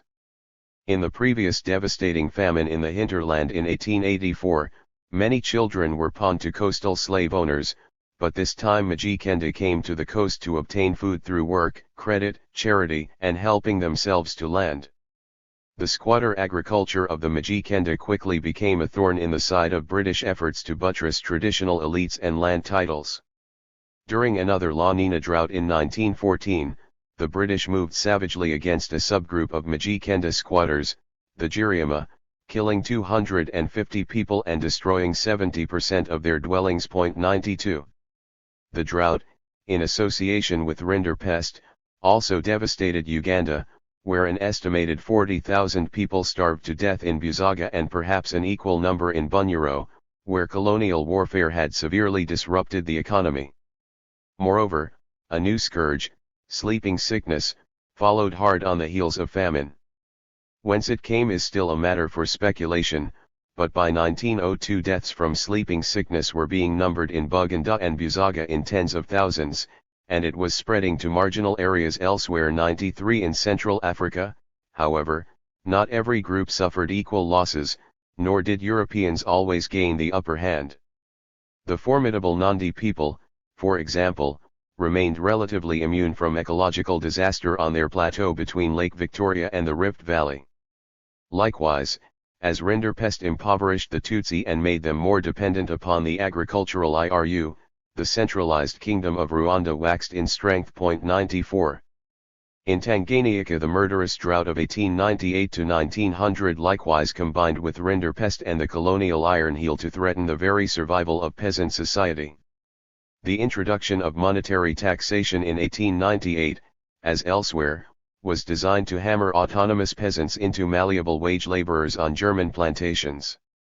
When famished villages in the Engu highlands refused to pay the new tax, German military patrols pillaged their grain stores and randomly murdered local people. Terrorized farmers were thus forced to sell their remaining grain reserves to coastal merchants and missionaries, who promptly hiked prices by 100% or more. A decade earlier, during the Long Comet drought of 1884–86, many highlanders had relied on grain supplied by patrons who, in turn, were enriched by the ivory trade. Now the Germans had gained control of the trade and replaced traditional chieftains with their own functionaries. With the destruction of village patrimonialism, the only option for villagers now reduced to walking skeletons was flight to the coastal towns or major inland administrative centers, where congestion favored smallpox epidemics that wiped out nearly half of the population. As ethno-historian James Giblin has shown in a remarkable case study of the Ozagiwa region, this temporary abandonment of the countryside unleashed a nightmare biological chain reaction. The collapse of vegetation control, the constant brush clearing practiced by local farmers, allowed tsetse fly and tick-borne epizootics to take hold over a vast area of Tanganyika's lowlands, which they still rule more than a century later. 95. In Mozambique, drought-driven peasant uprisings coalesced into a war of liberation that briefly threatened to push the colonialists into the sea. Insatiable demands for tax revenue and forced labor, as Vale and White point out, coincided with a drought and a startling famine which exceeded all previous Portuguese experience. 96 To Africans plagued by seasonal famines, taxation to be paid in agricultural produce intensified the problems of feeding their own families. In the more arid regions, especially Tet district, the tax obligation threatened the health and well-being of the rural population. 97 In May 1897, Kambumbo led a broad anti-Portuguese coalition that burned plantations and disrupted river traffic in the lower Zambesi Valley. Simultaneously, spirit mediums roused the Tawara, who, in alliance with the Masangano and the Beru on the upper Zambesi, seized most of Tet and the northeastern frontier. By 1901 the situation had become intolerable for the Europeans. Although the Baru were eventually crushed, the intensification of drought and cattle fever in 1903, as well as a major smallpox epidemic, renewed warnings from the famed medium Kanawanga that both plagues would continue until the white men were driven from the ancestral homelands of the Tawara in Tet and eastern Rhodesia. As earlier in Rhodesia, the ultimate defeat of the Shona Rebellion of 1904 was due to hunger and disease almost as much as to combined British and Portuguese military might. 98. 20th century repercussions. This generation of disaster forever transfigured African society. Robin Palmer, in his major study of the roots of poverty in southern Africa, contrasts the dynamic village economies of the early 1890s with the picture of widespread stagnation and decay 30 years later, the decline in crop diversity and output, the cessation of inter-African trade, and the forced dependence on mine labor or urban migration. By 1939 virtually all vestiges of African economic independence have been shattered. African cultivators have become tied to a world market over which they have no control, and a pattern of underdevelopment has been firmly established. 99 The colonial state, moreover, deeply entrenched itself in the social inequalities unleashed by drought, famine and epidemic disease. The traditional chiefs of the late colonial period were often little more than officially sanctioned vultures who had fattened themselves on communal disaster. Even more striking, writes Charles Ambler of Kenya after 1898, was the way that the individuals whom the British recognized as chiefs were able to accumulate power during the famine. Despite sometimes violent local hostility, a number of such men were able to expand substantially both their livestock herds and their circles of dependents and clients. One woman from a poor background pointed to this process of accumulation with some bitterness. When the people who had gone away came back, those rich who had remained tried to keep those returning from owning anything. 100. The fin de siècle famines had comparable repercussions in the rest of the non-Western world. In India, as we have seen, peasant indebtedness and land alienation soared and caste lines hardened during the long droughts. During famine, peasants were typically caught in a scissors between the falling value of their assets and soaring food prices manipulated by middlemen who doubled as grain merchants and usurers. In pre-British India, without an effective land market in operation, the livelihood of the money lenders had been tied to the survival of the peasant household. However, the decline in the solidarity of the village community in the Deccan, partly connected with the decline in the social and economic standing of the traditional officials such as the Patels, Desais, and Desmoks, reduced the strength of the customary sanctions with which the villages once could threaten the Vanias. 101 After the British commodified property rights, moreover, famine became a powerful opportunity for the accumulation of land and servile labor. State enforcement of debt collection through the decisions of distant and hostile courts amounted to an arming of the money lenders. 102 The parasite, in effect, no longer needed to save its host. Indeed, as Sumit Guha has shown in the case of the Bombay Deccan, middlemen of all kinds, including rich peasants with a greater appetite for land than the mercantile castes, could now profit from the destruction of the independent cultivator. Rich peasants and roving cattle dealers also exploited hard times to buy cattle cheap in drought-stricken regions and sell them dear in unaffected areas. 103. There has been brisk debate, however, about how such famine-driven asset redistribution affected agrarian class structures. Banerjee, for instance, has argued that famine proletarianized vast numbers of small cultivators in the Deccan, while Arnold has retorted that real rural capitalism, based on the competitive capitalization of cultivation, was an illusion and that famine victims were only semi-proletarianized. 104 Likewise, Charles Worth has pointed to the vast increase in tenancy in Bombay Presidency between 1880 and 1920, with the 1897 to 1902 Maharashtrian famine setting the seal on the stratification process. By driving the poor ryots to the wall while a stratum of rich peasants consolidated their newly dominant position in village life. 105-106 Sumit Guha, on the other hand, claims that the social pyramid of the Bombay Deccan was flattened not steepened, since he believed that the famine had simultaneously killed off poor laborers and impoverished more prosperous ryots. 107 Kaiwar stakes out yet another position. arguing that despite famines and epidemics there was a remarkable continuity in the composition of both groups in the years between the 1850s and 1947-108. China scholars have engaged in a symmetrical debate over famine, immiseration, and stratification in the Yellow River Plain. In his careful review of the village social surveys undertaken in the 1930s and 1940s, Philip Huang has pointed to the emergence of an aggressive stratum of managerial peasants, employing wage labor and fully oriented to the market, who at least from the crisis of 1898 to 1900 had begun to exploit disasters as business opportunities in rags. Yet, as Huang persuasively argues, huge structural obstacles, including the lack of capital, the centrifugal effects of partible inheritance, the decline of state investment in flood control, and so on, prevented rich peasants from undertaking capitalist agriculture in any genuine sense. Capital-labor ratios did not increase, and there was no competition-driven dynamic of investment in farm machinery, fertilizers, irrigation systems, or new cultivation techniques. 109 Wealthier peasants simply took advantage of a labor surplus to enlarge the scale of family cultivation. There was thus something of a stagnated equilibrium between managerial and family farming. The most successful family peasants became managerial farmers, only to slide back down into the small peasant economy within a few generations.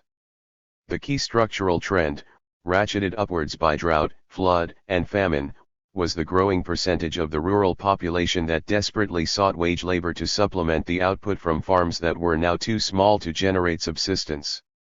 These semi-proletarians ranged from full-time day laborers who retained their own tiny plots to poor peasants who work seasonally for their rich neighbors. 110. Huang thus joins with Indian historians like Arnold who see semi-proletarianization as the dominant structural outcome of the late 19th century subsistence crises. In using the term semi-proletarianization, he explains, "I do not mean to suggest that it was transitional to capitalism and complete proletarianization, as if those represented some inevitable stage of historical development, but rather to characterize a process of social change distinctive of a peasant society and economy under the combined pressures of social differentiation and intense population pressure, without the outlet and relief provided by dynamic capitalist development." 111. Unlike Western Europe, which had such powerful urban growth engines supercharged by the products and consumptions of wealthy colonies, Asia had neither burgeoning cities nor overseas colonies in which to exploit the labor of its supernumerary rural poor.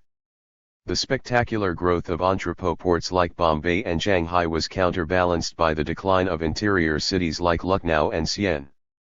In relative terms, urban demography in India and North China stood still for the entire Victorian epoch. 113 Even the coolie trade, the estimated 37 million laborers sent abroad from India, China, Malaya, and Java in the 19th and early 20th centuries, did little to ease the crisis of undercapitalization in the Asian countryside. 114. Did the tens of millions of peasants warehoused by the late Victorian world economy in the purgatory of marginal petty commodity production come to constitute a social force in their own right? Likewise, under what conditions did semi-proletarianization, reproduced by famine and environmental instability, lead to new forms of protest and resistance? The clearest evidence of a juncture between the collective experience of 19th century famine and 20th century revolutionary politics, as one might expect, comes from the insurrectionary seedbed of North China. In 1941-42 a communist research team led by Chai Shufan carefully surveyed the impact of 3 generations of war and disaster on the regions of northern Shaanxi that had become the fortress of the 8th Route Army after its famous 1937 Long March. Here the drought catastrophes of 1877 and 1900 had been repeated in the Great Northwest Famine of 1928-31, with each famine producing abrupt increases in poverty, landlessness, and dependence on wage labor. Pauline Keating summarizes the team's analysis of the poverty trap that was making the poor poorer. It is a paradigmatic description, worth quoting at some length, of Wang's semi-proletarian condition. Under-resourced families typically farmed the least fertile land and, not owning livestock, had to rely exclusively on night soil to manure their land. Both tenants and poor landowners often farmed several small plots and had to traipse distances of 2 or 3 kilometers between them. Like poor farmers all over China, they always had to look for supplementary employment, and their odd jobbing during busy seasons was at the cost of their own crops. The 1942 survey team gave the example of a Swide County village in which 31% of all poor farmers hired themselves out at one time or another to other farmers each year, and another 31% hired out full-time. The Communist survey team estimated that farming in the Swide-Mizzi counties provided full-time employment for less than half of the available workforce in 1942.115. Swide's most important and widespread sideline industry was cotton spinning and weaving. Cotton growing had once been well established in places east of the Wooding River, but under the warlords most farms were turned from cotton to opium poppies. The radical reduction of cotton growing, combined with competition from foreign textiles and the collapse of trade during the Civil War, all but destroyed the folk textile industry. Still, because a strong spinning and weaving tradition lived on in Swide's peasant households, the Communists found it relatively easy to push forward a mass movement of spinning cooperatives here. 116. As Keating explains, Mao's Yan'an Way, conceived in the historic epicenter of the Great Drought famines, was a strategic response to a poor peasantry for whom the stabilization of the natural and social conditions of production, after so much chronic disaster and war, had become a revolutionary life and death issue. 117. Part 3. Deciphering ENSO. 7.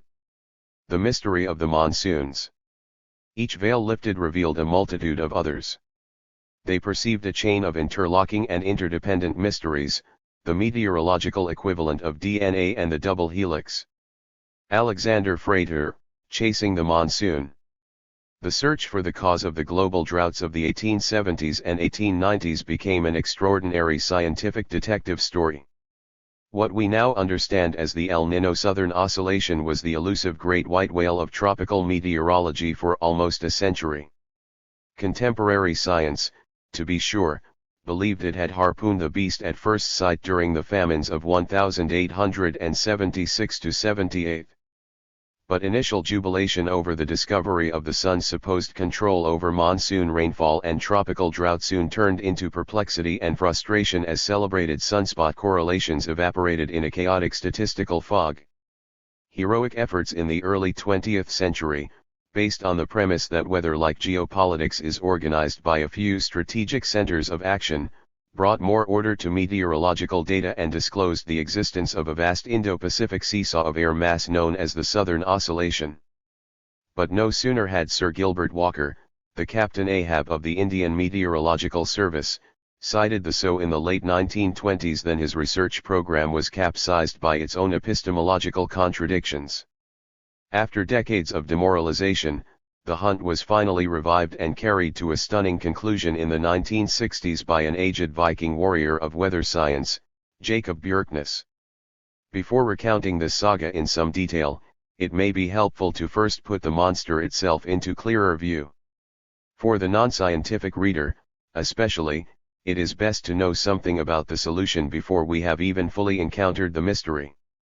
In the first iteration, the modern theory of ENSO might be summarized as follows. World climate is driven by the excess of solar energy received in equatorial latitudes. Climate, indeed, is just the time-averaged precipitation and wind patterns created by the poleward redistribution of this energy. 1 But the tropical regions, where oceans and atmosphere are most tightly coupled, do not accumulate heat evenly. Tropical solar energy is moved by surface winds and ocean currents into several equatorial storage systems. The easterly trade winds, for instance, drive the warm surface waters of the equatorial Pacific westward. A cold tongue forms off South America where cold water upwells to replace the stripped-away surface layer, while warm water pools around the maritime continent of Indonesia-Australia. This warm pool, with its atmospheric companion, the Indo-Australian Convergence Zone, is the most powerful of the Earth's regional heat engines and sustains the largest organized system of deep convection, the transfer of energy from ocean to atmosphere through condensation and release of the latent heat of water vapor. Indeed, It can be imagined as a kind of cloud factory where the warmest surface waters on the globe daily manufacture untold thousands of towering cumulonimbus clouds. The El Nino or warm phase of the ENSO occurs when the trade winds subside or reverse direction and the warm pool with its vast canopy of tropical thunderstorms moves eastward into the central Pacific, around the international date line. Correlatively, the normal downhill pressure gradient between the South Pacific High and the IACZ that drives the trade winds reverses itself. The sudden fall of barometers over the East Central Pacific and their simultaneous rise over the maritime continent is the Southern Oscillation. Global wind circulation, meanwhile, reorganizes itself around the IACZ's new location, massively shifting rainfall patterns throughout the tropics and parts of the higher latitudes. The jet streams are displaced equatorward, pushing weather systems into anomalous latitudes. The El Nino aspect of ENSO results from the subsequent warming of the Pacific off Ecuador and Peru due to the cessation of trade wind-driven upwelling. Usually observed by fishermen near Christmas, hence El Nino or Christ Child. The central tropical Indian Ocean also catches a fever, which affects the strength and path of the monsoons. In big events, the normal geography of aridity and rainfall in the equatorial Pacific is reversed as thunderstorms flood the hyper-arid deserts of coastal Peru, while drought parches the usually humid jungles of Kalimantan and Papua. The monsoons fail to nourish agriculture in western India and southern Africa, while further afield drought holds northern China and northeast Brazil in its grip. Point 2. Figure 7.1 El Nino as eastward shift of the warm pool. The recognition that normal rainfall patterns over much of the globe change in response to these giant oscillations of ocean temperature and air pressure in the equatorial Pacific is the crux of ENSO theory. Like all profound insights in science, it is a deceptively simple idea achieved by an arduous and circuitous path. And because it touches on the wealth of empires and the subsistence of millions, the ENSO paradigm has a political as well as a scientific history. An imperial science. The foundations for tropical meteorology, as Richard Grove has shown, were laid during the Great El Nino of 1790–91, which brought drought and famine to Madras and Bengal as well as disrupting agriculture in several of Britain's Caribbean colonies. For the first time, simultaneous meteorological measurements thousands of miles apart hinted that extreme weather might be linked across the tropics, an idea that would be only fully developed during the global drought of 1876–78. Moreover, the Indian famine spurred William Roxburgh, a young Edinburgh-trained physician and naturalist working for the East India Company, to explore the historical relationship between climate, food supply, and famine in Madras. Although he discovered evidence of a comparable drought in 1685–87, he attributed the dreadful effects of which I have been constant eyewitness less to any natural cycle than to the profound disturbances in land use arising from the East India Company's conquests. In contrast to later climate reductionists, Roxburgh was not afraid to impeach the company for aggravating drought through profligate deforestation and intensifying famine through denial of ryots' permanent title to their land, a huge disincentive, in his view, to agricultural improvement and irrigation. Point 3. Figure 7.2 Monsoon climates, Eastern Hemisphere. When the monsoons again failed catastrophically in 1876, the British Empire had the operational rudiments of a world climate observation system linked by telegraph and undersea cables. In addition, the First International Meteorological Congress had just standardized the recording of weather data, making it easier to recognize and map large-scale events. Point 4 Henry Blandford, whose post as Imperial Meteorological Reporter to the Government of India had been established only the year before the drought, made urgent appeals for atmospheric pressure data from weather stations throughout the empire as well as the rest of Eurasia and Oceania. Point 5 The extreme high-pressure system associated with the new Madras drought was unprecedented in a half-century of Indian observations, and Blandford was eager to establish its extent within the larger monsoon belt that dominates the Eastern Hemisphere tropics. In the months that followed, as reports from Mauritius, Colombo, Singapore, Batavia, Australia, and New Zealand were carefully analyzed, he was stunned by the nearly planetary scale and coherence of the event. The condition of excessive pressure prevailed over not only the Indo-Malayan region and eastern Australia, but also the greater part if not whole of Asia, probably the whole of Australia and the South Indian Ocean. He also found evidence that between Russia and western Siberia on the one hand, and the Indo-Malayan region on the other, there is a reciprocating and cyclical oscillation of atmospheric pressure. 6. Blandford's research, published in tandem with the 1880 Famine Commission report, clearly established that a unitary climate event, like that vaguely glimpsed in 1791, was responsible for drought and crop failure in most of the Indo-Australasian region.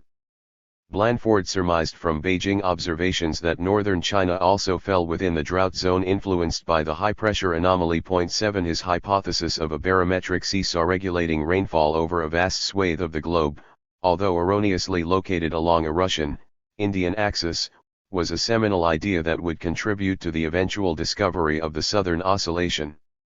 8. Two key pieces of the monsoon puzzle, its planetary scale and its correlation to a gigantic air pressure oscillation, had suddenly fallen into place.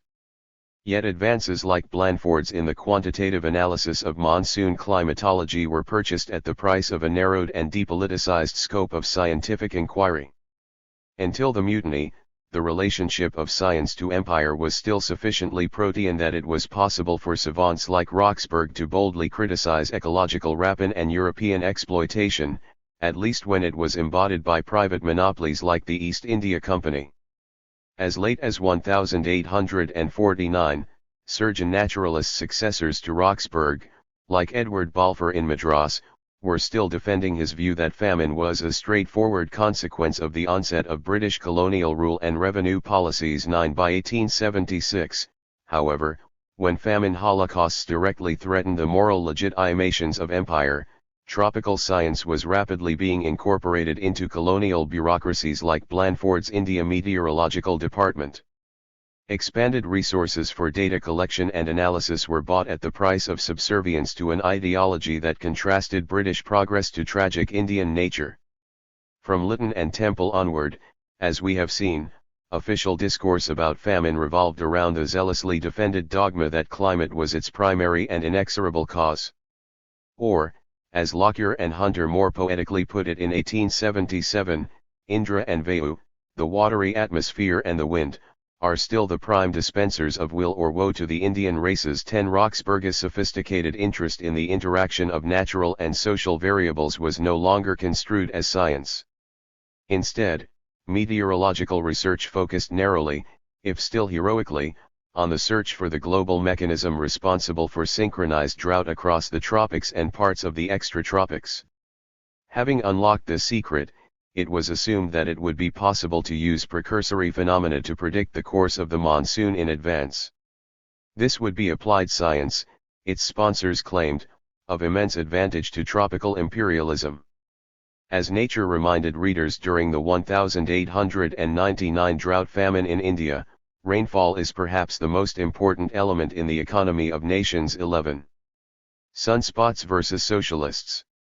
In the decade after the Great Famine, the secret of the monsoon was widely believed to lie in the variable radiation of the sun.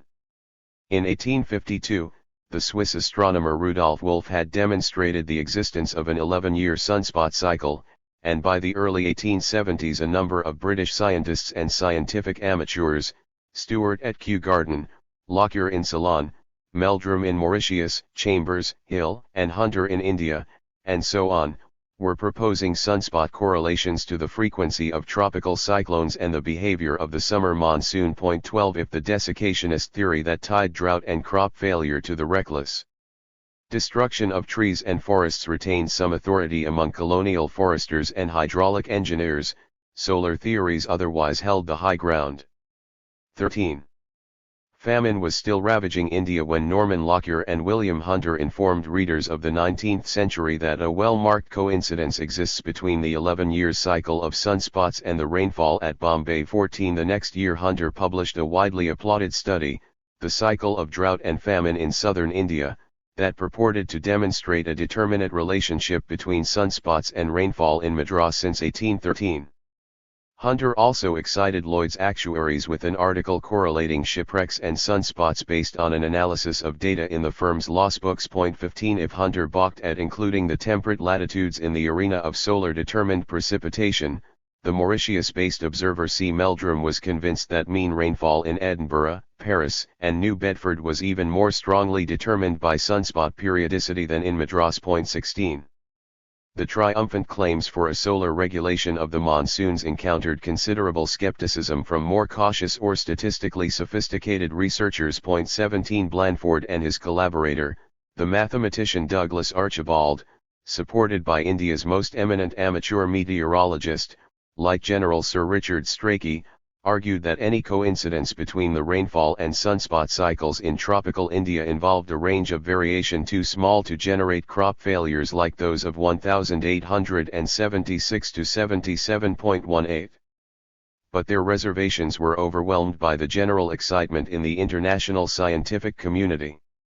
The pages of Nature, edited by the sunspot enthusiast Norman Lockyer, were soon ablaze with claims and counterclaims about the influence of the sun on tropical agriculture. 19 Even Blandford, who was highly skeptical of brazen claims that the solar cycle could predict famine, conceded that the mainspring in his own explanation of global drought, the cyclical oscillation, appears to conform to the sunspot period. 20. Virtually everyone agreed, moreover, that drought obeyed a definite periodicity and was thus orchestrated by some common causality across at least the span of the Indian Ocean, if not the entire tropics. The temporal pattern of eastern Australian droughts had been recognized since 1835, and Meldrum purported to show a sunspot, Indian cyclone connection that affected Mauritius as well as southern India. His results apparently were so convincing that, in the words of one of his admirers, the number of wrecks which came into the harbor, and the number of cyclones observed in the Indian Ocean could enable anyone to determine the number of spots that were on the sun about that time. 21 It would be a final link in this universal chain of evidence, wrote Archibald in 1878, were we to find that the Cape had suffered drought either during the past or present year. Accordingly, when reports of serious droughts in the central and eastern districts of the Cape duly arrived in Calcutta, he declared that this information therefore supplies the missing link. 22. Meanwhile, some were wondering if droughts in the Western Hemisphere tropics might not also be determined by the same interactions. Brazilian scientists and engineers, convened in a series of extraordinary meetings at the Polytechnic Institute and later the National Society for Acclimation in Rio to discuss the causes of the Grande Seca, polarized into two acrimonious factions. The meteorologists, led by Guilherme de Capanema, and visiting Professor Orville Derby enthusiastically embraced the sunspot theory. 23 Indeed, Derby excited the Indian meteorologists with a note in Nature summarizing the article he had published in Diário Oficial do Brasil in June 1878, which argued that drought and flood records from Ceará strongly corresponded to sunspot fluctuations. 24 In contrast, the rainmakers, including the most eminent Brazilian engineers of the day, attributed the droughts to deforestation and backward agricultural practices, which they blamed on the racial primitiveness of the sertanejos. In line with Liberal Party fantasies for the development of the Nordist, they advocated a Promethean program of giant dams, reservoirs and afforestation projects to humidify the climate. The two camps would continue to battle one another for the rest of the 19th century. 25. Back in England, which was still in the grip of the Great Depression, the work of the colonial meteorologists captured broad public and parliamentary attention. As with Darwinism, a fundamental structure of natural history but with huge implications for contemporary humanity was deemed to have been uncovered. Here, the enthusiasts claimed, was a discovery that not only explained the origin of Indian famines, but also illuminated the hitherto secret engine of the business cycle, not the overaccumulation of capital relative to wages as Karl Marx had argued in a recent book, but the sun. Thus, in a House of Commons debate in 1878, the renowned India-born scientist, political economist, and Liberal MP Leon Playfair triumphantly cited Meldrum's research as proof that it was established that famines in India came at periods when sunspots were not visible. Out of 22 great observatories of the world, it had been shown in 18 that the minimum rainfall was at times when there were no spots on the Sunday. 26. Simultaneously, Sir Stanley Jevons, one of the founding fathers of mathematicist, neoclassical economics, was publishing a brace of famous articles on sunspots and commercial crises. 27 In 1875 he had excited the British Association's annual meeting with a pioneering paper on the role of solar variability in determining the price of grain. 28 Now he proposed a breathtaking theory that the sun through its influence on Indian and Chinese agriculture drove the entire global business cycle.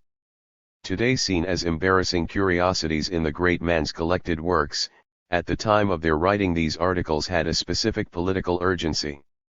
Popular faith in free trade, Jevons warned, was being badly damaged by the recognition that the slightest relapse of trade throws whole towns and classes of people into a state of destitution little short of famine. 29 His principal aim, according to Philip Morosky, was to prove contra Marx and the socialists that global economic instability, as in the 1870s, was not a failure of capitalist institutions but was inexorably astronomical in origin.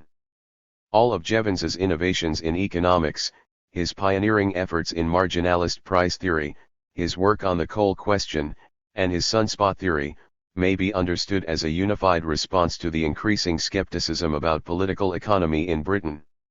His project was to portray the market as a natural process, so that doubts about its efficacy would be assuaged, or at the very least, countered by scientific discourse. 30.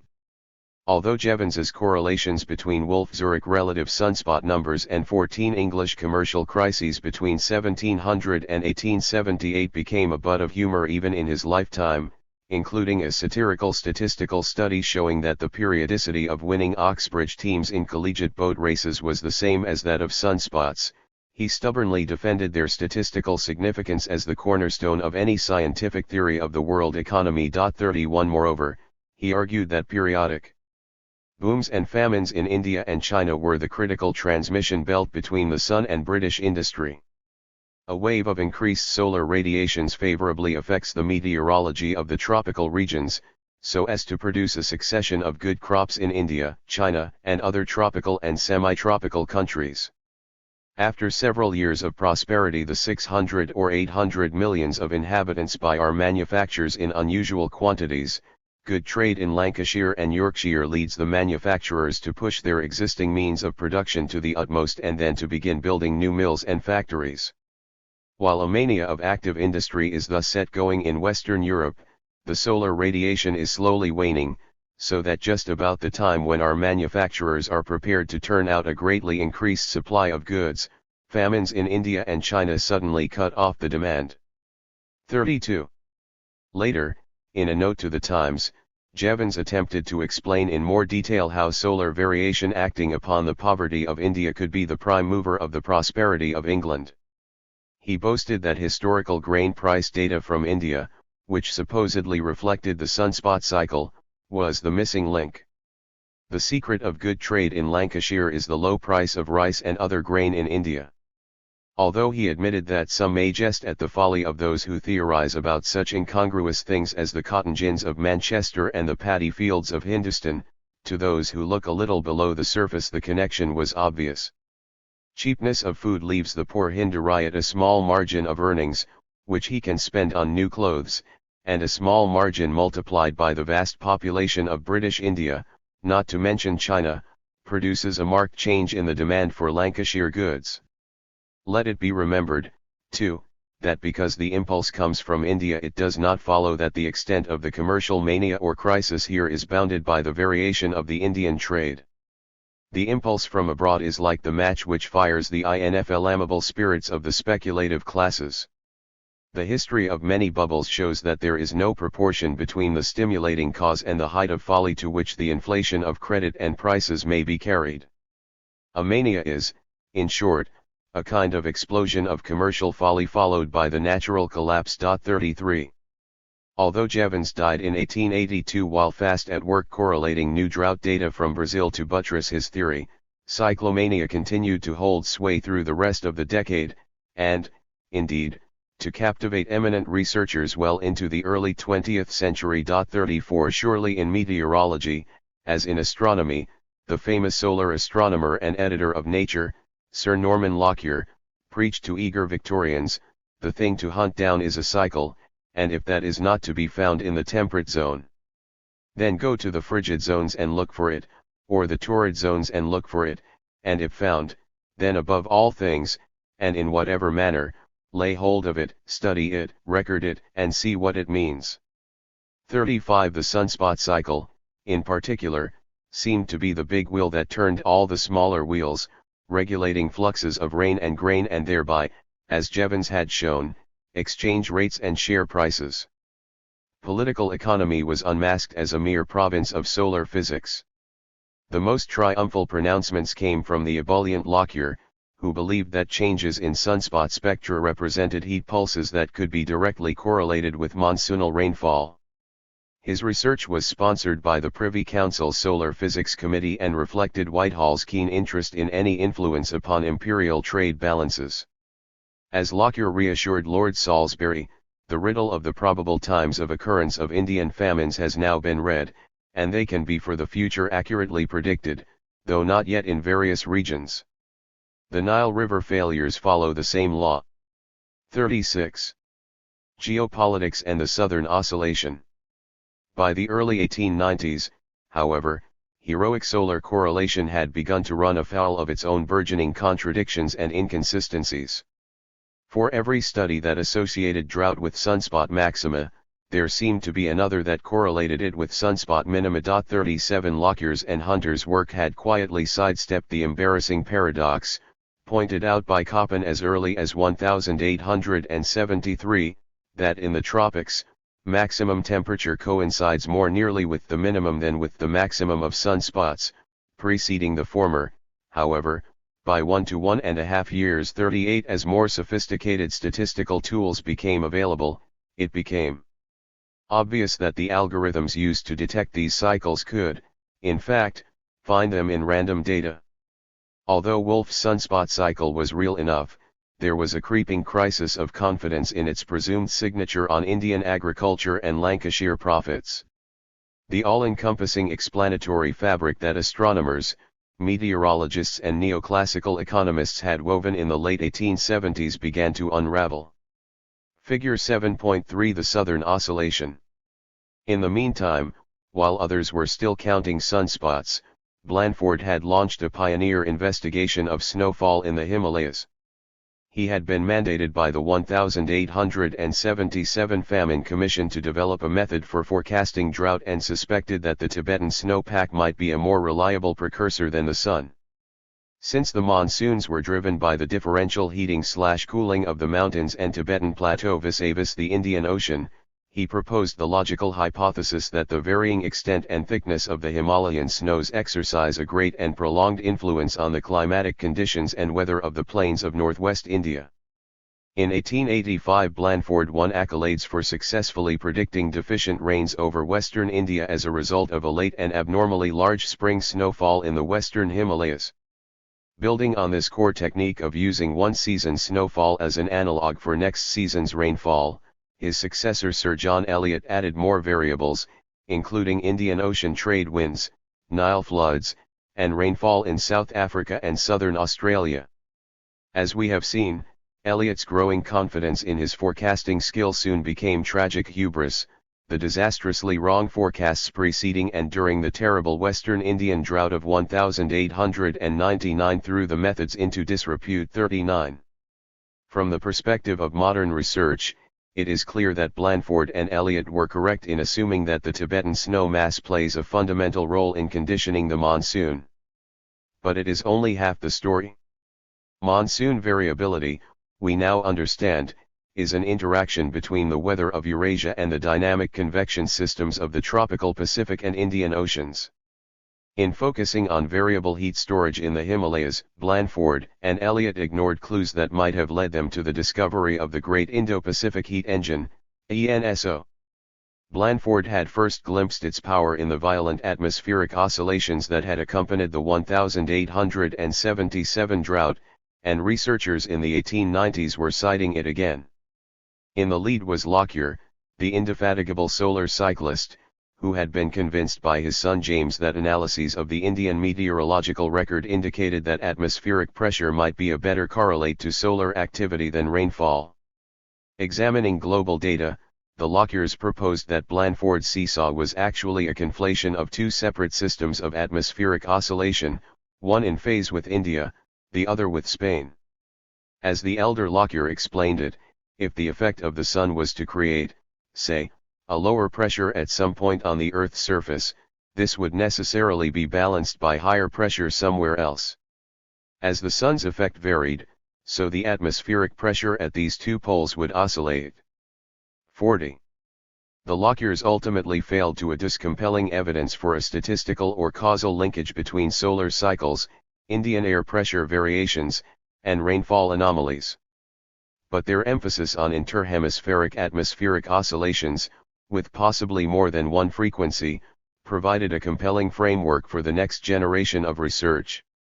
By 1897, for example, the director of the UPS Observatory, Hugo Hildebrandsen, had identified the inverse relationship between mean pressures in Iceland and the Azores, later dubbed the North Atlantic Oscillation, that plays such a large role in regulating rainfall and crop productivity in northwestern Europe. He also believed he had isolated a Siberian, Indian barometric seesaw as well as an oscillation that stretched across the Pacific between South America and Australasia. 41 For the first time, the Pacific Basin was identified as a principal center of action with influence on the monsoon, a decisive clue that was followed up, after the disgrace of Elliot, by his successor, the Cambridge senior math wrangler and physicist, Sir Gilbert Walker. As Gisela Kutzbach has pointed out, Walker, an expert on electrodynamics and ballistics, was a newcomer to meteorology who had to rely for the most part on his own resources. 42 He seems to have been inspired as much by contemporary geopolitics, the new science of empire, as by geophysics.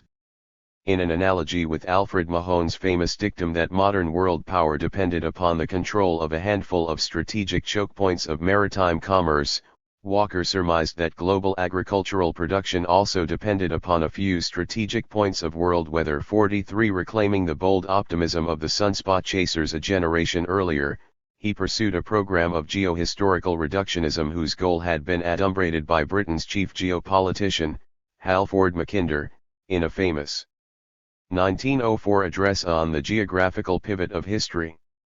In the present decade we are for the first time in a position to attempt, with some degree of completeness, a correlation between the larger geographical and the larger historical generalizations.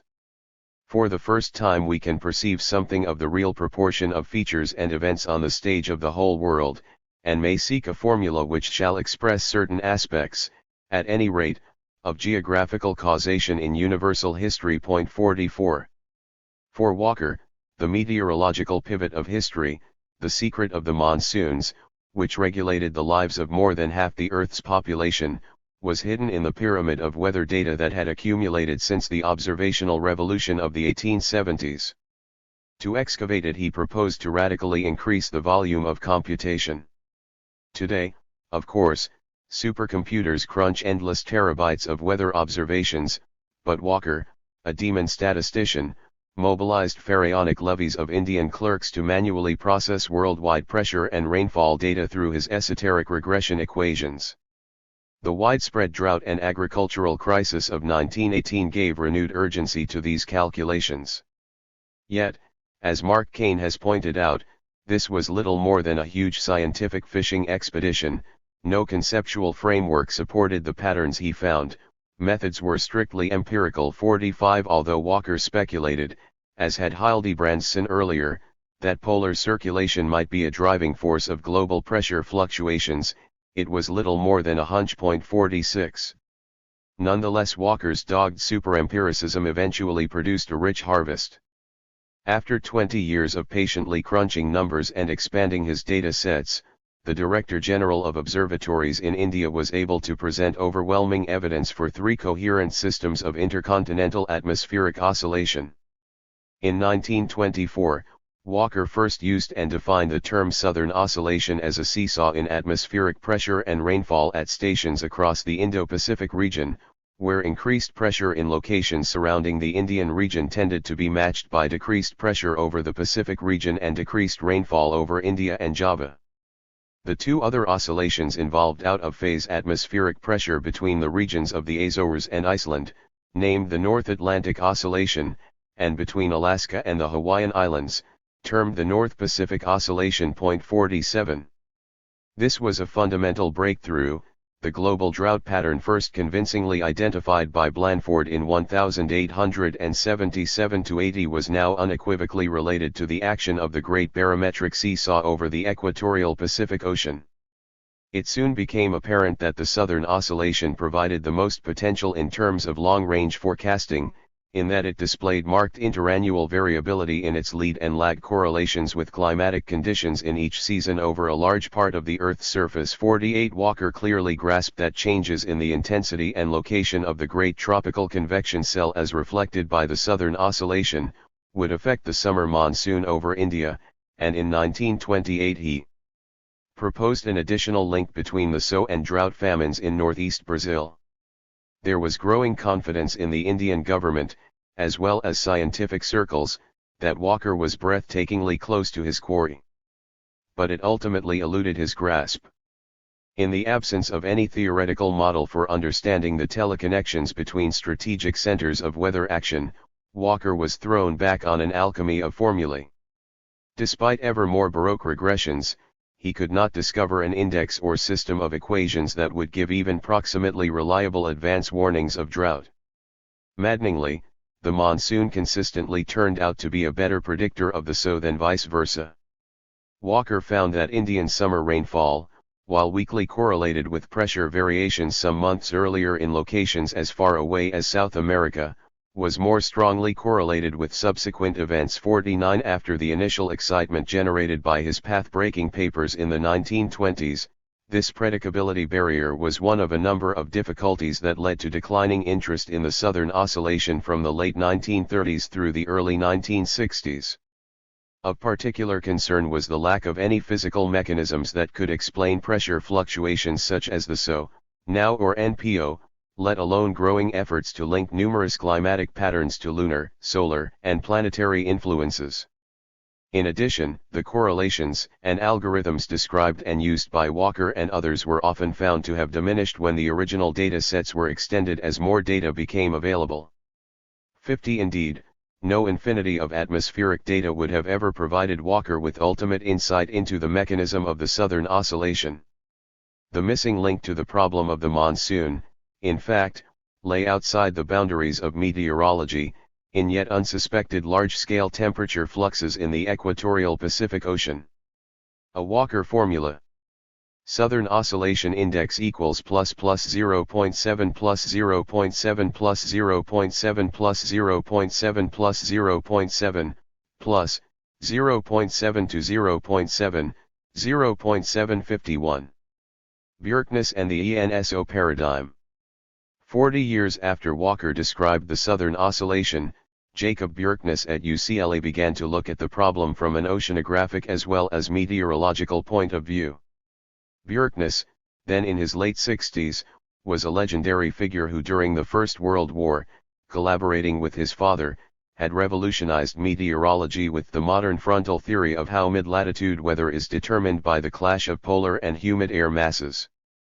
Their Bergen school was the fount both of physics-based dynamical meteorology and modern weather forecasting. 52 In the 1960s, moreover, Bjerknes was one of the relatively few meteorologists attentive to recent breakthroughs in understanding ocean heat circulation and internal wave behavior.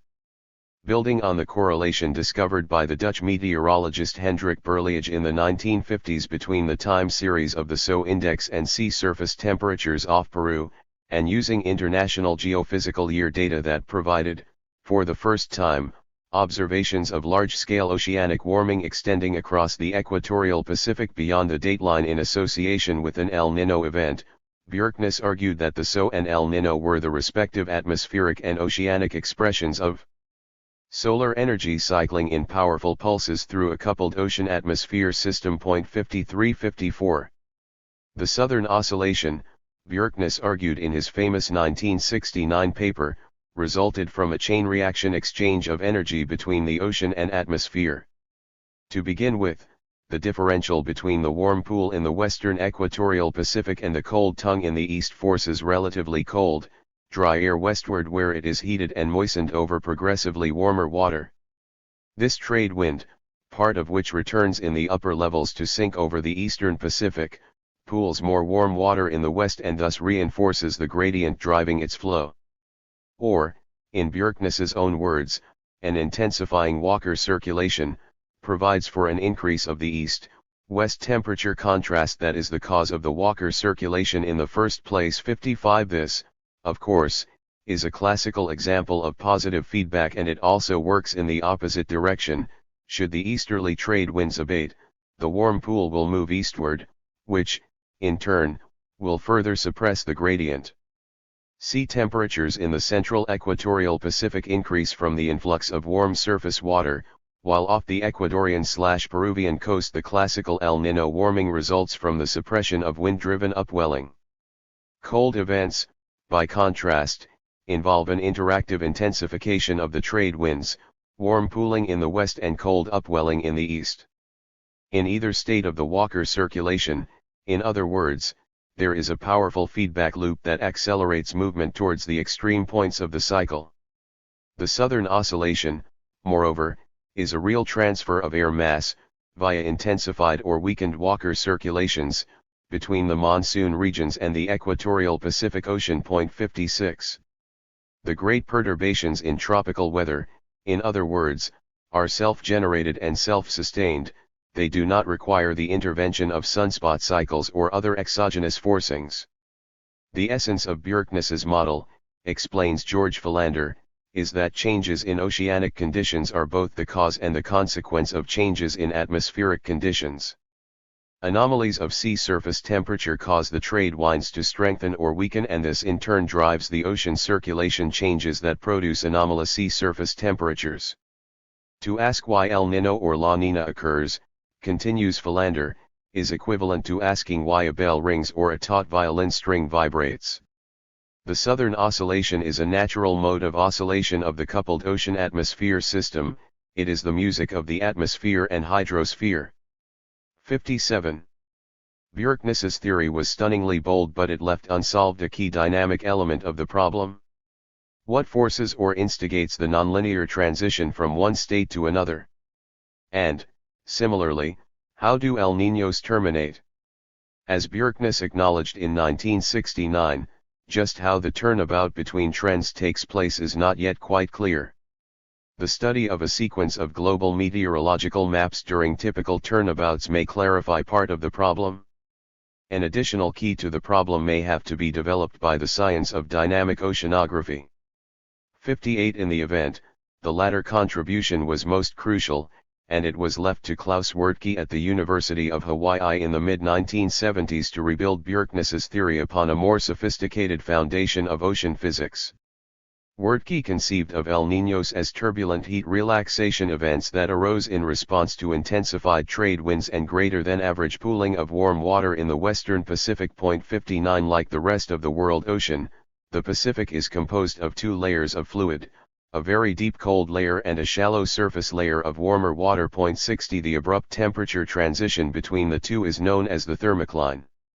The warm pool, as we have seen, is a trade wind-driven pileup of warm water and consequent deepening of the thermocline at the western end of the Pacific Basin. Because it is unable to export all of its annual budget of solar energy, the warm pool functions like a planetary heat reservoir or capacitor. 61. Small surface temperature increases over large ocean areas represent the storage of vast amounts of energy to potentially power weather systems. The warm pool accumulates excess heat until a trigger event, like a trade wind reversal, releases the stored solar energy in the form of a wave-like body of warm water that sloshes eastward against South America. As the equatorial thermocline flattens, the disappearance of the normal east-west surface temperature gradient further weakens the trade winds.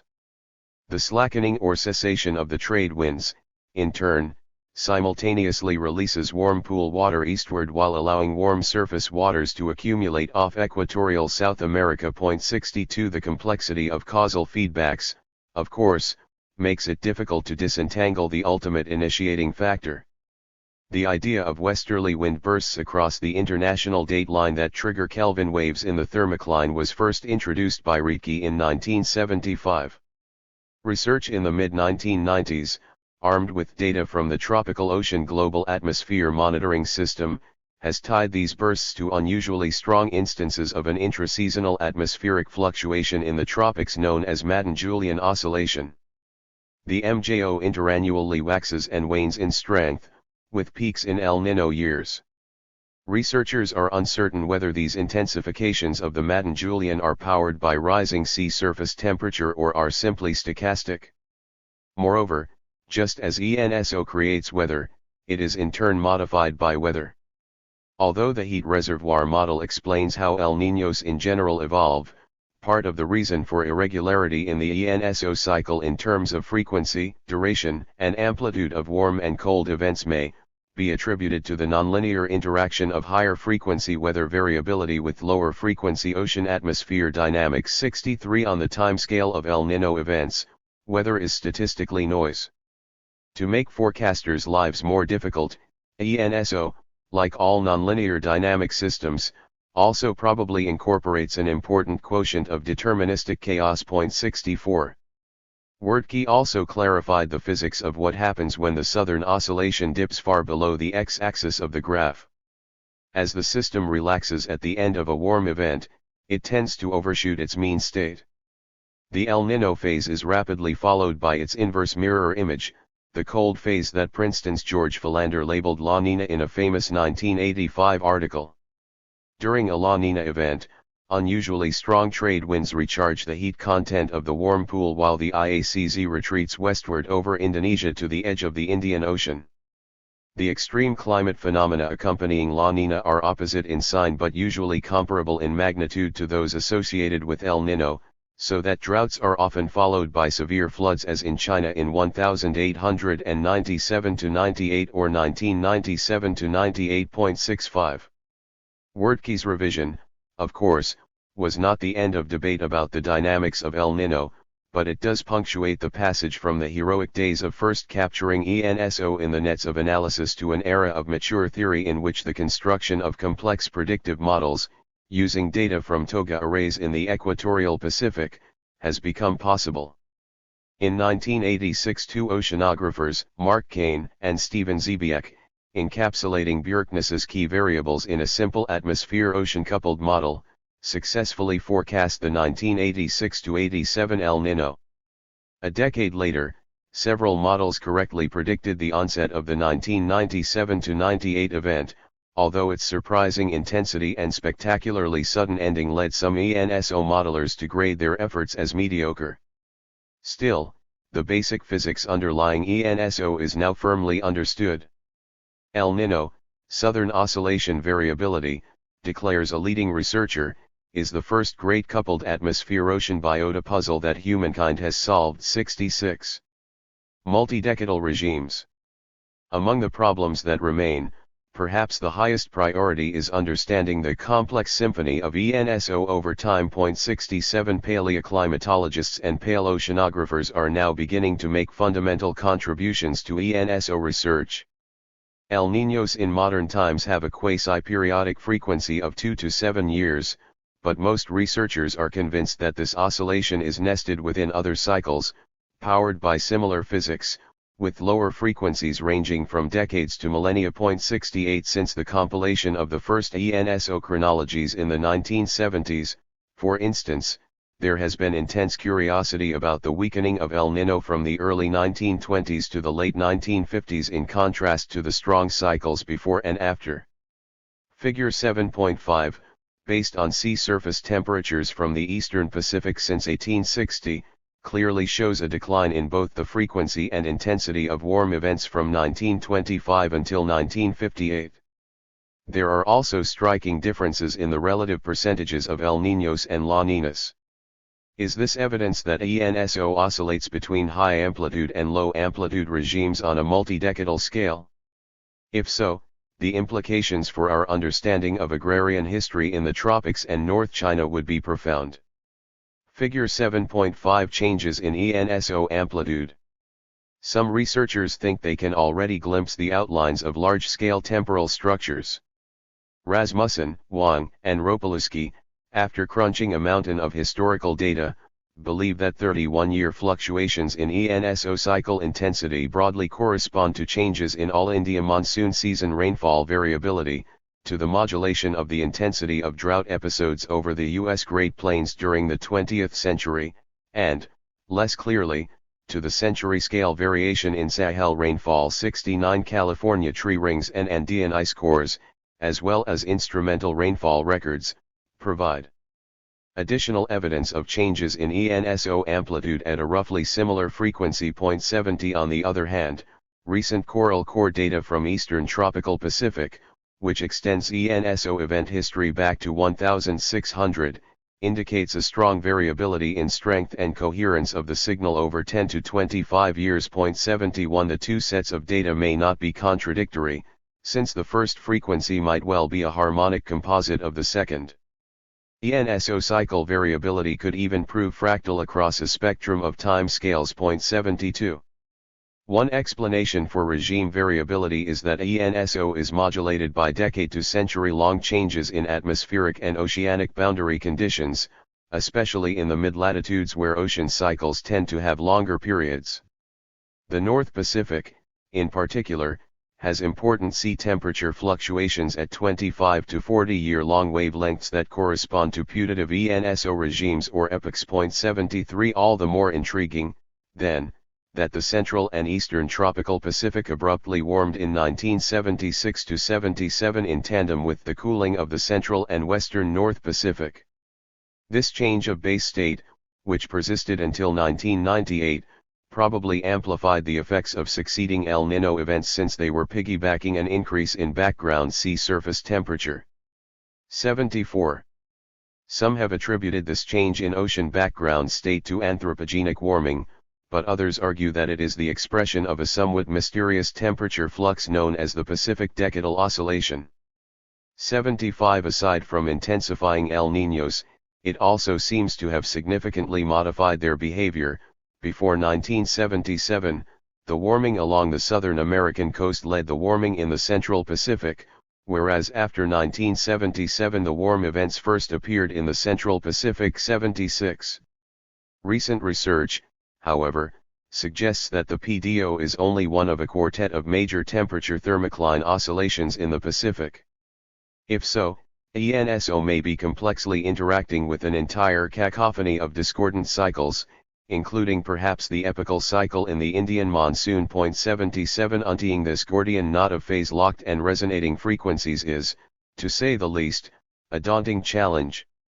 The interdecadal change in the strength of interannual variability associated with the ENSO, summarizes Xiaowei Quan, is the result of interactions among climate oscillations in different regions that have different characteristic time scales.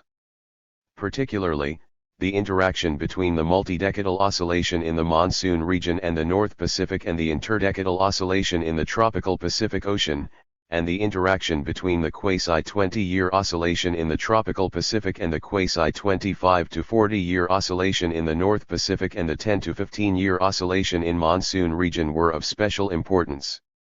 78. Climatologists have also been eager to discover whether large-scale global temperature oscillations operating at the even slower frequencies of centuries have modified ENSO. One of the most remarkable paleoenvironmental discoveries of recent years has been the identification in Greenland ice cores of a persistent millennial-scale fluctuation in quaternary climates.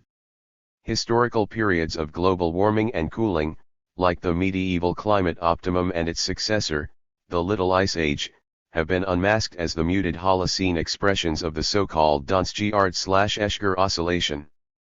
Yet so far researchers have had little luck establishing any statistically significant correlation between ENSO cycle variability and millennial background climate. 79 On the other hand, there remain some intriguing coincidences, such as the correspondence between the 1876 to 78 El Nino, which produced world record sea temperatures, and the generally recognized termination of the Little Ice Age circa 1880. Hugely controversial has been the claim by some researchers that ENSO has been punctuated by chaotic flickering or temporary shutdowns. They have interpreted data from laminated lake sediments and western Pacific corals as proving that the ENSO cycle was somehow turned off during the early Holocene. It is unclear what might have been the switch, possibly higher temperatures during the so-called altithermal period, or perhaps the changing strength of the seasonal cycle due to different orbital variables. Since there is unambiguous evidence of ENSO fluctuations during the glacial maximum, scientists are baffled by why El Nino would suddenly go AWOL. 80. In addition to understanding its temporal patterns, researchers would also like to establish better parameters for the range of ENSO magnitudes. Great El Niños like 1876, 1982, and 1997, for all the global havoc they have caused, are not the top of the class.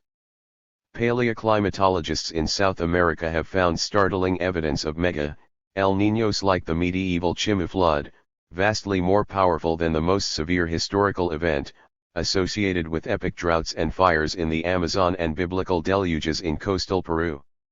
Radioactive carbon-14 dating has placed these events, whose eastern hemisphere impacts have not yet been identified, at approximately 1,500, 1,700, and 500 years before the present. Although rare, these 300 to 500-year events may have left indelible imprints in history. 81. Finally, there is urgent concern to understand the relationship between ENSO and global warming. Some believe that the El Nino cycle has been speeding up and intensifying.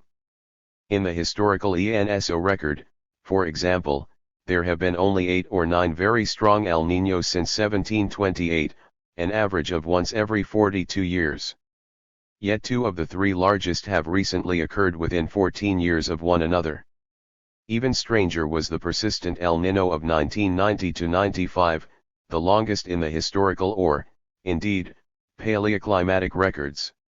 Trenberth and Hoare, among others, have argued that the prevailing warm condition during the 1990s is unique when compared with the remainder of the historical record, and is a result of anthropogenic global warming. 82. A popular hypothesis is that much of the additional heat trapped by greenhouse gases is stored in an expanded warm pool and deepened thermocline in the western tropical Pacific Ocean, then released in more frequent and larger El Nino events. An enhanced ENSO cycle, in other words, may be the principal modality through which global warming turns into weather. 83. 8. Climates of hunger. Where is the all-powerful white man today? He came, he ate, and he went. The important thing is to stay alive. If you survive, who knows? It may be your turn to eat tomorrow. Your son may bring home your share. Chinua Achebe, a man of the people. After the cycle of the seasons itself, ENSO is the most important source of global climate variability. No other interannual environmental perturbation has such amplitude or far-reaching impact, capable of bringing hardship to a quarter of the human race on 5 continents. Although certainly not the only harbinger of catastrophic drought or flood, it is the most frequent and thus far the most predictable. 1. Instructed by 2 great El Niños in a single generation, social as well as environmental scientists are beginning to appreciate ENSO's impact on world history. In attempting to visualize El Nino historically, however, it is far easier to surmise its existence through teleconnected droughts and floods than to directly observe its fever-like outbreak in the eastern tropical Pacific. If its theater of influence includes the ancient, densely populated agrarian heartlands of Egypt, Ethiopia, India, Java, China, and Peru, the region of its origination is a vast, obscure oceanic desert with scarcely a sprinkling of inhabited islands. With growing claims and counterclaims about El Nino's impact on civilization, how can we discern and authenticate its fingerprints in history? Teleconnection and causality. Walker and his contemporaries sought the influence of the southern oscillation on rainfall in different regions of the globe without knowing what actually linked anomalies over such great distances. The physics underlying global drought were still a black box. Bjerknes, by contrast, was sure that ENSO pulses, originating in the ocean, were transmitted along the equator by displacement of the Walker circulation and broadcast to the extratropics by shifts in the alignment of semi-permanent high and low pressure systems. After earlier researchers, he called these disturbances teleconnections. They are the coupling between ENSO in the tropical Pacific and the rest of the world climate system. As the Indo-Australian convergence zone moves into the central Pacific during an El Nino phase, for example, it shifts the position of the interhemispheric wave train of troughs and ridges as well as the weather patterns they organize. Storm paths are displaced and seasonal rainfall and aridity end up in unusual places for the time of year. Teleconnections are considered well established when regions show high probabilities of large, statistically significant signals during eastern equatorial Pacific warm events and equally large signals of the opposite sign during cold events. Point 2. But ENSO is a complex quasi-periodicity, not a clockwork cycle like sunspot fluctuations, and its geography is therefore subject to important reconfigurations over time. Teleconnections, for example, are simultaneously robust and delicate. ENSO can be analogized to a planetary game of musical chairs played with jet streams and semi-continent-sized air masses. But it is a game played more vigorously in some periods than in others.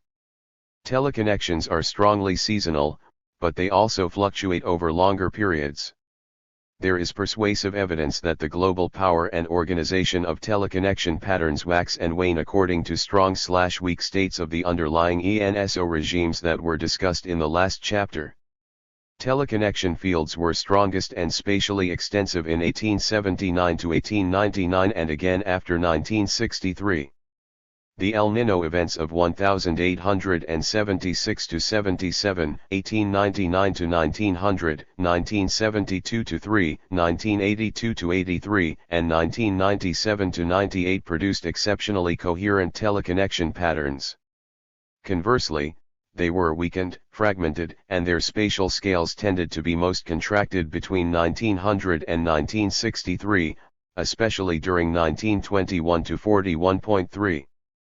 In addition, ENSO never exactly repeats itself.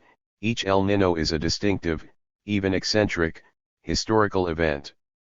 Although there are often characteristics common to events, no two ENSO events are the same in terms of genesis, life cycle, and cessation. For in the language of the earth sciences, El Nino may not be the best example of uniformitarian. Researchers learned this the hard way. In the early 1980s, there was an ambitious attempt to define a canonical ENSO event based on a comparative analysis of all the El Niños since 1941. However, no sooner had this model of ENSO become established than a massive El Nino event occurred in 1982-83 that provided the grounds for some serious reassessment of the canonical concept of the nature and structure of ENSO. 5 Analysis of 1997-98 El Nino, more extreme in ocean warming but shorter in duration than 1982-83, will undoubtedly lead to further tinkering with the canonical model. The individual personalities, or what meteorologists like to call the flavors, of ENSO events in the Pacific are believed to arise principally from differences in internal ocean dynamics, especially the relative importance of advection or overturning in surface heating. Moreover, because there is a multiplicity of interaction modes between ENSO, major circulation regimes and other periodic variables, the possible effects outside the tropical Pacific are quite complex. 6 Indeed, the major ENSO teleconnections must be seen not as simple climate switches turned on and off every 3 to 7 years, but as individual systems of selective interaction between the southern oscillation and other independent variables that can amplify or diminish its influence. ENSO is the enabling or necessary condition, but rarely by itself a sufficient cause. For example, El Nino warming contributed to the great 1993 flood in the upper Mississippi Valley by strengthening the subtropical jet stream and shifting storm tracks southward, but the extraordinary spring and summer rainfall required in addition a continuous supply of moisture provided by low-level flow from the Caribbean. The conjuncture of these two independently variable conditions was the true cause of the exceptional precipitation that, interacting with unwise floodplain land use, produced $35 billion in flood damages. 7. Peter Webster and his colleagues, in a comprehensive review of ENSO monsoon simulations, have usefully suggested a heuristic model for understanding the causal complexity of these teleconnections. In a simple system, an El Nino impulse directly modifies another system, for example, the South Asian or East Asian monsoon. A change in one circulation compels a change in the other. Relative to the growth of internal errors, the influence is linear and the system highly predictable. Such simplicity in causation was the object of Walker's 30-year quest, but nature is seldom so obliging. More likely is a complex hierarchy where ENSO and the monsoon are linked through another variable like Eurasian snowfall. Within the complex hierarchy, the monsoon may feed back on the ENSO system through the third system or vice versa. Error growth can easily become nonlinear, thus diminishing predictability. Least predictable would be a tangled hierarchy where each system interacts with the other, and the routing of the interaction is difficult to decipher. The South Asian monsoon, for instance, might have important feedback effects on ENSO, perhaps even sometimes acting as the detonator of El Nino/warm phases. In such chaotic circumstances, with three or more variables free to blow their horns independently, it is impossible to define which phenomenon is the precursor of the other, and determinism is essentially lost. 8. In these entangled modes, ENSO impulses interact on longer timescales with regional climate periodicities, which, depending on phase, can either amplify or decrease the signal from the Pacific. Even with the same tropical forcing, extratropical responses can vary dramatically. Thus the strength of the ENSO teleconnection to the Indian monsoon depends upon interdecadal trends in Eurasian snow cover, while the teleconnection to western North America is modulated by poorly understood 20 to 30-year oscillations in the North Pacific. 9 Some climate researchers, moreover, believe that forecasts based on established teleconnections, even those considered highly statistically significant, could fail or even reverse sign in the future due to decadal time-scale climate variability. The recent decoupling of ENSO and the Indian monsoon, as we shall see, is a dramatic case in point. 10. To summarize, then, the pattern and intensity of ENSO teleconnections are regulated over time in two different ways. On one hand, the amplitude of ENSO is conditioned by low-frequency variability in the background state of the tropical Pacific. Strong and weak ENSO regimes appear to follow one another at roughly 20 to 40-year periods. On the other hand, the statistical significance of specific teleconnections seems to depend on whether the signal from the tropical Pacific is in phase or out of phase with other, slower oscillations. Thus, as we shall see, monsoon epochs and tropical Atlantic dipoles modulate the impact of ENSO events on rainfall in India and the Sahel, respectively. Figure 8.2 is a conceptual cartoon of these two different modes of modulation, one precedent and the other consequent to ENSO heat storage release events. More broadly, these manifold interactions and overdeterminations ensure a distinctive global pattern during each event. It is extremely unlikely that all the independent variables co-determining ENSO's regional impacts will ever line up twice in exactly the same way, although synchronicity and coherence are increased by the power of the initial event. Finally, the further the teleconnection is from the main theater of ENSO activity in the tropical Pacific, the greater is the influence exercised by weather noise and natural chaotic variability. 11 Mid-latitude climate with its constant frontal clashes between polar and subtropical air masses is inherently more turbulent and unpredictable than tropical climate. What meteorologists like to call the signal-noise ratio correspondingly diminishes with distance from the equator. To understand, therefore, how El Nino has helped to shape geographically specific climates of hunger in India, Indonesia, North China, Southern Africa, and Northeast Brazil, we need to know something about these key non-ENSO variables.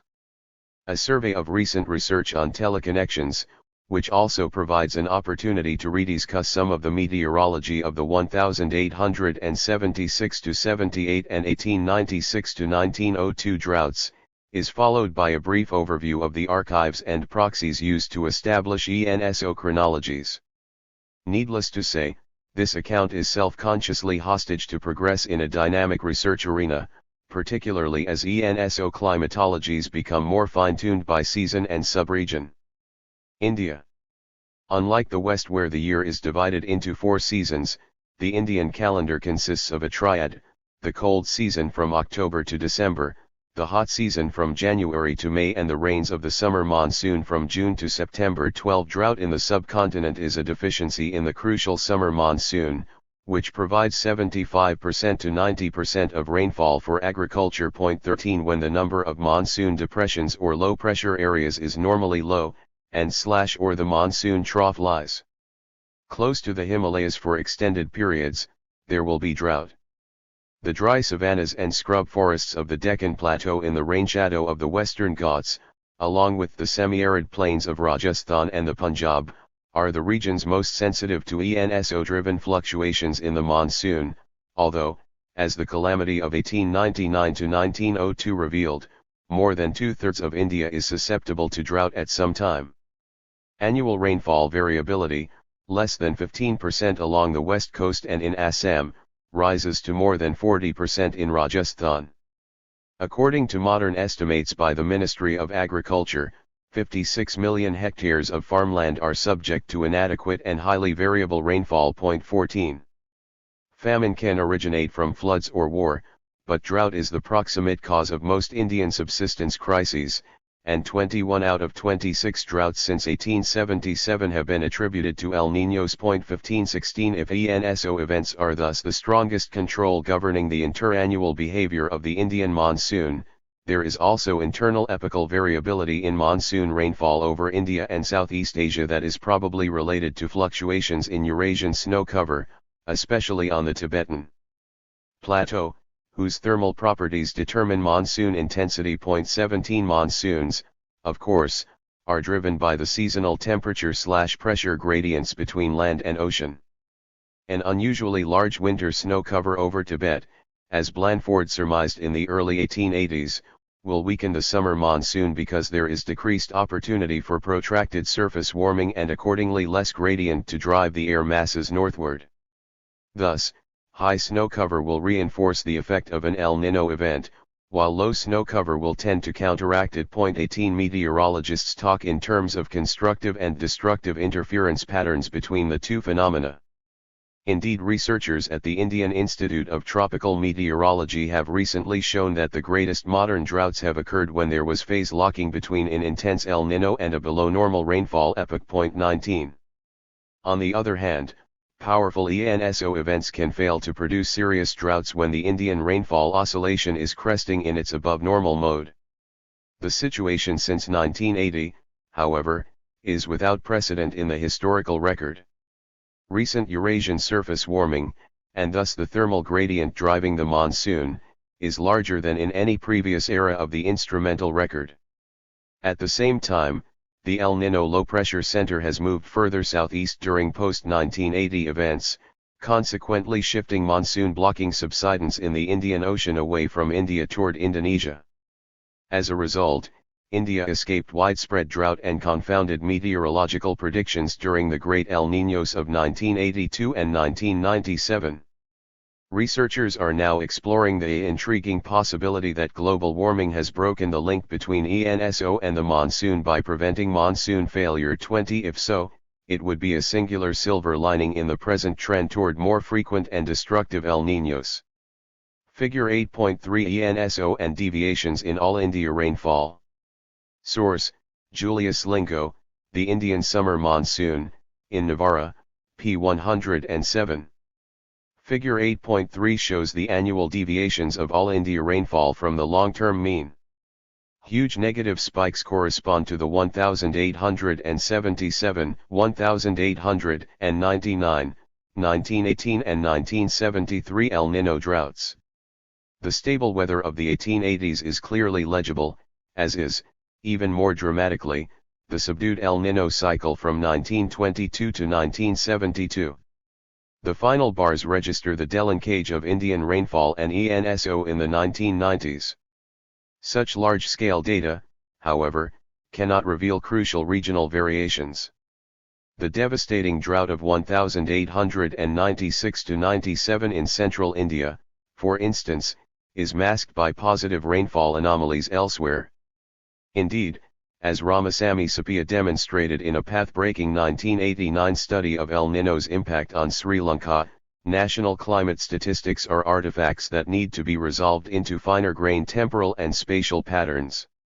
Looking at ENSO influence from the perspective of Sri Lanka's constituent rainfall fluctuation regions, with their distinct, orographically determined seasonal relationships to monsoon circulation, he discovered decisive correlations that are obscured at the national aggregate level. Relationships are not clear in the first intermonsoon and northeast monsoon seasons if Sri Lanka is considered as a single unit. Yet the relationships are clear between the rainfall of the different regions and the seasonal Southern Oscillation Index. Although the overall effect of El Niño on Sri Lanka is increased rainfall, the regional patterns range from positive to negative depending on rainfall season and time-lagged correlation to the SO.21. Sapia provided a model, since widely emulated, for analyzing teleconnections at a subnational scale where ENSO impacts on agriculture are most clearly legible. China. Of the world's major grain belts and early seats of civilization, North China is unique in the frequency of flood and especially drought disasters. With 45% of modern China's population, the provinces north of the Yangtze Valley, where rainfall variability can exceed 30%, account for only 18% of the country's surface runoff. The north, moreover, receives 70% of its mean annual rainfall of 21 inches during June, July and August. 22 The seasonal cycle consists of a dry and windy spring, a hot dry summer with showers at long intervals, a very wet late autumn bringing 2/3 of the whole year's precipitation and causing great erosion if not serious floods, then finally a severe dry winter with wind-borne snow. 23 Wheat is harvested in June, and millet and kaolayang in September. If the spring rains fail, there is a poor wheat crop. If the summer monsoon fails, however, there is no harvest for the entire year. Unfortunately, rainfall fluctuations are most common during June, the critical month for the northern farmer. Over a modern period of 55 years, Beijing has had 21 Junes with deficient rainfall and 5 with virtually no rain at all. 24 Undependable rainfall, however, has to some extent been offset historically by irrigation, intense efforts at the conservation of soil moisture, and the marvelous qualities of the loess soil itself, which is unique in its perpetual fertility and capacity to retain moisture. 25. The East Asian monsoon, like the ENSO cycle that modulates it, seems to fluctuate in a low-frequency pattern. The incidence of extreme climatic events for China as a whole during the late Victorian period 1870 to 1909 was only exceeded in the last half-millennium by the extraordinarily unstable period 1630 to 1669.26. Other research confirms a dramatic jump around 1870, coincident with one of history's most catastrophic Yangtze floods, from smaller variability to larger variability and from a state of few disasters to a state of frequent disasters. 27 This may have involved a transformation in the Greater Asian monsoon from a zonal to meridional regime of circulation, changing again around 1900.28. Since the late 19th century there had been speculation about a possible atmospheric flywheel that might synchronize monsoon failures in the Yellow River Basin with droughts in India and Java. 29 But it was not until what was officially labeled the Great North China Drought of 1972 that a sustained research program, led by Wang Xiaowu at Beijing University, began to systematically explore linkages between the Southern Oscillation and the drought/flood history of North China. 30 These studies revealed a long-term coupled oscillation between the equatorial eastern Pacific sea surface temperature and the location and intensity of the western Pacific subtropical high-pressure system. When an El Niño event warms the eastern equatorial Pacific in winter, the subtropical high correspondingly intensifies and shifts westward the following summer. This blocks the monsoon from moving as far north as usual, resulting in decreased rainfall or drought in the Yellow River Basin. 31 Typhoon landings in North China also decline in El Nino years. 32 A dry area index based on the percentage of weather stations in North China reporting drought shows a consistent correlation with ENSO warm phases since 1870, with the index highest in 1877, 1965, and 1972, followed by 1878, 1891, 1899, 1941, 1957 and 1982.33. Ding Yuhui has also pointed to an intriguing relationship between El Nino droughts in North China and cold injury to agriculture in Manchuria, Siberia, Korea, and northern Japan. 34. While La Nina teleconnections have not yet been as well studied as El Nino interactions, there is evidence that flooding of the Yellow River Delta, as in 1888, 1898 and 1924, is synchronized to powerful cold phases. 35 Far better documented is the inverse precipitation relationship between North and South China during warm events. As the East Asian monsoon stalls over the middle and lower Yangtze Valley in the mature phase of an El Nino, it is very likely to cause severe flooding there and in southern China during the Meiyu, the concentrated heavy rain period in June and July. Thus it is not surprising that China has so frequently experienced combinations of drought in the north and flooding in the south, or vice versa, depending on ENSO phase. During the spring and summer of 1876, while the monsoon had forsaken most of North China, the southern coastal provinces of Fujian and Guangdong were pounded by destructive torrential rains, and central Hunan, Jiangxi, and Zhejiang were under flood waters. 36 Similarly, in their study of the post-1950 period, Qinglanbao and Yanzhen Xiang found that all three extremely severe floodings and all five severe floodings in the Yangtze-Huihe rivers took place during the summer of an El Nino year, or in the summer following. 37-38. Like their counterparts in India, leading researchers believe there is a multi-decadal pattern in northern China rainfall, although there is yet not enough data to convincingly tie this to low-frequency regime variations of ENSO. 39 One team from the Tokyo Metropolitan University claims to have uncovered a statistically dramatic transition in the interdecadal drought/flood index in eastern China, the biggest in several centuries, that coincides with the 1896 El Nino. 40 Others see a switch to more frequent and intense drought in northern China, coinciding with the circa 1976 regime shift in the Pacific. 41 Meanwhile, a still unexplored question is the historical relationship between ENSO periodicity and the Yellow River hydraulic cycle. The river's extraordinary rate of sedimentation eventually elevates its bed too high above the North China Plain to be confined by dikes and revetments. The history of each successive system of hydraulic control, therefore, has been a spiral of gradually increasing, then finally exploding costs, followed by catastrophic breakdown.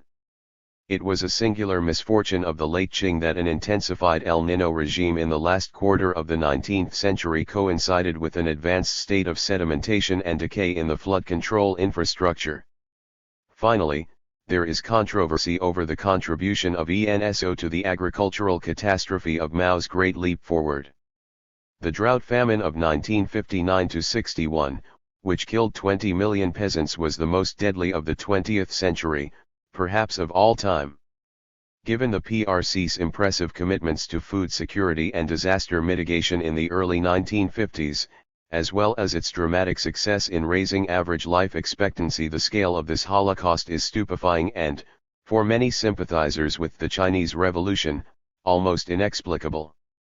Certainly, the strong El Nino of 1957-59, which also produced a famous famine and nearly 1 million refugees in the Brazilian Sertão, was the likely culprit responsible for the onset of drought in 1958-59, but recent interpretations radically disagree over the relative importance of climatic and political determinants. In Hungry Ghosts, a Robert Conquest, like exposé of Mao's orchestration of the darkest moment in the long history of China, Jasper Becker fails to mention any natural context for the famine whatsoever, although Chinese meteorologists have characterized the drought, which affected 1/3 of the nation's cultivated acreage, as the most extreme of the 20th century. For the first time in human memory, people could actually wade across the Yellow River. 42. Taking a more sober approach, YKUEH has used impressive statistical modeling to show that the weather was the main cause of the enormous grain yield losses in 1960 and 1961, but that the communes could still have survived the crisis without mass mortality if Beijing had not stupidly reduced sown acreage in 1959 and criminally enforced confiscatory procurement quotas in 1959 to 60.43. A hideous culpability thus falls upon the Maoist leadership. Although drought was again a proximate cause, the truly key variable was the absence of socialist democracy. As Amartya Sen has emphasized in a well-known contrast of post-colonial India and China, the particular fact that China, despite its much greater achievements in reducing endemic deprivation, experienced a gigantic famine during 1958-61, had a good deal to do with the lack of press freedom and the absence of political opposition.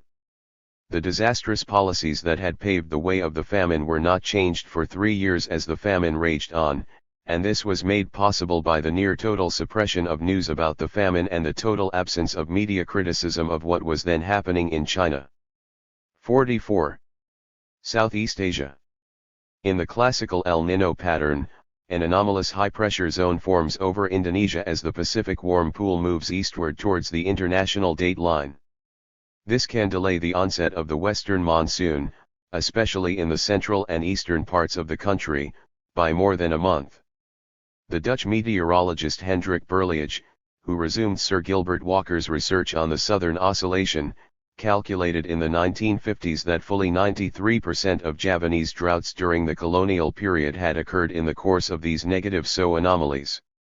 His findings have been corroborated by updated analyses of the instrumental record, as well as by tree ring series taken from teak that extend the ENSO correlations as far back as 1514.45. Recent El Nino research has also revealed that periodic long-term droughts and subsequent forest fires have apparently been more frequent in Borneo than formerly realized. As in other humid tropical woodlands and societies, they have also been more critical to both social organization and local ecological processes. 46. The intensity of drought in the East Indies, however, does not always correlate with the magnitudes of Indian droughts or Peruvian El Niños. Thus the 1902 El Nino produced a much bigger rainfall deficit in both Indonesia and the Philippines than did the 1899 event. 47. Wetland rice production, which requires at least 8 inches of rain per month, is highly sensitive to erratic or deficient rainfall. In areas where the precipitation regime is especially variable, like eastern Java, southeast Borneo, Sulawesi, Timor, and Irian Jaya, cultivators had traditionally countered environmental uncertainty with agricultural diversity, using staggered plantings and varieties of rices. 48. In contrast, colonial monocultures with their simplification of crops and rotations increased vulnerability to drought. 49. Yet the complex island and mountain topography of Indonesia and its puzzling variety of rainfall regimes has always mitigated against drought famines on the scale of India or China. General collapses of agricultural production are unlikely. Famines in the 19th century tended to be confined to those drought-stricken regions where the terrain dictated high transport costs and market prices for rice that were accordingly out of the reach of the poorest peasants. Since the 1960s, moreover, with more intensive multinational exploitation of Indonesia's hardwood resources, El Nino droughts have been associated with an increased frequency of uncontrolled forest fires, like the vast conflagrations in East Kalimantan and North Borneo during 1982-83 and 1997.50. Non, El Nino year. Source, assembled from International Research Institute for Climate Prediction Data. The rest of Southeast Asia, according to a recent study of historical rainfall records by Arcane, also experiences deficient rainfall or drought during strong El Niños, with the exception of the northwest Philippines, which is more strongly under the influence of the East Asian monsoon and thus tends towards flooding. The impact of ENSO perturbations, as in India, is modified by interdecadal fluctuations in the strength of the monsoon. Kane found that in Thailand these epochs average about 30 years, similar to India, while in more equatorial countries, like Singapore or Indonesia, they tend to be only a decade or so in duration. 51. The ENSO signature is particularly vivid in Philippine history, where it has often been associated with rural unrest and peasant revolution. Although there is no tradition of local research comparable to Berlioz's Southern Oscillation Time Series for Indonesia, the teleconnection may be very robust. The International Research Institute for Climate Research data set, for example, shows a 95% correlation between El Nino events and below-average rainfall, with the most severe droughts in 1941, 1915, 1902-03, 1983, and 1912. The period of national revolt and U.S. colonial occupation, 1897 to 1915, was also the most environmentally turbulent in the last 200 years, with 7 significant El Nino droughts as well as severe La Nina related flooding in 1910.52. The commercially important plantation island of Negros has been especially vulnerable to the ENSO cycle, with 8 of 9 famines in the second half of the 19th century coinciding with El Nino events. 53 in the 20th century, adds Lopez Gonzaga. The conjugation of periodic drought and volatile sugar prices has produced so much hunger that Negros became known worldwide as the Philippines' Ethiopia. Negros' rich tradition of messianic and class-based resistance movements, however, has ensured that deprivation did not go unchallenged. During the terrible 1982-83 El Nino drought, for example, thousands of unemployed Negrense sugar workers flocked to the banner of the Communist New People's Army. By mid-1985, many of the haciendas and the upland settlements in the south-central towns of Negros were identified as NPA Red Liberated Zones 54. Drought and flood disasters have also episodically sharpened agrarian discontent on other islands. The most recent crisis was in the winter of 1997-98, when 90% of the Philippines experienced moderate to extreme drought. Nearly 1 million people suffered the early stages of starvation as the impact of crop failure was magnified by the East Asian financial crisis. 55 The archipelago is also frequently in the direct path of typhoons spawned in abnormal numbers by the warming of the eastern equatorial Pacific. The typhoon rains and tropical storms that battered Luzon and Mindanao during the El Nino summer of 1972 have been described as the worst natural disaster in Philippines history. 56. Australia and Oceania. As we have seen, contemporary observers interpreted the synchronous droughts in Australia and India in 1877 as a correlation having almost oracular significance.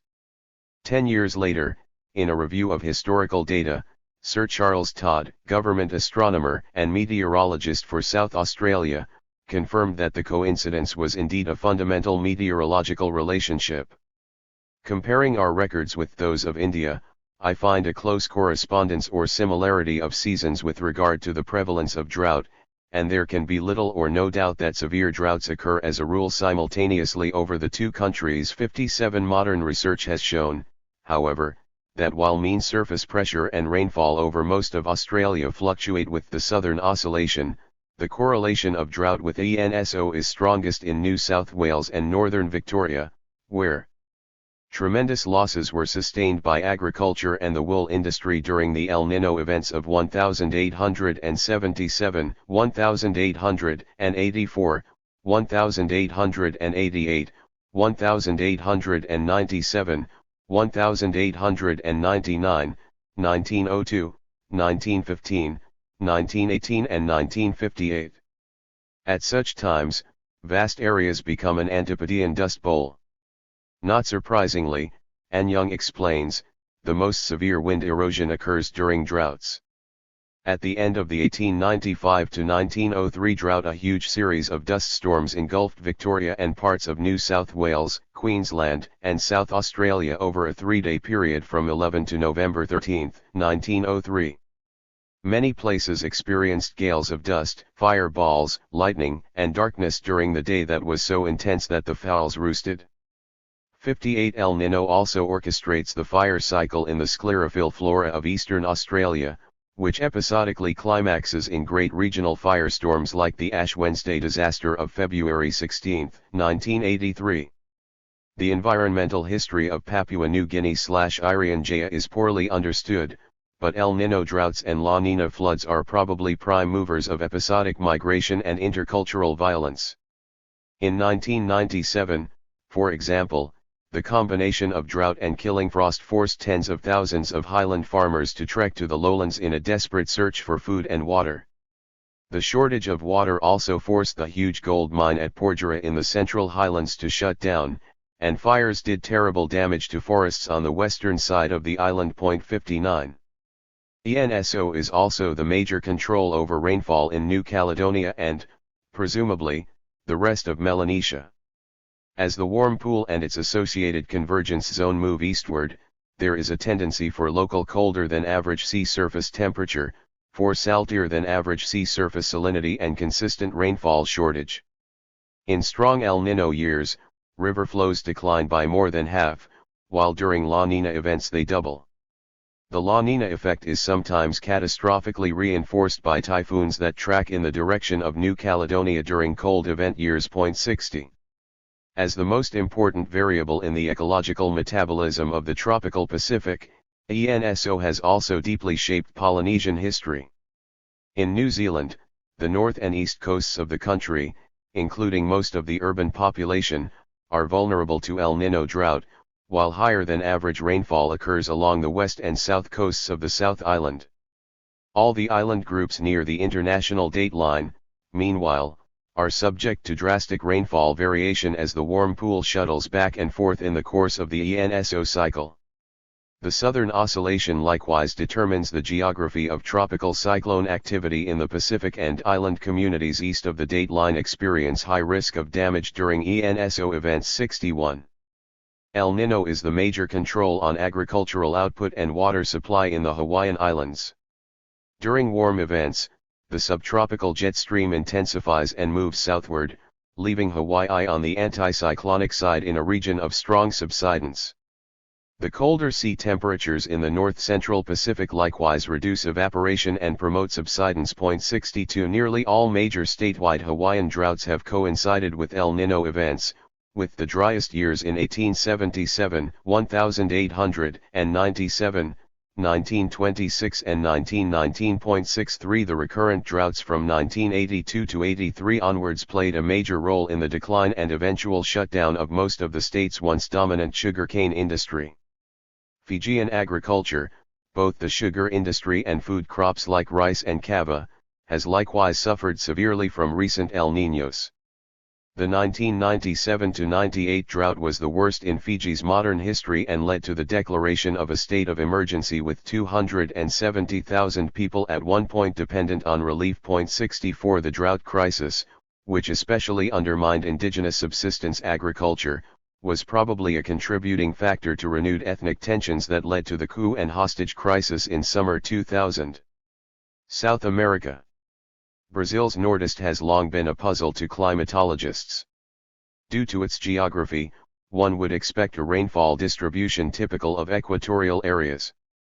However, the annual mean rainfall over this region, which is in the immediate vicinity of the largest tropical forest, the Amazon, is much smaller than the average equatorial rainfall. Although the Sertão is certainly not the desert imagined by many urban Brazilians, very high rates of evapotranspiration and soil dryness conspire against stable rainfed agriculture.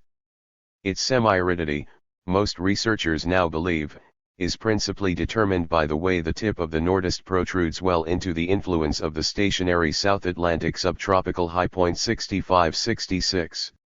What has most decisively shaped the human ecologies of the Sertão, however, is not the climate's mean trend but its extreme fluctuation.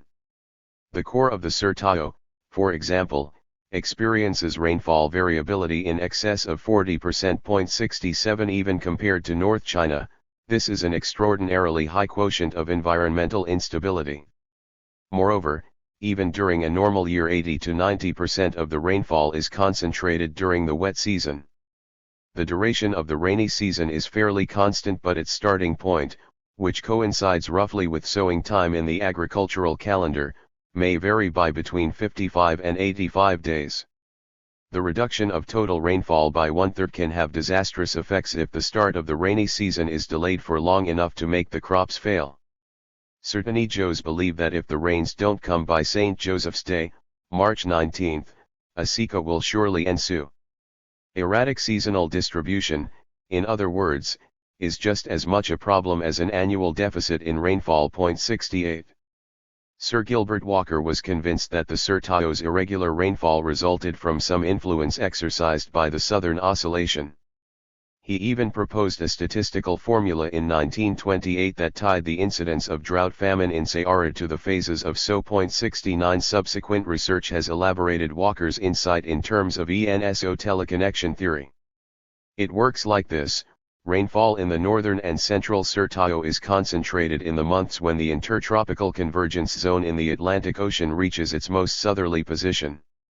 During strong El Nino phases, an anomalously strong Atlantic high squats off the coast of Brazil and the ITCZ is blocked from moving southward into its usual rainmaking position. One interpretation is that when the warm pool/IACZ moves into the east-central Pacific, it pushes the major equatorial standing waves eastward.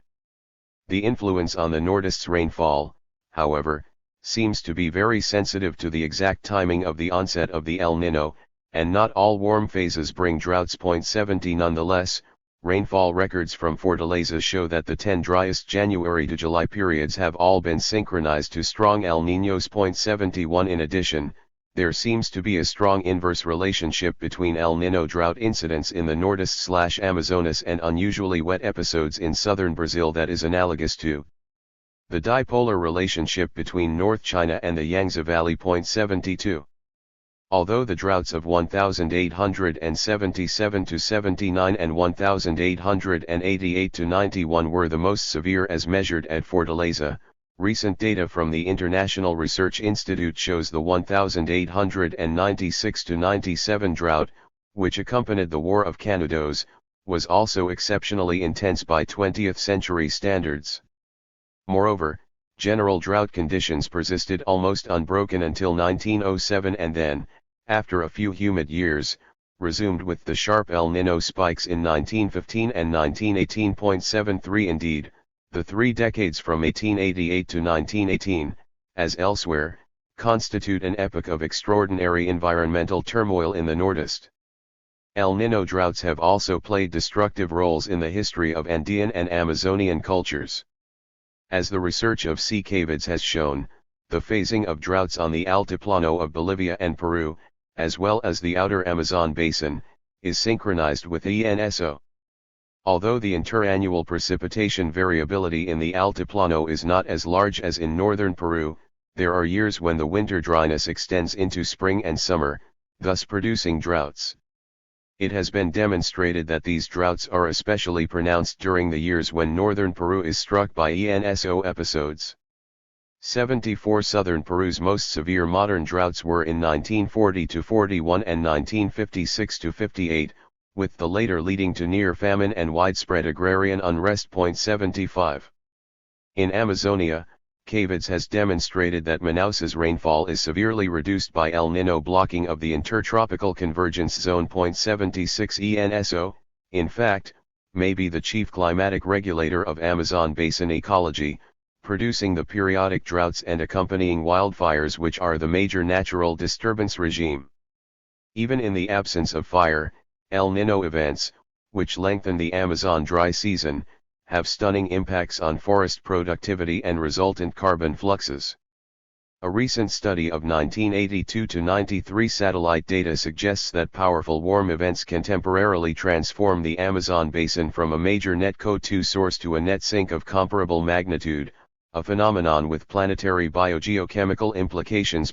77. Archaeologists, meanwhile, speculate that major discontinuities in cultural sequences throughout the Amazon, like counterpart sites in coastal Peru, probably correspond to El Nino catastrophes. In the 20th century, Both the 1925-26 and 1982-83 El Niños were associated with severe droughts in Amazonia.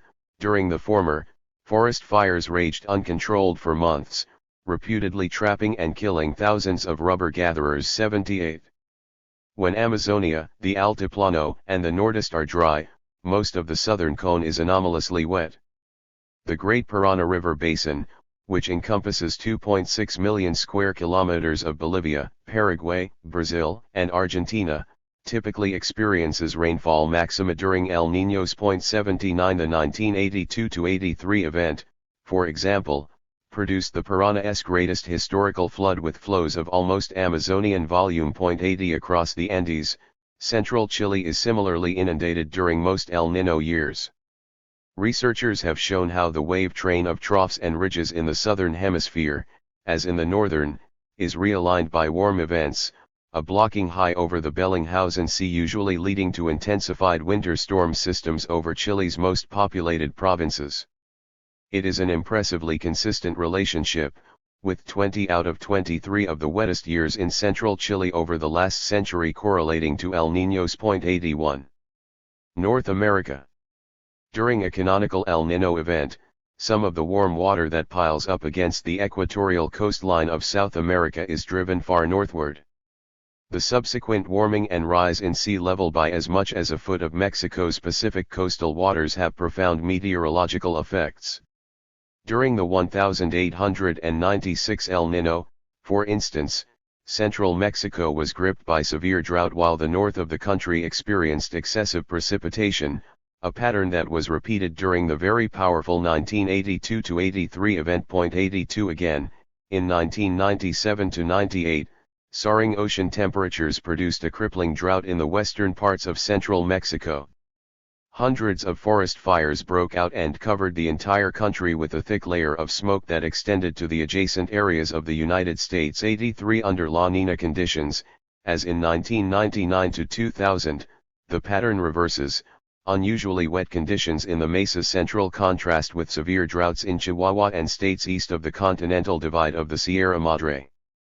Although local research is still in its relative infancy, it is clear that ENSO has been one of the major environmental forces shaping Mexican history. Indeed, the devastating drought from 1907 to 1911 that destabilized much of Mexico and helped precipitate the downfall of the Porfiriato coincided with the most protracted La Nina event of the last century. 84 Droughts, moreover, have been a major push factor in the modern fluxes of Mexican labor to Texas and California. 85 North of the border, however, ENSO has conferred immense geopolitical power on U.S. and Canadian grain surpluses.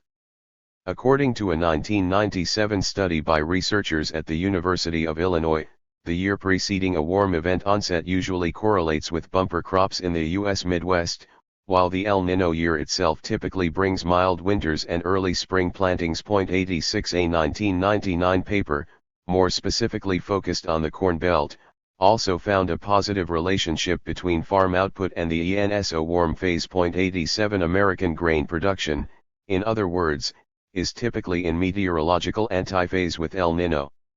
Droughts and crop failures in India, North China, and the Russian Chernozem belt.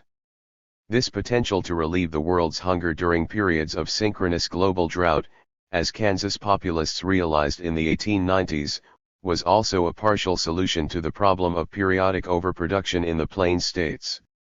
Later, Herbert Hoover showed how it could be elaborated into full-scale foreign policy of famine relief and food aid. Occasional flood damage in Southern California and the Gulf states during El Niño years is usually more than offset by enhanced bargaining power within world grain markets as well as by lower winter fuel bills and reduced hurricane damage. Stanley Changnon claims that the Midwest reaped almost $9 billion in net gains, and the United States as a whole more $14 billion, from the weather effects of the great 1997-98 El Niño. 88. But ENSO's relative benign impact on the U.S. GNP should not be taken for granted. In an important 1998 study, Cole and Cook find that ENSO's influence on the continental U.S. moisture balance has a low-frequency pattern that corresponds to regime shifts in the Pacific, probably associated with the PDO. Long ENSO records reveal decadal modulation of ENSO intensity, with stronger variability in the early parts of the century, a general weakening around 1925, and stronger variability since about 1955. Stronger ENSO events, as theory would predict, produce more consistent teleconnection patterns and greater penetration of moisture anomalies, drought or flooding, from the southwest rim into the southern Great Plains and Midwest. In the case of the 1988 drought, farm output in the scorched southern plains declined by almost 1/3. 89 New research also suggests a La Nina teleconnection that increases drought probabilities in the Midwest through a strengthening of the Mexican summer monsoon. 90. Figure 8.4 ENSO and rainfall in southeastern Africa.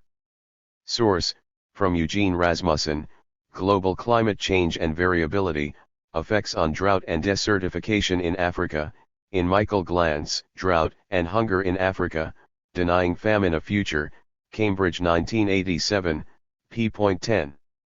I have interpreted two of Rasmussen's non-ENSO droughts as in fact El Nino, related. Southern Africa.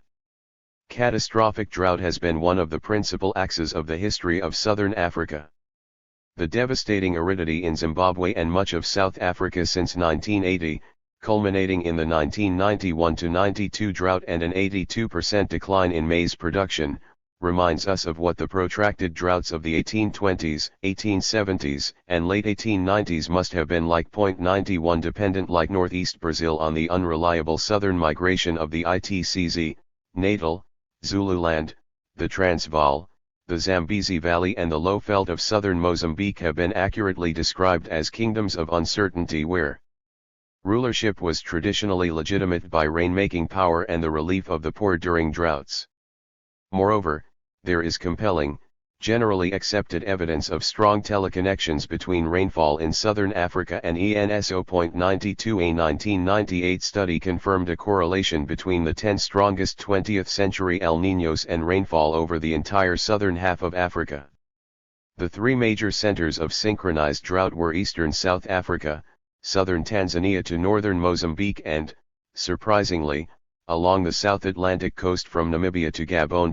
93 As elsewhere in the tropics, the shifting IACZ rearranges ridges and troughs, pushing the westerly jet stream equatorwards and weakening convection over southern Africa and sometimes the Horn of Africa, while typically strengthening it over East Africa.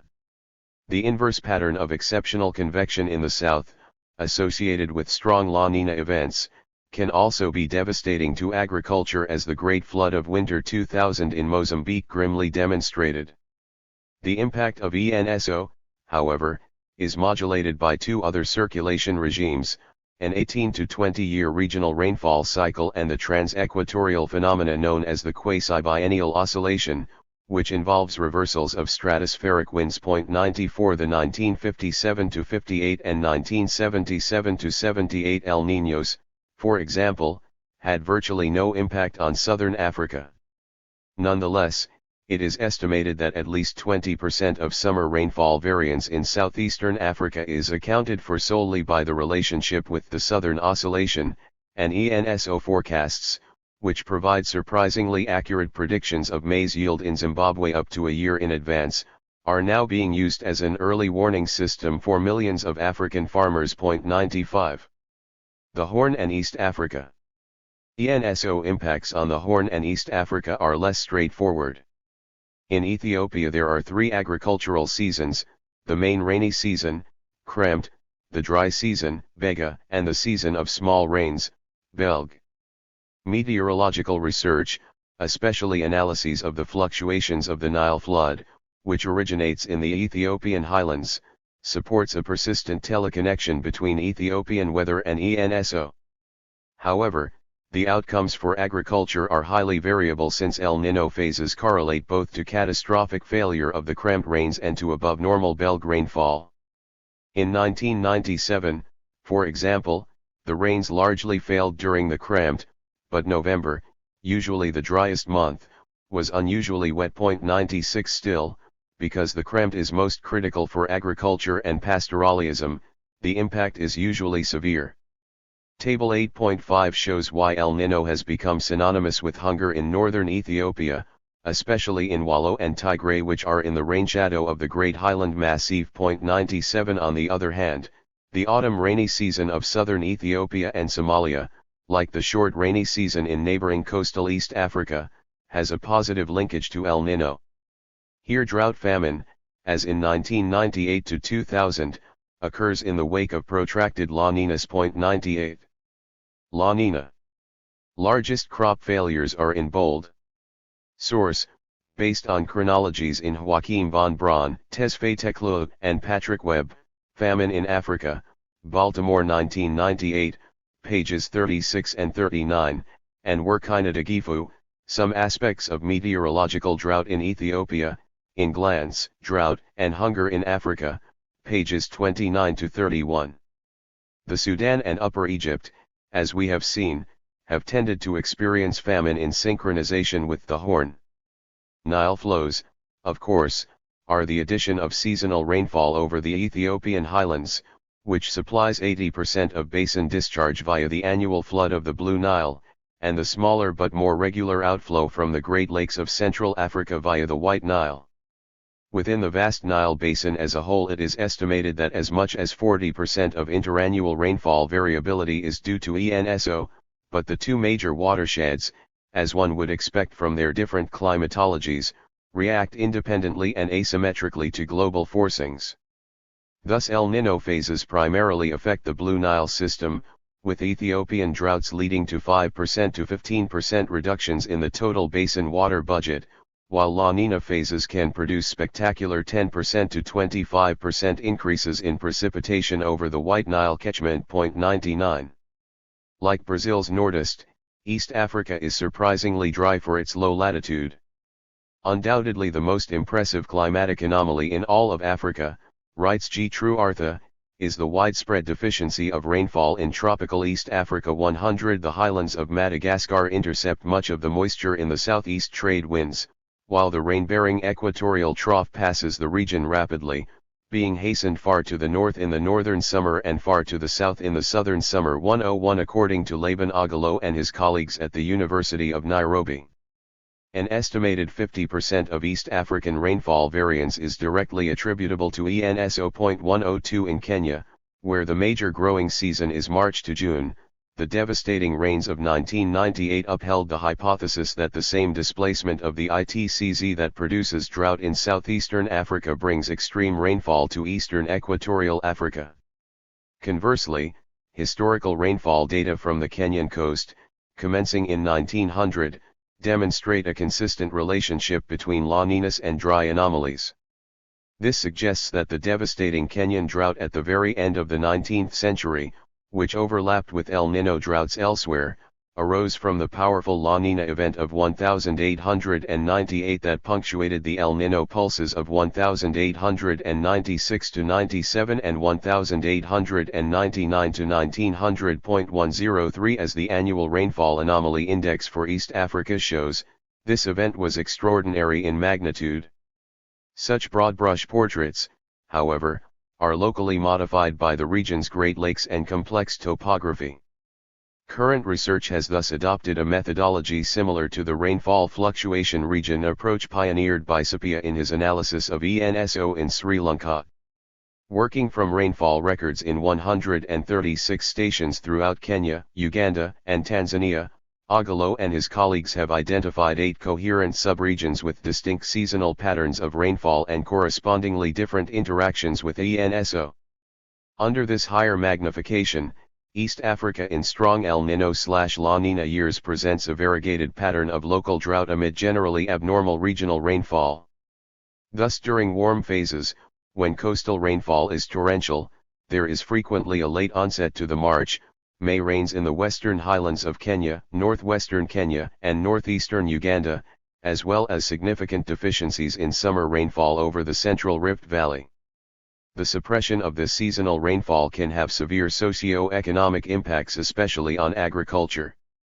The June-September rainfall maintains the different growing stages of crops, especially wheat planted by both large-scale farmers and small-scale peasant farmers. 104. Distinguishing between regions of Uganda with single and dual season rainfall zones, Phillips and McIntyre have similarly noted that El Nino events, which typically depress August but enhance November precipitation, can have very different impacts on agriculture in one part of the country from another. 105. The Sahel and Maghreb. Of ENSO-sensitive regions, caution Allen, Lindesay, and Parker, the Sahelian is perhaps one of the most complicated as it is also influenced markedly by multi-decadal fluctuations in the climate system, and thus ENSO impacts wax and wane over time. 106. In simple models, El Nino/La Nina events regulate rainfall in the Sahel by displacing the location and modulating the strength of the globe-spanning Walker circulation discovered by Bjerknes. Shifts in the West Atlantic Walker cells force anomalous subsiding/ascending vertical motions over Western Africa. However, these zonal anomalies are only part of the story. Equally or more important is the emergence of a powerful meridional sea temperature gradient in the tropical Atlantic. Dry years, writes Bet Otto Bleissner, are associated with El Nino conditions in the eastern tropical Pacific and a dipole pattern in the tropical Atlantic with positive anomalies south of 10 degrees north and negative anomalies north of 10 degrees north. The latter results in a weakening of the Atlantic Hadley cell and associated moisture flux into the intertropical convection zone. This complex interaction between perpendicular circulations, moreover, takes place at differential speeds. The tropical Atlantic dipole-Sahel precipitation connection is best defined on decadal time scales with Pacific SST anomalies playing a larger role on subdecadal time scales. 107. Conceptually we are on familiar ground, with the equatorial Atlantic dipole playing a comparable role to epochal variability in the Indian monsoon. Both modulate the impact of El Nino pulses on decadal scales. It is not surprising, therefore, that a sophisticated study of rainfall records for 10 Sahelian stations shows that the ENSO teleconnection should fluctuate in intensity, almost vanishing, for instance, during the wet period of the 1950s and early 1960s. 108 North of the Sahara, meanwhile, ENSO dances with a different partner, the North Atlantic Oscillation, the air mass/pressure seesaw between Iceland and the Azores that was named by Walker in the 1920s. Although now, on the whole, exercises more control over Maghrebian precipitation, new research that correlates November, January sea surface temperature trends in the tropical Pacific with February, April precipitation over the arable valleys and plains of western Morocco supports the likelihood that the terrible 1877-78 drought famine was indeed part of the global El Nino configuration. 109. Europe. As its celebrity increases, ENSO tempts historians and archaeologists as a deus ex machina, like the Victorian sunspot mania, that can be invoked to explain almost any drought or extreme weather pattern.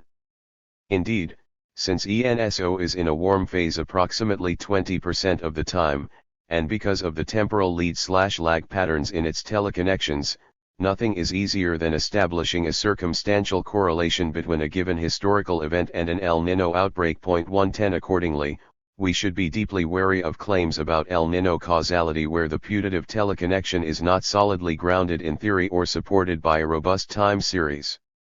One historian, for example, generated newspaper headlines across the world in 1997 with his discovery that El Nino had been behind the French Revolution and the Irish potato famine. 111 Certainly both events coincided with contemporary El Niños, as did similar Irish and British crop failures in 1876–79, and thus may be legitimately treated as part of the same global agricultural conjuncture. But their meteorologies may have had only the most distant, if any, relationship. Despite vigorous investigation, there is yet little persuasive evidence of a significant ENSO teleconnection to Western European weather. Indeed, a recent study found no robust ENSO composite elements out of 34 variables affecting Atlantic climate systems. 112. Recent research, on the contrary, has shown that agricultural output in northwestern Europe is powerfully orchestrated by the North Atlantic Oscillation. The now is most likely the principal source of the cold, wet summers that are associated with crop failure and famine in European history.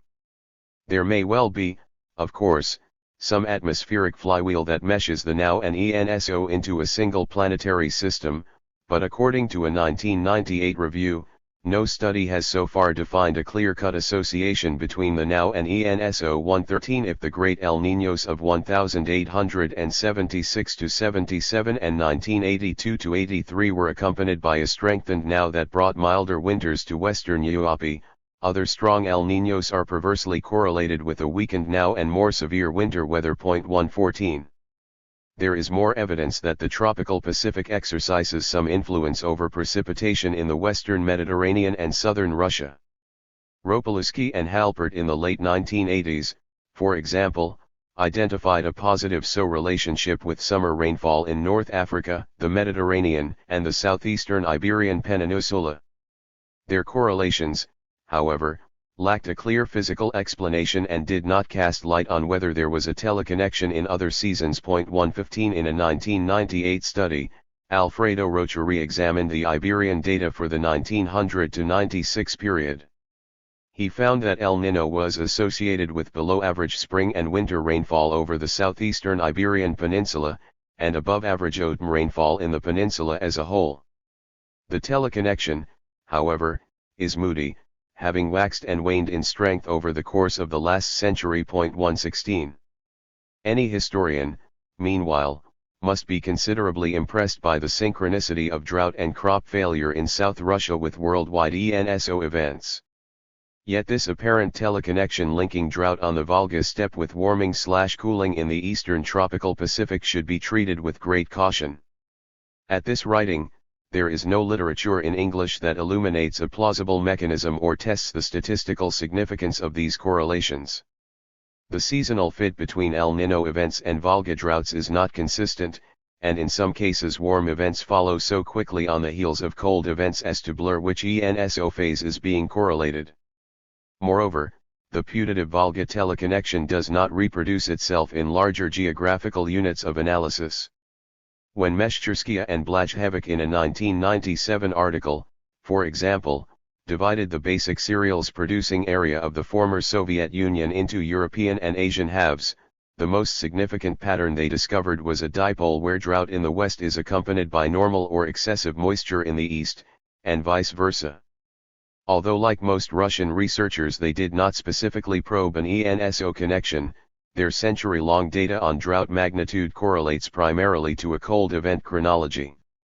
Thus the four largest droughts in the Asian part of the grain belt occurred in the year following a La Nina, while 3 out of the 4 droughts in the European half coincided with the year of Pacific cold events. 117 It is plausible, of course, that an El Nino linked drought climatology is confined to the Volga with teleconnections of a different sign elsewhere, but nothing in the current scientific literature resolves the issue.